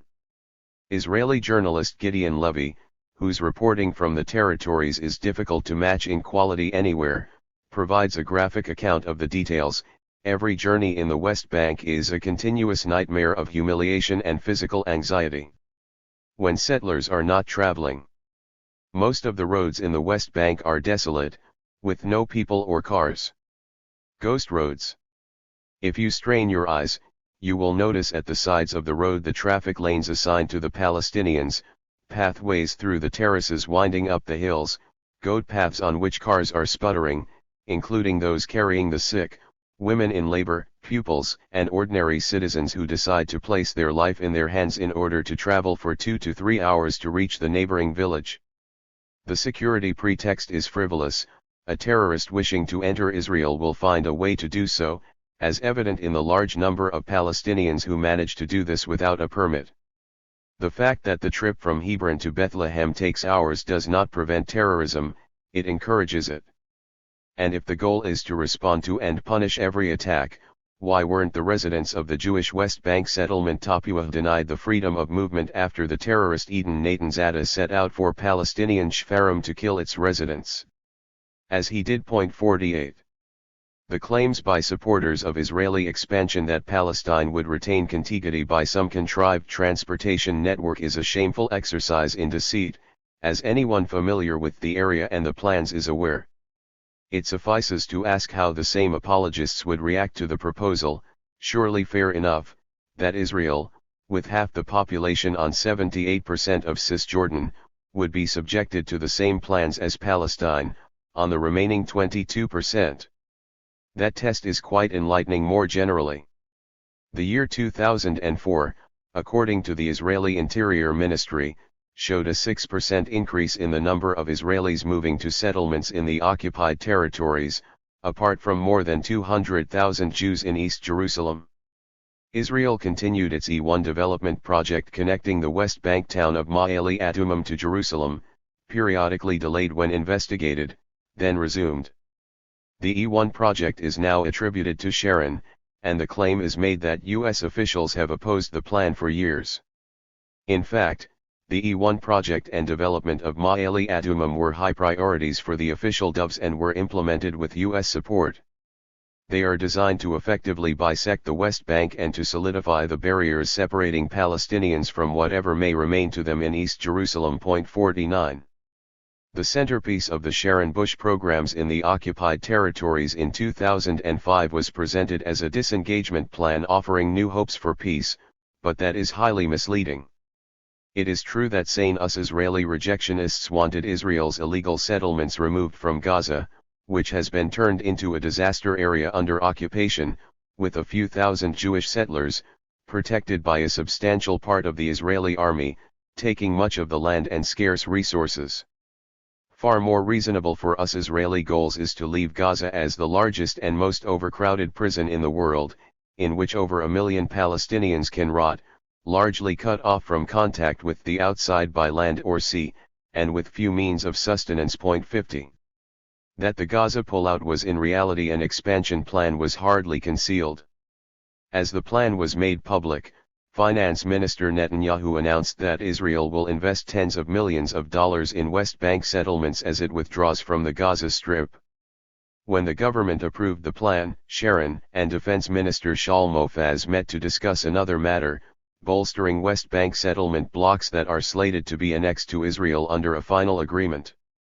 Sharon also approved 550 new apartments in Ma'ale Adumim, informing the ministers that there is no political problem despite assurances, with a wink, to Condoleezza Rice. Elliot Abrams, Bush's Middle East advisor, let Israelis understand that the United States was concerned about the media blitz but not about the projects themselves, which may therefore proceed in accord with the principle of building quietly. Abrams's qualifications for his position are that he is a pro-Israel hawk who received a presidential pardon from Bush I after being convicted of lying to Congress about Washington's terrorist war against Nicaragua, part of Bush's final cover-up of the Iran-Contra affairs. Sharon also approved declaration of state lands, the first step in establishing a settlement between Ma'ale Adumim and Jerusalem, and also near the town of Efrat, which is to be expanded northward, all within the separation barrier. The proximity in timing between approving the disengagement and construction plans is no coincidence, political commentator Aleph Ben writes. From the day he presented the disengagement plan in December 2003, Sharon made it clear that withdrawal from the Gaza Strip and isolated outposts in northern Samaria, the northern West Bank, is just one side of a triangle whose other sides are completing the separation fence in the West Bank and strengthening control over the settlement blocks. 51. The unilateral Israeli disengagement plan, pointedly rejecting any Palestinian participation, was explicit about intentions. In any future permanent status arrangement, the plan states, it is clear that in the West Bank, there are areas which will be part of the State of Israel, including major Israeli population centers, cities, towns, and villages, security areas and other places of special interest to Israel. Palestinian concerns are as irrelevant as international law. Harvard Mideast scholar Sarah Roy, one of the leading academic specialists on the occupation, writes that under the terms of disengagement, Israel's occupation is assured. Gazans will be contained and sealed within the electrified borders of the Strip, while West Bankers, their lands dismembered by relentless Israeli settlement, will continue to be penned into fragmented geographic spaces, isolated behind and between walls and barriers. That appears unavoidable, as long as the United States backs Israel's takeover of anything of value to it in the West Bank. 52. The media blitz on disengagement was quite impressive, manufacturing one of the lead stories of the year. There were pages and pages of photos and reports of the pathos of the families forced to leave their homes and greenhouses, the weeping children trying vainly to hold back the soldiers, and the anguish of soldiers who were ordered to evict Jews from their homes and to remove the thousands of protesters who flooded to the settlements to resist the evacuation, by means that would lead to instant death for any Palestinian, miraculously evading the military forces that keep an iron grip on Palestinians. The Israeli Physicians for Human Rights was appalled that the enormous coverage of the trauma of disengagement somehow missed the human catastrophe taking place today in the Gaza Strip. Amira Hass, who has done the major reporting from Gaza for many years, summarizes the reality kept in the shadows. For the sake of about 0.5% of the population of the Gaza Strip, a Jewish 0.5%, the lives of the remaining 99.5% were totally disrupted and destroyed.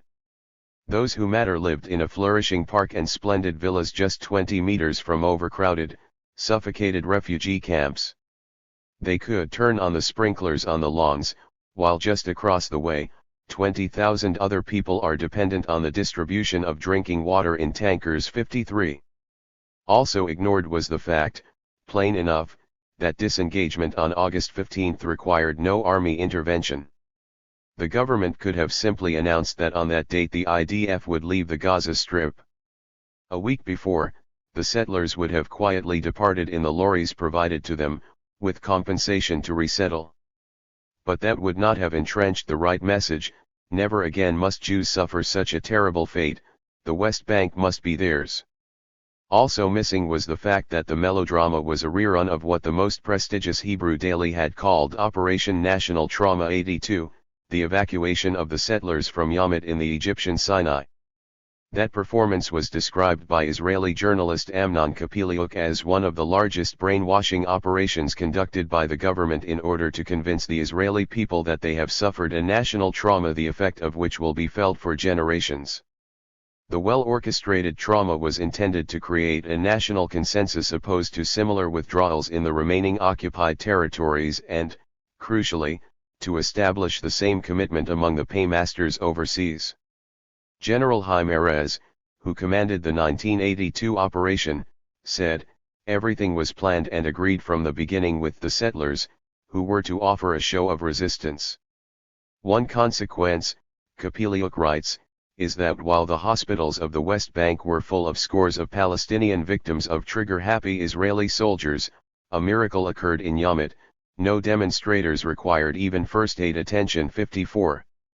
Operation National Trauma 2005 reached far more elevated heights of drama, with the same miracle, only soldiers appear to have been injured. Describing the agony and the ecstasy, Orit Shohat summarizes the clear message. Everything was staged down to the last detail. The settlers wanted to come out of it big time, evacuated by force but without violence, and that is just what they did. Religious Zionism shaped the visual national memory of the past week and strengthened the IDF, which emerged from the operation sensitive, determined, and value-minded only thanks to the rabbis. The settlers reinforced their hold in the West Bank, reinforced the separation between the beloved IDF and the hated Ariel Sharon, reinforced the bond between religion and state, between religion and army, between religion and settlement, between religion and Zionism. The settlers and the act of settlement became more deeply rooted in the people's hearts. It was television that did the work. Who can now conceive of an evacuation of the West Bank settler outposts, or the evacuation of more settlements, when we are in the stage of healing and reconnecting? Only the totally wicked. 55. One of the most prominent academic specialists on Israeli society, Barak Kimmerling, describes the absurd theater as the largest show ever produced in Israel and perhaps the entire world. A well-directed play in which tears flow like water and the supposed rivals embrace and fall on each other's shoulders, like a Latin soap opera. The show of force was plainly unnecessary if the goal had simply been to evacuate Gaza, Kimmerling observes, nor would there have been any need for a cast of several thousand backup players to enhance the drama. Announcement of the evacuation date and minimal preparations would have sufficed without the grandiose production being presented to us. But then, who would have needed an evacuation? The proper lesson of this educational production par excellence is conveyed by the professional lamenters who weep and shout slogans aimed at shocking the Israeli people, employing an endless reservoir of symbols of the Holocaust and destruction, while intellectuals and writers mobilize to aggrandize the collective mourning. The purpose is to demonstrate to everyone that Israel is incapable of withstanding additional evacuations. That is, if the state's maximum resources needed to be mobilized to evacuate about 7,000 people, there is no possibility of evacuating 100,000 to 200,000 or more. 56. Prime Minister Sharon rose to the occasion. After directing the highly emotional evacuation of nearly 9,000 settlers from Gaza last month, Joel Brinkley reported, Sharon asserted that he could not conceive of taking a similar step in the West Bank anytime soon. In Sharon's own words, there are about 250,000 Jews living in these areas. There are many children there, religious families with many children. What am I supposed to say? You cannot live there anymore. You were born there. You were born there. 57.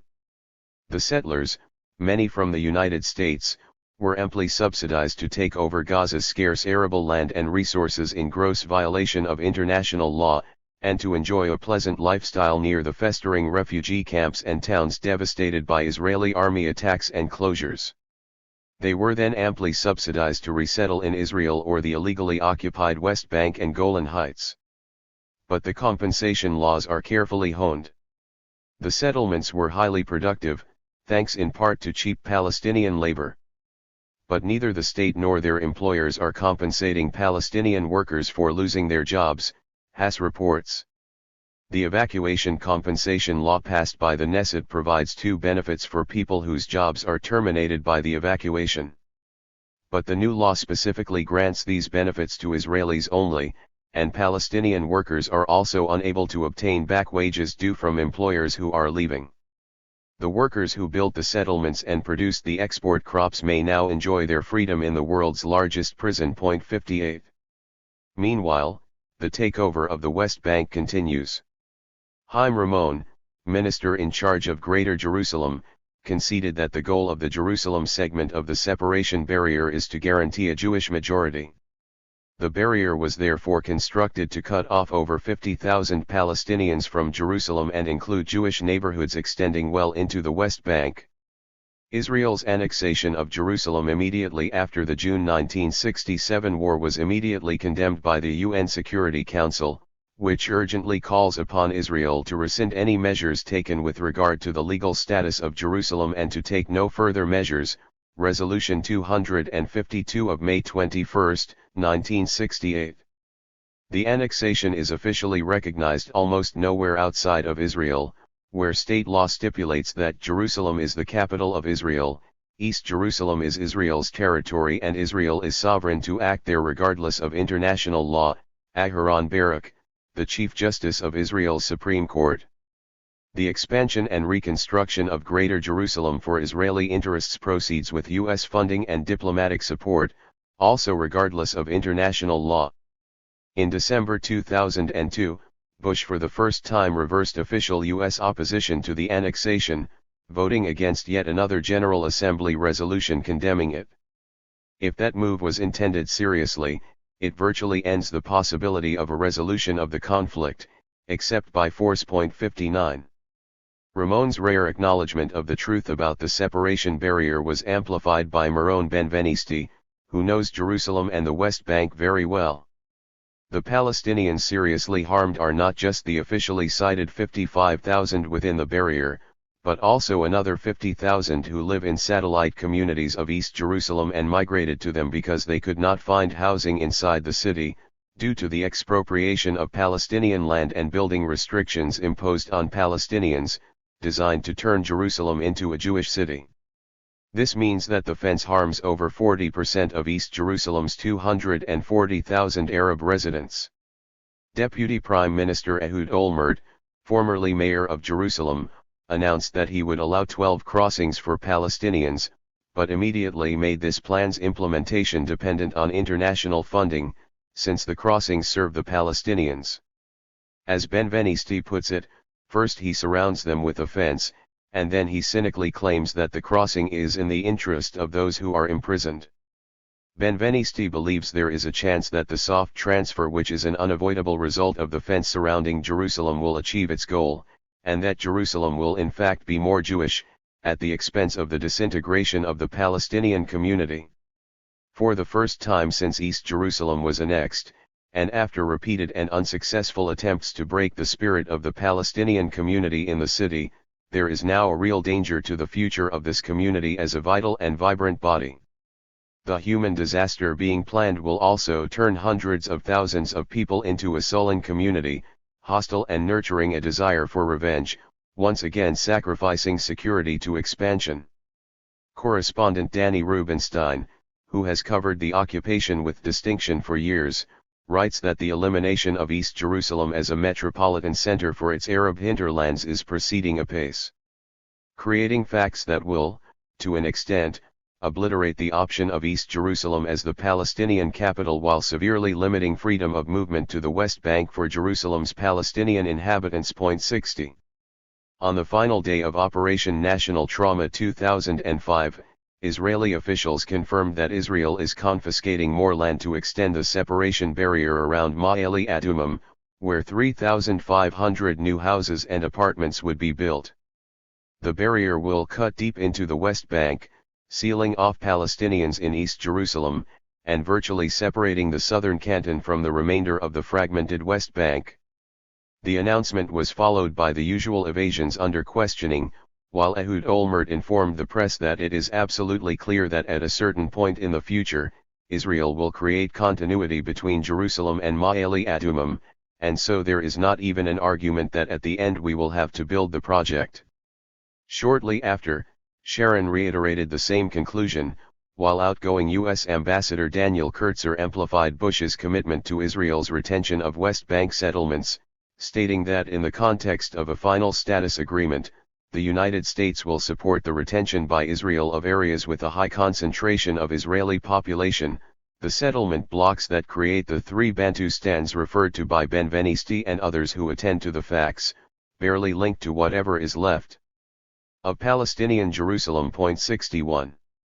While these views are attributed to the far right, they simply carry forward the plans of the dovish Paris government, supported throughout by President Clinton.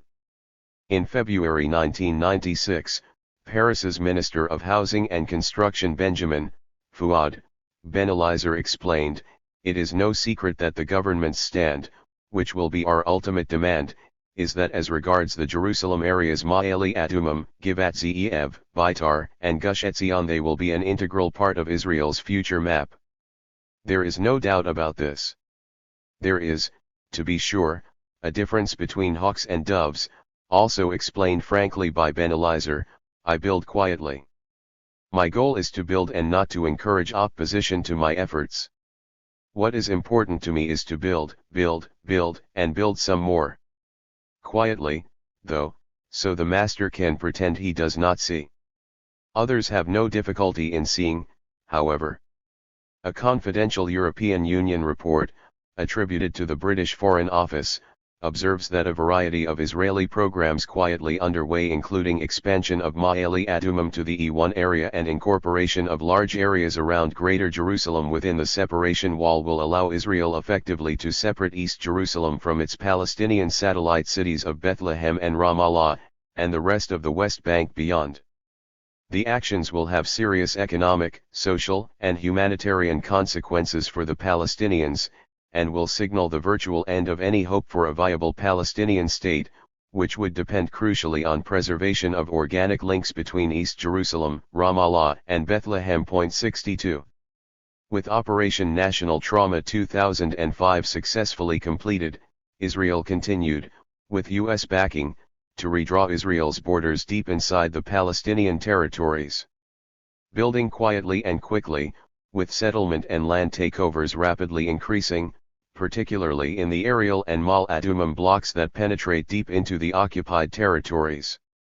In the first 9 months of 2005, an estimated 14,000 settlers moved to the West Bank while 8,500 left Gaza, and more land was taken in the West Bank than was abandoned in the entire Gaza prison left behind.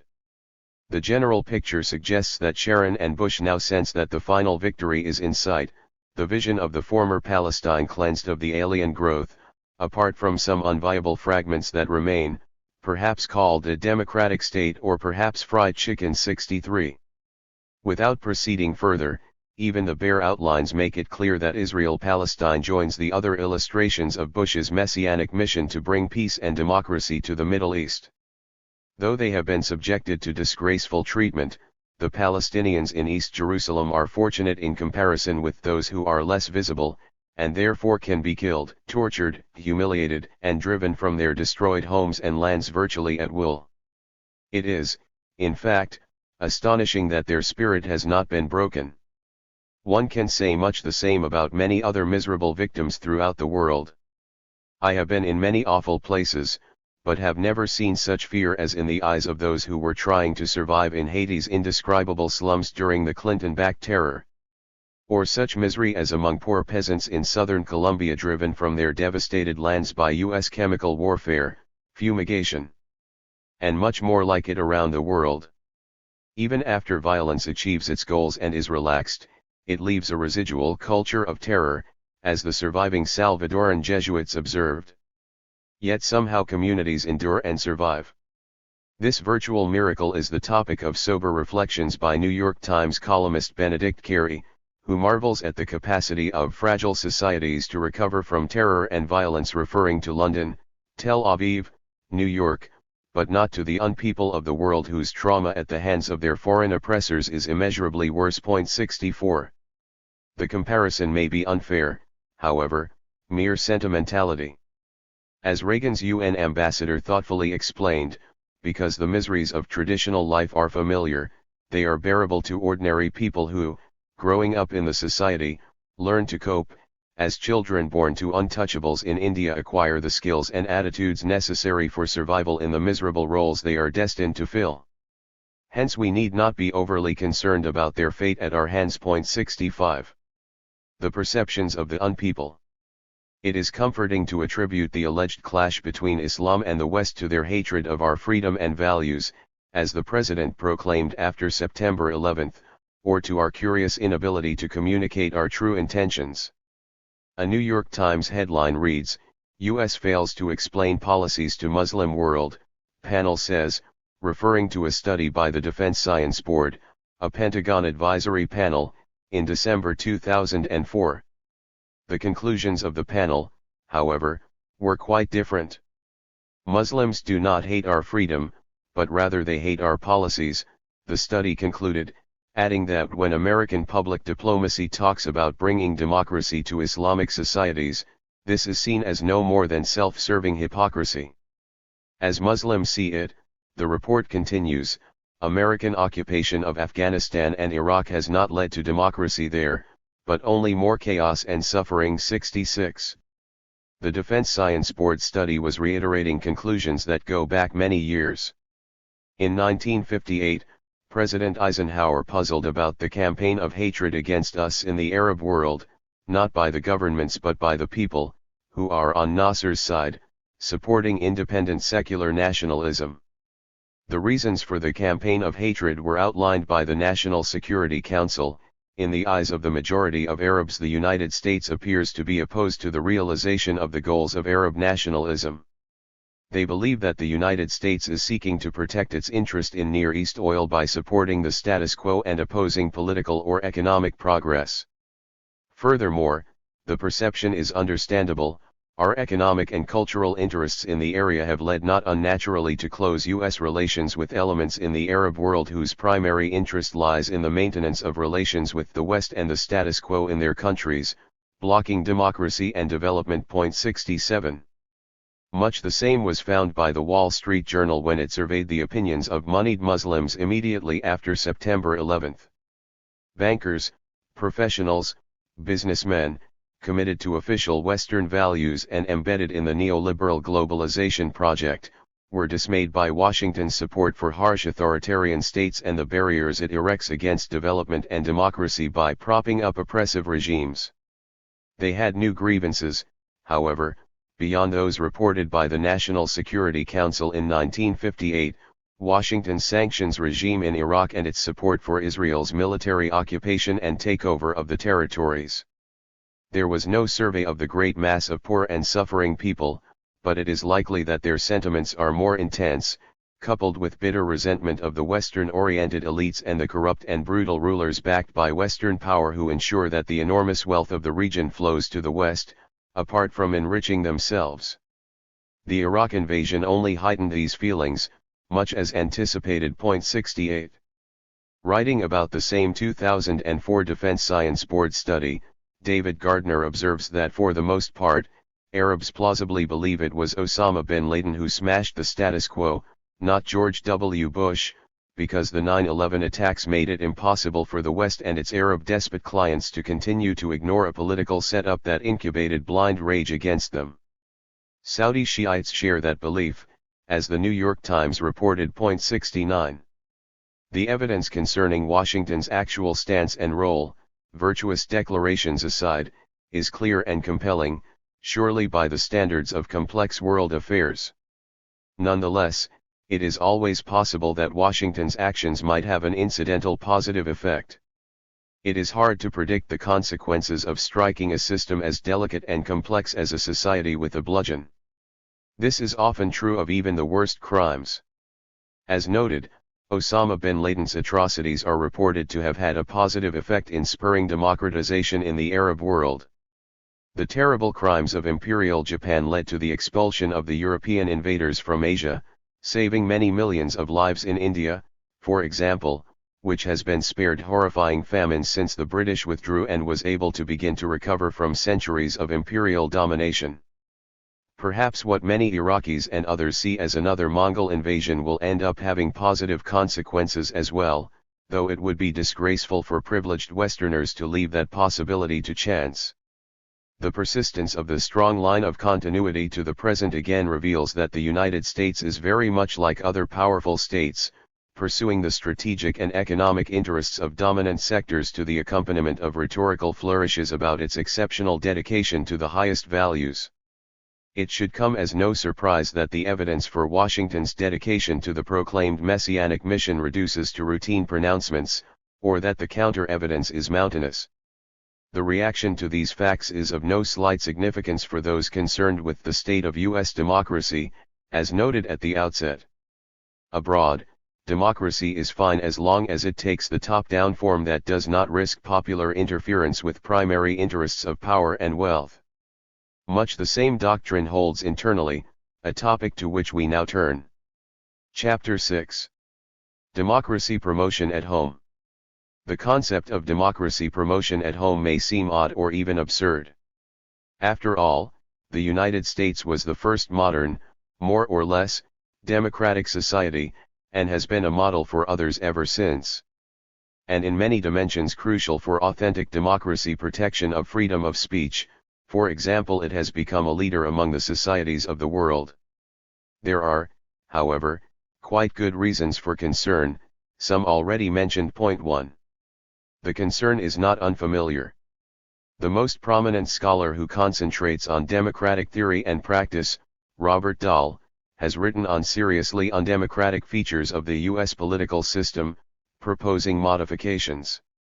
Thomas Ferguson's investment theory of politics is a searching critique of deeper institutional factors that sharply restrict functioning democracy. The same is true of Robert McChesney's investigations of the role of the media in undermining democratic politics, to the extent that by the year 2000 presidential elections had become a travesty, he concludes, with a reciprocal effect on deterioration of media quality and service to the public interest. Subversion of democracy by concentrations of private power is, of course, familiar. Mainstream commentators casually observe that business is in complete control of the machinery of government. Robert Reich, echoing Woodrow Wilson's observation, days before he took office, that the masters of the government of the United States are the combined capitalists and manufacturers of the United States. America's leading 20th century social philosopher, John Dewey, concluded that politics is the shadow cast on society by big business and will remain so as long as power resides in business for private profit through private control of banking, land, industry, reinforced by command of the press, press agents, and other means of publicity and propaganda. Accordingly, reforms will not suffice. Fundamental social change is necessary to bring meaningful democracy. Point 2.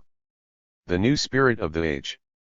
The political system that is the subject of these critiques bears some resemblance to the initial design, though the framers would surely have been appalled by many subsequent developments, in particular the radical judicial activism that granted rights of persons to collectivist legal entities, corporations, rights extended far beyond those of persons of flesh and blood in recent international economic arrangements, mislabeled free trade agreements. Each such step is a severe attack against classical liberal principles, democracy, and markets. The enormously powerful immortal persons that have been created are, furthermore, required by law to suffer from moral deficiencies that we would regard as pathological among real people. A core principle of Anglo-American corporate law is that they must be dedicated single-mindedly to material self-interest. They are permitted to do good works, but only if these have a favorable impact on image, hence profit and market share.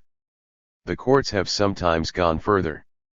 The Chancery Court of Delaware observed that contemporary courts recognize that unless corporations carry an increasing share of the burden of supporting charitable and educational causes, the business advantages now reposed in corporations by law may well prove to be unacceptable to the representatives of an aroused public. The powerful means of publicity and propaganda of which Dewey spoke must be deployed to ensure that an aroused public does not come to understand the workings of the state corporate system. Point 3. The initial design was articulated clearly by the most influential of the framers, James Madison. He held that power should be in the hands of the wealth of the nation. The more capable set of men. People without property, or the hope of acquiring it, he reflected at the end of his life, cannot be expected to sympathize sufficiently with its rights, to be safe depositories of power over them. The rights are not those of property, which has no rights, but of property owners, who therefore should have extra rights beyond those of citizens generally. In his determination to protect minorities against majority infringements of their rights, the prominent Madison scholar Lance Banning observes, it is absolutely clear that he was most especially concerned for propertied minorities among the people. Madison could hardly have been unaware of the force of Adam Smith's observation that civil government, so far as it is instituted for the security of property, is in reality instituted for the defense of the rich against the poor, or of those who have some property against those who have none at all.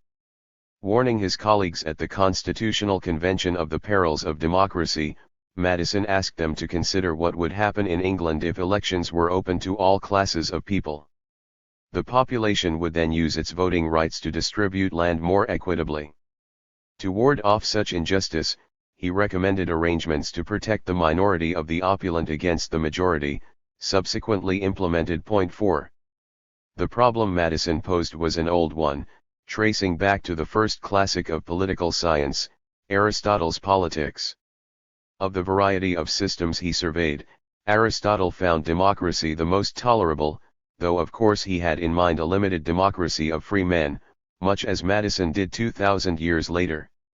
Aristotle recognized flaws in democracy, however, among them the one that Madison presented to the convention.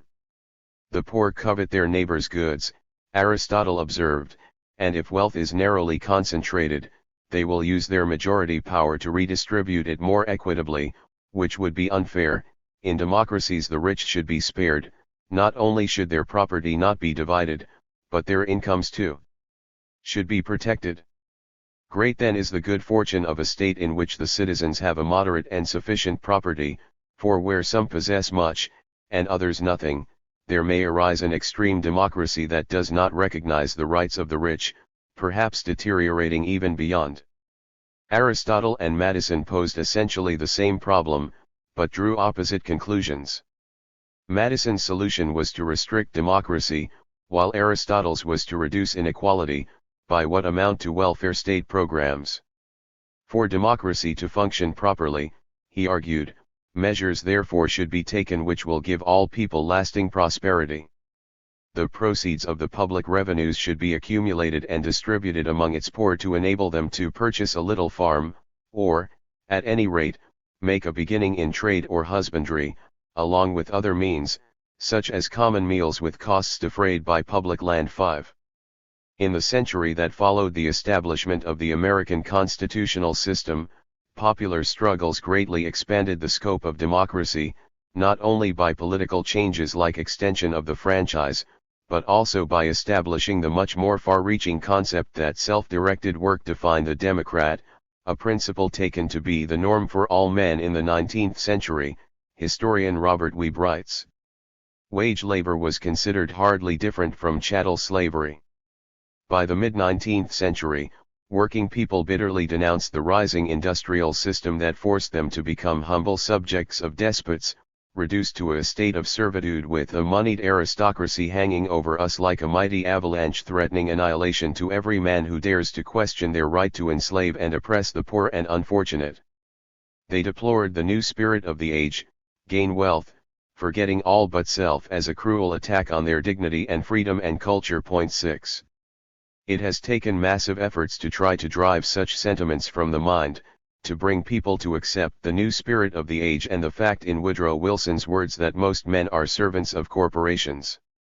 In a very different America from the old. In this new America no longer a scene of individual enterprise, individual opportunity, and individual achievement. Small groups of men in control of great corporations wield a power and control over the wealth and business opportunities of the country. As the process of corporatization gained force, undermining markets and freedom, the era of self-rule came to an end, Weeb writes. The lights dimmed in the great showcase of 19th century democracy, he continues, a process abetted by drives for conformity and control expressing themselves in World War I wartime patriotism, Wilson's Red Scare, and other devices to regiment the lower class 7. While popular struggle over centuries has gained many victories for freedom and democracy, progress does not follow a smooth upward trajectory. There has been a regular cycle of progress under popular pressure, followed by regression as power centers mobilize their considerable forces to reverse it, at least partially. Though over time the cycle tends to be upward, sometimes regression reaches so far that the population is almost completely marginalized in pseudo-elections, most recently the travesty of 2000 and the even more extreme travesty of 2004. Demonic Messianism.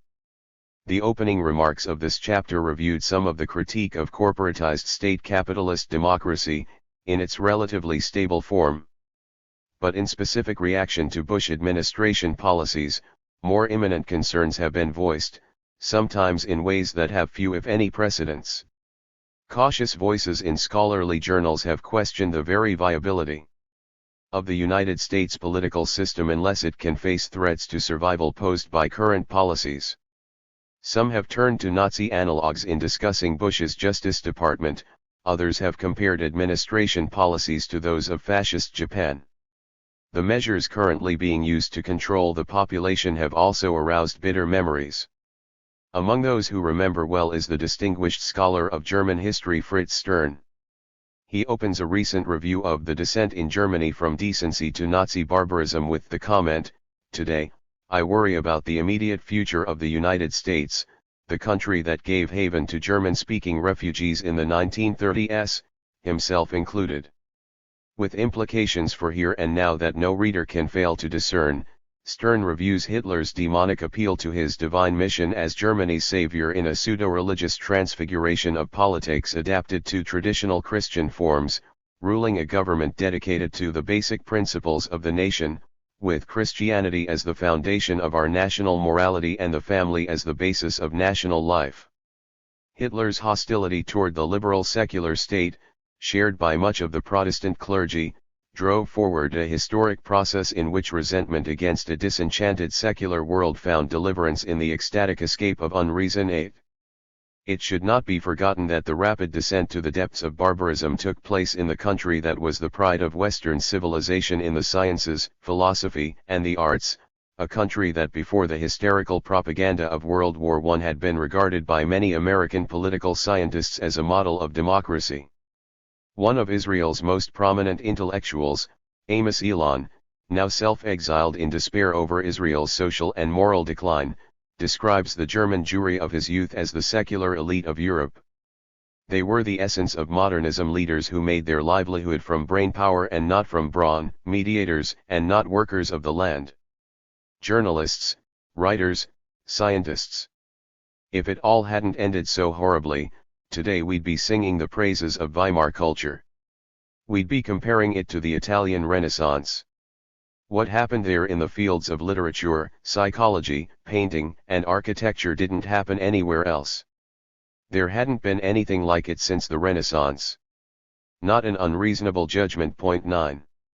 It may be recalled that Nazi propaganda techniques were borrowed from business doctrines and practices that were mostly pioneered in the Anglo-American societies. These techniques were based on resort to simple symbols and slogans with tremendously reiterated impressions that appeal to fear and other elementary emotions in the manner of commercial advertising, a contemporary review observes.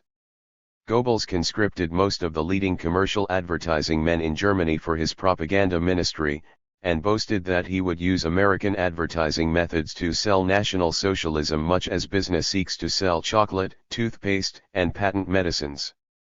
These measures were frightfully successful in bringing about the sudden descent from decency to barbarism that Fritz Stern describes with an ominous warning. Point 10.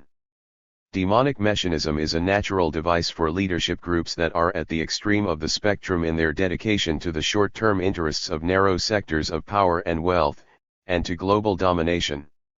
It takes willful blindness not to see how these commitments guide current U.S. policy.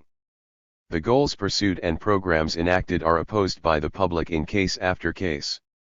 That impels the need for mass mobilization, employing the skills of the huge industries that have been created in a business-run society to influence attitudes and beliefs. The need for such measures has taken on special importance during the past several decades, a highly unusual period of American economic history. When neoliberal-style programs began to take shape in the 1970s, real wages in the United States were the highest in the industrial world, as one would expect in the richest society in the world, with incomparable advantages. The situation has now dramatically changed. Real wages for the majority have largely stagnated or declined and are now close to the lowest level among industrial societies. The relatively weak benefits system has declined as well. Incomes are maintained only by extending working hours well beyond those in similar societies, while inequality has soared. All of this is a vast change from the preceding quarter century, when economic growth was the highest on record for a protracted period and also egalitarian.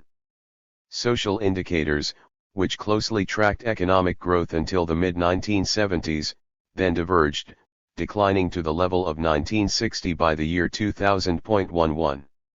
Edward Wolff, the leading specialist on wealth distribution, writes that living conditions stagnated in the 1990s for American households in the middle, while rapid advances in wealth and income for the elite briskly pulled up the averages. From 1983 to 1998, average wealth of the top 1% rose a whopping 42%, while the poorest 40% lost 76% of their, very modest, wealth. He concludes that even the boom of the 1990s has bypassed most Americans. The rich have been the main beneficiaries, in a continuation of tendencies that go back to the late 1970s.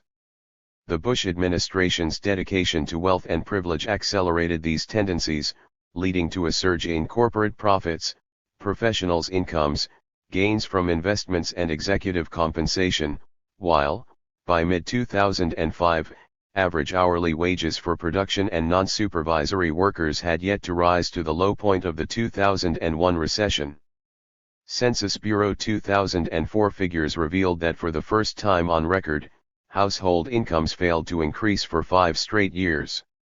Median pre-tax real income was at its lowest point since 1997, while the poverty rate increased for the 4th consecutive year, to 12.7%.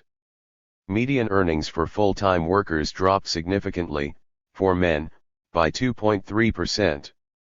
Inequality continued to rise to near all-time highs, not including gains from stock holdings, which would further increase inequality, given the extremely narrow concentration of stock ownership. The Labor Department reports an additional decline in real wages in 2004 for most workers, apart from a small percentage of the highly skilled. Economist Dean Baker reported in October 2005 that the economy went through its longest period of job loss since the Great Depression following the 2001 recession. The employment-to-population ratio is still almost 2 percentage points below its pre-recession level. Using the recovery of the labor market as a metric, the economy has never been less resilient throughout the post-war period. 12. The number of people who go hungry because they cannot afford to buy food rose to over 38 million in 2004, 12% of households, an increase of 7 million in 5 years. As the government released the figures, the House Agricultural Committee voted to remove funding for food stamps for 300,000 people, and cut off school lunches and breakfasts for 40,000 children, only one of many illustrations. Point 13. The results are hailed as a healthy economy and a model for other societies. Alan Greenspan is treated with reverence for having presided over these achievements, which he attributes in part to atypical restraint on compensation increases, which appears to be mainly the consequence of greater worker insecurity, an obvious desideratum for a healthy economy. The model may in fact be without many precedents in harming the underlying population while benefiting the substantial people, in Thorstein Veblen's acid terminology. Point 14. To keep the underlying population in line in the face of the daily realities of their lives, resort to pseudo-religious transfiguration is a natural device, exploiting features of popular culture that have sharply diverged from the rest of the industrial world for a long time, and have been manipulated for political gain, particularly since the Reagan years. Point 15. Another device that is regularly exploited is the fear of imminent destruction by an enemy of boundless evil. Such perceptions are deeply rooted in American popular culture, coupled with faith in nobility of purpose, the latter, as close to a universal as history provides. In an enlightening review of popular culture from the earliest years, Bruce Franklin identifies such leading themes as the Anglo-American syndicate of war that will impose its peaceful and enlightened rule by threatening annihilation of those who stand in the way, bringing the spirit of civilization to backward peoples, 1889. He also reviews the remarkable choice of demons about to destroy us, typically those whom Americans were crushing under their boots, Indians, blacks, Chinese workers, among others. Participants in these exercises included leading progressive writers, such as Jack London, who wrote a 1910 story in a popular journal advocating the extermination of the Chinese by bacteriological warfare to undercut their nefarious secret scheme to overwhelm us. 16. Whatever the roots of these cultural features may be, they can easily be manipulated by cynical leaders, often in ways that are hard to believe.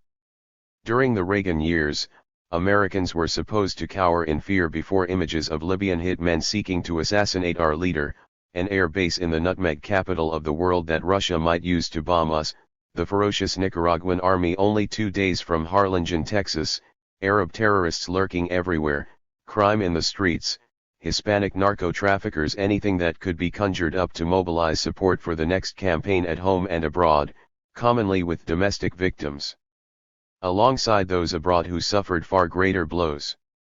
Elections 2004. The results of the 2004 elections led to exultation in some quarters, despair in others, and much concern about the United States becoming a divided nation. The outcome has policy consequences, harmful to the general population at home and threatening for the world and future generations. The elections also provide useful insight into the growing democratic deficit, a critical feature of failed states. But they tell us little about the state of the country or the popular mood. There are, however, other sources from which we can learn a great deal about these critical matters. Public opinion in the United States is intensively monitored and, while caution and care in interpretation are always necessary, these studies are valuable resources. Results of polls that are unwelcome to powerful interests are often kept under wraps by the doctrinal institutions. The practice applied again to highly informative studies of public opinion released right before the 2004 elections, to which I will return. 17. Immediately after the 2004 elections, Colin Powell informed the press that President George W. Bush has won a mandate from the American people to continue pursuing his aggressive foreign policy. That is far from true. It is also very far from what the population believed. After the elections, Gallup asked whether Bush should emphasize programs that both parties support, or whether he has a mandate to advance the Republican Party's agenda, as Powell and others claimed.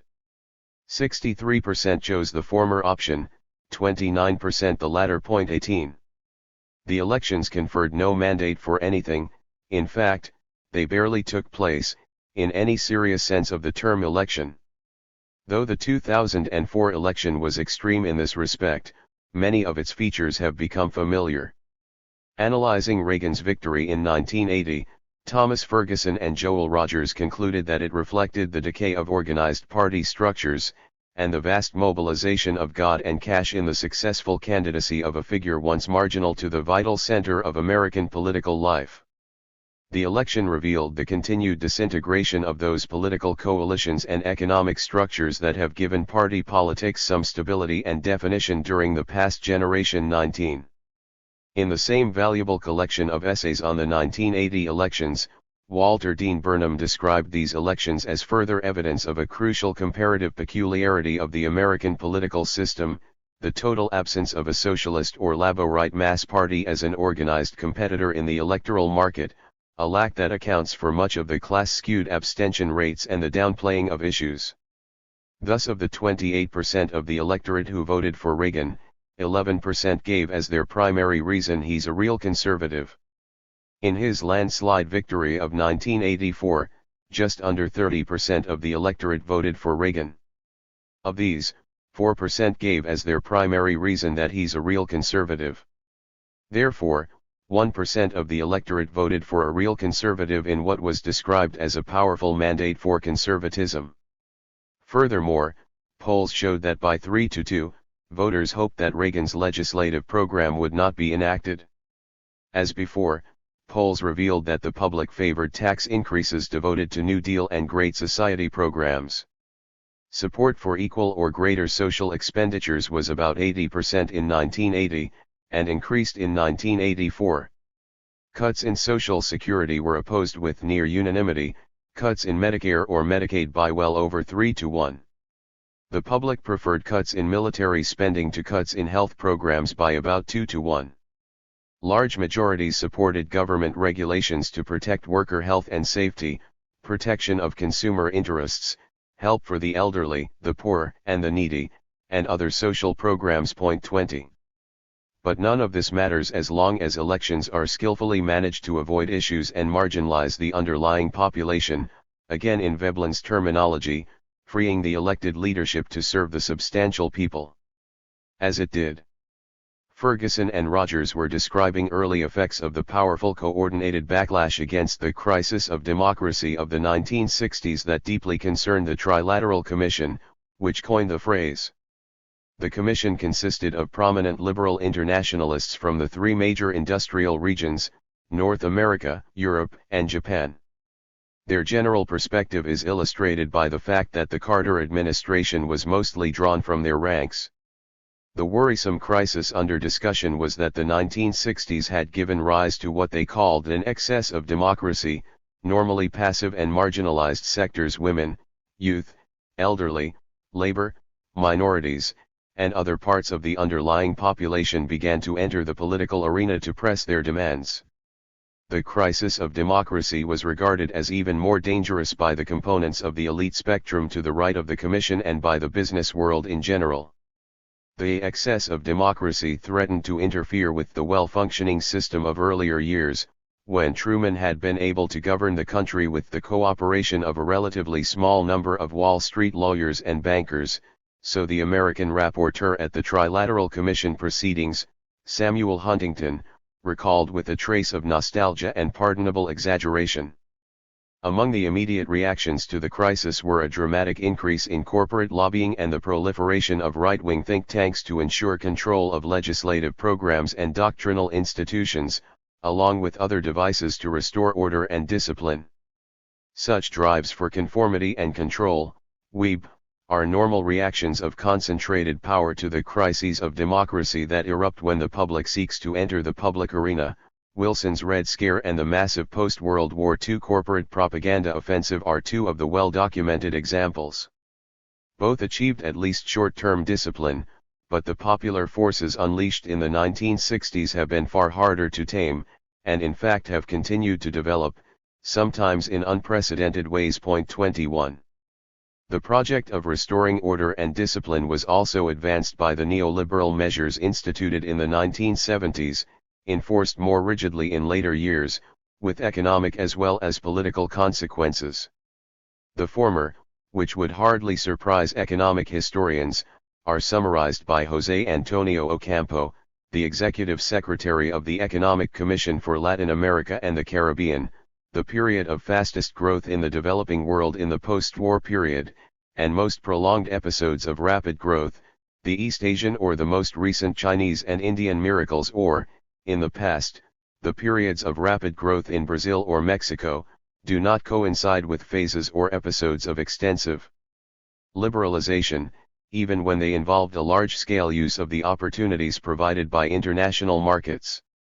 The same, we may add, applies to the industrial powers. Reviewing the neoliberal experience of a quarter century, a study of the Center for Economic and Policy Research shows that it has been accompanied by much slower rates of growth and reduced progress on social indicators for countries in every quintile, rich to poor. There are exceptions to the general tendency. High growth rates were recorded among those who ignored the rules, and with tremendous inequality and other severe side effects in China and India. The overall growth pattern is unambiguous, economist Robert Pollin found in a detailed analysis, there has been a sharp decline in growth in the neoliberal era relative to the developmental state period that preceded it, a decline of over half, a trend that is even more dramatic when measured per capita, with increase in inequality and little or no reduction of poverty, when China is excluded, and devastating side effects among the most vulnerable. Political economist Robert Wade observes that one of the big and underappreciated facts of our time is the dramatic growth slowdown in developed and developing countries in the quarter century of neoliberal economic policy, including, probably, an increase in poverty and in-country and between-country inequality when China, which rejected the policies, is removed and realistic poverty measures are used. The facts are sometimes obscured by the observation that conditions have generally improved under the neoliberal regime, as they almost invariably do over time under any economic regime, or by resort to a concept of globalization that muddles export orientation with neoliberalism, so that if a billion Chinese experience high growth under export-oriented policies that radically violate neoliberal principles, the increase in average global growth rates can be hailed as a triumph of the principles that are violated. While too little is understood to be confident about causation, it is difficult to ignore the fact that the strong and harmful tendencies associated with neoliberal policies are quite consistent with economic history over a much longer term, facts well known to economic historians. Point 22. The reforms had predictable political consequences as well. A prime target of neoliberal measures is national autonomy, which, Ocampo observes, is the only system that is consistent with the promotion of democracy. Evidently, democracy reduces to empty form if the representative and participatory processes at the national level are given no role in determining economic and social development strategies. It should be clear that undermining that role is an unconcealed objective of the reforms and the free trade agreements that institutionalize them. As free trade is construed in these arrangements, it incorporates monopoly pricing rights and other highly protectionist devices to benefit multinationals. It also bans the measures that have been used by the industrial societies to achieve their current state of economic development, including government efforts, responding to public will, to privilege popular concerns over investor rights. It guarantees free movement of capital while dismissing free movement of labor, a core principle of free trade for Adam Smith. It also defines trade in expansive ways, including, for example, transfers internal to a firm that happen to cross international borders, a very substantial component of trade. Apart from having only a limited relation to free trade, these agreements are certainly not agreements, at least not if citizens, who are generally opposed, are regarded as part of their countries. The agreements are reached only by secrecy and other devices to marginalize the annoying public. In the term North American Free Trade Agreement, NAFTA, the only accurate words are North American. Other agreements are generally no different. Point 23. As Ocampo observes, the neoliberal reforms are antithetical to promotion of democracy. They are not designed to shrink the state, as often asserted, but to strengthen state institutions to serve even more than before the needs of the substantial people. A dominant theme is to restrict the public arena and transfer decisions to the hands of unaccountable private tyrannies. One method is privatization, which removes the public from potential influence on policy. An extreme form is privatization of services, a category that encompasses just about anything of public concern, health, education, water, and other resources, and so on. Once these are removed from the public arena by trade in services, formal democratic practices are largely reduced to a device for periodic mobilization of the public in the service of elite interests, and the crisis of democracy is substantially overcome. Much the same is true of the financial liberalization instituted from the early 1970s on. As well understood by international economists, these measures create a virtual senate of investors and lenders who can exercise veto power over government decisions by threat of capital flight, attacks on currency, and other means. Such measures for undermining democracy were restricted under the Bretton Woods system established after World War II by the United States and Britain, Harry Dexter White and John Maynard Keynes, responding to powerful public pressures. Keynes considered the most important achievement of Bretton Woods to be establishment of the right of governments to restrict capital movement. In sharp contrast, the U.S. Treasury now regards free capital mobility as a fundamental right, unlike such alleged rights as decent employment. 24 The Bretton Woods rules also restricted financial speculation and attacks on currencies. The effect was to allow a form of embedded liberalism, as it is sometimes called, in which social democratic policies could be pursued. The outcome is often termed the golden age of capitalism, more accurately, state capitalism, with unprecedented economic growth that was also egalitarian, and enactment of significant welfare state measures to benefit the general population. All of this has been reversed in the neoliberal period. In earlier years the public had not been much of a problem. In his History of the International Monetary System, Barry Eichengreen explains that before government policy became politicized by universal male suffrage and the rise of trade unionism and parliamentary labor parties, the severe costs of financial rectitude imposed by the virtual Senate could be transferred to the underlying population. But with the radicalization of the general public during the Great Depression and the anti-fascist war, that luxury was no longer available to private power and wealth. Hence in the Bretton Woods system limits on capital mobility substituted for limits on democracy as a source of insulation from market pressures. 25 With the dismantling of the system from the 1970s, substantive democracy is reduced, and it becomes necessary to divert and control the public in some fashion. To deceive and oppress the public.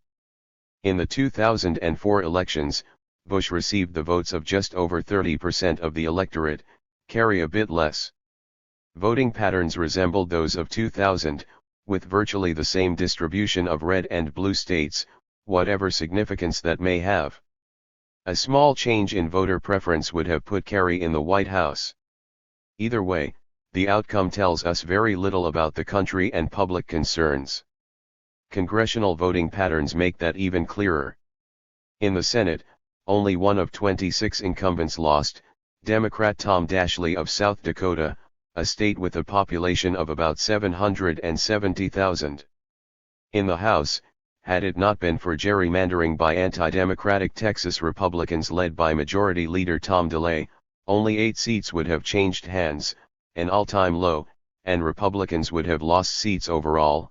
Outside of Texas they lost 3.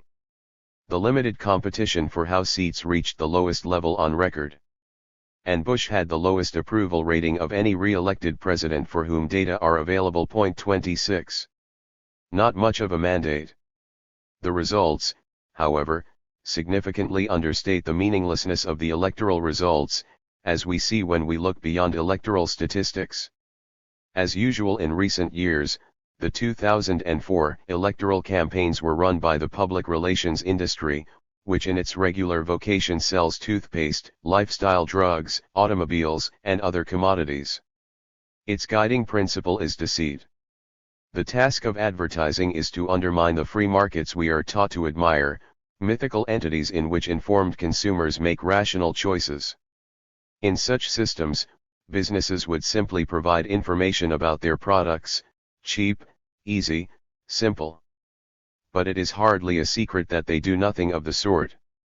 On the contrary, business spends hundreds of billions of dollars a year projecting imagery to delude consumers.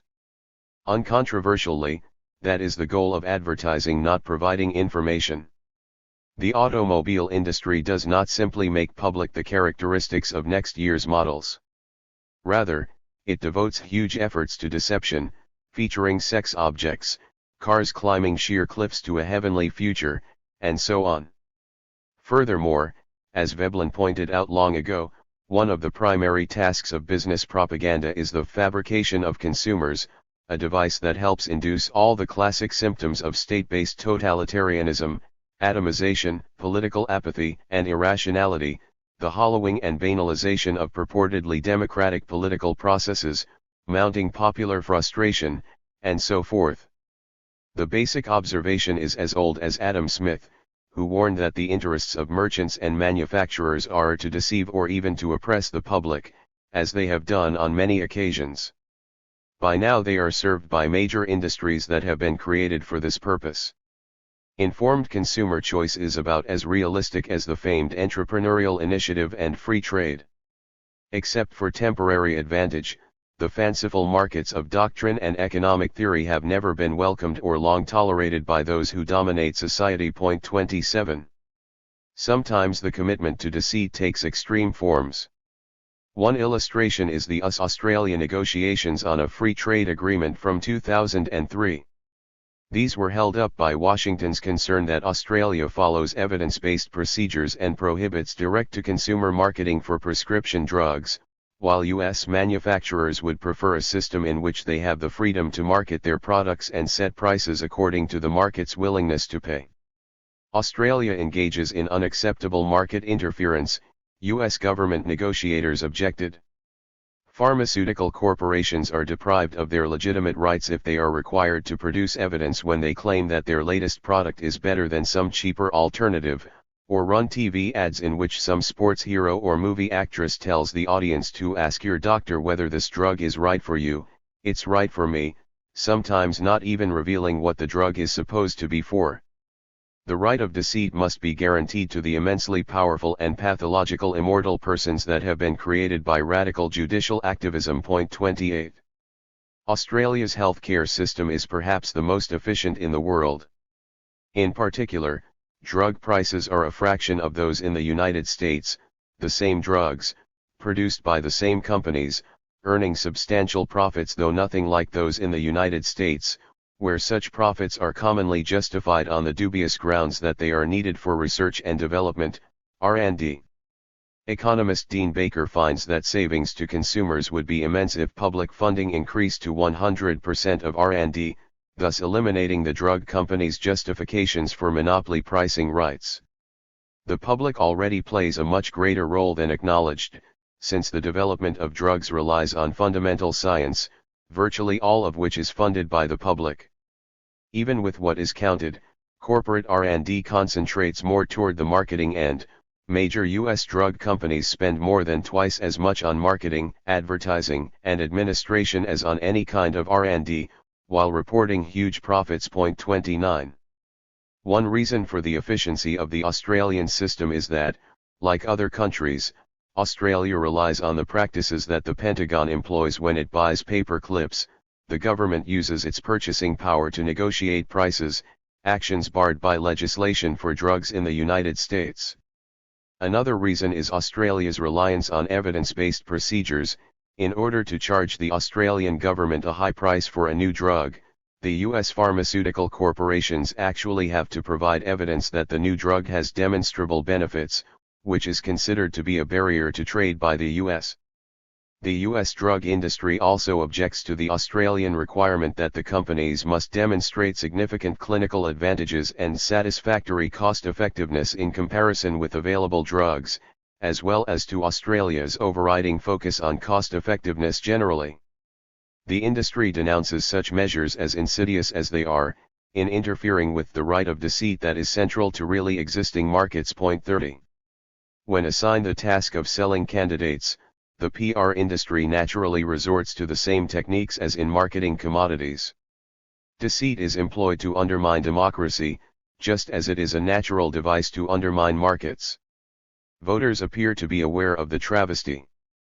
On the eve of the 2000 elections, a large majority of the electorate dismissed them as an extravaganza run by rich contributors, party managers, and the PR industry, which trains candidates to project images and produce empty phrases that might win some votes. Pollsters found only one issue on which more than half of respondents could identify the stands of the candidates: war on prescription drugs. More than 60% of regular voters felt that politics in America is generally pretty disgusting. The director of Harvard's Vanishing Voter Project reported that Americans' feeling of powerlessness has reached an alarming high, well beyond earlier levels. 31.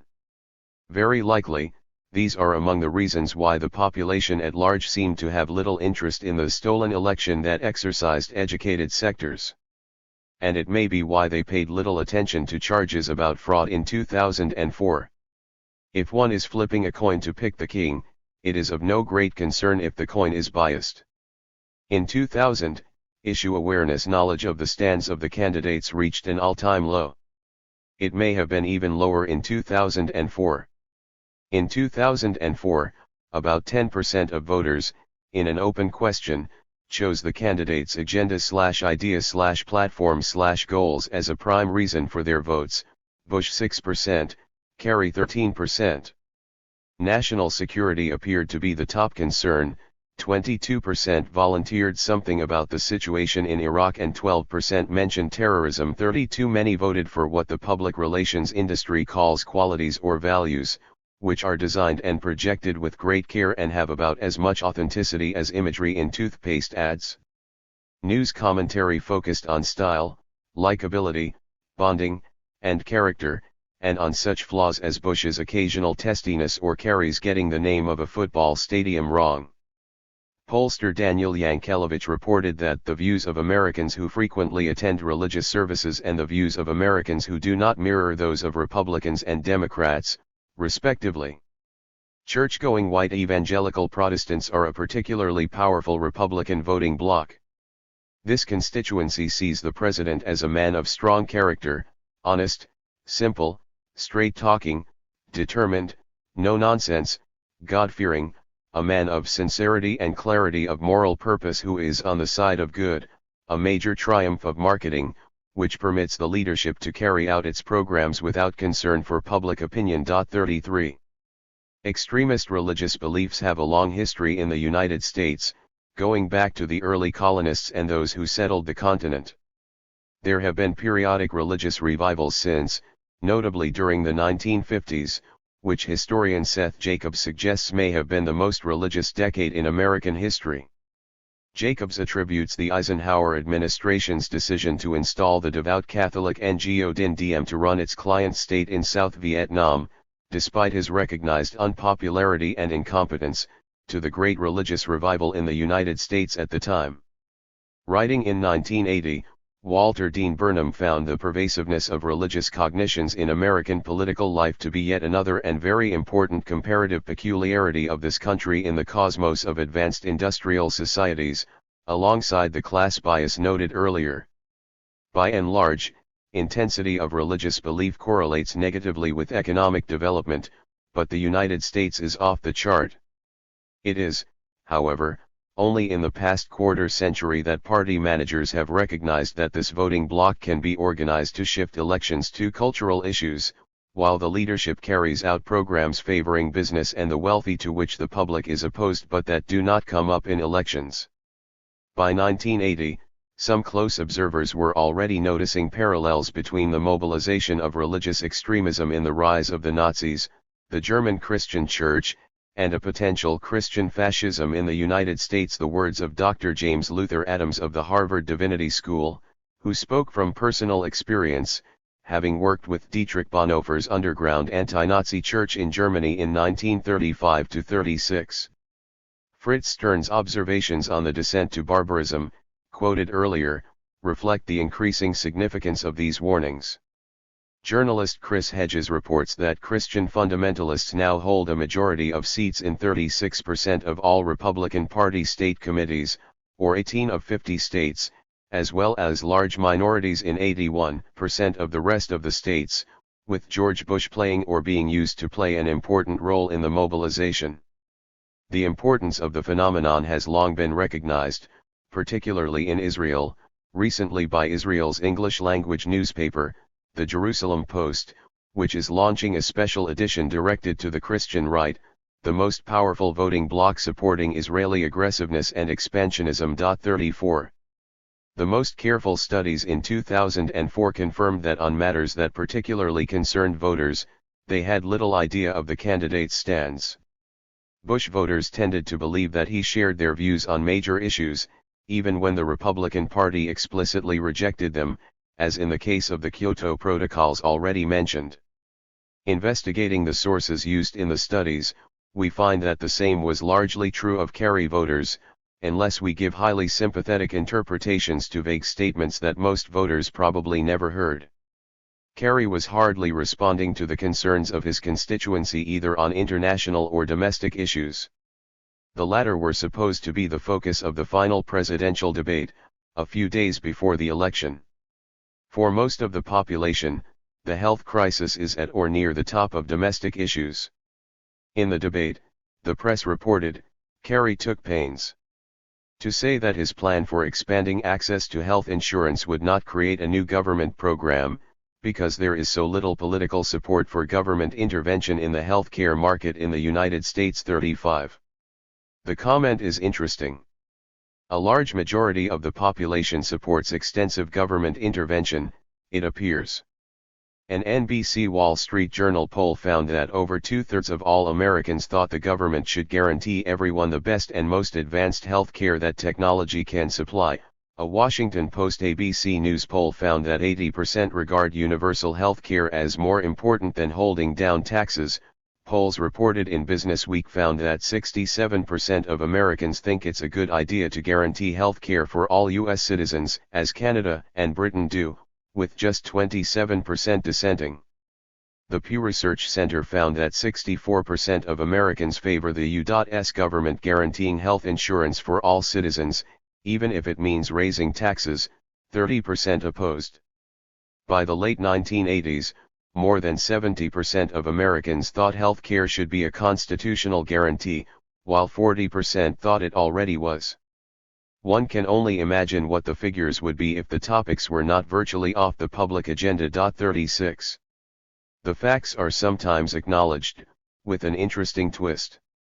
The rare allusions to public support for guaranteed health care describe the idea as lacking political support, or politically impossible because of tangled politics.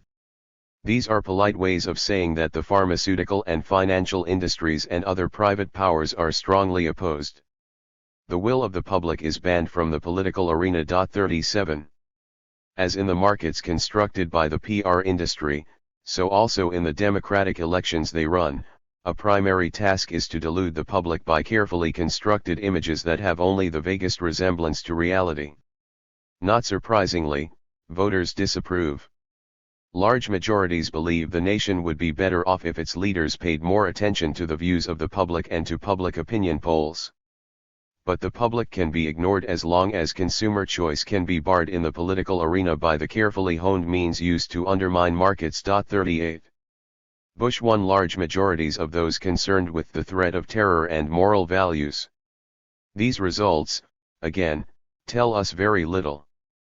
Popular judgments about terror are another tribute to effective marketing by government and media. The public is hardly aware of the preference of Bush planners for policies that increase the threat of terrorism, which is not a high priority for them, as already reviewed.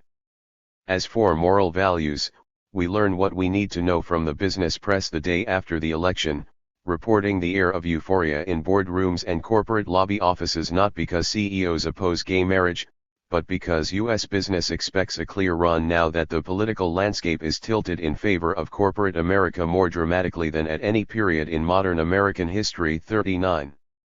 We learn more about the guiding moral values of Bush and associates from their unconcealed efforts to transfer to future generations the costs of their dedicated service to privilege and wealth.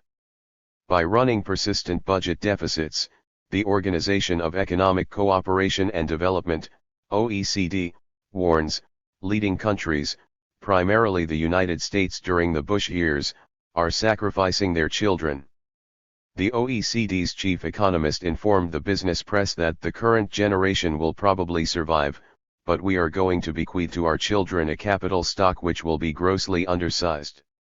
The second of the twin deficits, the huge trade deficit, has also greatly concerned economists and others who care about the future, though it should be mentioned that the scale of the deficit depends on how we define the country.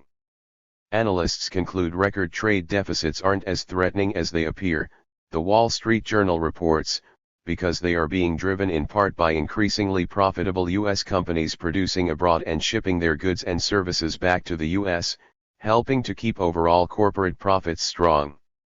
By 2005, earnings overseas accounted for 40% of profit growth for all corporations, along with $2.7 trillion in stock market capitalization that greatly benefits the tiny percentage of the population who dominate shareholding. If we understand the country to be us-based corporations rather than the population, the trade deficit accounting thus shifts markedly. 40. Bush's signature program for improving education revealed a similar disregard for our children and the health of the society. It concentrated on testing rather than education. The heart of any serious educational program is fostering the ability to inquire and create, as discussed by one of the founders of classical liberalism and of the modern university system, Wilhelm von Humboldt. Focus on testing does not advance, and probably harms, such objectives, for which quite different initiatives would be required. To paraphrase the title of Bush's educational program, virtually no opportunity is left behind to transfer costs to future generations in other ways. Anyone familiar with the U.S. economy is aware of what the Journal of the American Academy for the Advancement of Science calls the essential role of government-sponsored university-based research in producing the ideas and people that drive innovation in information technology, IT, the specific topic of these comments.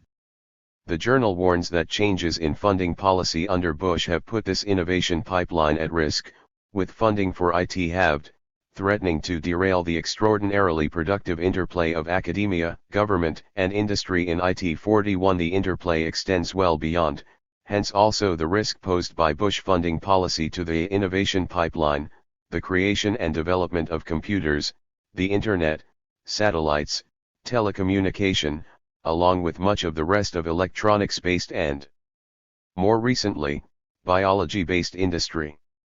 Government funding is either direct, government laboratories, universities, or indirect, through support for the private sector by subsidy, procurement, and, when needed, protection. Even putting aside the clear and consistent evidence about the guiding moral values, it means little to say that people vote on the basis of moral values. The question is what they mean by the phrase moral values. The limited indications are of some interest. In one poll, when the voters were asked to choose the most urgent moral crisis facing the country, 33% cited greed and materialism, 31% selected poverty and economic justice, 16% named abortion, and 12% selected gay marriage. In another, when surveyed voters were asked to list the moral issue that most affected their vote, the Iraq War placed first at 42%, while 13% named abortion and 9% named gay marriage. Other studies reveal that most of the large majorities that favor national health insurance regard it as a moral issue. 42. Whatever voters meant, it could hardly have been the operative moral values of the administration that were celebrated by the business press. Public opinion and public policy. The most serious evidence about public opinion is provided by the studies cited earlier that were released shortly before the elections by two of the most respected and reliable institutions that regularly monitor public opinion. Evidently, such information is of crucial importance for a functioning democratic society, which is not a collection of isolated atoms but a community of people who interact in forming opinions and policies. In the world of politics, as in science or any other endeavor, or for that matter in everyday life, knowing what others think is an important factor in reaching one's own conclusions. That seems close to a truism.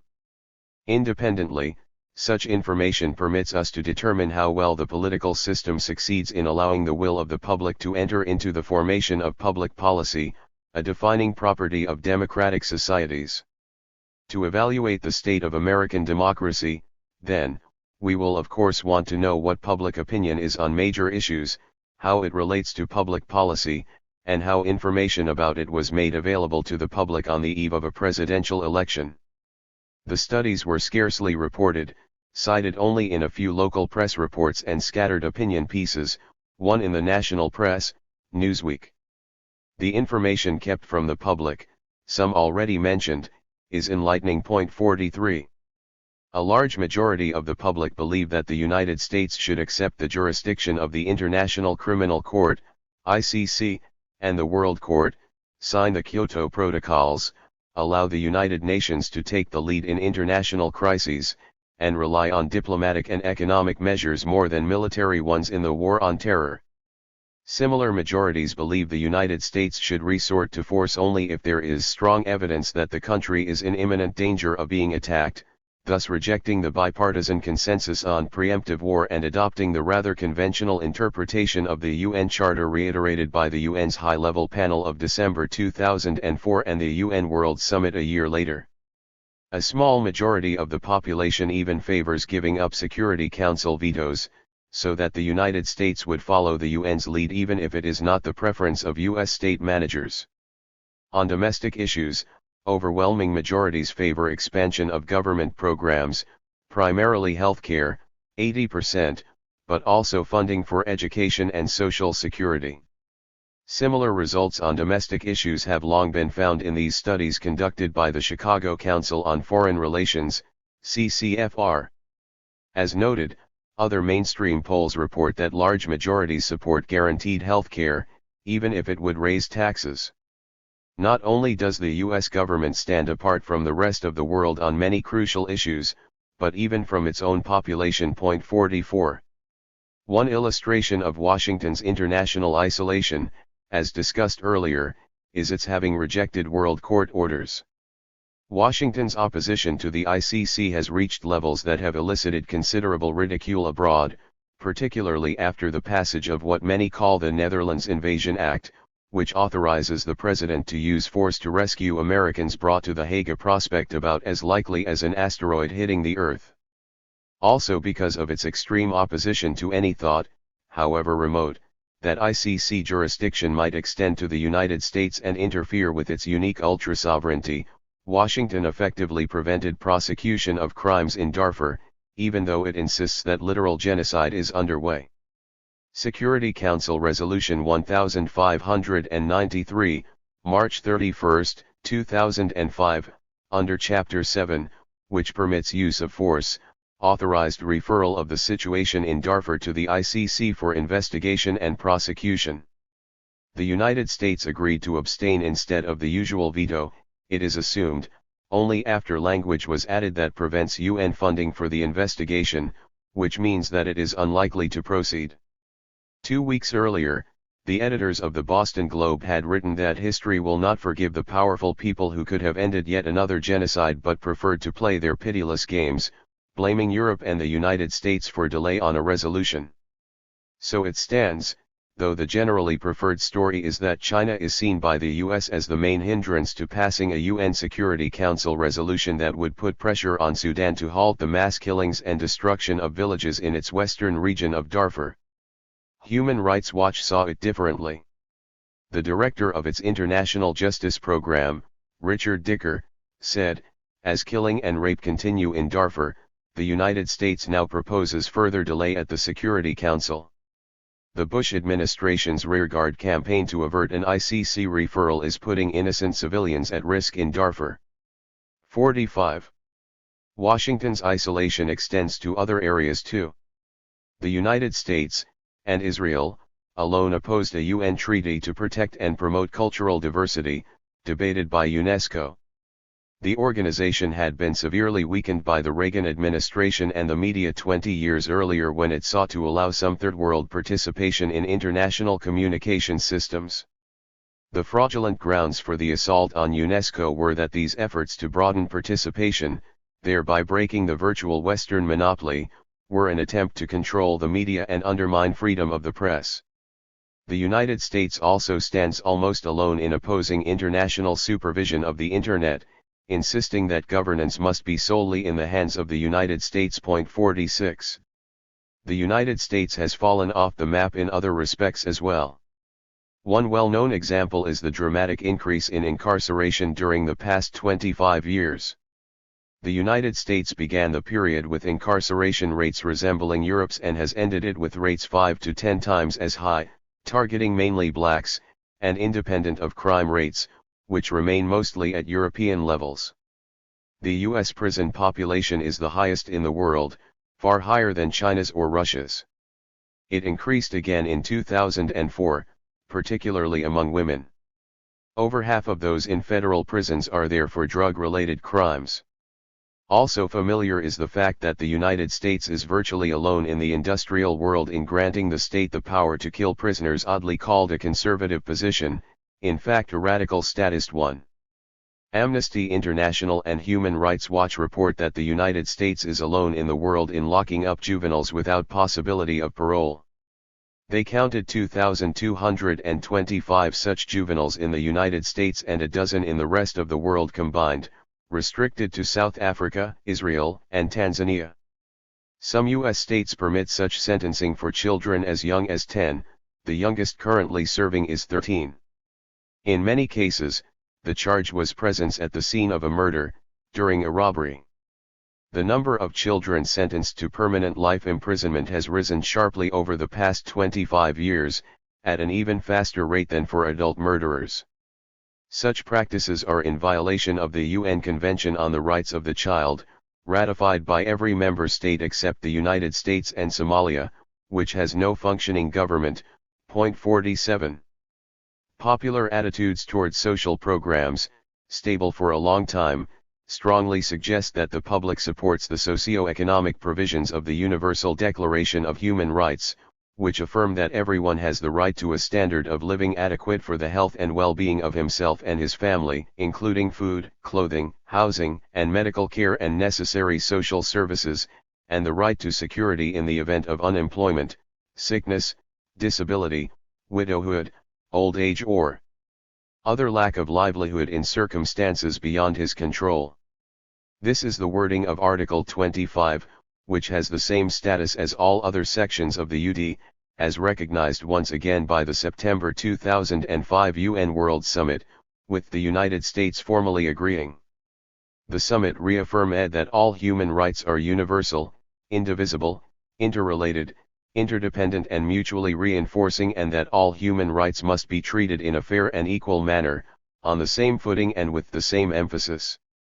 If so, then the public once again firmly opposes the moral values of the Bush administration, which has effectively rejected these rights even though formally accepting them, again in April 2005 as the sole dissenter in separate votes of 52-1 on UN resolutions on the right to food and the right to the highest attainable standard of physical and mental health. 48. A month earlier, Under-Secretary of State Paula Dobryansky presented the State Department's annual report on human rights around the world, affirming eloquently that promoting human rights is not just an element of our foreign policy, it is the bedrock of our policy and our foremost concern. Elsewhere, Dobryansky has explained the concept of human rights that it is her task to uphold. In her capacity as Deputy Assistant Secretary of State for Human Rights and Humanitarian Affairs in the Reagan and Bush I administrations, Dobryansky sought to dispel what she called myths about human rights, the most salient being the myth that so-called economic and social rights constitute human rights. She denounced the efforts to obfuscate human rights discourse by introducing these spurious rights which are entrenched in the UD, but which the administrations she represented firmly rejected. They are a letter to Santa Claus, UN Ambassador Jeane Kirkpatrick, little more than an empty vessel into which vague hopes and inchoate expectations can be poured, preposterous, and even a dangerous incitement. Ambassador Morris Abram, casting the sole vote against the UN right to development, a declaration that closely paraphrased Article 25 of the UD. Point 49. It is instructive to look more closely into popular attitudes on the war in Iraq against the background of the general opposition to the preemptive war doctrines of the bipartisan consensus. A study by the Program on International Policy Attitudes, PIPA, found that on the eve of the 2004 elections, 74% of the public felt that the United States should not have gone to war if Iraq did not have weapons of mass destruction or was not providing support to Al-Qaeda, 58% of Bush supporters, 92% of Kerry supporters, and 77% of the uncommitted.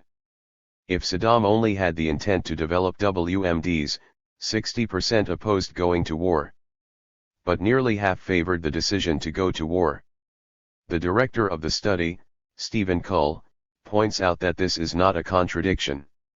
Despite the official K and Delfer reports undermining the claims about WMDs in Iraq, there was no serious effort to support the claims about ties to Al-Qaeda.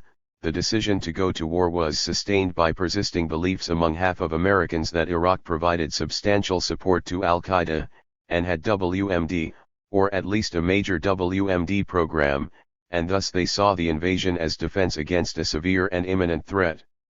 The powerful government media propaganda campaign launched in September 2002, and continuing into 2005, seems to have had a lasting effect in implanting irrational fears, not for the first time. 50. PIPA studies have shown that by April 2003, a few weeks after the invasion, a large majority of Americans felt that the UN should take the lead in civil order and economic reconstruction in Iraq. By December 2003, 70% held that the UN should also take the lead to work with Iraqis to write a new constitution and build a new democratic government. The figures are particularly noteworthy in light of the fact that popular opinion on these matters is scarcely reported.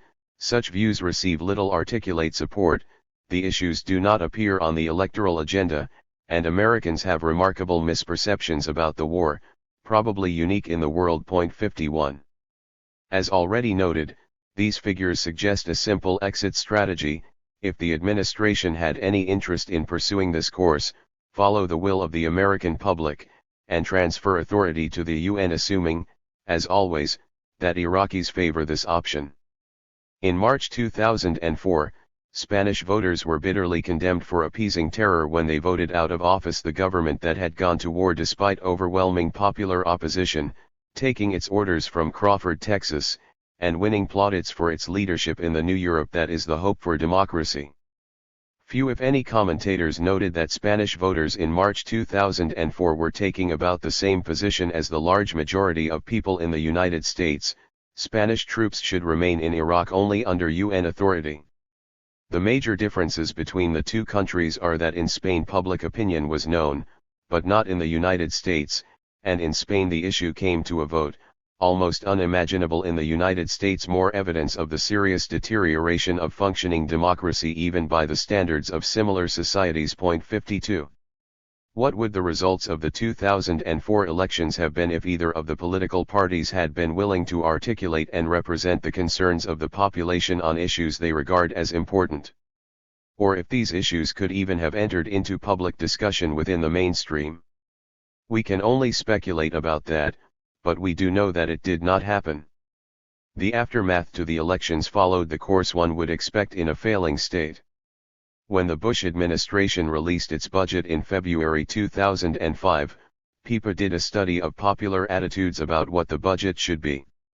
It revealed that popular attitudes are virtually the inverse of policy, with considerable consistency.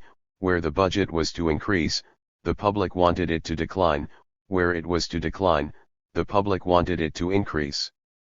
PIPA's main conclusion was that the American public would significantly alter the Bush administration's recently proposed federal budget. The most dramatic changes were deep cuts in defense spending, a significant reallocation toward deficit reduction, and increases in spending on education, job training, reducing reliance on oil, and veterans. The deepest cut called for by the public was in the defense budget, on average 31%, second largest was cuts in supplementals for Iraq and Afghanistan. That comes as little surprise, with the long-term financial toll of Bush's wars in Iraq and Afghanistan estimated to run to more than $1.3 trillion, or $11,300 for every household in the United States, and uncountable effects on lost opportunities, not to speak of the human cost. 53. Furthermore, a clear majority, 63%, favored rolling back the tax cuts for people with incomes over $200,000. Nevertheless, the Bush administration insisted that funding for the victims of Hurricane Katrina must come instead from social spending, because of the continuing support for tax cuts, including those aimed at the wealthiest Americans, the press reported. Tax cuts remain politically sacrosanct, much like privatized healthcare. In contrast, government programs lack political support, enjoying only popular support. Accordingly, Congress proposed cutting food support for adults and children among the miserably poor to finance the reconstruction of New Orleans, where the victims were also overwhelmingly the miserably poor and are not likely to be the main beneficiaries of the project. 54. The public also called for spending increases, the largest ones for social spending, including sharp increases for education and job training and for employment. Clear majorities also called for sharp increases in medical research and veterans' benefits. In percentage terms, by far the largest increase the public wished to see was for conserving and developing renewable energy, an extraordinary 1,090% or $24 billion, which also had the highest percentage of respondents, 70%, favoring an increase. One of the largest percentage increases in funding proposed, over 200%, was for the UN and UN peacekeeping operations. In brief, the public called for the deepest cuts in the programs that are most rapidly increasing, and for substantial spending increases in areas that are shortchanged. Once again, these results provide very significant information for the population of a functioning democracy. Fortunately, the United States is a very free society, so it is possible to obtain the information. Unfortunately, an individual research project is required to discover it. Media coverage appears to have been 0.55. Public preferences on government spending correspond well to the results of public opinion studies. The findings reveal a dramatic divide between public opinion and public policy. The same has been found in many studies of major issues, the free trade agreements, to take a case already mentioned. Some of the reasons for the divide are occasionally recognized in the professional literature. Reaffirming the general conclusions of earlier studies, in a careful analysis of the sources of U.S. foreign policy, Lawrence Jacob and Benjamin Page find, unsurprisingly, that the major influence is internationally oriented business corporations, with the secondary effect of experts, who, however, may themselves be influenced by business. Public opinion, in contrast, has little or no significant effect on government officials. As they note, the results would have been welcome to realists such as Walter Lippmann, who considered public opinion to be ill-informed and capricious and warned that following public opinion would create a morbid derangement of the true functions of power and produce policies deadly to the very survival of the state as a free society. The realism is scarcely concealed ideological preference. One will search in vain for evidence of the superior acumen of those who have the major influence on policy, apart from their skill in protecting their own interests, much as Adam Smith observed. 56.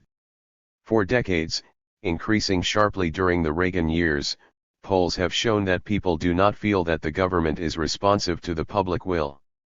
In the most recent study, asked how much influence the views of the majority of Americans have on the decisions of elected officials in Washington, on a scale of 0 to 10, 0 meaning not at all influential and 10 meaning extremely influential, the mean response was 4.5, about half of what was considered acceptable. Confidence in the functioning of democracy was ranked lower for the United States than for Canada and Britain. The analysts suggest that the reservations Americans express about democracy promotion abroad may derive from a belief that the project might be needed at home. 57. Institutionalizing state corporate control. The reactionary statists who have a thin grip on political power are dedicated warriors. With consistency and passion that approach caricature, their policies serve the substantial people, in fact, an unusually narrow sector of them, and disregard or harm the underlying population and future generations. They are also seeking to use their current opportunities to institutionalize these arrangements, so that it will be no small task to reconstruct a more humane and democratic society. The Republicans in charge aren't just pro-business, Jeffrey Birnbaum reported accurately, they are also pro-government. One indication is the 30% increase in federal spending from 2000 to 2004, mostly for programs that are prime lobbying targets for the corporate system, which feeds on big government. In recognition of the pro-business, pro-government climate, the number of registered lobbyists in Washington has more than doubled since 2000 to more than 34,750, while the amount that lobbyists charge their new clients has increased by as much as 100%. 58. To institutionalize further their linkage to the corporate sector, the reactionary statists who defame the term conservative have initiated what Republican power brokers call the K Street Project.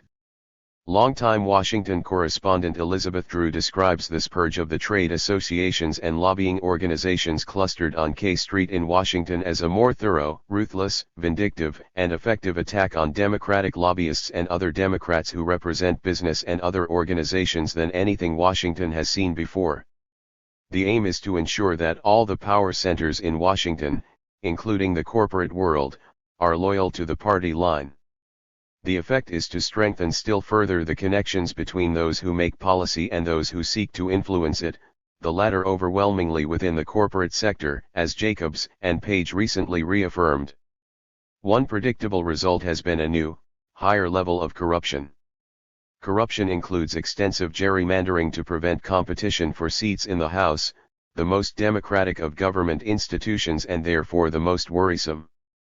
The expectation is that corruption will be undetected and unenforced, a Republican lobbyist says, unless it becomes so extreme that it harms business interests.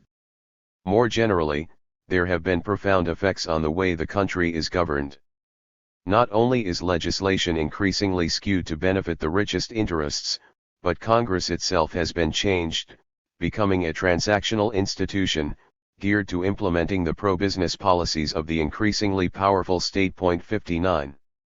The same dedication to centralization of power is revealed in the dramatic increase in overall government secrecy, with a five-fold increase in secrets kept from the population, according to the government's Information Security Oversight Office.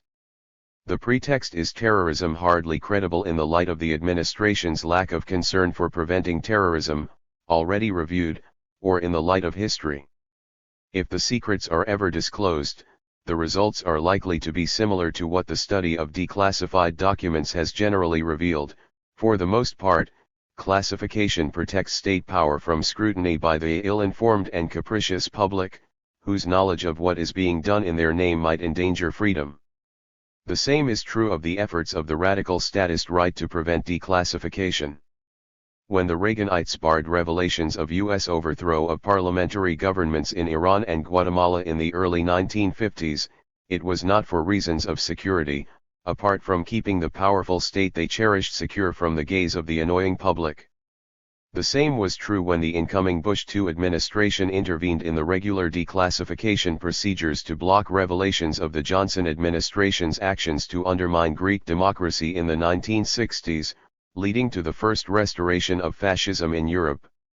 Radical rightists had no interest in protecting crimes of Democrats from exposure, but popular understanding of the workings of government is not conducive to instilling proper reverence for powerful leaders and their nobility. 60. In pursuit of the same commitment to reactionary pro-business statism, the Republican leadership has been reconstructing both Congress and the White House into top-down systems, with important decisions placed in the hands of a tight group of West-wing loyalists in the executive branch and with Congress controlled by a few leaders and conservative loyalists in a manner that resembles the flowchart of a Fortune 500 business. In structure, the political counterpart to a corporation is a totalitarian state. There are rewards for loyalists, and quick punishment for those who cross party leaders. The anti-democratic thrust has precedence, of course, but is reaching new heights.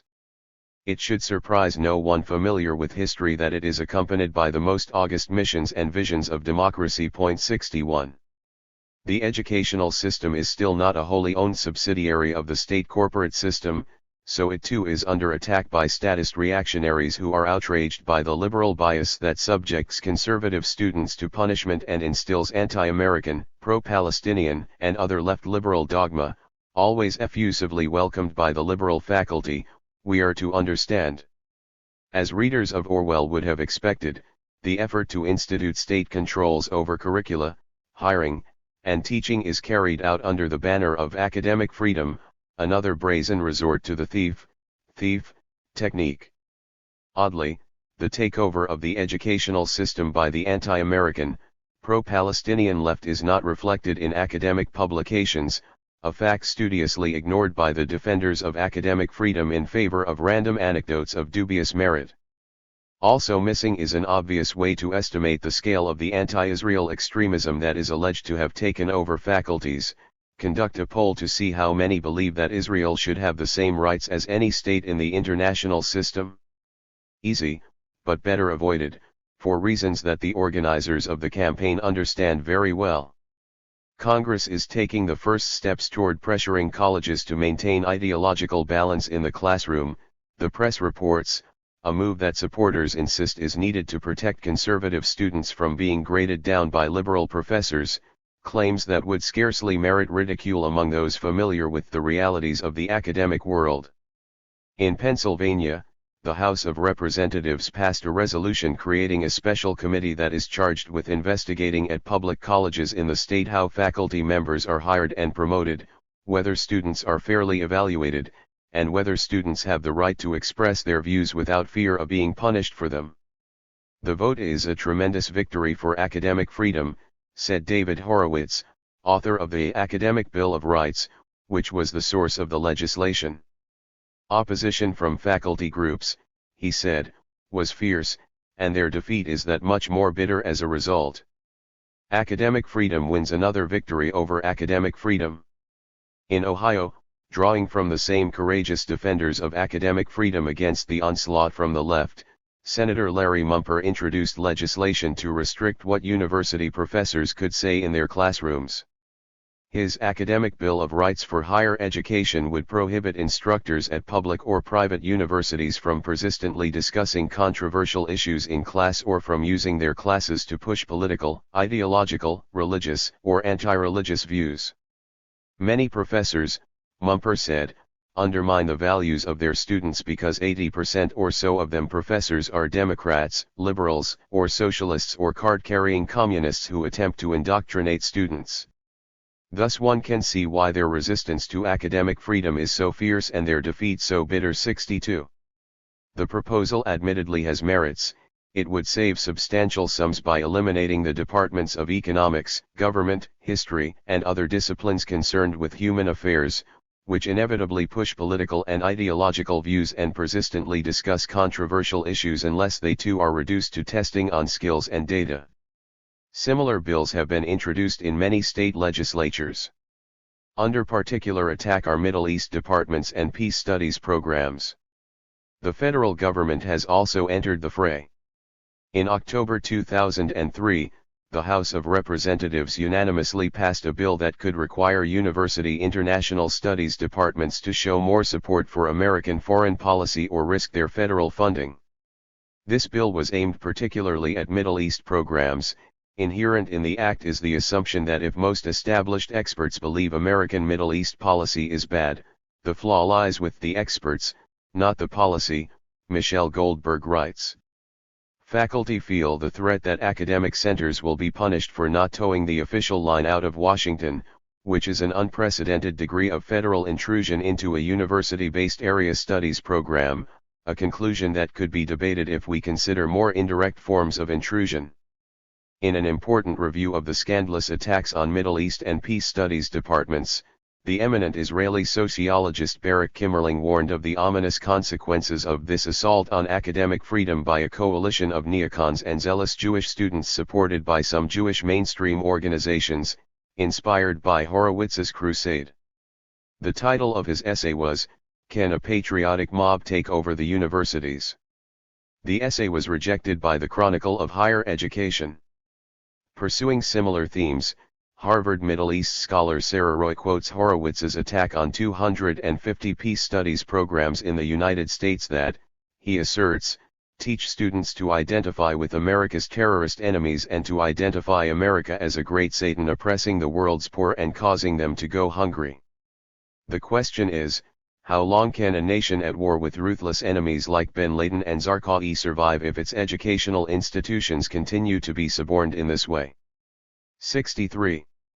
Rather different questions come to mind, including those raised by Fritz Stern in Foreign Affairs or, from the opposite perspective, the words of the classic guardian of authority Thomas Hobbes, who warned that the universities have been to this nation as the wooden horse was to the Trojans.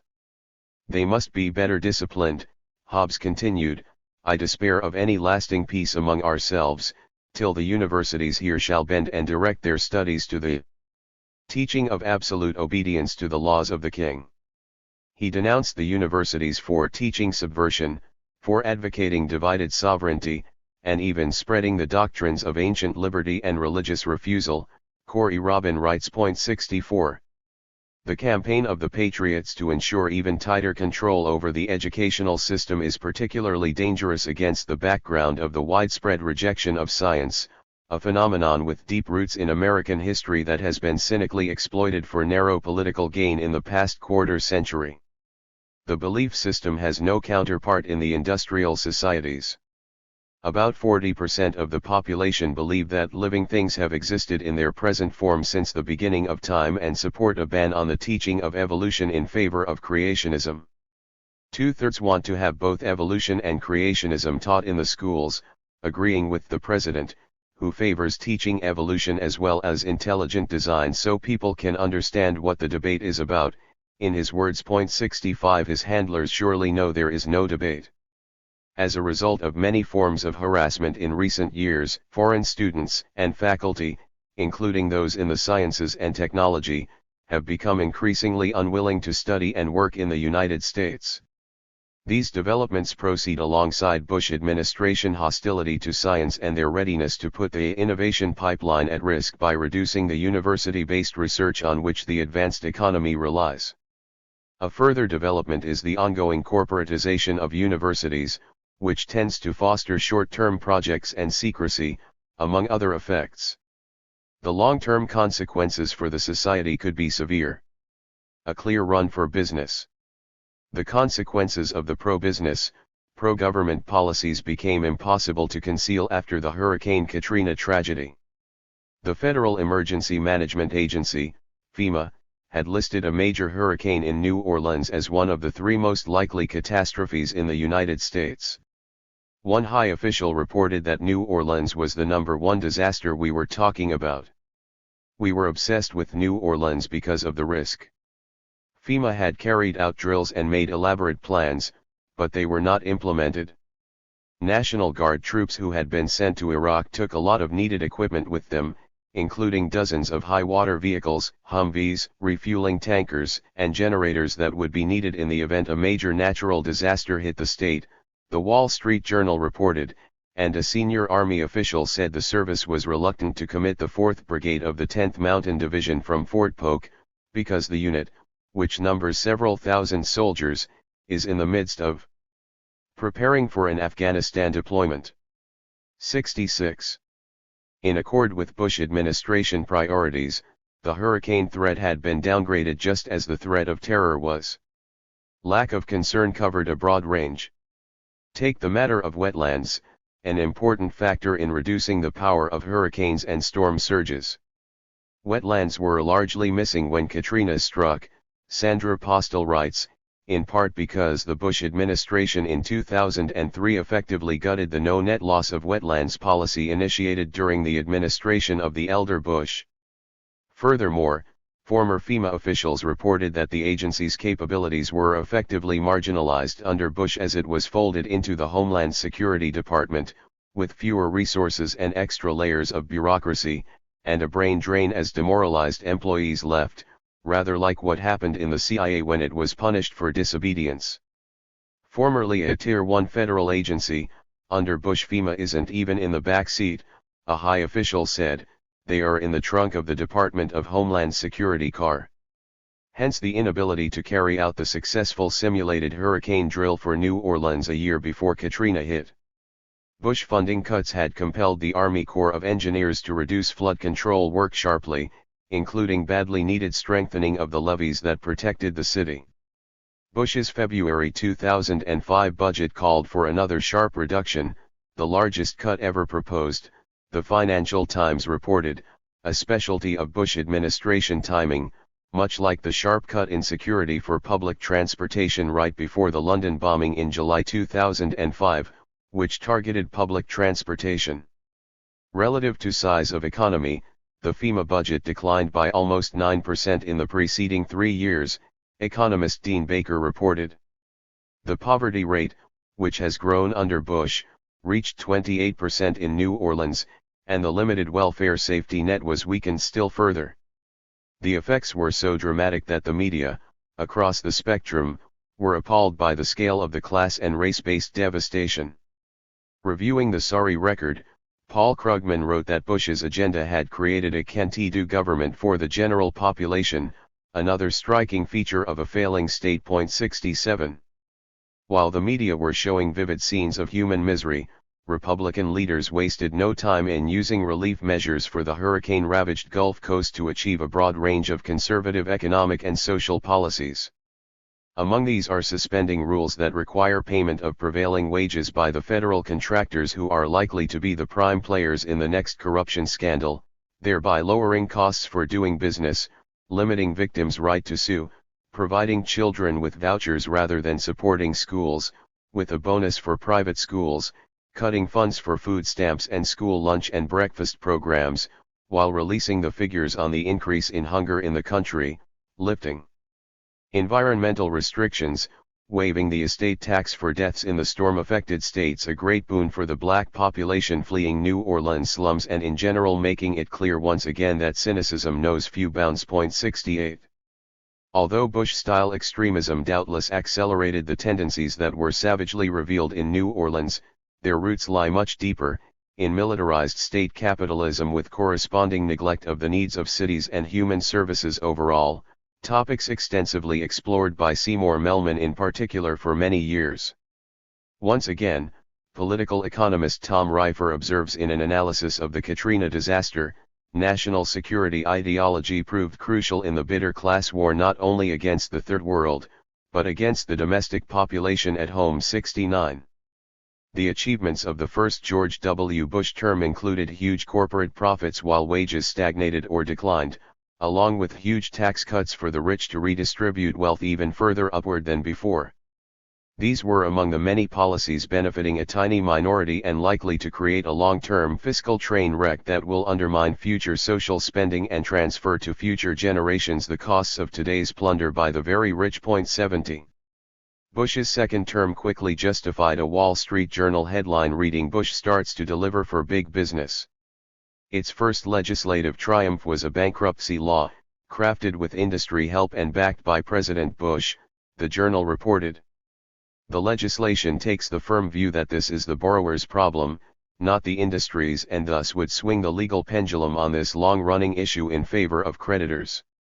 The law seeks to address the problems created by huge credit card industry campaigns to stimulate reckless borrowing by more vulnerable sectors of the population, who then face unpayable debt and are forced to file for bankruptcy to survive. Adopting the priorities of the rich and powerful, the bill does little to hold the financial services industry responsible for the easy access to credit they have been offering consumers. Sponsors even rejected an effort to have the bill put limits on marketing to students under age 18 and cap some credit card interest rates. The guiding principles are much the same as for international lending. The World Bank and others stimulate borrowing by the rich and powerful in the poor countries, the risky loans yield high returns, and when the system crashes, structural adjustment programs transfer the costs to the poor, who never borrowed the money in the first place and gained little from it, and to the taxpayers of the North. The IMF serves as the credit community's enforcer, in the apt phrase of its U.S. executive director. Mechanisms to impose costs of risky high-yield loans on the lenders are well known, but ignored. 71. The problems caused by financial industry avarice are severe. Bankruptcy filings rose eightfold over the last 30 years, from 200,000 in 1978 to 1.6 million in 2004, they are expected to reach 1.8 million in 2005. The overwhelming majority of them are personal, not business, resulting from a steady increase in household debt, now at record highs relative to disposable income. A primary cause of debt is relentless pressure by the financial industries that now have to be protected from the consequences of their highly profitable actions. Studies reveal that families with children are 3 times more likely to file as those without, and more than 80% of them cite job loss, medical problems, or family breakup as the reason. About half of the filings in 2001 resulted from healthcare costs. Even middle-class insured families often fall prey to financial catastrophe when sick. 72. Reduced access to healthcare services is a financial hardship that threatens Americans' quality of life more directly than any other, the Gallup organization found. From January 2005, healthcare costs have topped the list when Americans were asked to name the most important financial problem their families face. What the directors regard as the most astounding finding is that only 6% of Americans reported being satisfied with the total cost of healthcare in the United States, while 71% were dissatisfied and 46% not at all satisfied. A third of respondents reported that they had put off healthcare during the past year because of costs. As expected, percentages are considerably higher for those with lower incomes or who describe their health as fair to poor. Over half had put off treatment for very serious or somewhat serious conditions, a figure rising to 69% among those with incomes under $25,000. The fact that income has become a serious barrier to accessing needed services means that those who most need care are not receiving it, Gallup observes.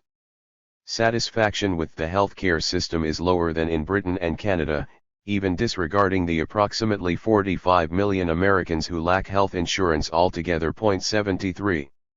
As noted earlier, substantial majorities favor national health care even if it would lead to higher taxes. It is, however, likely that a national health care system would reduce expenses considerably, avoiding the heavy costs of multiple layers of bureaucracy, close supervision, endless paperwork, and other concomitants of privatization. These costs, along with the unique power of the pharmaceutical corporations and financial institutions, render the U.S. system the most inefficient in the industrial world, with costs far higher than the average for industrial, OECD, societies, and some of the worst health outcomes. The rapidly escalating costs of healthcare are threatening a serious fiscal crisis, along with immeasurable human costs. Infant mortality is one major index. The UN Human Development Report 2005 reveals that since 2000 a half-century of sustained decline in infant death rates in the United States first slowed and then reversed. By 2005 the rates had risen to the level of Malaysia, a country where the average income is one quarter that in the United States. The report also reviews the effects of government programs. In the United Kingdom, for example, the rate of child poverty rose sharply during the Margaret Thatcher years, then reversed after the Labour government adopted policies to have child poverty by 2010. Fiscal redistribution has played a central role in strategies for meeting the target, the report concludes. Large increases in financial support for families with children, as well as other fiscal programs, boosted the incomes of low-income working families with children, with significant effects on child poverty. 74. The financial crisis is surely no secret. The press reports that 30% of healthcare costs go for administration, a proportion vastly higher than in government-run systems, including those within the United States, which are far from the most efficient. These estimates are seriously understated because of the ideological decision not to count the costs for individuals, for doctors who waste their own time or are forced to misuse it, or for patients who enter a world of paperwork so surreal that it belongs in one of Kafka's tales of the triumph of faceless bureaucracies. The complexities of billing have become so outlandish that the National Coordinator for Health Information Technology, the President's senior advisor, says when he gets a bill for his 4-year-old child, he can't figure out what happened, or what I'm supposed to do. Those who want to see government bureaucracy reaching levels that even Kafka might not have imagined should look at the official 98-page government handbook on the Medicare prescription drug plan, provided to Medicare participants to inform them of their options under the bill passed by Congress in June 2004.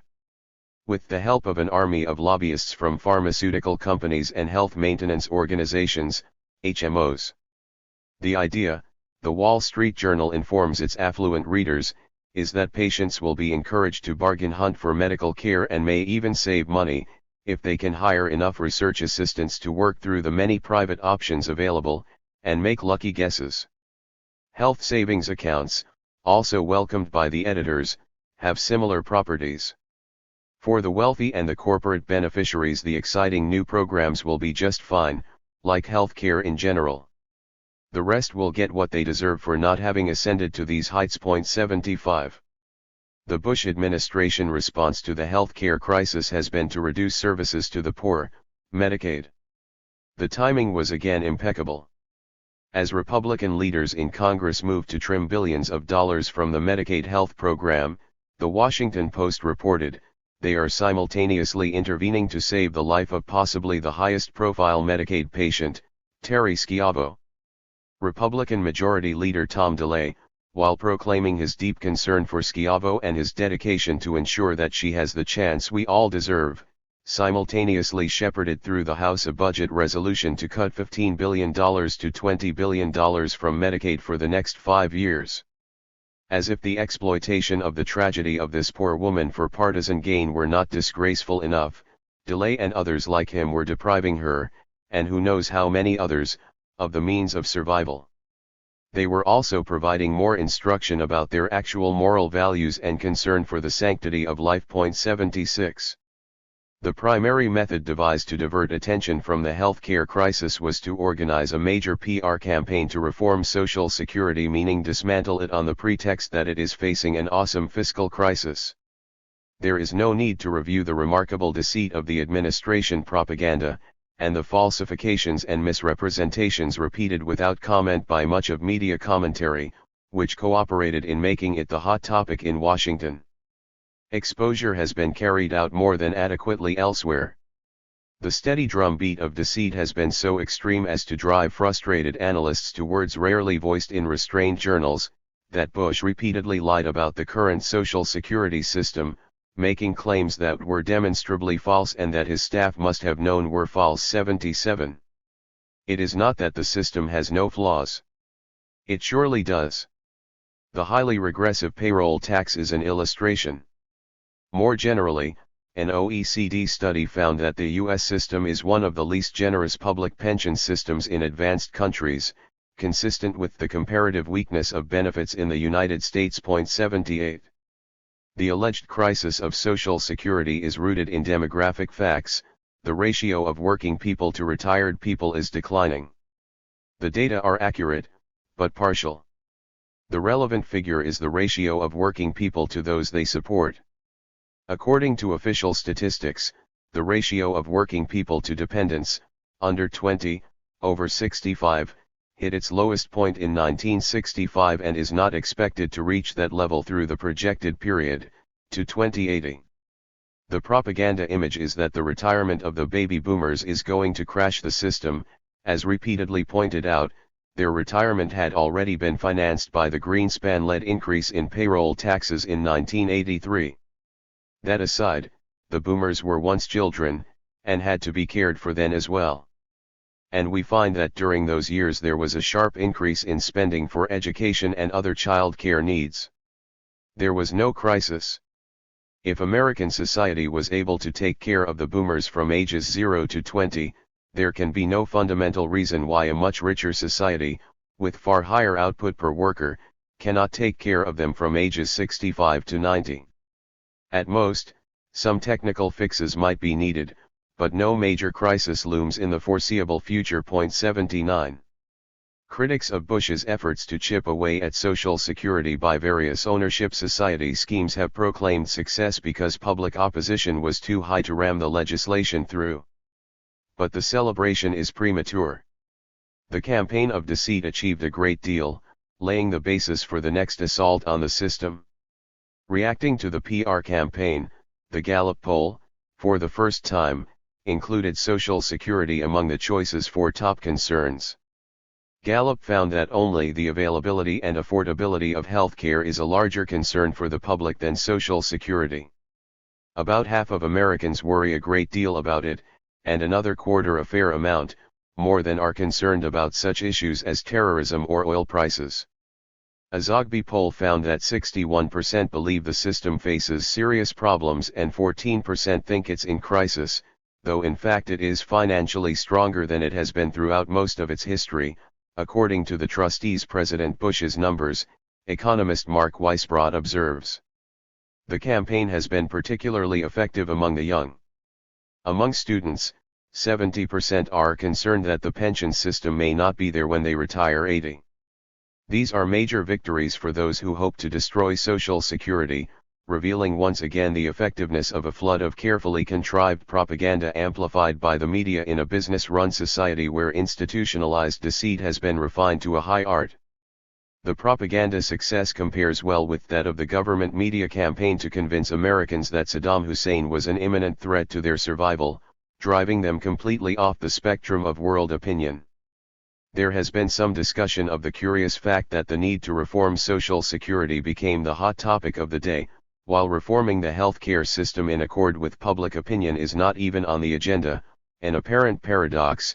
The very serious fiscal crisis of the remarkably inefficient and poorly performing healthcare system is not a crisis, while urgent action is needed to undermine the efficient system that is quite sound for the foreseeable future. Furthermore, to the extent that Social Security might face a crisis sometime in the distant future, it would result primarily from exploding healthcare costs. Government projections predict a sharp increase in total benefits relative to GDP, from under 10% in 2000 to almost 25% in 2080, which is as far as the projections reach. Through this period, Social Security costs are barely expected to increase beyond the 2000 level of 5%. A slightly larger increase is predicted for Medicaid, and a huge increase for Medicare, traceable primarily to the extreme inefficiency of the privatized healthcare system. 81. Sensible people will seek differences between the Social Security and healthcare systems that might explain the paradox. And they will quickly find critical differences, which are quite familiar in other domains. The paradox mirrors closely the schizophrenia of all administrations that underlies the strong line of continuity with regard to democracy promotion. To take one example, Social Security is of little value for the rich, but is crucial for survival for working people, the poor, their dependents, and the disabled. For the wealthy, it is an irrelevant pittance. But for close to 60% of the population it is the major source of retirement income, and the most secure. Furthermore, as a government program, it has such low administrative costs that it offers nothing to financial institutions. Social Security helps only the underlying population, not the substantial people. It is therefore natural that it should be dispatched to the flames. The medical system, in contrast, works very well for the substantial people, with health care effectively rationed by wealth, while enormous profits flow to private power for superfluous bureaucracy and supervision, overpriced drugs, and other useful inefficiencies. The underlying population can be treated with lectures on responsibility. 82. There are other sound reasons to destroy the Social Security system. It is based on principles that are deeply offensive to the moral values of the political leadership and the sectors they represent, not those who vote for them, a different category of the population. Social Security is based on the idea that it is a community responsibility to ensure that the disabled widow on the other side of town has food to eat, or that the child across the street should be able to go to a decent school. Such evil ideas have to be driven from the mind. They stand in the way of the new spirit of the age of the 1850s, gain wealth, forgetting all but self. According to right thinking, it isn't my fault if the widow married the wrong person or if the child's parents made bad investment decisions, so why should I contribute a few cents to a public fund to take care of them? The ownership society, in contrast, suffers from none of these moral defects. Returning to the November 2004 elections, we learn little of significance from them about popular attitudes and opinions, though we can learn a lot from the studies that are kept in the shadows. And the whole affair adds more to our understanding of the current state of American democracy, with most of the industrial world trailing not too far behind, as privileged and powerful sectors learn and apply the lessons taught by their leader. Afterward, no one familiar with history should be surprised that the growing democratic deficit in the United States is accompanied by declaration of messianic missions to bring democracy to a suffering world. Declarations of noble intent by systems of power are rarely complete fabrication, and the same is true in this case. Under some conditions, forms of democracy are indeed acceptable. Abroad, as the leading scholar advocate of democracy promotion concludes, we find a strong line of continuity. Democracy is acceptable if and only if it is consistent with strategic and economic interests. Thomas Carruthers. In modified form, the doctrine holds at home as well. The basic dilemma facing policy makers is sometimes candidly recognized at the dovish liberal extreme of the spectrum, for example, by Robert Pastor, President Carter's national security advisor for Latin America. He explained why the administration had to support the murderous and corrupt Somoza regime in Nicaragua, and, when that proved impossible, to try at least to maintain the US-trained National Guard even as it was massacring the population with the brutality a nation usually reserves for its enemy, killing some 40,000 people. The reason was the familiar one: the United States did not want to control Nicaragua or the other nations of the region, but it also did not want developments to get out of control. It wanted Nicaraguans to act independently, except when doing so would affect U.S. interests adversely. 1. Similar dilemmas faced Bush administration planners after their invasion of Iraq. They want Iraqis to act independently, except when doing so would affect U.S. interests adversely. Iraq must therefore be sovereign and democratic, but within limits. It must somehow be constructed as an obedient client state, much in the manner of the traditional order in Central America. At a general level, the pattern is familiar, reaching to the opposite extreme of institutional structures. The Kremlin was able to maintain satellites that were run by domestic political and military forces, with the iron fist poised. Germany was able to do much the same in occupied Europe even while it was at war, as did fascist Japan in Manchuria, its Manchukuo. Fascist Italy achieved similar results in North Africa while carrying out virtual genocide that in no way harmed its favorable image in the West and possibly inspired Hitler. Traditional imperial and neocolonial systems illustrate many variations on similar themes. Point 2. To achieve the traditional goals in Iraq has proven to be surprisingly difficult, despite unusually favorable circumstances, as already reviewed. The dilemma of combining a measure of independence with firm control arose in a stark form not long after the invasion, as mass nonviolent resistance compelled the invaders to accept far more Iraqi initiative than they had anticipated. The outcome even evoked the nightmarish prospect of a more or less democratic and sovereign Iraq taking its place in a loose Shiite alliance comprising Iran, Shiite Iraq, and possibly the nearby Shiite-dominated regions of Saudi Arabia, controlling most of the world's oil and independent of Washington. The situation could get worse. Iran might give up on hopes that Europe could become independent of the United States, and turn eastward. Highly relevant background is discussed by Selig Harrison, a leading specialist on these topics. The nuclear negotiations between Iran and the European Union were based on a bargain that the EU, held back by the US, has failed to honor, Harrison observes. The bargain was that Iran would suspend uranium enrichment, and the EU would undertake security guarantees. The language of the joint declaration was unambiguous. A mutually acceptable agreement, it said, would not only provide objective guarantees that Iran's nuclear program is exclusively for peaceful purposes but would equally provide firm commitments on security issues. 3. The phrase security issues is a thinly veiled reference to the threats by the United States and Israel to bomb Iran, and preparations to do so. The model regularly adduced is Israel's bombing of Iraq's As-Iraq reactor in 1981, which appears to have initiated Saddam's nuclear weapons programs, another demonstration that violence tends to elicit violence. Any attempt to execute similar plans against Iran could lead to immediate violence, as is surely understood in Washington. During a visit to Tehran, the influential Shiite cleric Muqtada al-Sadr warned that his militia would defend Iran in the case of any attack, one of the strongest signs yet, the Washington Post reported, that Iraq could become a battleground in any Western conflict with Iran, raising the specter of Iraqi Shiite militias or perhaps even the U.S.-trained Shiite-dominated military taking on American troops here in sympathy with Iran. The Sadrist bloc, which registered substantial gains in the December 2005 elections, may soon become the most powerful single political force in Iraq. It is consciously pursuing the model of other successful Islamist groups, such as Hamas in Palestine, combining strong resistance to military occupation with grassroots social organizing and service to the poor. Point 4. Washington's unwillingness to allow regional security issues to be considered is nothing new. It has also arisen repeatedly in the confrontation with Iraq.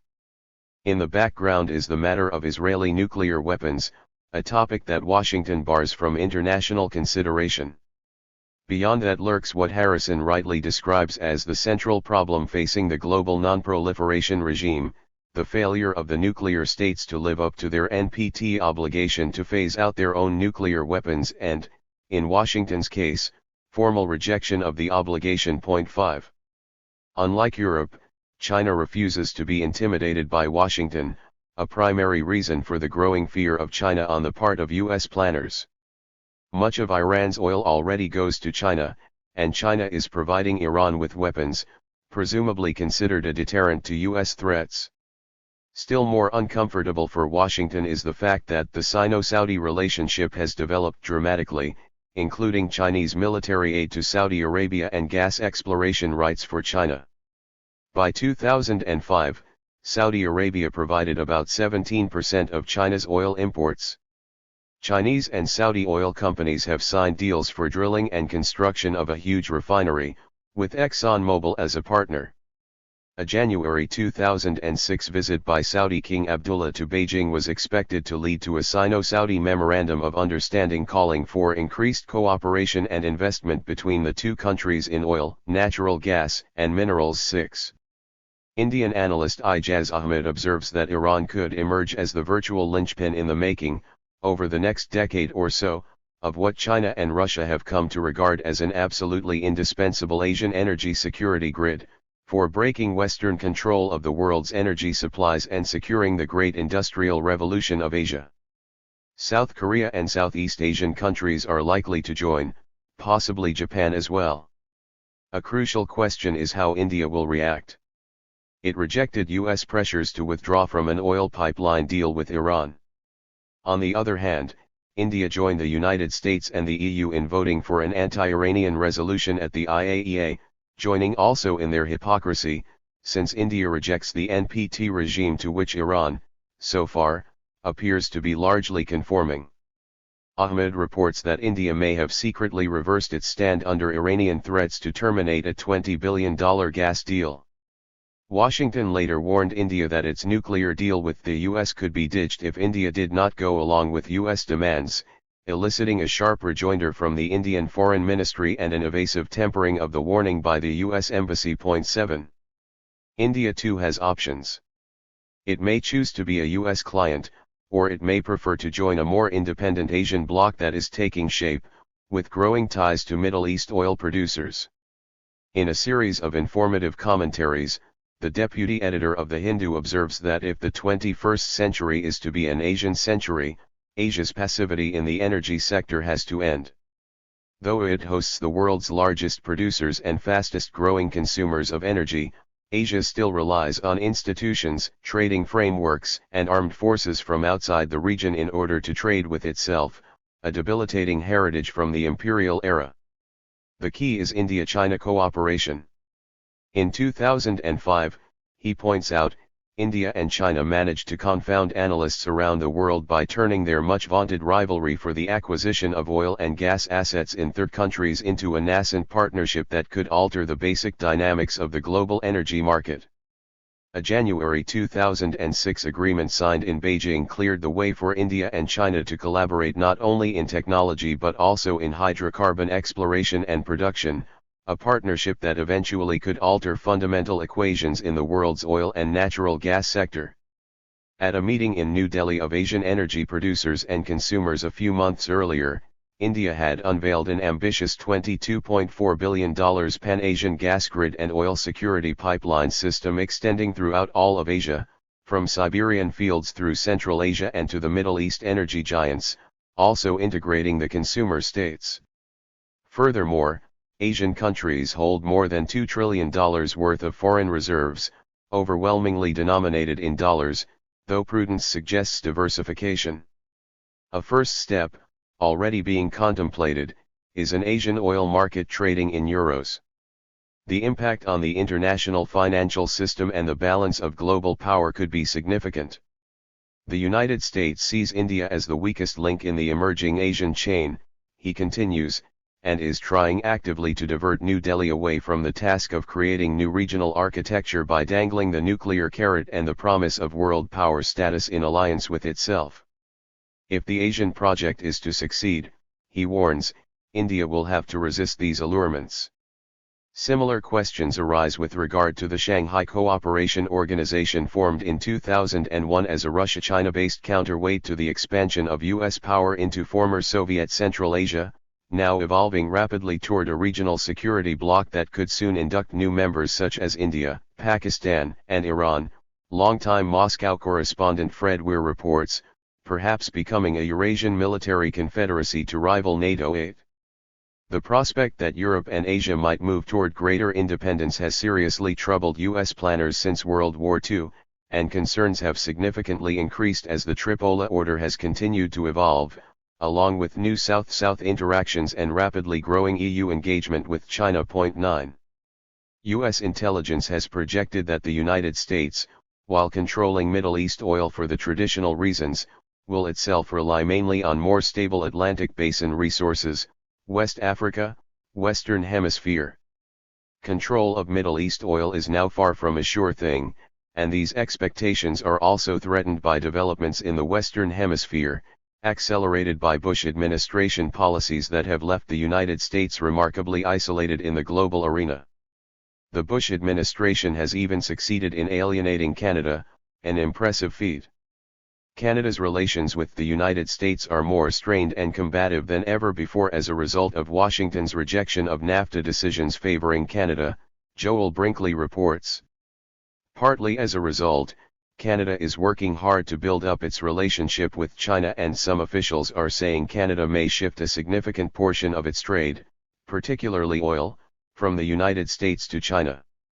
Canada's Minister of Natural Resources said that within a few years 1/4 of the oil that Canada now sends to the United States may go to China instead.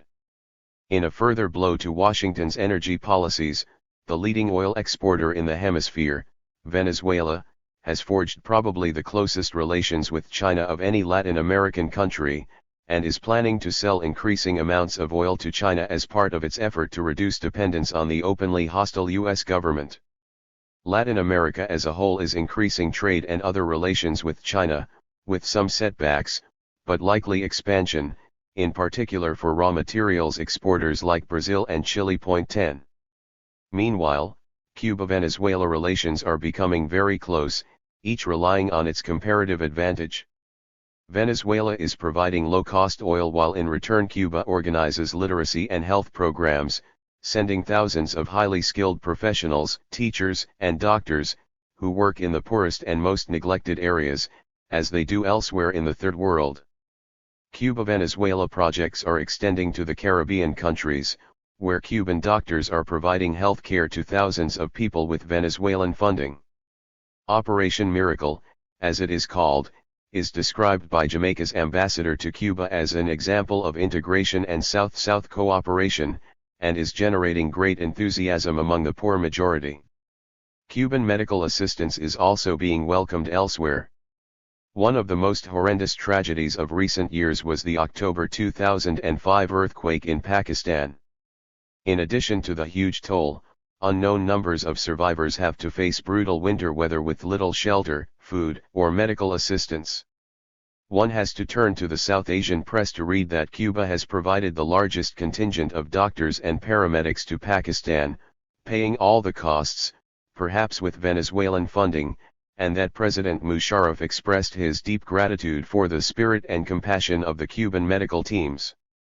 These are reported to comprise more than 1,000 trained personnel, 44% of them women, who remain to work in remote mountain villages, living in tents in freezing weather and in an alien culture after the Western aid teams had been withdrawn, setting up 19 field hospitals and working 12-hour shifts. 11.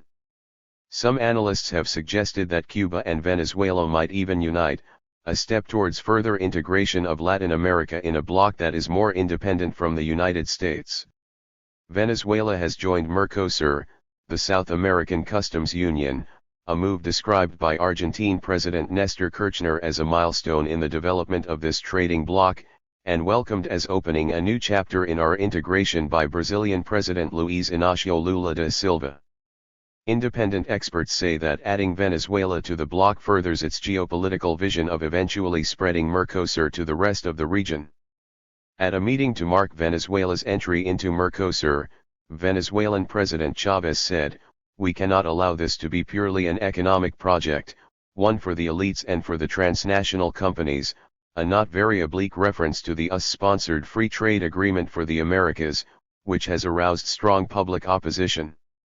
Venezuela also supplied Argentina with fuel oil to help stave off an energy crisis, and bought almost a third of Argentine debt issued in 2005, one element of a region-wide effort to free the countries from the control of the US-dominated IMF after 2 decades of disastrous effects of conformity to its rules.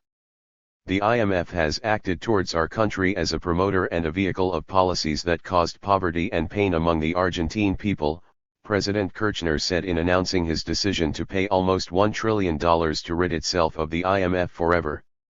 Radically violating IMF rules, Argentina enjoyed a substantial recovery from the disaster left by IMF policies. Point 12.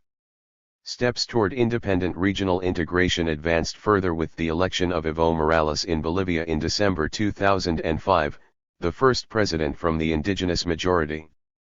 Morales moved quickly to reach energy accords with Venezuela. The Financial Times reported that these are expected to underpin forthcoming radical reforms to Bolivia's economy and energy sector with its huge gas reserves, second only to Venezuela's in South America.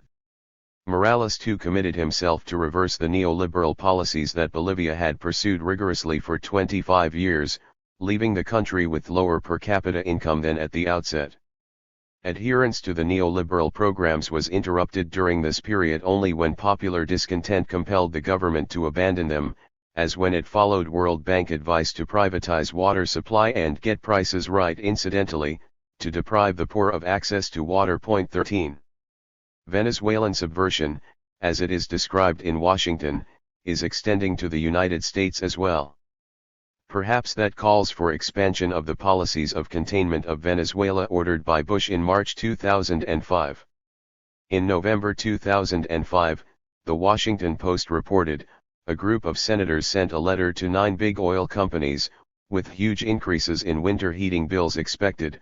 The letter read, "We want you to donate some of your record profits to help low-income people cover those costs." They received one response, from Citgo, the Venezuelan-controlled company. Citgo offered to provide low-cost oil to low-income residents of Boston, later elsewhere. Chavez is only doing it for political gain, the State Department responded. It is somewhat akin to the government of Cuba offering scholarships to medical school in Cuba to disadvantaged American youth. Quite unlike aid from the United States and other countries, which is pure-hearted altruism. It is not clear that these subtleties will be appreciated by the recipients of the 12 million gallons of discounted home heating oil provided by Citgo to local charities and 45,000 low-income families in Massachusetts.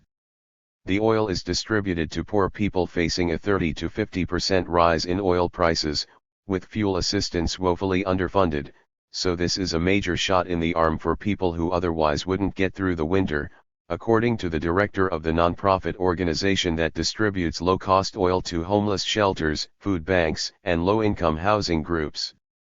He also said he hoped the deal would present a friendly challenge to U.S. oil companies which recently reported record quarterly profits to use their windfall to help poor families survive the winter, apparently in vain. Point 14.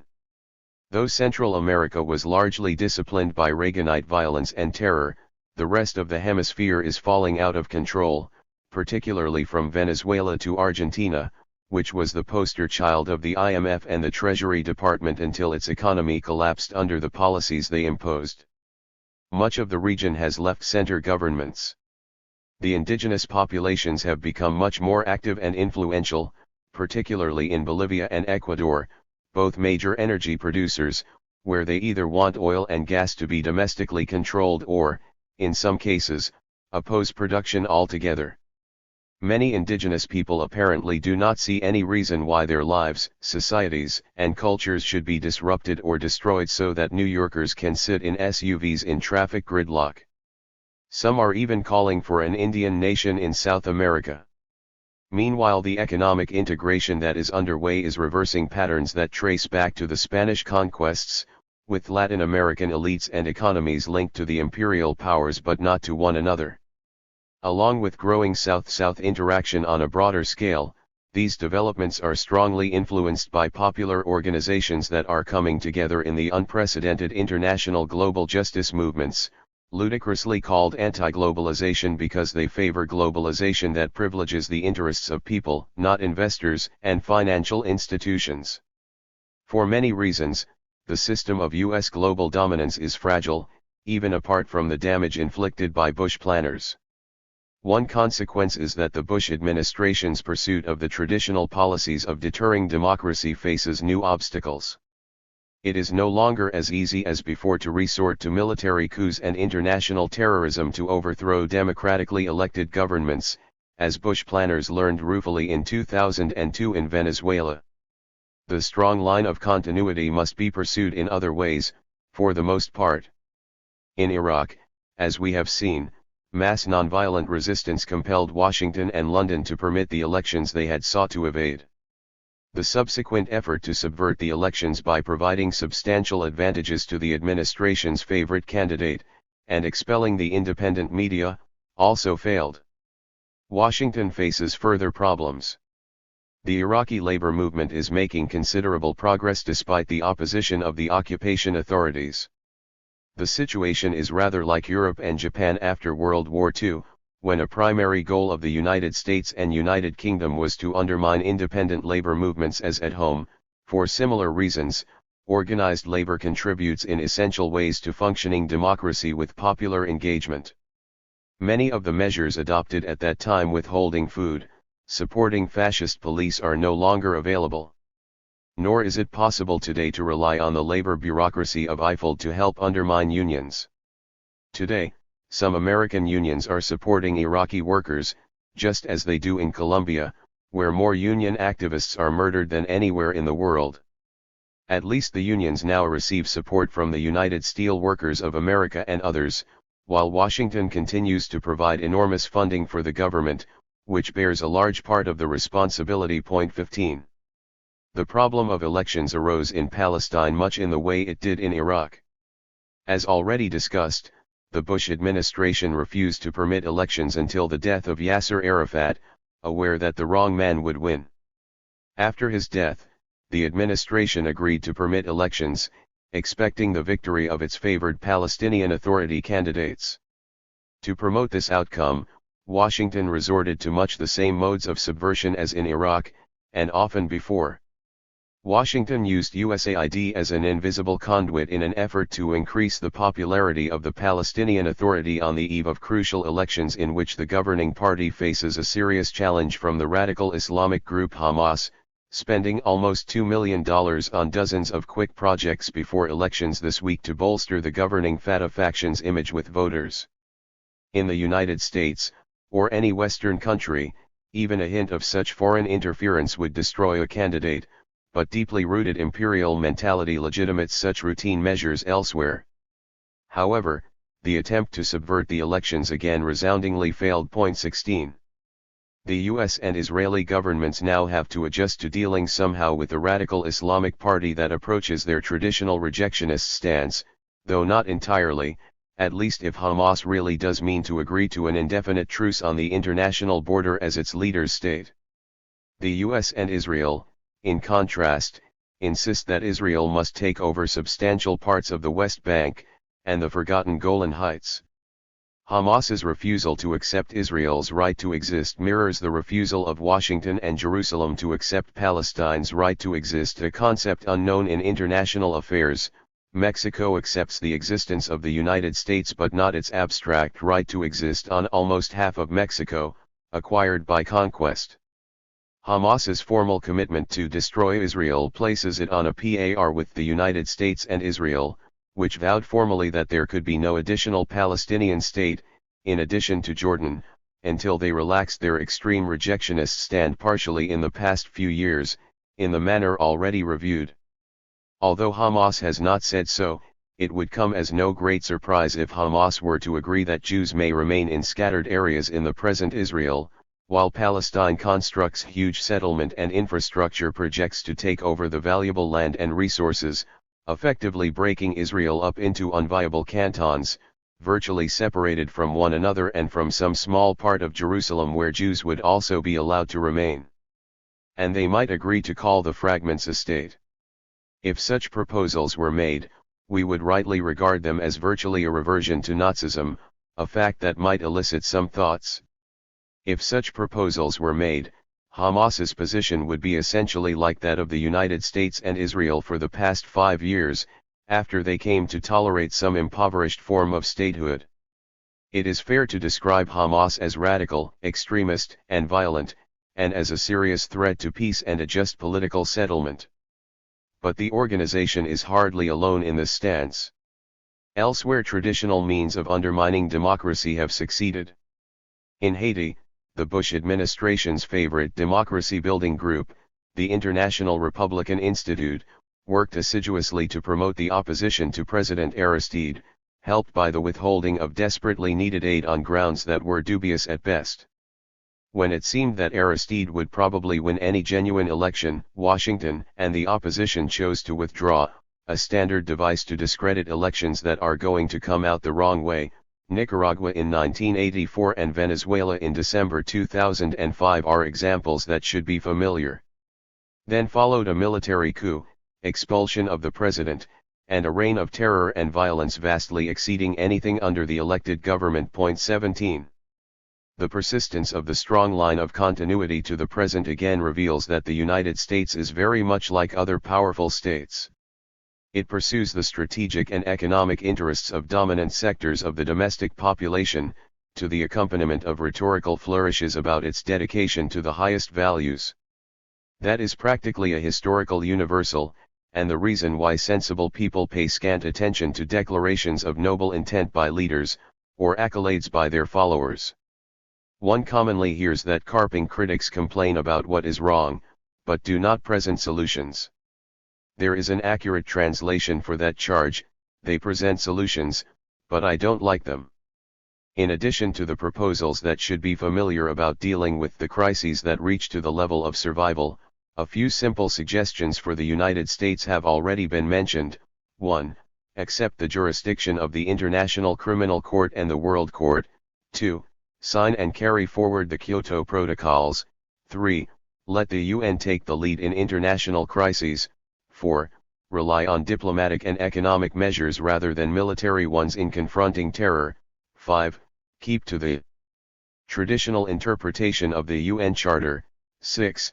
Give up the Security Council veto and have a decent respect for the opinion of mankind, as the Declaration of Independence advises, even if power centers disagree. 7. Cut back sharply on military spending and sharply increase social spending. For people who believe in democracy, these are very conservative suggestions. They appear to be the opinions of the majority of the U.S. population, in most cases the overwhelming majority. They are in radical opposition to public policy.